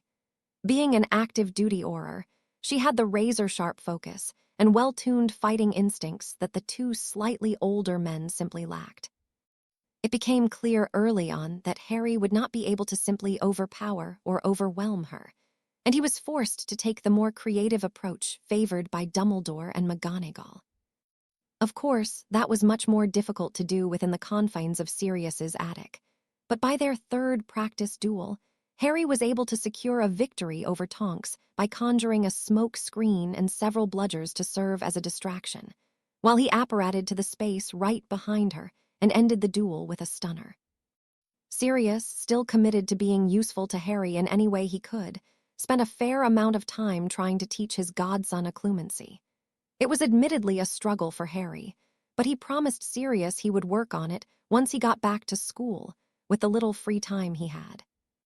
Even with all that going on, Harry still managed to make a few day trips up to Appleby to see Astoria, if only for a couple of hours. Fortunately, she had not landed herself in any trouble for skipping her mother's New Year's Eve party. While her mother was extremely skeptical of Astoria's claims of falling ill, her father had thankfully stepped in to ensure that his youngest daughter would be left alone. As it turned out, Astoria had even more news to share from an eventful New Year's Eve at the Greengrass estate. Being the cunning Slytherin that she was, Daphne had apparently taken advantage of her forced attendance to glean as much information as possible from her mother's party guests. As expected, the Malfoys had all been present, as had the Avery, Crabbe, and Parkinson families. The Knotts had been invited, of course, but Commodus Knott's death at the hands of Harry and his friends at Diagon Alley had understandably altered their plans. It turned out that Talford Travers was the only one of the Azkaban escapees to actually attend, although the others were apparently mentioned or discussed at several points throughout the night. According to what she had told Astoria, Daphne spent much of the evening observing her father as he carefully maneuvered the political and social minefield concocted for him by his wife. While he had apparently done a decent job of avoiding any immediate entanglements, there were 2 conversations Daphne had relayed to Astoria that were of particular concern to Harry. The first involved Lucius Malfoy, who had seemingly grown impatient with Mr. Greengrass's reluctance to throw in his lot with the Dark Lord. Our world is growing more dangerous, Elias. If we don't band together against the filth that seek to usurp our way of life, then who is to say what might happen? Lucius had said in his slippery, drawling voice. Your daughters are at very impressionable ages. I certainly hope they are being taught the value of making proper associations, he continued, before lowering his voice slightly. It would be tragic if something unfortunate were to befall them, simply due to their, or perhaps even another's poor choices. That Malfoy would feel confident enough to make such an overt threat in the Greengrass's own home was particularly troubling. Astoria was mostly worried about Daphne, who, as a Slytherin, spent much of her day surrounded by several children of Death Eaters. Harry, on the other hand, was much more concerned about Astoria, knowing quite well that Daphne was more than capable of defending herself, if necessary. Astoria would make for a much easier target by comparison, and as much as he would like to, Harry knew that he couldn't protect her around the clock. Another somewhat unsettling, yet not totally unexpected piece of information was that Rodolphus Lestrange was indeed planning to exact revenge on Harry for the death of his brother, Rabastan. According to Astoria, Daphne had overheard Travers discussing the matter with Crabbe, SR, who had also been present at the Diagon Alley attack. Unfortunately, Daphne was not able to report any specific plans, at least in part because her father had noticed her eavesdropping and immediately ushered her away. It was certainly a lot to take in for Harry and Astoria. They tried not to let it bother them too much, but there was no denying that the specter of potential threats loomed like a shadow over the limited time they had to spend together before returning to Hogwarts. On top of all that, Harry often found himself ruminating over all the possible reactions to Umbridge's failure to return after the holidays. While he was reasonably confident that her disappearance couldn't be traced back to him and Daphne, thinking about what could happen if it had been a significant source of stress. More stress, of course, was something he certainly didn't need, considering how much he already had on his plate. That's why, as he stood on platform 9 3/4 preparing to board the Hogwarts Express, Harry felt like the weight of the countless unknowns they were facing was almost enough to make him want to turn around and stay home. Almost.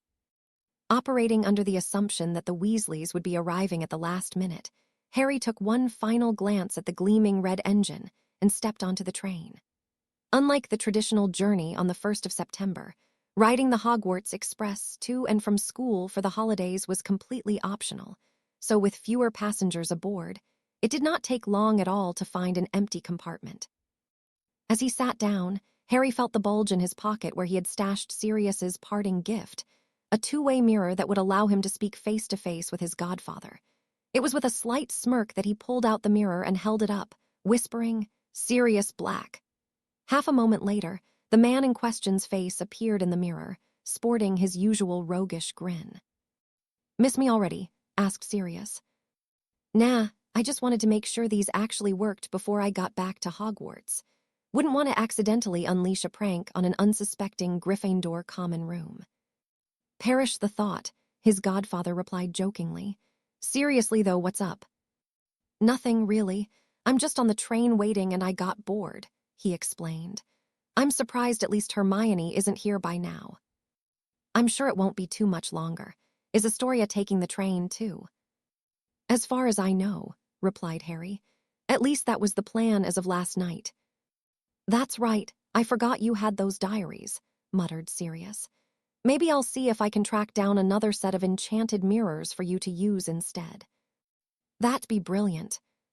"I'll see what I can do. I really liked her, and I think your parents would have too, so make sure you don't bollocks it up." "Doing my best not to," Harry grinned in response. "Why do you think I haven't taken any of Remus's advice?" Sirius laughed heartily at Harry's unexpected quip and vanished from the mirror for a few seconds. "Believe me, that's for the best," he said once he reappeared. "I wish Moony was around to hear you say that. Trust me, I have some really embarrassing stories from when we were in school." "We'll have to save them for next time," said Harry, as something caught his attention out the window. "I think I'm about to have company." "All right, well, have a good term then," replied Sirius, sounding mildly disappointed. "And call me on the mirror if you need anything." I will. Thanks again, he said, before signing off and stashing away the mirror. He didn't have to wait much longer before the one person he was most looking forward to seeing appeared just outside the door. Harry stood as Astoria entered the compartment and slid the door closed behind her. After first giving her a proper greeting, he helped her stow her trunk and then took a seat next to her on the bench. It only took one glance to see that she was practically bursting to tell him something. I've got it, I've got the name, Astoria told him excitedly. Harry did a quick double take. The Gaunt, he asked her. That's right, she nodded. Mephistopheles Gaunt, if you can believe it. According to Father's research, he lived sometime around the 17th century. That's brilliant, said Harry. How'd you find it? Astoria shrugged. I wasn't getting anywhere snooping around, so I just asked him, she revealed. He was a bit taken aback when I asked, but it ended up being fine. He was so surprised that he didn't even ask me why I wanted to know. Wow, well done, said Harry, who was feeling somewhat bemused by her attitude, considering she had initially rejected his idea altogether. What is it? She asked him, her head tilting slightly to the side. It's nothing, really, he replied, hesitating for a moment before continuing. I'm just a bit surprised by how enthusiastic you seem. I know, said Astoria, deflating slightly. I know I'm trying not to get my hopes up about actually breaking it, I really am. But at the same time, I'm quite curious to find out exactly what my ancestors did to deserve such a curse. If nothing else, maybe we'll be able to learn something new about our family's history, she explained. Even if it doesn't work for me, perhaps that knowledge could be used to help future generations. Harry wasn't quite sure how to respond.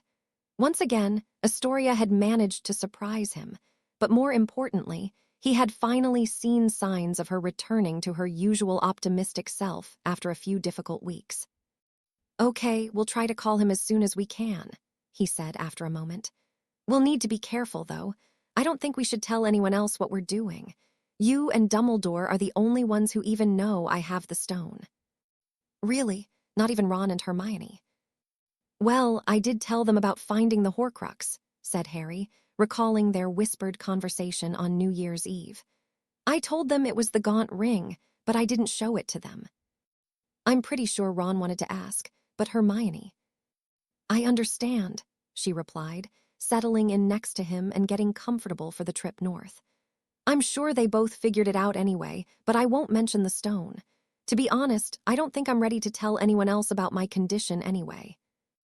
Hermione was the next to arrive, followed by Neville and Susan, and finally Ron and Ginny, mere seconds before the train started to pull out of the station.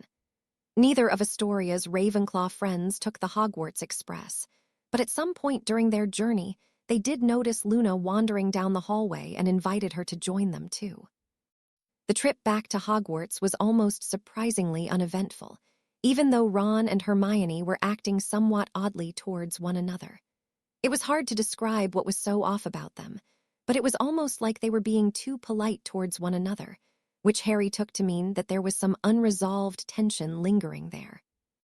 They weren't able to discuss Umbridge on the train with the others there, but Harry could tell by Ron's, and especially Hermione's, occasional worried glances that it was on all of their minds. Early on New Year's Eve, Hermione had dragged him and Ron into a room to go over all the different scenarios she had come up with during her skiing holiday.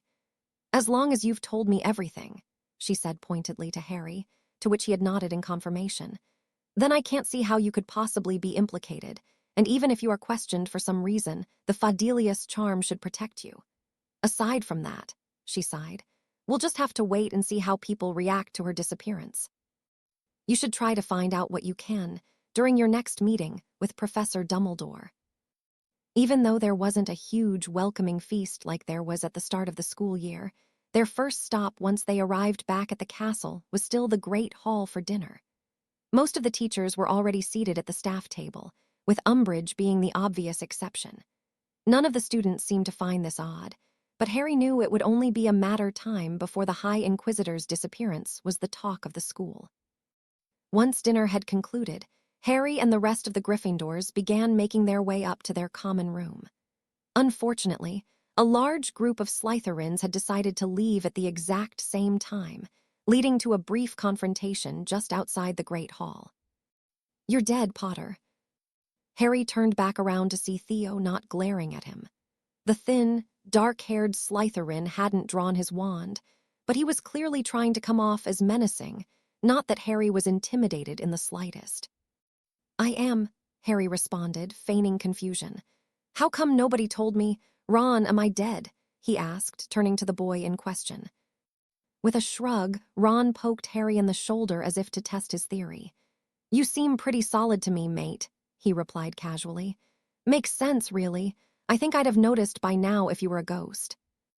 "Ah, good point," said Harry, turning back to the Slytherin. "Sorry not, but it seems you're mistaken.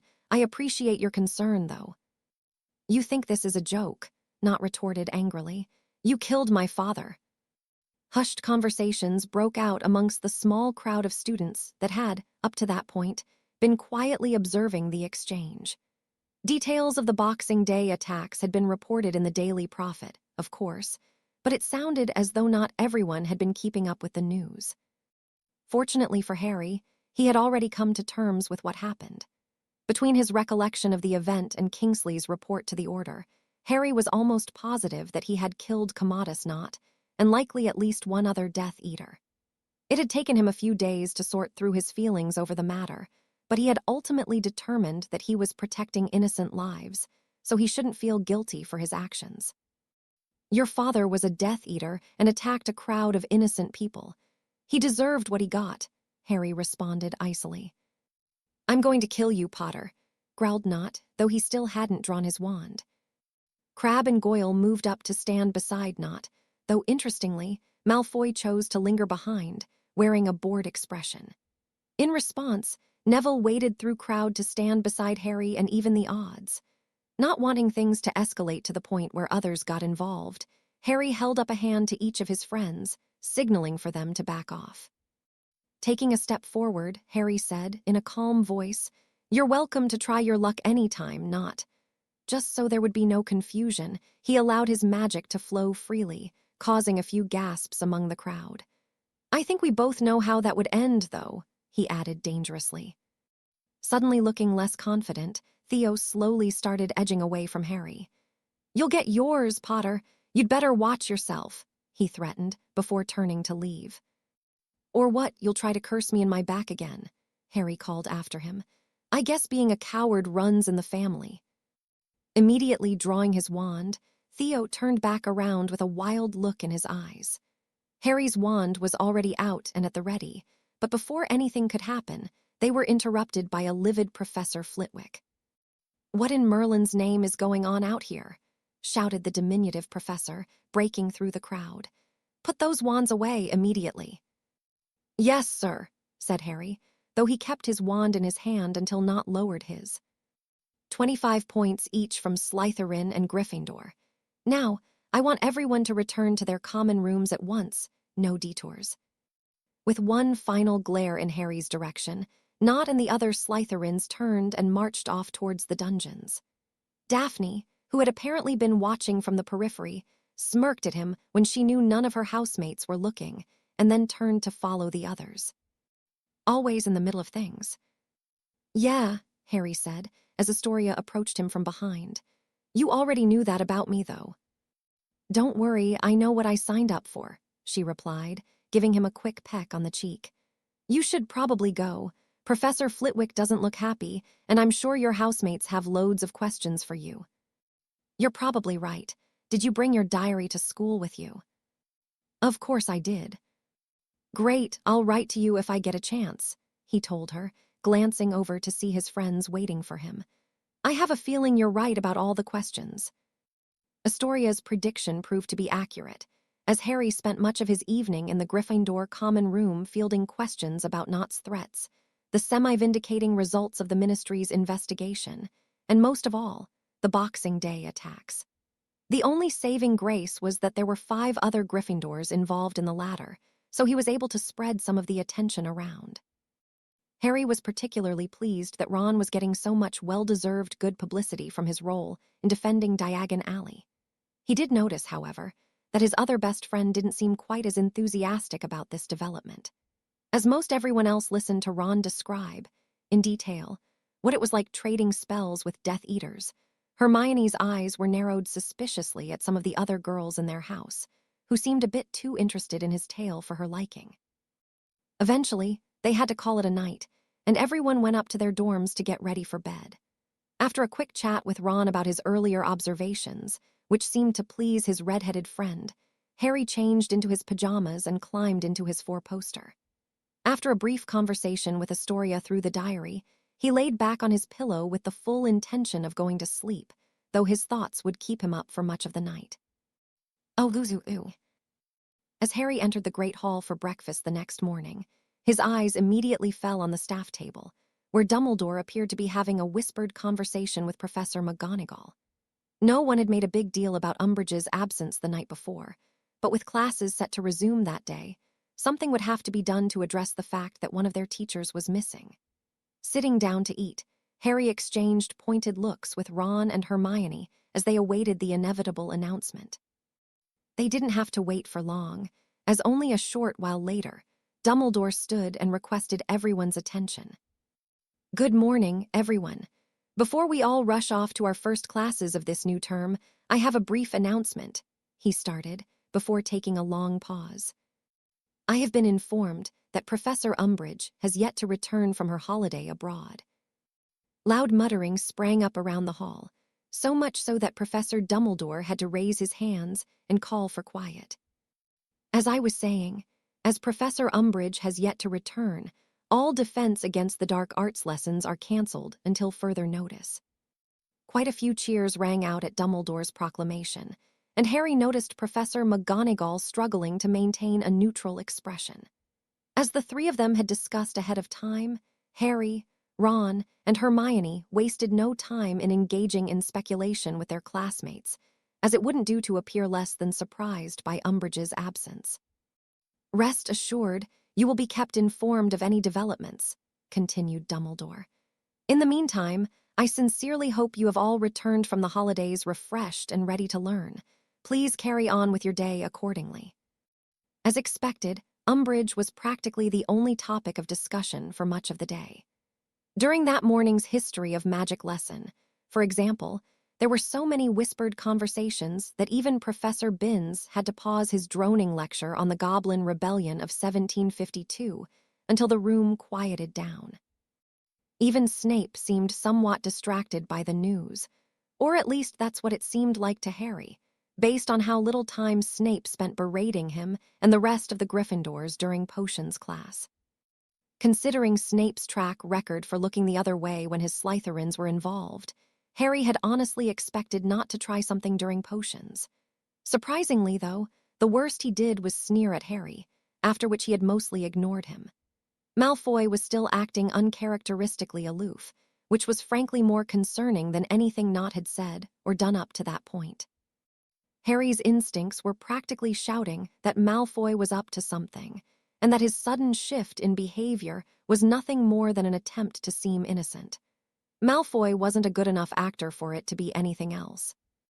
As they were packing up to leave, Harry caught a glimpse of Daphne and decided he should probably speak to her soon, just to make sure they were on the same page after what happened. So, after class, he told his friends to go on without him and lingered behind in a small alcove just down the corridor. Since Daphne was usually one of the last to leave the classroom after potions, it was easy to subtly get her attention by tugging on the sleeve of her robes as she passed.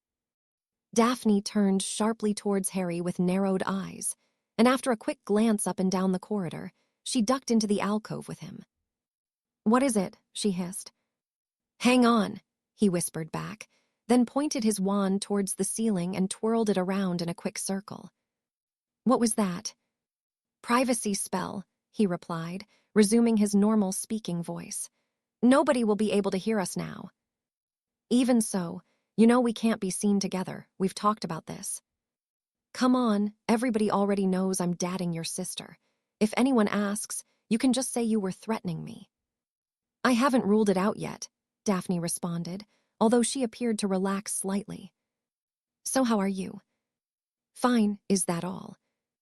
Harry fixed Daphne with an exasperated look.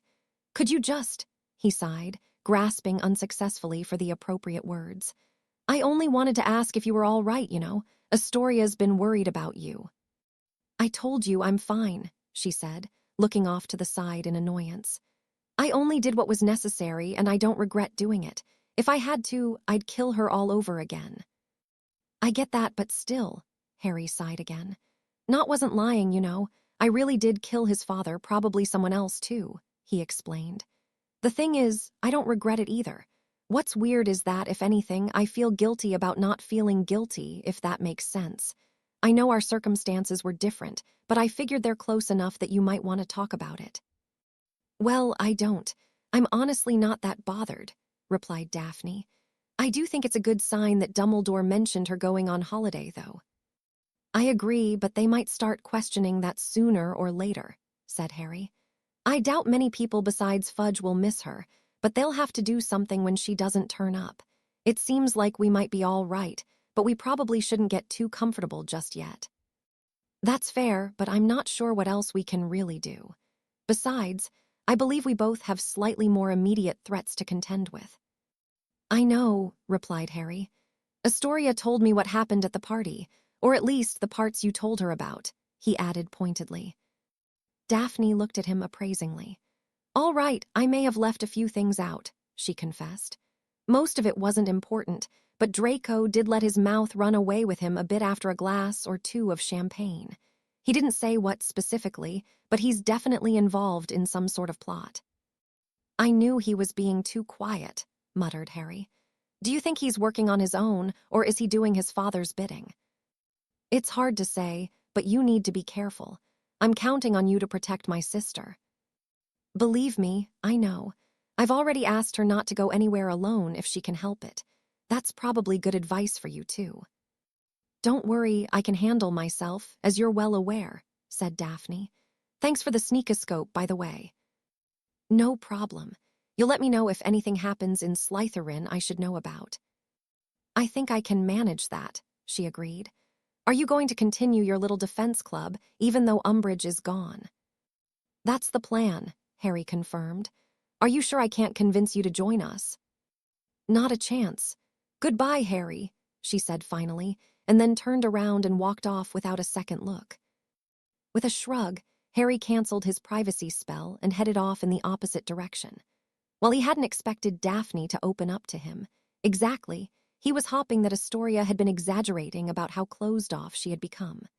Their conversation reminded him more of those first few days over the summer, before they had really got to know one another, which was a stark contrast to the camaraderie he had felt during all the hours spent practicing magic together. He wasn't sure how he was going to do it, but Harry resolved to somehow fix things between them, for Astoria's sake, as much as his own. Oh, Luzu.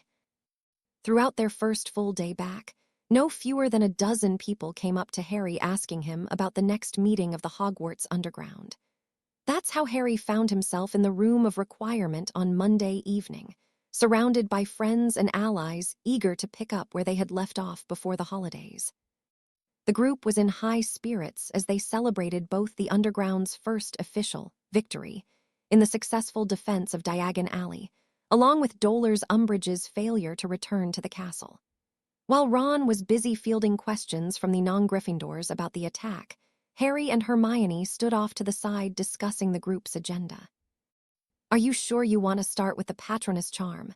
asked Hermione. "You do realize that a large portion of the group won't be able to manage it." "I know, but I think it's important. After today, we'll just carve a little time out of each session to work on it," replied Harry. "I have another idea I wanted to run by you, but we should probably wait for Ron. First, we'll have to drag him away from his adoring fans," she replied with a hint of annoyance, nodding towards the other side of the room where Ron was currently holding court. "Come on, just let him have this one. It'll all die down soon," he told her, but Hermione simply hummed in response. Intentionally keeping his gaze fixed in Ron's direction, Harry asked the question he had been holding onto for the past 2 weeks. "So, what exactly is going on between you two anyway?" Harry slowly turned back to Hermione, whose face had turned slightly pink. I'm not sure what you mean, she attempted, refusing to look at him. Hermione, he responded, sounding almost disappointed. Oh, fine, it's not like I have anyone else I can talk to about this, she huffed. The truth is that I'm honestly not sure what's going on. I mean, there's obviously something happening there, but neither of us have said anything about it. Well, if you're holding out for a grand romantic gesture from Ron Weasley, I'm sorry, but you're probably going to be waiting a while. Hermione looked back across the room towards Ron. You're not wrong, she said, a bit glumly. I'm not sure what else I can do, though. It's not as though I have a ton of experience in these matters. Aren't you the one who told me people tend to make things more complicated than they really are? Harry countered, raising an eyebrow towards her. Look, if you want anything to happen there, you're probably going to have to take the lead. What am I supposed to do? Just walk up to him and snog his face off, she replied sarcastically. That would do it, nodded Harry. Harry. Hermione slapped him lightly on the shoulder, earning a cheeky grin in response. What, it would, he insisted. What do you want me to say? All you really have to do is talk to him if that's what you want. I suppose you're right, she sighed, and then looked at him with a somewhat puzzled expression. Frankly, I'm sort of surprised you're so okay with this. You honestly aren't worried that things will change between the three of us? Nah, not really. Even if it does, I'm sure it'll be fine, Harry reassured her. We've been through way too much together for it to be anything but. You've no idea how relieved I am to hear you say that. You've changed a lot this year, observed Hermione, looking at him almost as if she was seeing him in a new light. Mostly for the better, she added, playfully nudging him with her shoulder. Well, a lot's happened, he replied, mostly agreeing with her sentiment. Almost instinctively, his eyes searched the room for Astoria, who he spotted sitting and talking with Noreen, Felicity, and Padma Paddle. And for a brief moment, he wondered how the last few months might have played out if she hadn't reached out to him over the summer. We should probably get started, don't you think? Right, said Harry, refocusing his attention on the matter at hand. All right, everyone, gather round, he called out in a loud, clear voice. Conversation in the room died down almost immediately as everyone shuffled closer to where he and Hermione were standing. I hope you all had a good holiday, and I'm glad to see everyone made it back safe. Unlike Umbridge, Seamus blurted out, provoking a chorus of laughter and cheers from the rest. Let's just hope the toad stays gone, added Lee, receiving a similar reaction. Right, I don't think any of us would complain about that, Harry said loudly, attempting to regain control of the room. But for now, I think we should use the opportunity to work on some new spells, starting with the Patronus. A quiet buzz filled the room as the members of the Hogwarts underground whispered excitedly to one another. The Patronus charm was easily the lesson most eagerly anticipated by the majority of the group, at least in part due to how incredibly cool they thought it would be to be able to cast it. Before we get started, there are a few things you need to know. First of all, the Patronus is an incredibly difficult spell to perform. I expect pretty much everyone to struggle with it, and I'll be surprised if more than a handful of you master it by the end of the year. There was some light grumbling from the crowd, as Harry allowed a moment for his message to sink in. Even so, I believe it's something worth spending our time on, he continued. I've been told that the Dementors sided with Voldemort in the last war, so I think it's safe to say they'll probably do so again. If that happens, even an incomplete Patronus could be the difference between escaping or getting kissed. That's why after tonight, we'll dedicate a small portion of all of our meetings to working on it. The spell itself isn't all that complicated. The incantation is Expecto Patronum, and there's no specific wand movement. The reason it's so difficult is because 1, it requires a fair amount of magical power, which is why most students can't pull it off, and 2, in order to cast it properly, you need to be able to channel your positive emotions into the spell. How do we do that? Asked Ernie, speaking for the group. Well, I was taught to think of my happiest memory before casting the spell, but I learned there's more to it than that, explained Harry. Just thinking of a memory isn't good enough. You need to allow the emotions of it fill you up completely, so that you're all but consumed by it when you cast the spell. A patronus is basically a form of pure, concentrated, positive emotion, which is how it overwhelms the Dementors and drives them away. Harry visually scanned the crowd until he found his girlfriend, and as his eyes met hers, he raised his wand and spoke the incantation. Expecto Patronum. With a brilliant flare of white light, Prongs once again burst into life and cantered about the room of requirement.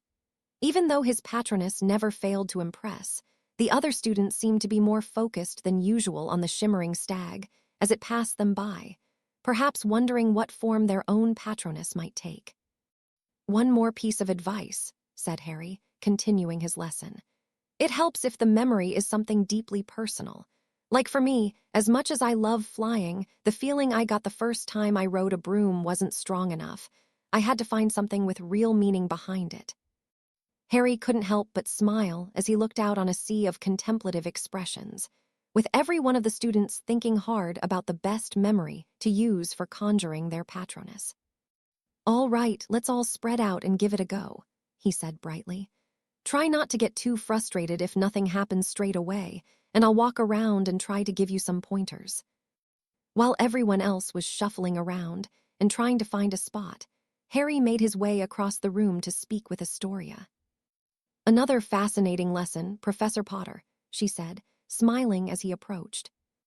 "Thanks," he grinned, pulling her aside. "Listen, it might be better if you don't try this spell," he said quietly. "It really is draining, and I don't want you to end up in the hospital wing because of it." Astoria shot him an annoyed look. "I appreciate your concern, but I don't need you to manage my health for me," she huffed. "Come on, you know I didn't mean it like that," Harry protested. "I just know from experience how exhausting learning the patroness is, and I didn't want you to accidentally overexert yourself." "Fine, sorry," she said, deflating slightly. "It's just that Daphne is always being overprotective like that, and now that you know everything, well, I suppose I might be a little more sensitive." "I get it," he replied. "Go ahead and try it if you want, just be careful." Harry stepped to the side. Chapter 31, Mephistopheles. "Good evening, sir," Harry said as he entered Dumbledore's office. Good evening, Harry."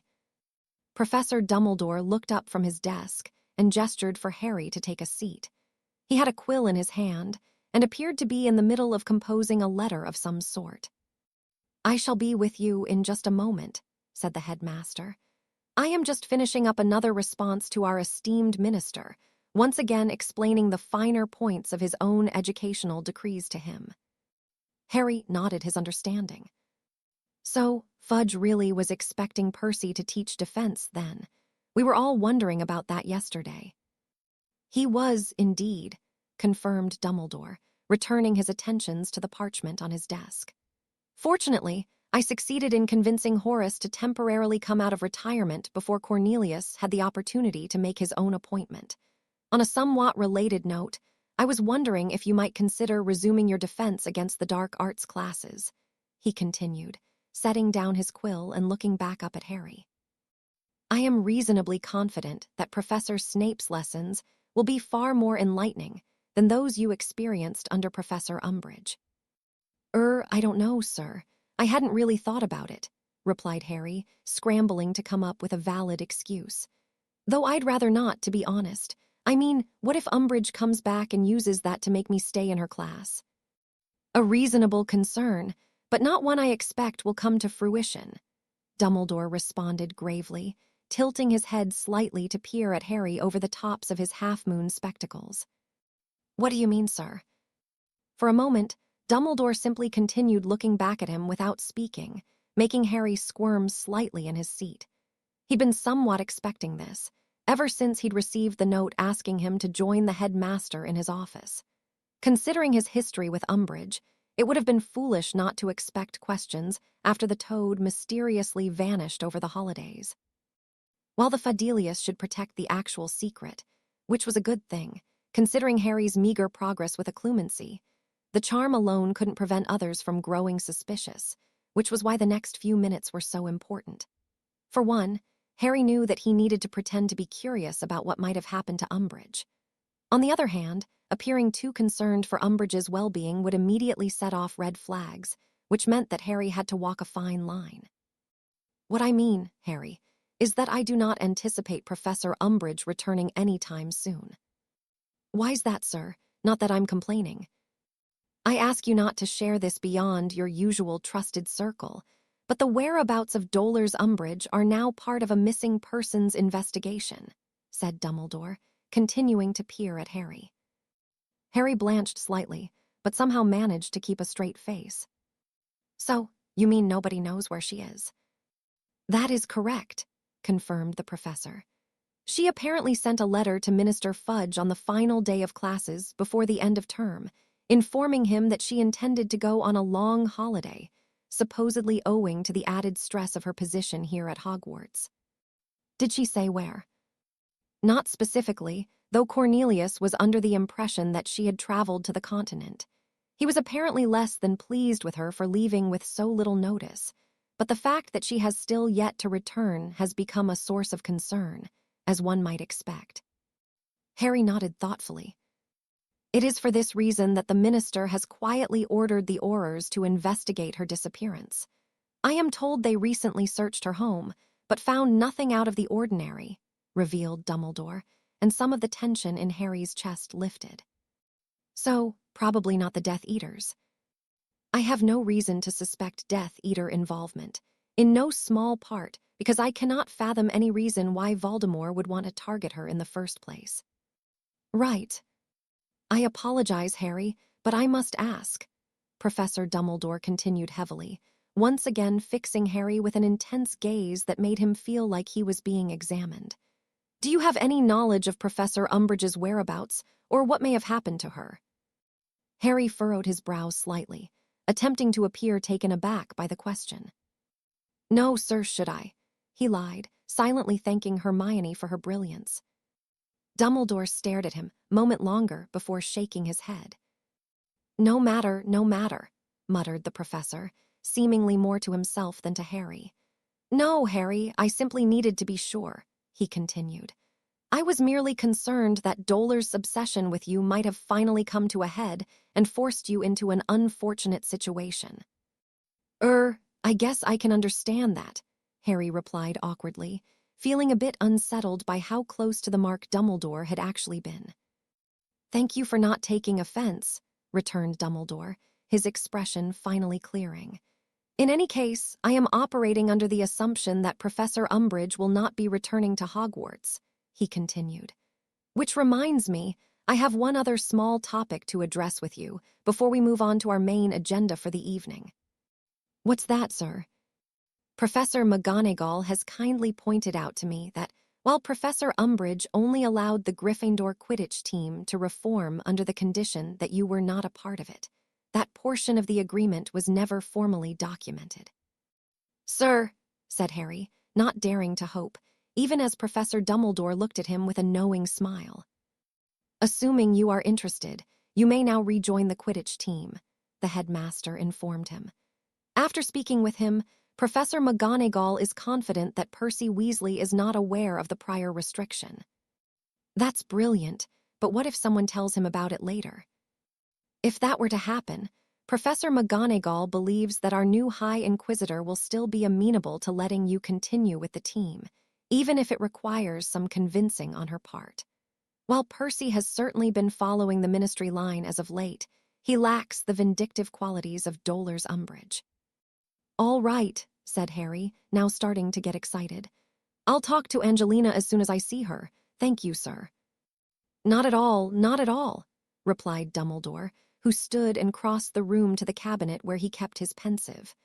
After setting the stone basin down on the desk, he gestured for Harry to stand up and join him. Now, I know you have already shared your account of the attack on Diagon Alley, but I believe there may be value in reviewing your memory of the event together. Would you agree? Sure, replied Harry, touching the tip of his wand to his temple and extracting the memory before dropping it into the basin. After you, Harry. They went into the pensive together, allowing both Harry and Professor Dumbledore to re-examine and even critique his memory of the battle. Several things stood out to Harry upon further review, the first being just how devastating their opening attack had been. It was no wonder the Death Eaters had difficulty recovering. His Bombarda Maxima had been strong enough to shake the surrounding buildings, not to mention the fact that it practically obliterated Commodus Knot. Harry felt slightly ill after seeing just how many close calls there really were. For example, he had reacted instinctively in the moment to block the killing curse. So at the time, it never really registered to him that Remus had been merely a blink away from having his life snuffed out permanently, right there in Diagon Alley. When they reached the point where Harry used what he'd learned in their lessons to engulf the approaching Death Eaters in fire, Dumbledore placed an approving hand on his shoulder, which managed to stop Harry from second-guessing himself, at least for the time being. The memory ended just as the Aurors arrived on the scene, after which Harry and Professor Dumbledore left the pensive. "Your overall impression?" the professor asked simply as he sat down behind his desk. "We were lucky," admitted Harry, not entirely thrilled with what he had seen. "And is there anything you might have done differently?" "Maybe," he said after a moment's thought. "For starters, we sort of hesitated after our first spells landed. I should have made a better follow-up plan. I also could have done a better job with the barrier, made it stronger." "Perhaps," replied Dumbledore. "Though if you were to ask my opinion, I would tell you that your performance surpassed even my highest expectations." "Really? Even though Remus almost died? Even though I killed someone?" "Remus did not die, because you saved his life," Dumbledore kindly pointed out. "Are you bothered by the results of your actions?" Harry hesitated a moment. "Not so much anymore," he confessed. "It took me a couple days, but I came to terms with it." "I see," sighed Professor Dumbledore. "I am sorry that you are forced to deal with this in the first place, though I am encouraged that you are handling it so well. Any loss of life is unfortunate, in my opinion, but it is an inevitable consequence of times such as these. What impressed me the most was the way you prioritized the safety of others. Whether it was saving that family from the falling sign, asking the Weasley twins to shield the others as they were retreating, or having Miss Abbott to tend to the wounded, and yes, intercepting the killing curse. You were more focused on protecting than attacking, to the point where you ordered the majority of your friends to retreat while you held off the Death Eaters. Your only true mistake, tactically speaking." "Sir, I do not fault you for doing so," Dumbledore clarified. "I am merely pointing out that your decision put you at a significant numbers disadvantage, which might have become quite the problem, had the Aurors not arrived when they did." Harry hated to admit it, but the professor did make a valid point. "I guess I can see that," he admitted. "I just don't like putting people in harm's way." "Quite understandable and admirable, if I may," said Dumbledore, inclining his head slightly. "I could not help but notice how accustomed your friends seemed to following your commands," he added in a curious tone, "almost as if it were a regular occurrence." Harry sighed heavily, and after a quick debate, he decided to reveal the secret to Professor Dumbledore. Now that Umbridge was no longer a concern, making sure the headmaster was in the loop didn't seem like such a bad idea. He just hoped they didn't get in any trouble over it. "The members of the Hogwarts Underground meet in the Room of Requirement." Dumbledore blinked twice in confusion. "The Hogwarts Underground?" he said curiously, which was quickly followed by a spark of recognition. "Ah, is that what your group calls itself? And what exactly is the Room of Requirement?" "It's a room up on the 7th floor that can turn into practically anything you need," explained Harry. "It's the same one Riddle used to hide the diadem. We've been using it to train and practice magic for most of the year." "Ah, how marvelous. And am I correct in thinking that this was also Miss Granger's motivation for seeking advice on the Fidelius charm from Professor Flitwick?" "Hermione cast the charm," nodded Harry. "We thought it best if Umbridge didn't find out what we were up to." "That does explain quite a lot. How many students are in your, what I can only assume is a defense against the Dark Arts Club?" "That's basically what we are. There are just shy of 50 of us, but we might add a few more in the near future." "Remarkable," said Dumbledore. "And are all houses represented?" "We don't have any Slytherins," admitted Harry. We couldn't think of any we could trust who would also be interested. I did invite one, but she turned us down." "Unfortunate, but not unexpected," sighed Dumbledore. "I would ask that you at least consider allowing certain Slytherins to join if they happen to come to you seeking help." "I don't see that happening, but I'm open to it. It might be a tough sell for some of the others, but they'll go along with it if I ask them to." "And that is the other aspect of your memory that impressed me the most," said Dumbledore. "In difficult times, your friends clearly look to you as their leader, and dare I say, it is a mantle which you seem to wear with ease." "I don't know about all that," replied Harry, awkwardly rubbing the back of his head. "You do yourself a disservice by denying your own talents, Harry. You were decisive in the moment, and your friends followed your instructions without hesitation. Even William took his cues from you, as did Remus, albeit begrudgingly." "I guess that's true. Being a leader takes some getting used to," Dumbledore said understandingly. "It is not unusual to feel inadequate, even as others are praising your competence. More than likely, you will also one day find yourself in the unenviable position of having to order others into dangerous situations." Harry looked as though he wanted to respond, but Professor Dumbledore purposefully denied him the opportunity. "Believe me when I tell you that it never gets any easier, but you must learn to understand that you are not the only one willing to put yourself at risk for a worthy cause," explained the headmaster.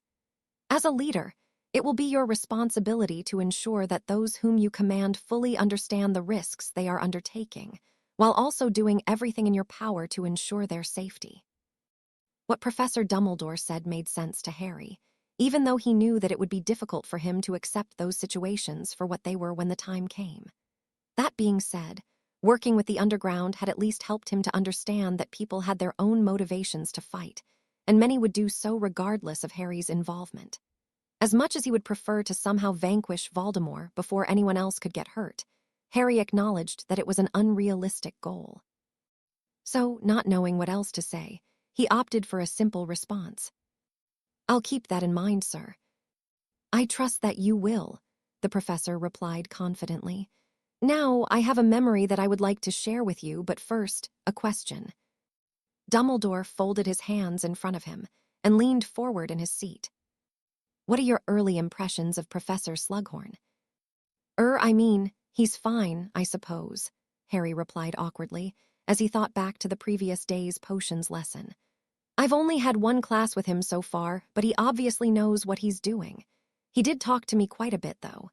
He told me that my mother was one of his favorite students, and he also mentioned something about some sort of club he seems to expect me to join." "Ah, I see Horace hasn't wasted any time," replied Dumbledore, chuckling quietly to himself. "He has always enjoyed the company of the famous, the successful, and the powerful. He used to handpick favorites at Hogwarts, whether it be for their talents, their ambition, or even their familial connections, and would host them in a club of sorts, introducing them to other influential witches and wizards, and helping them to forge useful contacts with other promising individuals." Harry wrinkled his nose distastefully. "So that's what he wants from me, to join his weird social club." "Undoubtedly so," confirmed Dumbledore, "but I would not be so quick to dismiss the idea. I am under the impression that in the past, most students have found his gatherings to be quite beneficial, if not enjoyable." "I don't know, sir. That sounds more like the sort of thing Malfoy would enjoy." "I would not expect Mr. Malfoy to rate an invitation," replied Dumbledore. At seeing Harry's surprised expression, he continued, "The same goes for any children with close connections to Lord Voldemort's supporters. Horace may be many things, but he is, at his core, a good man.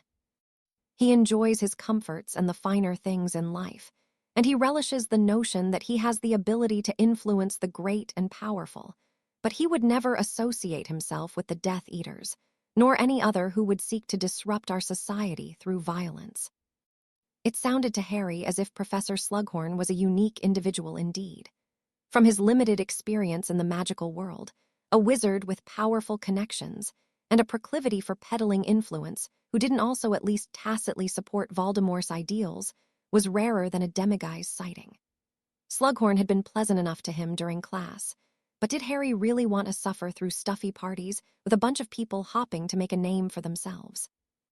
"All right, I suppose it wouldn't hurt to see what it's all about," he said finally, giving in under Dumbledore's heavy gaze. "I am glad to hear you say that, because there is another reason I asked Horace to return to Hogwarts, besides his obvious talents as a potions master," said Dumbledore, reaching into one of the inner pockets of his robes and producing a small crystal phial. "He spent many years at this school and instructed hundreds of students, Tom Riddle being one of them." Harry looked on in shock as Dumbledore poured the contents of the phial into the pensieve. He noticed that the memory stuck slightly inside its crystal container before dropping heavily into the basin, almost as if it had congealed at some point, which was something he had never seen before. "So, Slughorn taught Voldemort." "As did I," Dumbledore reminded him, "as I told you previously. Tom was very well liked during his years at Hogwarts, by students and faculty alike. His favorite teacher by far, however, was Professor Slughorn. This is Horace's memory, which he reluctantly provided to me after much cajoling."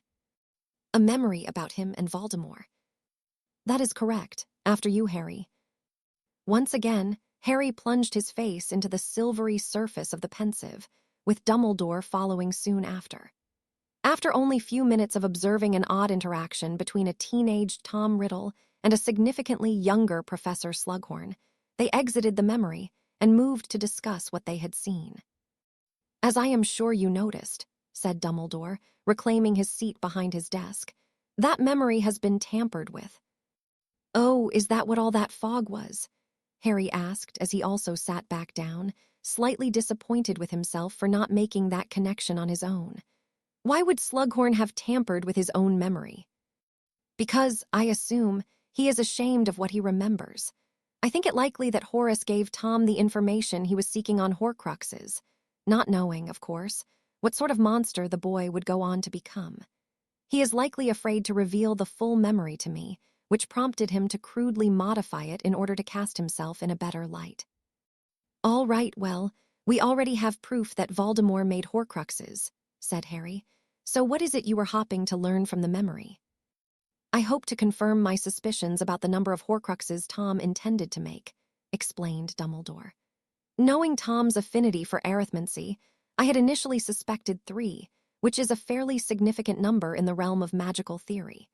Seeing as how we have already destroyed 4, not including the one which formerly resided within you, I have revised my hypothesis to 7, right?" "7 is arguably the most powerfully magical number," replied Dumbledore, confirming what he had told Harry previously. "I suspect Voldemort intended to make 6 Horcruxes, resulting in a 7-part soul. That is what I am hoping to prove, using Horace's recollections. And because the one inside me was accidental, that one wouldn't have counted, right?" "Correct, mainly because Voldemort is, to my knowledge, still unaware of what actually happened that night." "Okay, so what do we have to do to get the real memory?" asked Harry. "Can't you just use legilimency on him, or trick him into taking Veritaserum?" "Horace is far too savvy to be taken in by such methods," said Dumbledore. "That is why I am assigning you the task of retrieving the true memory." "Me?" exclaimed Harry, taken aback by the sudden request. "How am I supposed to manage that, when even you couldn't get him to give it up?" "Like all of us, Horace has his own weaknesses," replied Dumbledore, smiling a bit at Harry's reaction. "I have shared some of them with you this very evening. For one with the proper tools, such as yourself, I do not foresee there being much difficulty with procuring the memory in due course." "If you say so," he replied vaguely, sitting back in his chair and thinking back over what Dumbledore had told him about Slughorn. If nothing else, it seemed as though Harry was going to have to join the new potions master's little club after all. Before Harry could ask any follow-up questions, however, they were interrupted by a shimmering, silver-white deer, a doe, judging by the lack of antlers, leaping directly through the closed door to the headmaster's office, almost like a ghost. He wasn't sure why, but there was something almost familiar about the ethereal visitor, which came to a stop and delicately stood before Dumbledore's desk, close enough to where Harry could have reached out with his hand and touched it. "Is that a Patronus?" he said uncertainly, only to receive another surprise when the doe began speaking in a familiar drawling voice. Draco Malfoy has been seriously cursed and is being rushed to the hospital wing. I shall be arriving at your office shortly with his assailant. Wait, was that Snape? Asked Harry, now even more confused. Professor Snape, Harry, and yes it was, replied Dumbledore, rising from his seat with a look of grave concern etched upon his face. It is not widely known, but the Patronus charm can be used to send short messages to others. I shall teach you how when we have more time, but I am afraid our evening is going to be cut short. That's all right, sir, he responded, as Dumbledore hurriedly retrieved Slughorn's memory from the pensieve and returned the stone basin to its cabinet.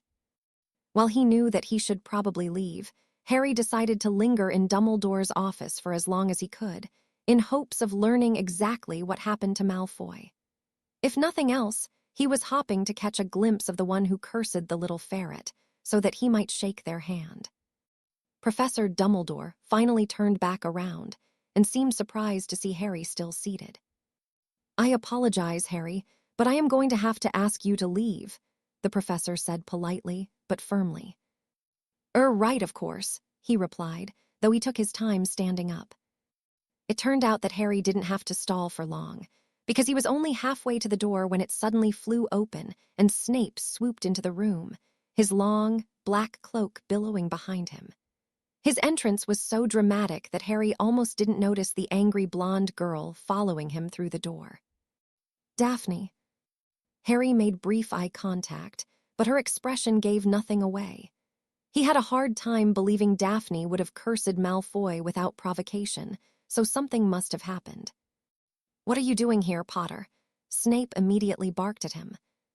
Fawkes squawked loudly from his perch and fixed a beady eye on the sallow-faced professor, the Phoenix obviously displeased by Snape's unnecessarily aggressive tone.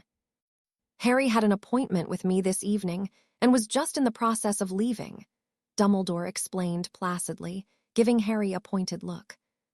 Right, I'll just be going then, he replied, again glancing at Daphne as he slowly edged closer to the door. Harry turned his back on the office's other occupants, though he continued to listen in on their conversation.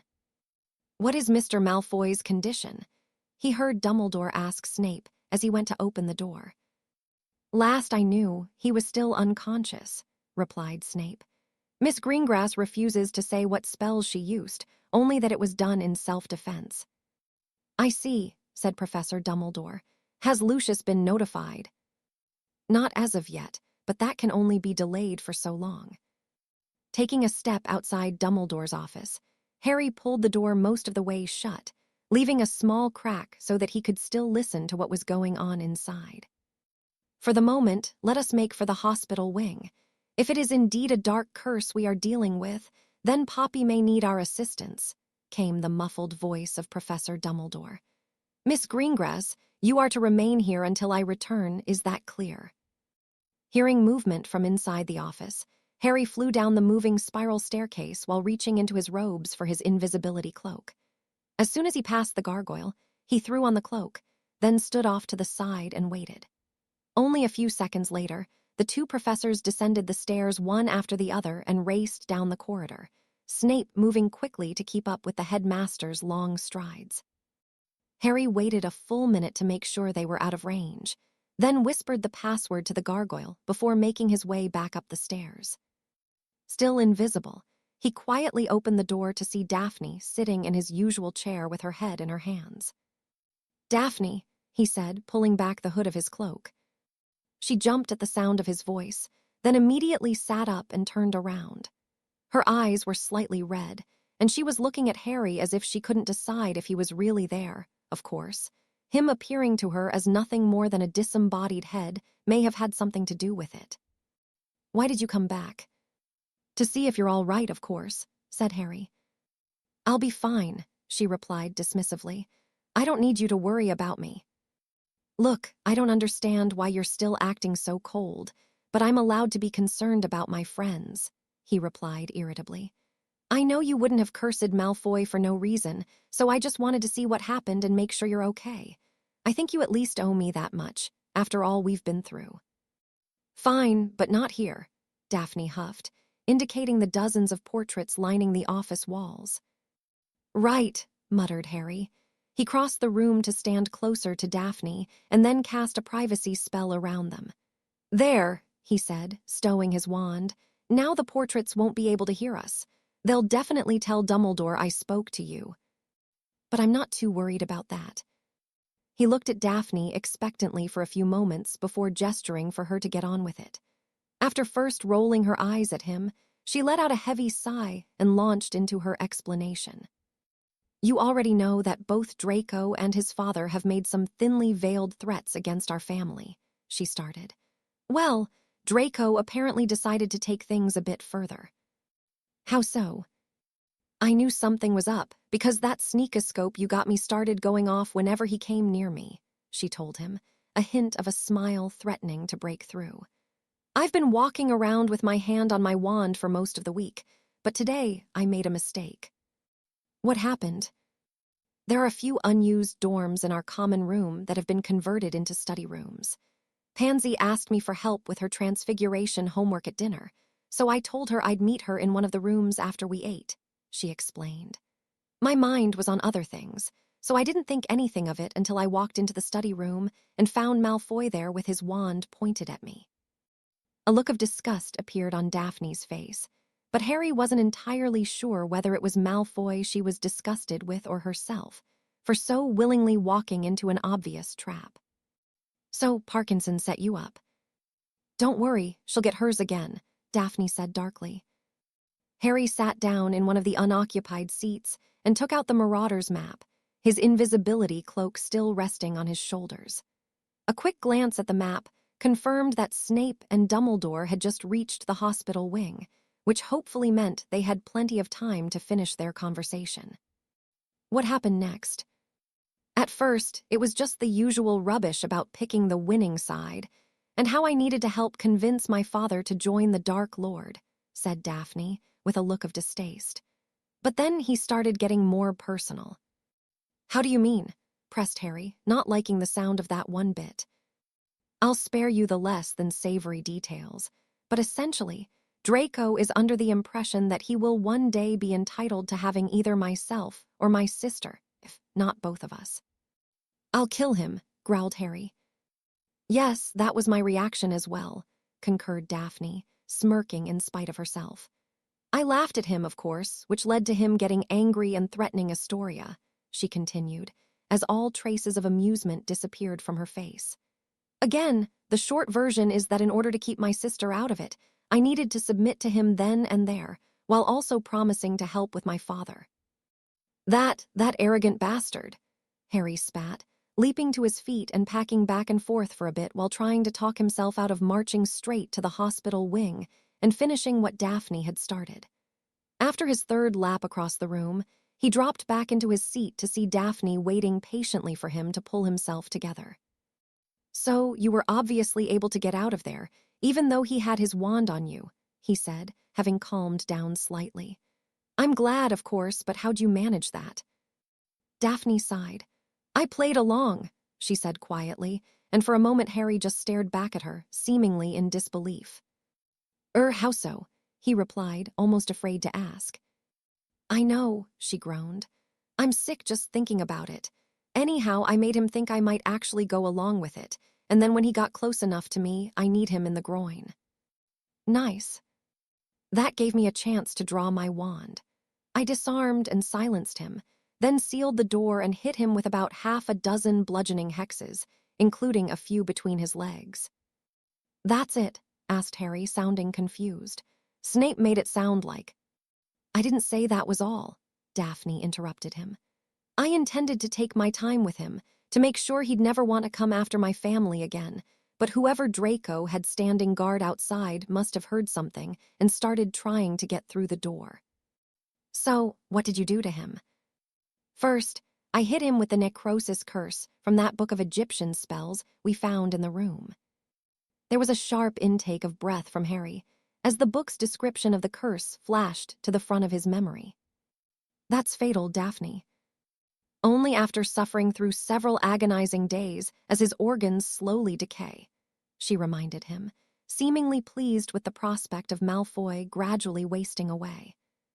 Daphne, I fully expect either Madame Pomfrey or Professor Snape to figure out how to heal Draco, she continued, dismissing Harry's concerns. If not, then I suppose I can give them the counter-curse.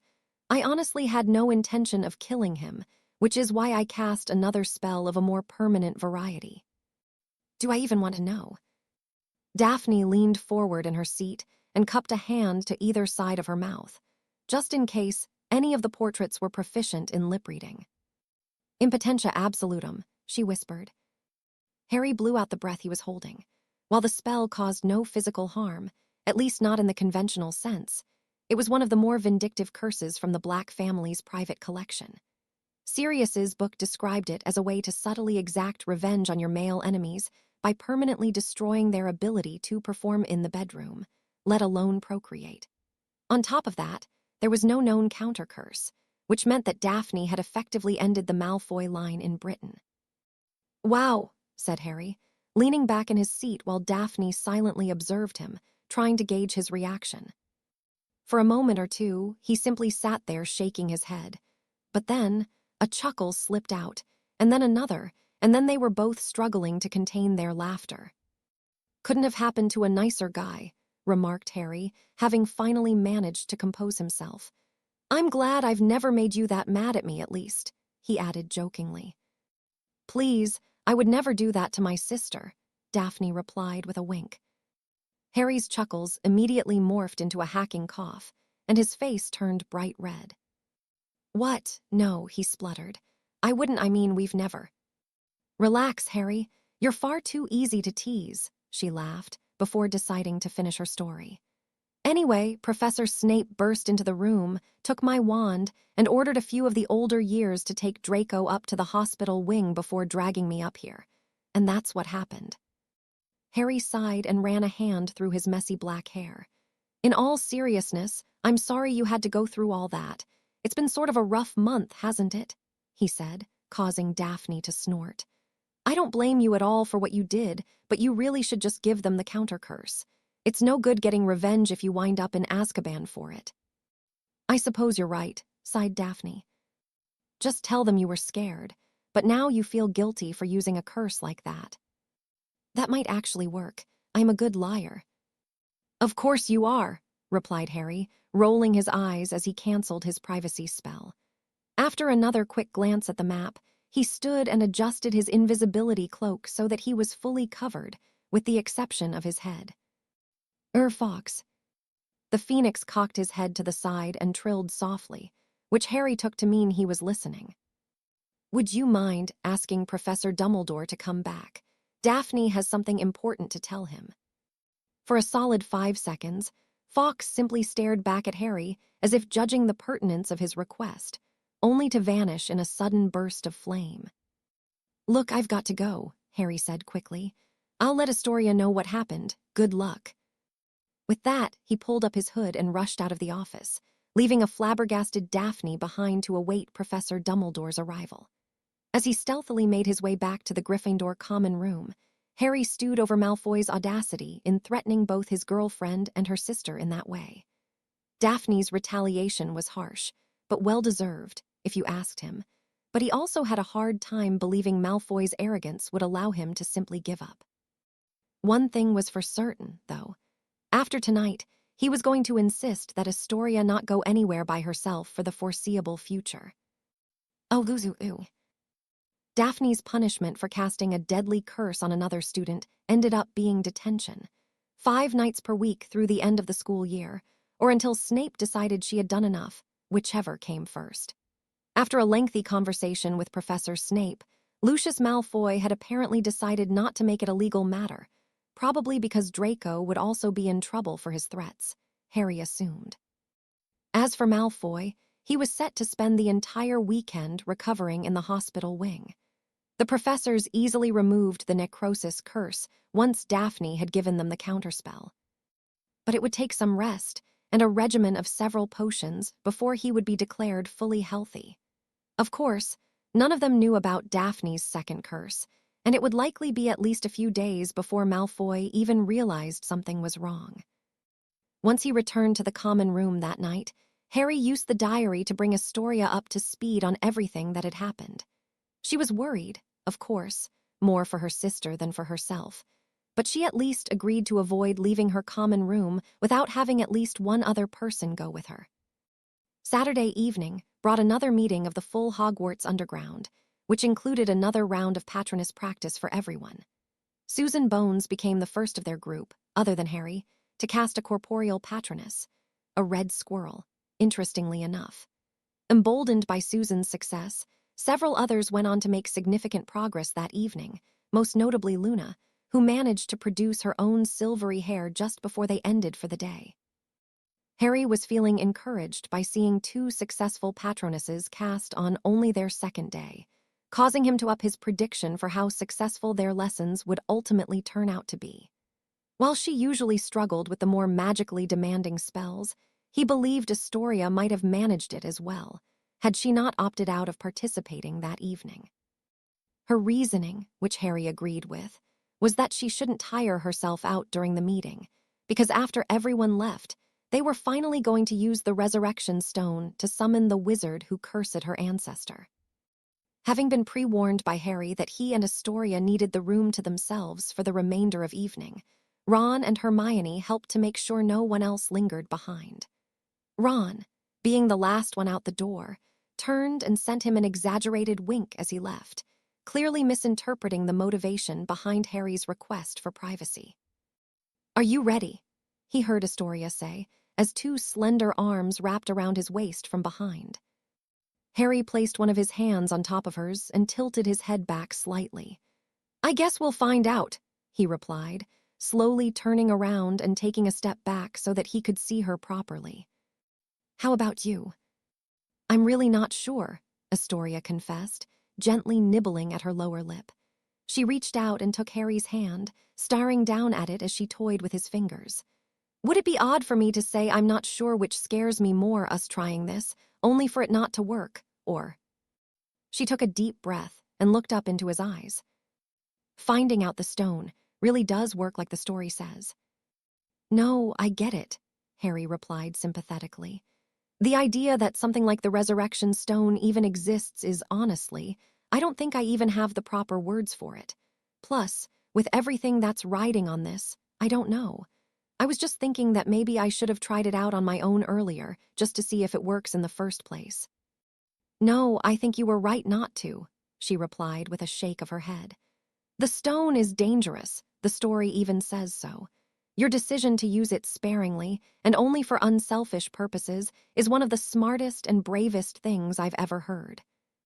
Harry frowned slightly. "I don't know about all that. Think about it. How many others would have started immediately abusing the stone, possibly to their own demise?" Astoria asked him, running her fingers over the magically concealed ring on his right hand.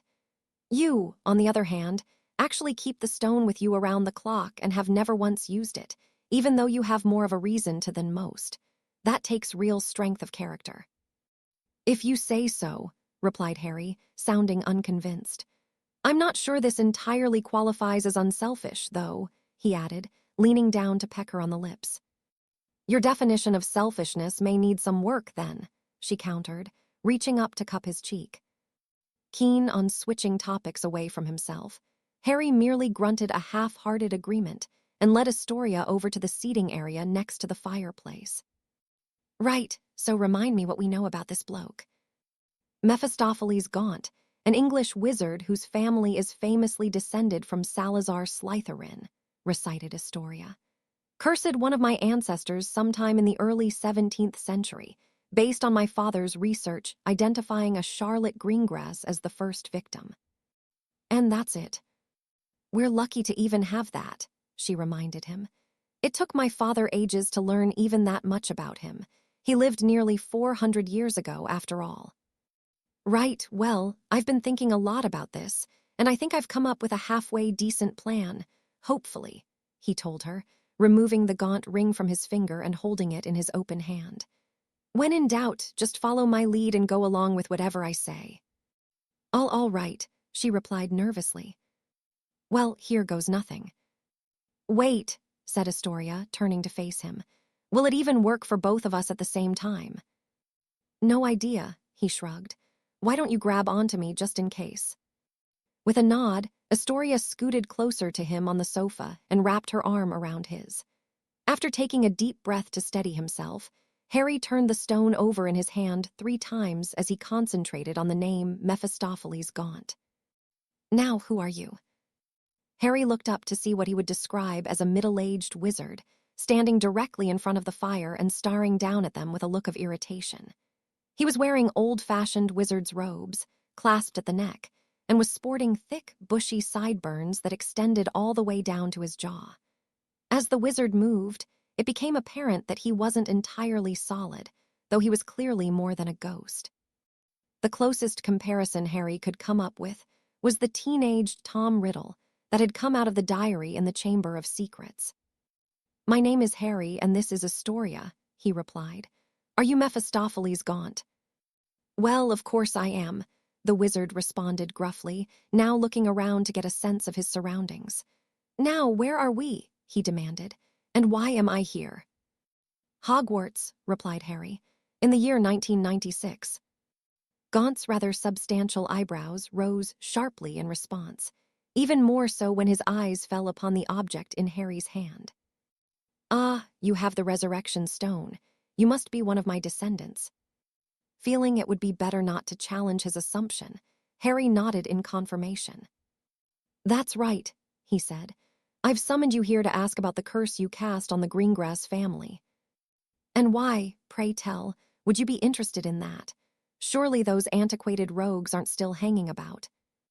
Please, we're curious about how it all started, said Astoria, unable to help herself. Gaunt hummed in response, eyeing them suspiciously, but then he apparently decided to humor them.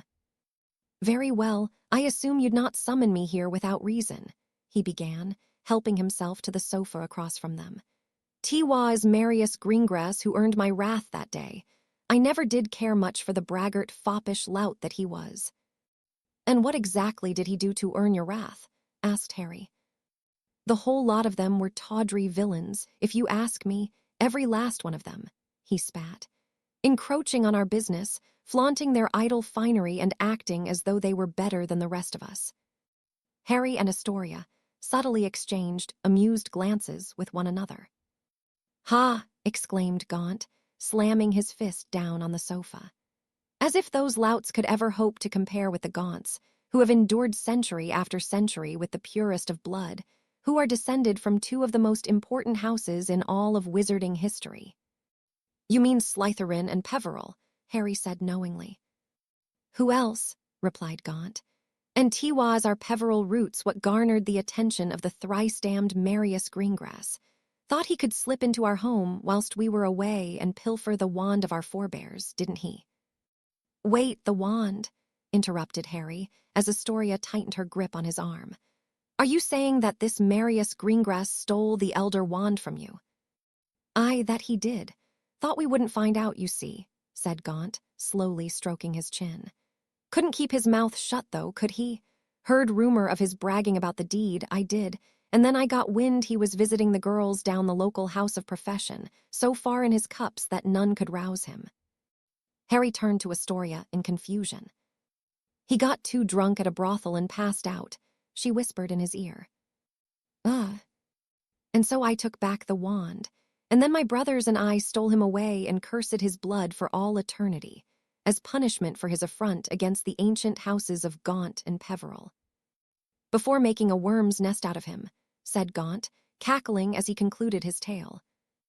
Thank you for sharing that with us, said Harry, and with a nod from Astoria, he cleared his throat and prepared to ask the most important question of all. And is it possible to cancel the blood curse? Mephistopheles Gaunt fixed Harry with a hard look, now looking even more suspicious than before. Why in the name of Merlin would you ever want to do that? He asked dangerously. Well, it's been nearly 4 centuries, said Harry. Isn't that long enough? I mean, generations of innocent girls and women have already been punished for the crimes of one man. I should have known, he growled, adding in parcel tongue, "You are no descendant of mine." Harry breathed in deeply and steeled himself for what he knew was going to be a tricky discussion. He had already assumed that Gaunt would be unlikely to help them willingly, but he felt it was at least worth a shot. That may have been a mistake, however, as the mere suggestion had only appeared to make their spectral visitor more combative. Fortunately, having predicted it might come to this, Harry had spent the past week practicing using parcel tongue conversationally, without needing to see or imagine a snake to do so. "That is where you are wrong," he hissed back, causing Gaunt's overly bushy eyebrows to once again raise in surprise. "So it would seem," Gaunt replied slowly. "Why then are you so interested in removing the curse? Does it have something to do with the girl?" he asked, nodding towards Astoria. "Yes," said Harry, as Astoria nervously squeezed his arm. "She is afflicted with the curse, and I wish to cure her." Gaunt actually laughed. "Then I suggest you instead choose a worthier woman," he replied with venom. "I would not see our noble line sullied with the dishonorable blood of the Greengrasses." "Much has changed since your time," countered Harry. "The House of Gaunt has fallen, due to the arrogance and greed of those who came before me, while the Greengrasses have become one of the most prominent families in the country. I am the last of our line," he lied, "and I will have no other woman but the one beside me. If you choose not to help us, then our line will either end with me, or the curse will be forever tied to the Gaunt bloodline." Gaunt's nostrils flared indignantly, but he had no immediate response, which Harry took as a good sign that his argument had hit the mark. Astoria, having not understood a word of their conversation, remained incredibly tense at his side, to the point where her grip on his arm was beginning to get uncomfortable. "Fallen, you say," Gaunt said after a moment. "Not even Slytherin's locket remains. Sold for a pittance out of sheer desperation," he informed him, which Harry could tell immediately incensed the old wizard. Sensing that Gaunt might be wavering slightly, he leaned forward in his seat and went in for the kill. "I intend to restore the House of Gaunt to the prominence it deserves," he continued, which was true in a sense, as he intended to eradicate the accursed line with the final destruction of Lord Voldemort. "I will use the Greengrass's wealth and make it our own. The current head of the family has produced only daughters, so even without the curse, the Greengrass name will soon meet its end." Harry felt a bit sick saying such things, but he could tell that he had struck a chord with the Gaunt. "I am the most powerful wizard of my generation," he added, choosing to take it one step further. "On top of that, not only do I hold the resurrection stone, but I also own Ignatus's cloak of invisibility. What else might I accomplish, given the proper time?" Gaunt stared back at him for a solid minute, with Harry refusing to break eye contact. "Very well, descendant," he said finally. "I sincerely hope you speak true, because you will need the wand of Antioch Peveril if you wish to lift the curse, for it was cast with the Elder Wand, using the noble language of the serpents." "Assuming I find the wand, how do I remove the curse?" asked Harry, trying to hold back his excitement. "You must bring one of the afflicted," Gaunt once again nodded towards Astoria, "to a site of magical convergence. That should not be too difficult, as Hogwarts is one such site, or at least it was in my day. There, under the light of the full moon, you must take up the Elder Wand and cast the counterspell." "Which is?" "Flesh and bone, root and seed. From mine anathema thou art freed." Harry inhaled deeply and released a long, slow breath, committing the unusual spell to memory. For half a moment, he actually considered asking Gaunt how he managed to make a functioning spell rhyme in Parseltongue, but he wisely thought better of it. "And this will completely lift the curse for all time, not just for Astoria." "Correct." "Thank you," Harry said calmly, though his insides were bouncing all over the place. "Just make sure you uphold your end of the bargain, descendant," replied Gaunt. "That is, assuming you can even locate the wand in the first place. Do you have any suggestions as to where I might find it?" "Last I knew, I had it," Gaunt replied irritably. "Whoever killed me must have taken it, though that was apparently quite long ago." "Right, sorry." Gaunt apparently had one final message for Astoria. "You there," he began, switching back to English. Mark my words, if my descendant succeeds in his quest, then I expect you to bear him as many children as he desires." Of course," she replied haltingly. She was clearly confused but went along with it anyway, just as Harry had requested. "Right, thanks again," Harry cut in, dismissing Gaunt and slipping the ring back on his finger. What did he say?" Astoria asked hesitantly. Instead of replying right away, Harry wrapped her in a hug and held her tightly against his chest. The necessity to focus on his conversation with Gaunt now over, he finally allowed his emotions to come to the surface, kissing Astoria on the top of her head and fighting off tears. "I know how to save you," he said, his voice thick with emotion. "I have to find the Elder Wand first, but I'll do it. I swear I will if it's the last thing I do." "Really?" she asked, pulling away from him slightly as if to see the truth in his eyes. "He really told you. He actually told you how to lift the curse." "He did, and not just for you, but for all future generations of your family," Harry told her. "The counterspell is in Parseltongue, and there are a couple other minor details, but I can cure you as soon as I have the wand." Astoria choked out a laugh and wiped the dampness from her eyes. "Well, we've come this far. What's one more impossible task?" she said with a watery smile. "Exactly," agreed Harry, not even remotely kidding. "Listen, Astoria, Dumbledore is already convinced that it's my destiny to unite the Deathly Hallows," he continued, his tone making it clear that he was deadly serious. "I'm not sure how yet, but I swear to you that I will do it. It may take me months or even years, but I promise I will never stop searching, not until you're finally free from this." After listening to Harry's bold, yet earnest proclamation, the dam finally burst, and tears started pouring from the corners of Astoria's eyes. She threw her arms around him and began sobbing into his shoulder, while Harry held her snugly against him, no longer bothering to hold back his own tears. They stayed like that for what felt like ages, until Astoria's breathing finally evened out and her body stopped trembling. "Thank you," she whispered against him. "You don't need to thank me," he replied quietly. "You'll never need to thank me." "Okay, but thank you anyway," Astoria returned, prompting both of them to chuckle softly. With the tension of the day finally slipping away, Harry gently rubbed Astoria's back as they held onto one another, basking in the shared comfort of the moment. After a while, Astoria sighed contentedly and shifted slightly in his arms so that her mouth was positioned closer to his ear. "I love you, Harry," she said softly. As soon as her words registered, Harry immediately froze, and for the first time that evening he had no idea what to say. "Not just for trying to cure me," she clarified, sensing Harry's hesitation. "I've actually known for a while now. I know things have been hard for you, so I don't need you to say it back. I just wanted you to know." Harry's mind was a whirlwind as he attempted to process the myriad emotions Astoria's declaration had set off. Deep down, he knew at least part of his confusion was due to the way his early life had quite effectively reinforced the notion that he was unworthy of love, which was especially ironic, seeing as how the love of his own mother was the only reason he survived that fateful Halloween night in the first place. Things had changed since then, he realized. Over time, he'd grown to understand that there really were people in his life who honestly cared for him. Sirius, Hermione, Ron, most of the Weasleys, in fact. And as scenes from the past 6 months flashed across his memory, it dawned on him that the one person who had done the most to help him not only understand, but actually believe he deserved love was the girl in his arms, and that was the moment when it all finally clicked. Acting almost on instinct, he slid one hand up to cup Astoria's cheek and kissed her with every ounce of passion he could muster, hoping to convey through his actions all the things he'd yet been unable to say.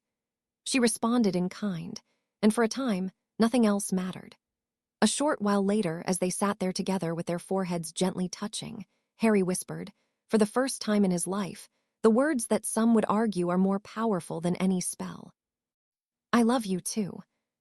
Astoria let out a quiet gasp. "Really?" she replied, almost timidly, before leaning back so that she could see his face. "I told you I didn't need you to say it back, but if you really mean it." "I really mean it," insisted Harry. "I really, really mean it. I can't claim to be an expert, but I do know that I've never felt this way before about anyone, he told her, reaching up to brush her cheek with his thumb. There's no way it could be anything else. For as long as he lived, Harry would never forget the way Astoria's face lit up at hearing his words. She quickly threw her arms around his neck and squeezed him to the point where Harry needed to shift her around a bit to avoid being choked. I love you so much, she said again, her smile coming through in her words. And I promise I'll never make you regret loving me. As if that could ever happen, replied Harry, giving her another squeeze for good measure. They remained there on the sofa for some time, wrapped in each other's arms and sharing their feelings for one another without the need for words. Once they finally separated, Astoria sat back to ask Harry a question. So, how did you wind up convincing Gaunt? I couldn't understand what either of you were saying, obviously, but he didn't seem very cooperative at first. Well, I might have told him I was actually the last Gaunt, replied Harry. That was smart, said Astoria. He must have believed you straight away, since you can speak Parseltongue. He did, Harry confirmed, hesitating for a moment. I may have also implied that if he didn't help us break the curse, then it would end up being passed to the Gaunt bloodline. Oh, well that's... Astoria's eyes suddenly widened at the implication. Oh, so that's why he said. Yeah, replied Harry, sheepishly rubbing the back of his head. I figured that was our best chance to convince him. Sorry about that, it did work, though. That's all right, I don't mind, said a suddenly pink-faced Astoria. Right, well, that's good, I suppose, he returned awkwardly. The next few moments passed in silence until Harry stood up and offered Astoria his hand. It's getting late. We should probably get you back to your common room. Yes, I suppose you're right, she sighed, taking Harry's hand and allowing him to help her to her feet. She quickly stood on her tiptoes and gave him a quick peck on the cheek. Let's go, then, Astoria said, entwining her fingers with his as they made for the door. Chapter 32, Valentine's Day. Sunday morning dawned with Harry feeling lighter than he had in months. Having stayed out late with Astoria the night before, he allowed himself the luxury of sleeping in for the first time since he'd returned to Hogwarts, which unfortunately meant that he had also missed breakfast. After dressing for his day, he trudged down the stairs to the common room, intending to simply pass through on his way to the kitchens, where he hoped the house elves might whip him up something to eat. He returned a few greetings from his housemates as he descended, and was about to dart out the portrait hole when he did a sharp double take. Sitting together on one of the love seats in their usual corner were Ron and Hermione. That in itself wasn't all that unusual, but the way they were sitting was a different story altogether. Hermione's head was resting on Ron's shoulder, and they were holding hands, her left in his right, with their fingers laced together in a very unplatonic way. Once he recovered from his shock, Harry shifted course and made a beeline for his two best friends. Having been clearly off in their own world, neither had even noticed him heading their way until he had almost reached them, at which point Hermione quickly lifted her head off of Ron's shoulder and straightened up her posture. Good morning, Harry greeted them with a cheeky grin. Good morning, Harry. Hey, mate. Hermione's expression resembled that of someone who had just been called on in class, but didn't know the answer, which was an odd look for her, while Ron was wearing a sheepish grin and trying not to seem too pleased with himself. So when did this happen? Asked Harry, gesturing towards his friend's still entwined hands. Last night, replied Hermione, her cheeks pinking slightly. That's all right, then, Harry replied casually. I missed breakfast, so I was going to run down to the kitchens. Either of you want anything? Ron and Hermione exchanged glances and looked back at Harry. So you really are okay with this? Asked Hermione. Didn't I tell you that already? He replied, which seemed to surprise Ron. He really was being honest when he told Hermione that it wouldn't bother him if she and Ron got together. While there may have been some trepidation around the prospect of things ending badly between the pair and how that might affect all three of them, Harry didn't think that was reason enough not to give it a shot. Who knows? Perhaps it was his own happy relationship coloring his perspective, but he had a feeling that everything would be just fine. Besides, it's not like it's completely unexpected, continued Harry. Just don't ask me to take sides whenever you two are fighting." "What makes you think we'll be fighting?" Ron asked indignantly, only to wind up grumbling out an agreement in response to Harry's amused, if not somewhat patronizing expression. "Right, well, I'll see you later," grinned Harry, turning to leave. "You'll be at Quidditch practice today, right?" "Definitely," Harry replied over his shoulder as he made his way towards the portrait hole. Angelina had enthusiastically accepted his offer to rejoin the team. Gryffindor needed 2 convincing wins and a little luck if they wanted to hold on to the Quidditch Cup for another year, which everyone knew wasn't very likely without their star seeker. Harry's only concern was that his return would essentially force Ginny off the team, so he was relieved when the youngest Weasley seemed completely unbothered by the situation. In fact, she even confessed that she didn't care for playing Seeker anyway, and was hopping to join the team the following year as a chaser, which helped quash any guilt Harry might have felt for displacing her. Without Umbridge there to ruin everyone's day, life at Hogwarts slowly returned to normal. Interim High Inquisitor or not, without a class to teach, Percy's presence made little impact on their day-to-day lives. Even so, Harry felt he had to at least give him credit for taking his job seriously, if nothing else. Percy would frequently sit in on classes, taking notes and even asking the occasional question, but his demeanor remained professional throughout the process.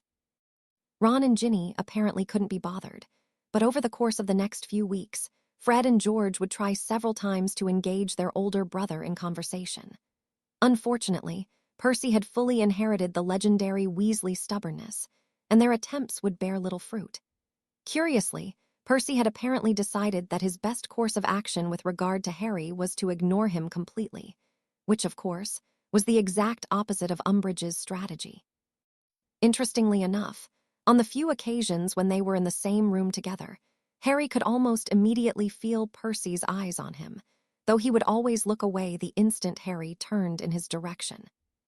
Something nearly everyone could agree on was that Professor Slughorn's potions classes were a marked improvement over Snape's. Not even the Slytherins complained, partially due to the quality of the lessons, but mainly because Slughorn was also one of them, having been the head of Slytherin House during his previous stint at Hogwarts. Without Snape there to intimidate and insult him the entire period, Neville's performance in particular had improved dramatically, but he wasn't the only one. It also turned out that Harry was a competent brewer after all, at least when presented with proper instruction and an appropriate learning environment. Harry only wished that his attempts to wheedle the memory out of Slughorn were going as smoothly as his brewing.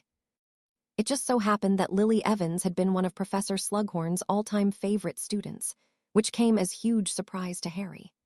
Naturally, he was quite eager to hear stories about his mother from when she was a student, but he also thought that connection might encourage the potion's master to drop his guard around him. That's why one day, after a particularly illuminating lesson on everlasting elixirs, Harry remained behind after class to test his theory. "Professor Slughorn," he had said, drawing the man's attention as the last of the students exited the classroom. "Harry M. Boy, what may I do for you?" Slughorn responded affably. "Well, first I just wanted to thank you for all the nice things you said about my mother today. I don't get to hear too many stories about her from people who actually knew her." Not at all," said the professor. "Lily always was one of my favorites. Smart as a whip she was, and an intuitive grasp of potion making that most others sorely lack. How about this?" he continued. "I was planning on hosting a small party in the coming days for few of Hogwarts' rising stars. I've already got McLagan coming from your house, Zabini from Slytherin, along with a few others. Why don't you come along as well, and I can share more stories about your dear mother?" "I'd like that, sir," replied Harry, though he could have done without the party. "While we're here, though, there's something else I wanted to ask you, if that's all right." "Ask away, my dear boy, ask away." "Well, sir," he sighed, deciding at the last moment to be open with Slughorn, rather than pretend to be coy like Voldemort had done. "I need to know what you can tell me about Horcruxes. It's really important." Slughorn froze in place, and all the blood seemed to drain from his face at once. Harry's words had immediately wiped the kindly expression off the professor's face and replaced it with a look of shock, perhaps even fear. What did you say? Slughorn replied hoarsely, beads of sweat beginning to appear on his brow. Horcruxes, sir, repeated Harry. I need to know what you told Riddle that day. Dumbledore put you up to this, whispered Slughorn, his hand trembling as he pulled a handkerchief from his breast pocket to mop his brow. He's shown you that memory. Well, hasn't he? Of course he has, Harry readily admitted, while Slughorn hurriedly shoved a few stacks of parchment into his dragon skin briefcase. Please, sir, you have to help us, he continued, now sounding bit desperate. It's the only way to defeat him. Well, I'm sorry to disappoint you, said Slughorn, grabbing his briefcase and making for the door. But if you've seen that memory, then you'll know that I don't know anything about Horcruxes. Please, sir, Harry called after him. I just need a number. Slughorn stumbled slightly at Harry's words and stopped walking, though he didn't turn around. I'm sorry, I honestly don't mean to upset you. I never asked to be involved in all this either, said Harry, attempting a last-ditch effort to avoid being shut out. Even if you aren't willing to share the real memory, can't you at least tell me if Riddle mentioned how many he intended to make? Slughorn hesitated for a moment, but then said, without turning around, I'm sorry, Harry, but I'm afraid I can't help you, before continuing out the door. After that, Harry decided to refrain from questioning Slughorn for a while and give the professor a chance to cool off. In turn, the potion's master resumed his usual affectionate treatment of Harry, though it soon became readily apparent that Slughorn had not forgotten their tense exchange. For one, the promised dinner party invitation never arrived. For another, the professor tended to hurry out of the classroom at the conclusion of all their lessons, seemingly to avoid giving Harry any further opportunities to question him. While his failure to secure the memory from Slughorn had been a disappointment, Harry's first real lesson of the term with Dumbledore was nearly as frustrating. The week following his and Astoria's momentous evening in the Room of Requirement, where they had learned the secret of the blood curse that had plagued the Greengrass family for centuries, Harry had received a note from Professor Dumbledore asking to meet him once more in the room where Harry had confronted Quirrell. To be fair, the lesson itself had been rather fantastic. First, they reviewed and expanded upon the elemental manipulation and advanced transfiguration techniques covered in their earlier lessons, but the rest of their time was spent dueling one another. Harry was still well and truly outclassed by the headmaster, as was to be expected, but he had finally come far enough to make Dumbledore actually put forth some effort, which was immensely satisfying. No, the frustrating portion of the evening came at the end, when Harry and Professor Dumbledore were sitting on the stone steps together, taking a moment to recover from their duel. I must say, Harry, you have made outstanding progress, said Dumbledore. While I do not duel often, it has been quite some time since I last faced an opponent as skilled as yourself. Thanks, sir. I can tell I'm getting better, but it's still not nearly enough to beat Voldemort. No, it is not, concurred the professor. However, as I hope you recall from our previous conversations, the prophecy does not require you to defeat Tom in one-on-one magical combat, and I highly recommend that you not attempt to do so. I know, sighed Harry, leaning back on the palms of his hands. Neither of them spoke for a time, until Harry finally voiced the thought that had been burning in his mind since Saturday night. I need to find the Elder Wand. Professor Dumbledore turned and looked speculatively at Harry. I understand your desire, of course, said Dumbledore, but even with the Elder Wand, attempting to duel Voldemort directly would be foolhardy at best. Don't worry, that's definitely not part of my plan, Harry assured him. I mean, having the wand probably wouldn't hurt, but that's actually not why I need it.